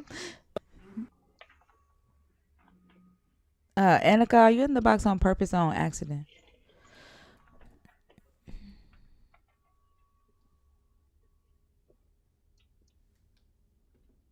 I mean, but imagine how like indoctrinated and susceptible to this kind of stuff you have to be to actively starve yourself to death. Yeah, but like it's to because they want to see Jesus. To me, that's the most harrowing thing because you can't wait until your natural death date to see Jesus. Mm-mm, I need it mm-mm. now. They want to see him now. Yeah, they need him. They need him now. Maybe they think he's gonna send them back. Right. Drake, thank you so much. I appreciate you. I hope you start making music too. I saw your comment saying that you're also a writer. Tag me in your songs if you start making music as well with your writing.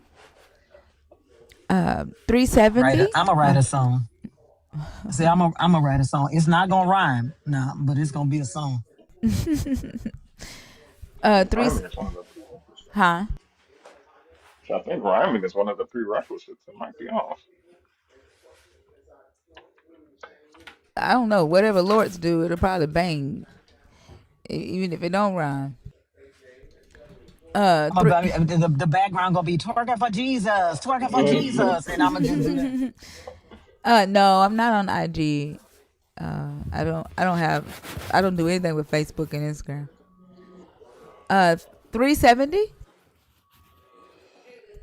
Up by mistake. Okay, have a good one. Thank you. You're welcome. TikTok is just throwing everybody in the box. I'm telling you, it's gonna be throw that ass in a circle for God.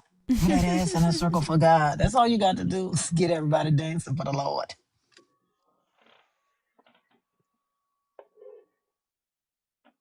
Uh, thank you, Paige.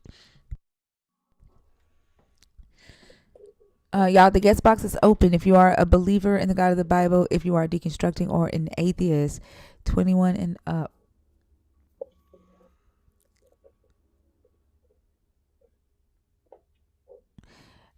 Somebody else recommended it too. I can't stand Mark Zuckerberg's ass. And then like when he made that announcement that if you keep using his platform, he can use your information and your images anytime he wants. And yeah, Yeah, like no. perpetuity. Fuck that. Mm-hmm. Yeah,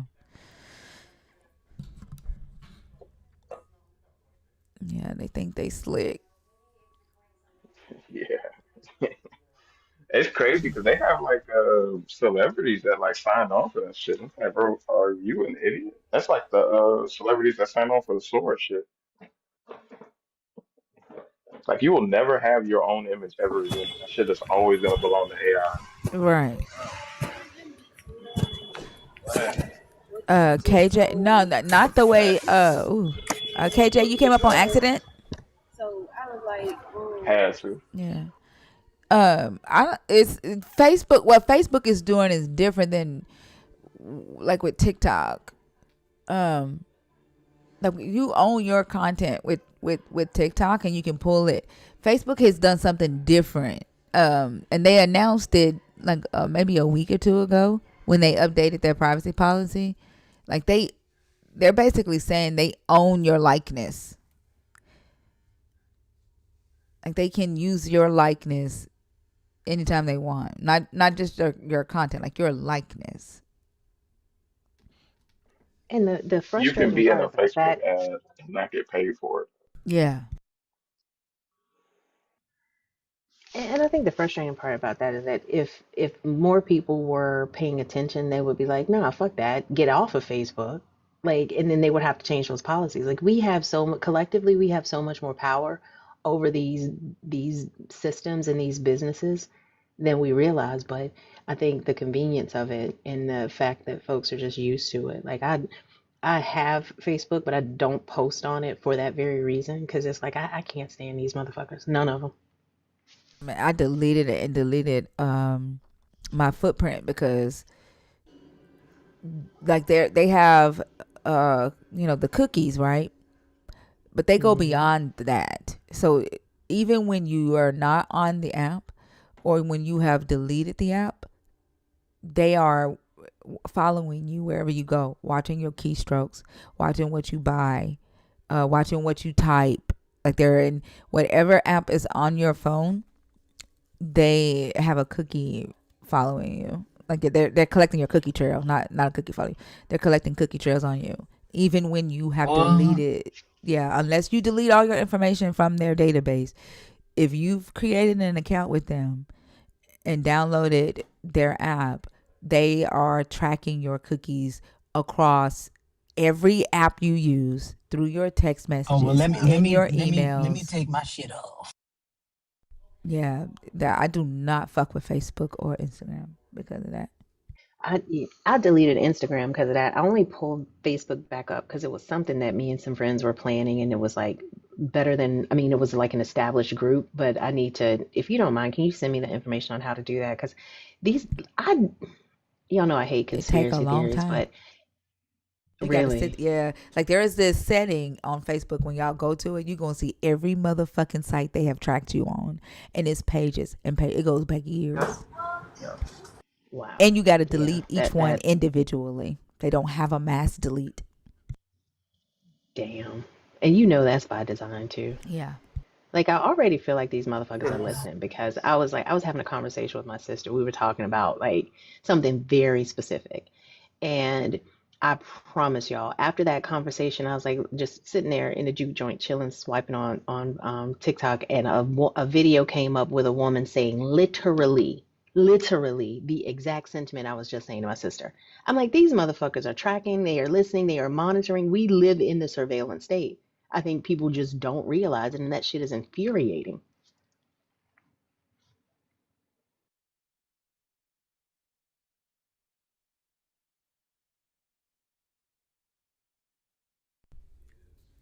That's why all that Second Amendment bullshit is literally just a distraction. Because they like to preach that this is it's to retaliate against the government if it ever becomes corrupt again, which newsflash it already happened. But uh, motherfuckers know like they know when you shitting, like they know when you sitting on the pot because of your phone activity. Like you think your little AR is gonna stop that, bro? They know every single detail about your life because they've been watching you, and they sell that information to foreign entities. Like you having a fucking Glock is not gonna change that. That's why when people were talking about um the U.S. owning TikTok, I'm like, bruh. Somebody was telling me, well, it's because China is so. I said, sir, didn't Experian, Equifax, and TransUnion get hacked? What the hell you worry about TikTok for? Your whole social security number somewhere floating out in the fucking ether on the dark web, bitch. Like, why you worried about TikTok?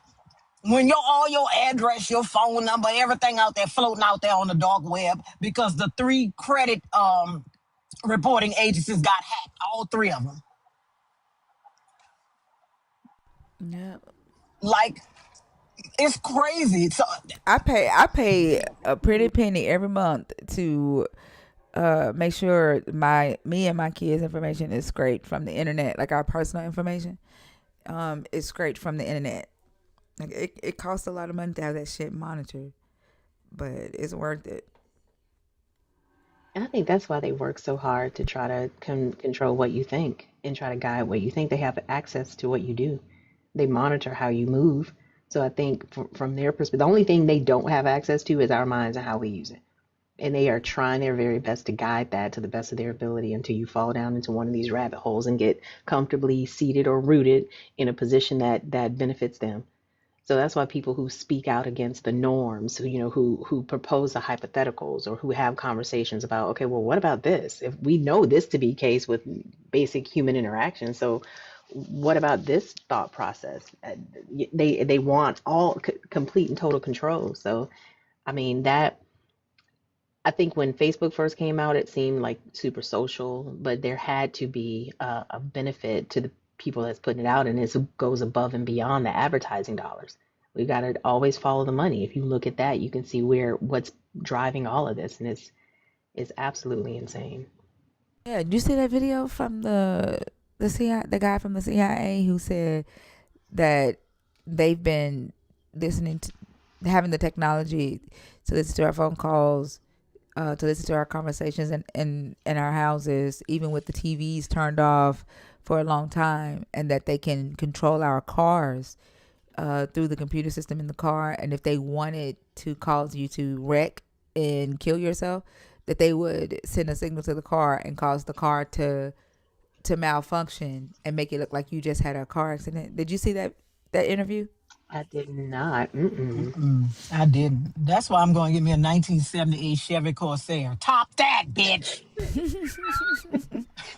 Lord's like, You tap better into that go. motherfucker if you can.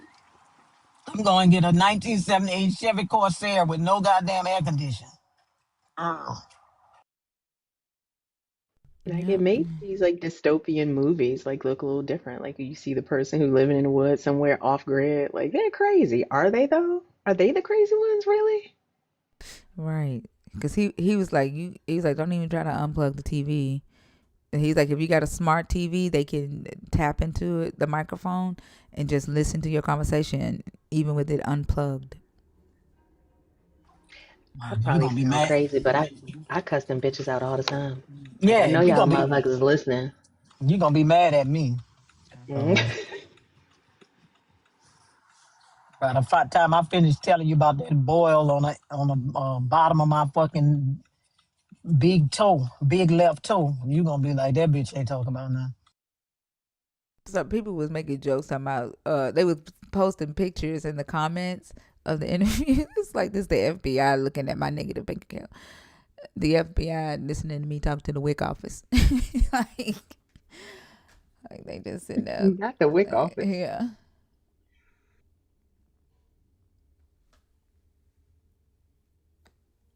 Terrell.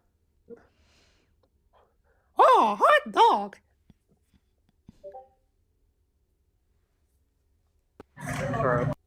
Huh. I be feeling sorry for people like that. I know it. And the Yeah. fact that the followers of this God are indistinguishable from children who troll folks on the internet is wild. Ain't it? Forgive me, forgive me. You did the wrong voice. You're supposed to do Goofy. Gosh! Yeah, that's more like it. All right, Terrell. It didn't work, so I don't I'm know. sorry. Yeah, go back to the drawing board. Yeah. You tried. Where's that bark cake? Huh? What you say? Bye, Terrell. Where's that Yo. bark citizen cake?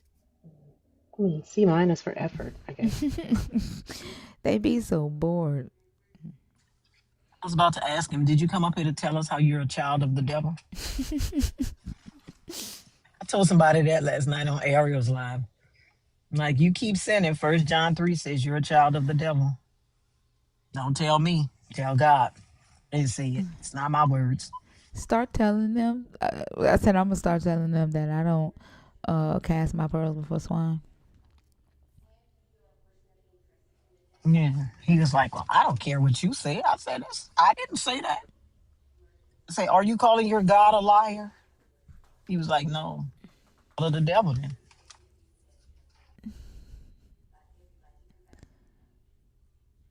They don't, I swear they don't know that when they be quoting Jesus that they be saying slurs. Like the shit Jesus was saying, that was their way of cursing and saying slurs back then. When they be like, you viper, you I don't swine, I don't cast my pearls before swine. Somebody said that yesterday right before the live shut down. I was so pissed because I had already hit in live when I saw it, because I would have called it out. Like, because the only reason why you like y'all say that and y'all try to pretend like y'all don't know that it's offensive. Y'all just be like, Jesus, that's what Jesus said. Yeah, that you just be proving that your Jesus Right. spoke slurs. Like I tested it on my daughters yesterday because they don't read the Bible. They don't know anything about this damn book like that. And I told them that I was gonna start telling Christians, like, I don't go to church because I don't cast my pearls before swine. And they were like, what is that? And I was like, That's awesome. pearls. I said pearls. And she was like, a necklace. I was like, yeah, the pearls. And she was like, swine, like pigs? I said, yeah. I said, why are you looking so confused? She said, are you comparing Christians to pigs? I said, yeah. She said, no. She was like, that's offensive. And I was like, it's offensive? She said, yeah. I was like, no, it's not. And she said, yes, it is, Mama. Like, she's like, don't do that. That's offensive. And I said, well, you know what? I said, you're right. It is offensive. I said, you want to know how I know? She said, how? I said, because Jesus said it. I said, those are Jesus words. And she was like, Jesus? She's like, Jesus say that? I said, yeah. And I said, and the fact that you got mad at me and thought I was trying to be offensive to Christians proves that Christians know they're being offensive when they say it. Christians know Oh, that yeah, they they know hear it. the offense in it, but they be trying to say, I wasn't trying to be offensive. I wasn't being offensive. I was just quoting the Bible. I was just quoting Jesus. You know that shit is offensive. Yeah, they love that shit. And thinker, do you get like I don't know what it is. It's interesting when like because my kid wasn't raised in religion either. And that picture I sent you and Christina that morning of Justin reading the Bible, he was like, Yeah. I forget what book it was, but like when they hear the things that are said in this Bible, the way they naturally react to it is a logical response. Because he Mm-hmm. was reading something, he was like, "Yo," he was like, "This dude really don't fuck with women." I was like, "Yeah." And so he read the scripture where it was like a woman was being compared to a harlot, and then he was saying something about it was some poetic language about abusing a woman. I can't remember, I but think their Ezekiel reaction, 16 it might have been, or Isaiah 16, Ezekiel 16, where he's talking about leaving them out to be with all their lovers and stuff, stripping them naked. yeah. Yeah, I mean, it's several that kind of are on that wavelength, but it was something along those lines. But it's interesting to see how they respond to it because your daughter's reaction was absolute. Like, why would you call a human being a pig? That's not okay. Like, there are implications there. But that when Jesus says it, all the implications and all the logic goes out the window. No, but they know it. That's why they come in here and say it. A lady came in um Ariel's live last night and was like, um, they shouldn't. A Christian was up on the panel, and she's like, you shouldn't cast your pearls before swine. Excuse me. And I said, well, then, like, why are you here? Why are you here? You come in here to tell them not to do the exact same thing that you're doing. They know it's offensive. I'm just gonna start applying it to them because like they don't have fucking pearls. They don't have knowledge. in my eyes, most of them are unlearned, and so I'm just gonna start applying that to them. I'm say it And right back, normally, or say it I don't first. blame you. And I think you should. And also, like, normally you'll notice that that only comes up when they run into the wall of logic. Like when you have no logical out for what we're talking about, then suddenly you have pearls. Well, pearls that can't survive scrutiny usually are not what they claim to be. Right. If it's actually valuable, then we should see that value increase the more that we investigate it, not run into a issue with logic that you can't explain and then you just call it pearls. That doesn't make it valuable. But you come in to tell us. She came in to tell us to tell the Christians not to cast their pearls before swine. But then when she got up on the stage and we started talking about homeless people, she said it's a personal choice. Who is the swine, ma'am? I think the swine is you. Like I I think don't the ham hock is coming from your direction. the fact that they just say it all willy nilly and then try to claim that they don't know that they're being offensive is just wild to me. Like they're either straight gaslighting or they are ignorant as fuck. Because Yes. how could you not know that referring to someone as swine or as pigs and like saying that you're not valuable enough, right, to get something of value, you're low. How could you not know that that's meant to be an insult, that your Jesus was being insulting when he said that? You're either just inherently stupid or you're gaslighting and or just straight out lying. And that's why I'm just gonna start using it on them. Since they want to claim that it's not offensive and that it's not a slur, then I'm just gonna say it willy nilly. Because a lot of times that's what they come in here ignorant as fuck anyway. But we did have a good conversation last night with a young guy. As a matter of fact, I think his name was Terrence too. Was the guy that just left named Terrence? The one that did the Mickey Mouse, or was it Terrell? I think it was Terrell. Oh, It's okay. Terrell. Terrell. We had a good conversation with this young guy named Terrence. He was 26, I think, something like that. It was interesting. Yeah, he ended up having to leave because he had no idea about the God commanding rape, about slavery. It was a lot. He was like, And he's like a doctorization kind of guy. yeah, he was a diagnostic radiologist. Oh, I heard him. I heard part of that conversation. I fell asleep. Yeah, he had to go. He was like, I got to go. He was like, he was like, I ain't know about none of this. I know it's a bunch of other people that's trying to get up here, and it's like, nah, nigga. But last night, this is what I told Ariel. I said, see, this is why I Thinker and Fluff have an age limit on that panel. She got like a string of 19 and 18-year-olds in a row.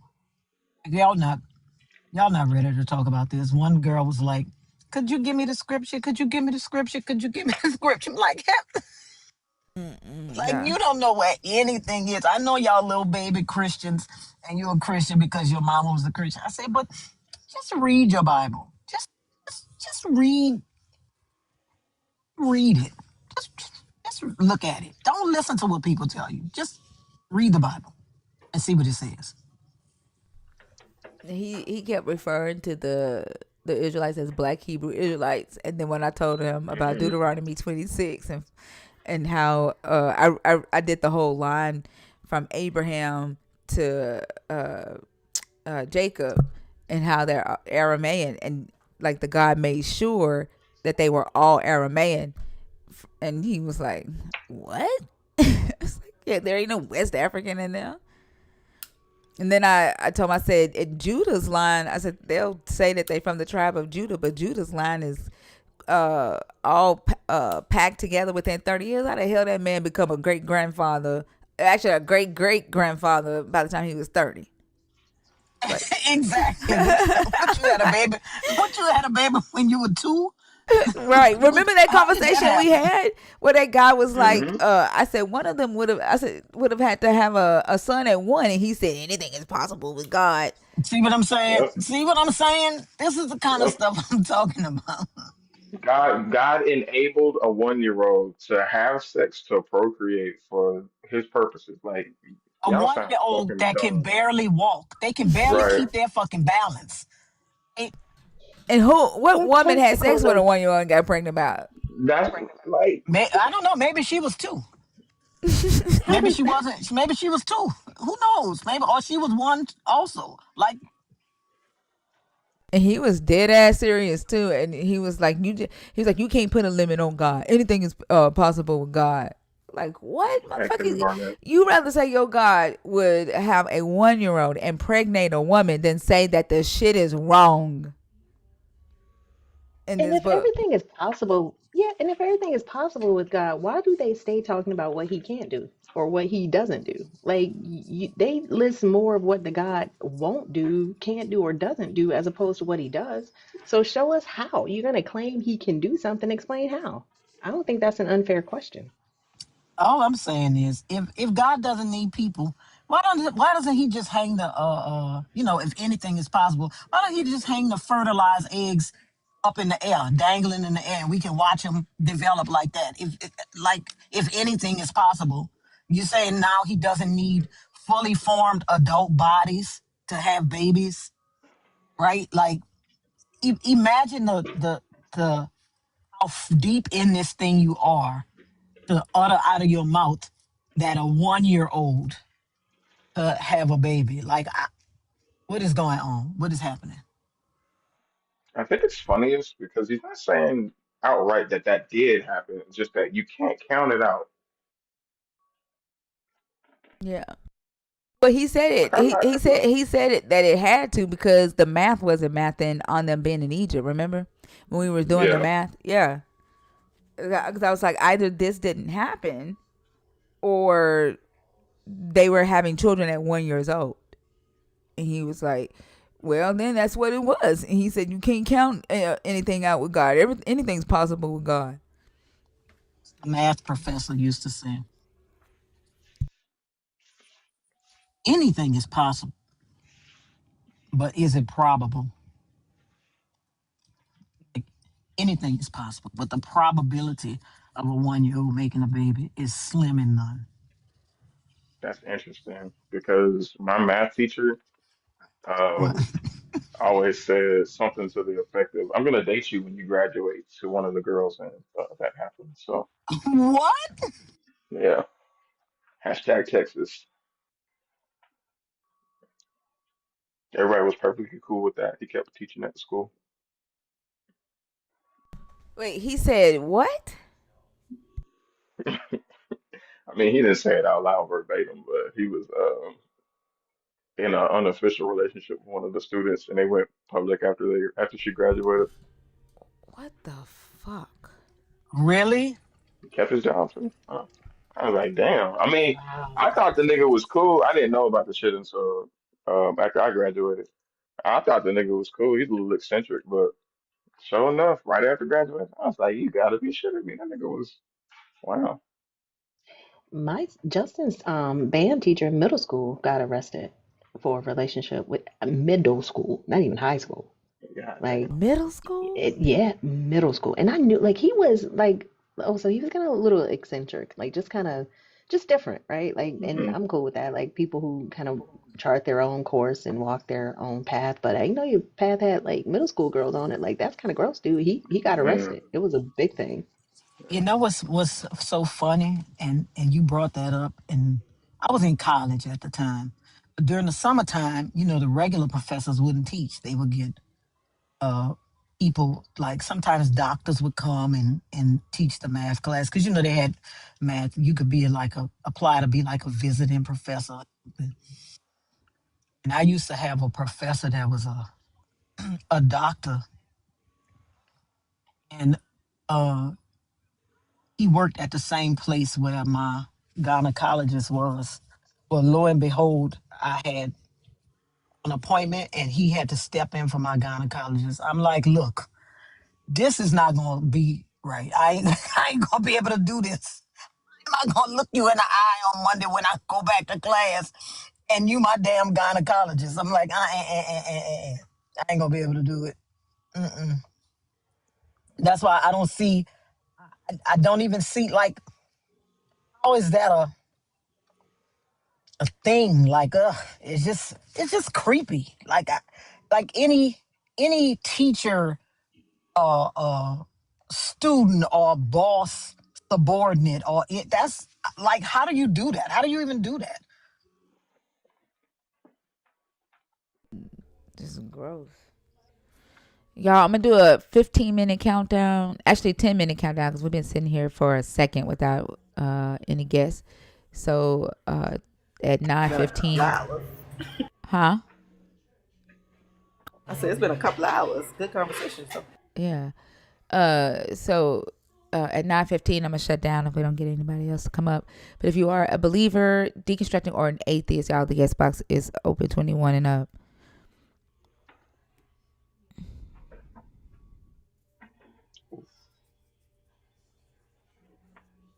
Don't get quiet now. You can't sit here for 10 minutes quiet. Everybody, Huh? everybody.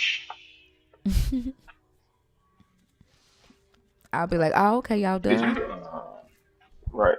Um, there was somebody in the news recently for doing that. The teacher that be rapping, y'all seen that?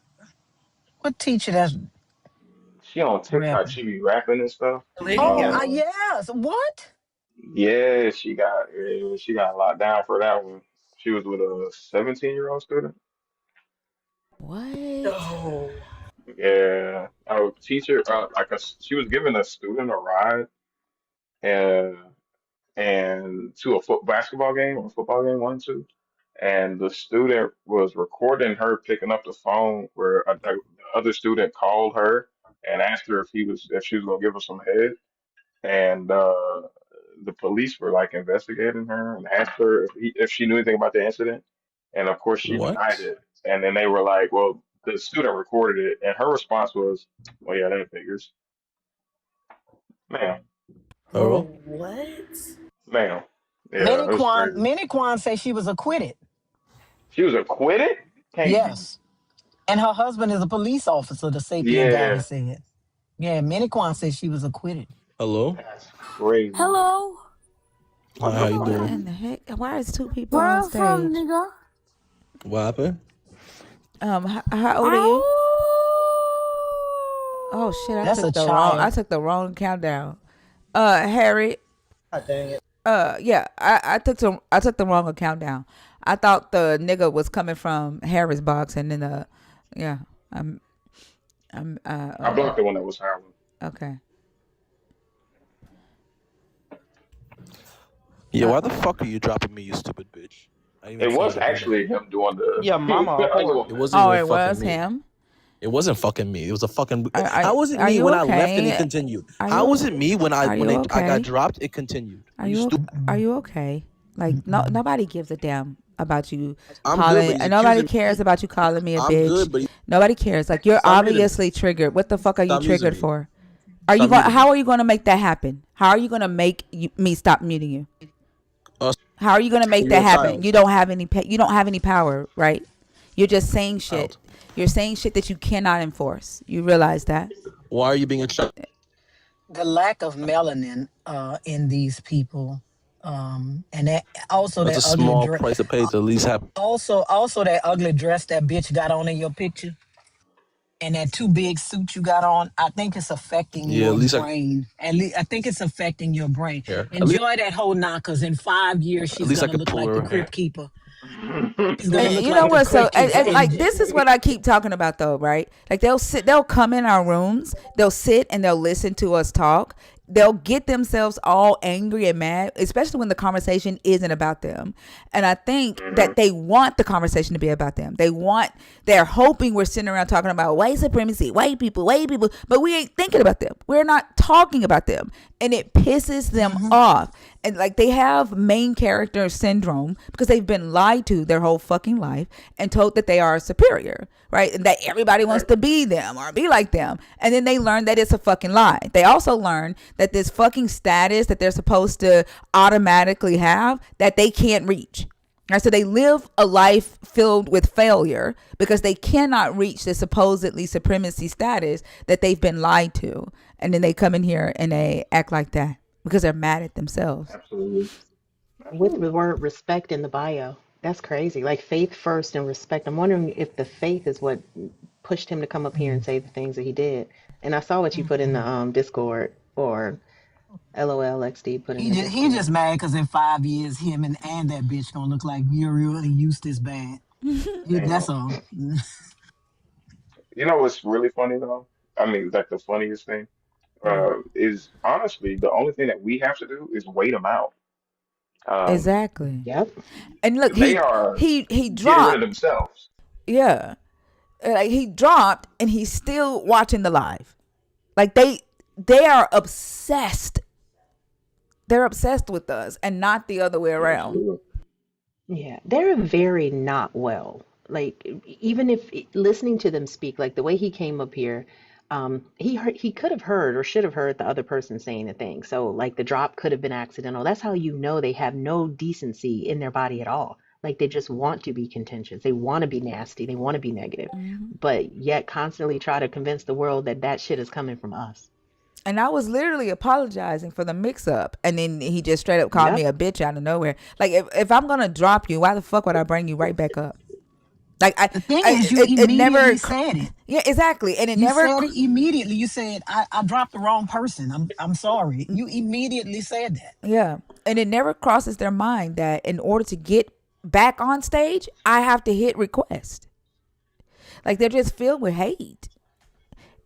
Like they can't, like the fact that they just show that they're not happy. And that's why I like when black people get upset at white people calling them nigger or whatever. Like I don't understand. Like I get getting upset at the disrespect, but showing them the Hmm. attention all the time, every time they say it, I don't get that.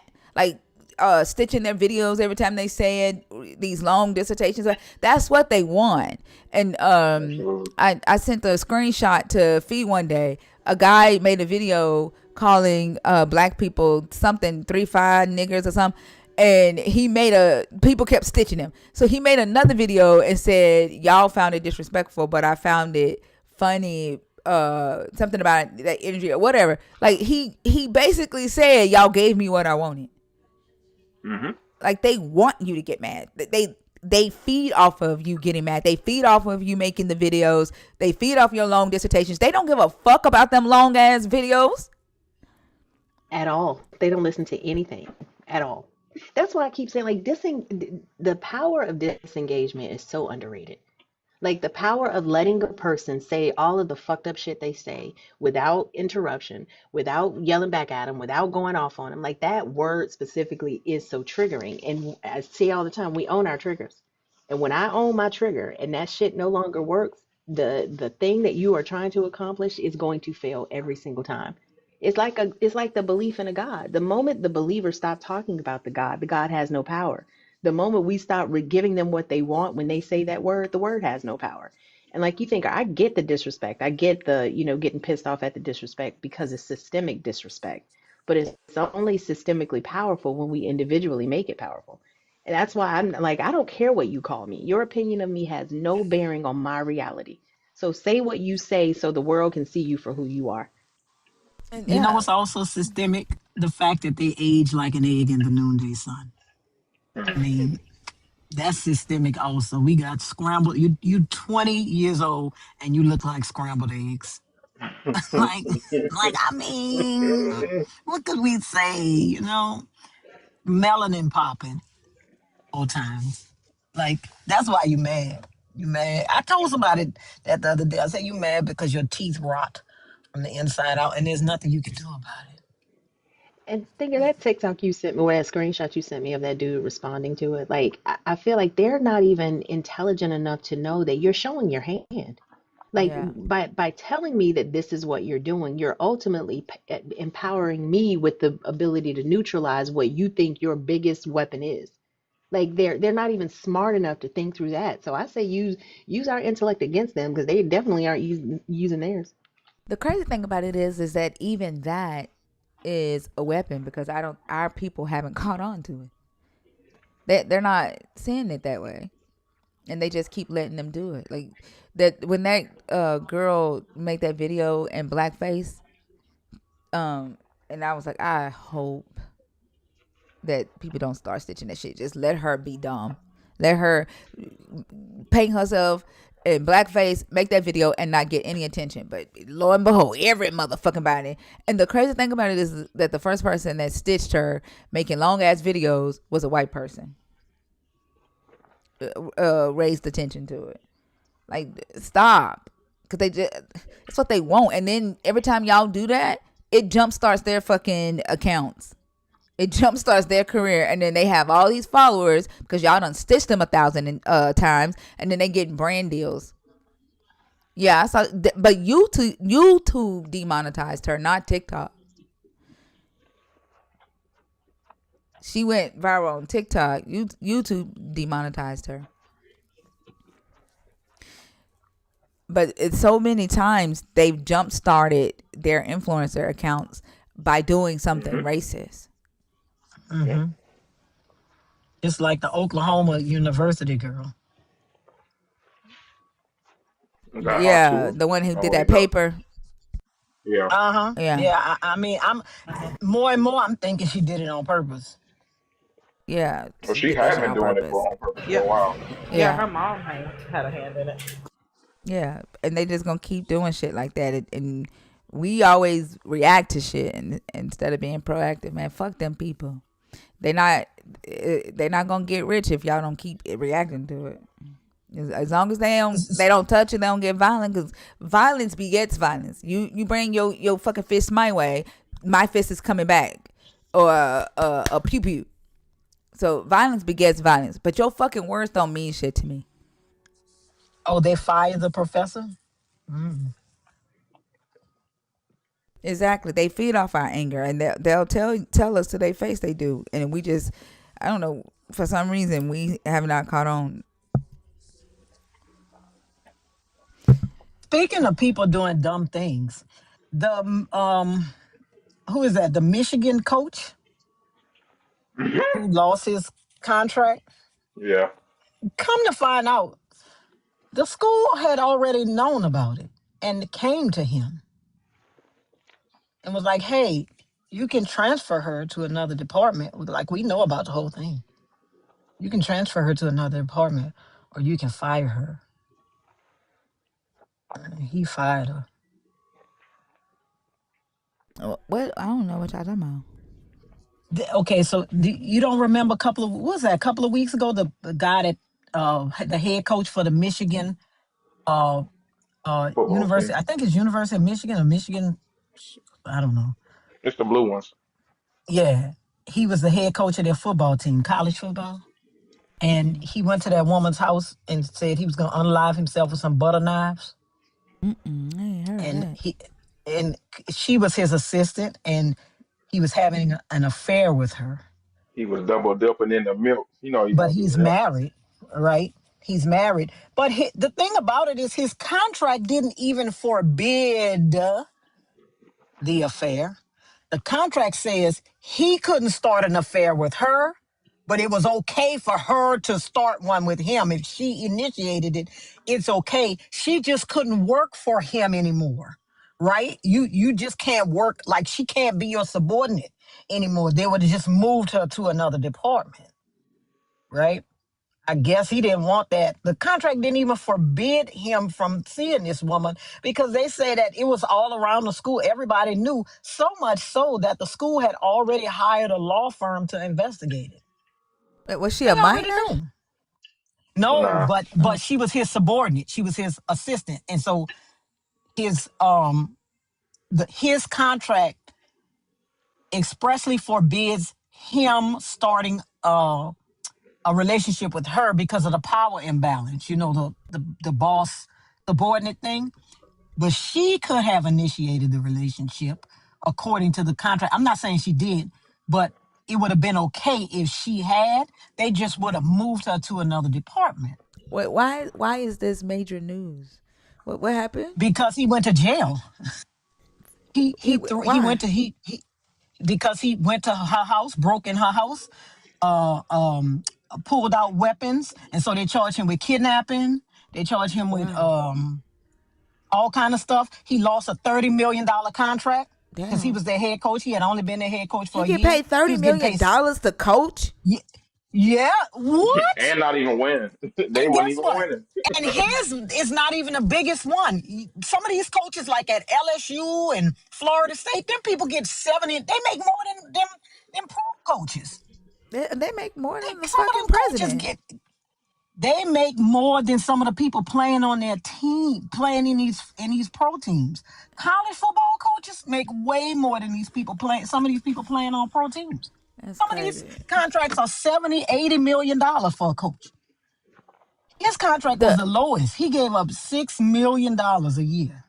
the fact that they put that in the contract, like they know that the power imbalance is basically rape or forced Hmm. consent. And if Hmm. so, remember yesterday when a believer was in here trying to say that David being king was not forced consent for Bathsheba. Right. Yeah, they know that shit. They just And like that's they just why, be playing stupid. and that's true, Pick Man. And that's why when, what was that happen at Penn State? That's why when all that stuff went down with those kids at Penn State, those Sandusky. people, Sandusky, yes, they knew that that man was doing that to those kids, but they Yep. were powerful. That was a powerful team. They were powerful coaches. They knew that that man was doing that stuff to those kids. They ignored it Hmm. for a really long time. Did y'all see that lady who went live on TikTok saying she was defending Jeffrey Epstein? Mm-mm. Yeah, and she was saying that the 14-year-olds knew what they were going there for.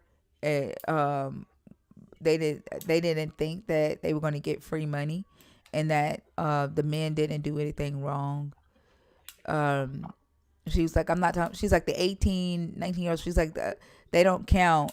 And she's like, they're adults. She's like, but the 14-year-olds, they knew what they were doing. Then she said, there's no difference between a 16 and an 18-year-old in mental capability. So since the 18-year-old is an adult, the men that was messing with the 16-year-old was just like messing with an 18-year-old. So she said all the men are innocent. Give us a list of the names of all these innocent men. Then. Exactly. Since they so innocent, let's see who they are.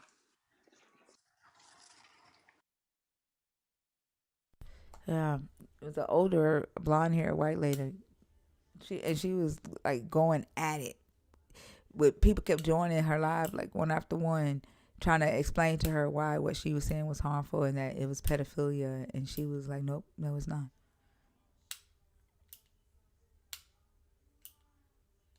Yep.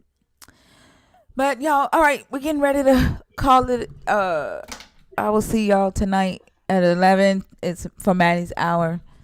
I hope y'all have a great rest of the day. Thank y'all for all the likes, the shares, and the comments. I'm about to take my ass to sleep. Good Good night. night. I'll see y'all Good night, tonight. y'all. Bye, y'all. Love y'all. Love you too. Bye. Love you guys. Bye.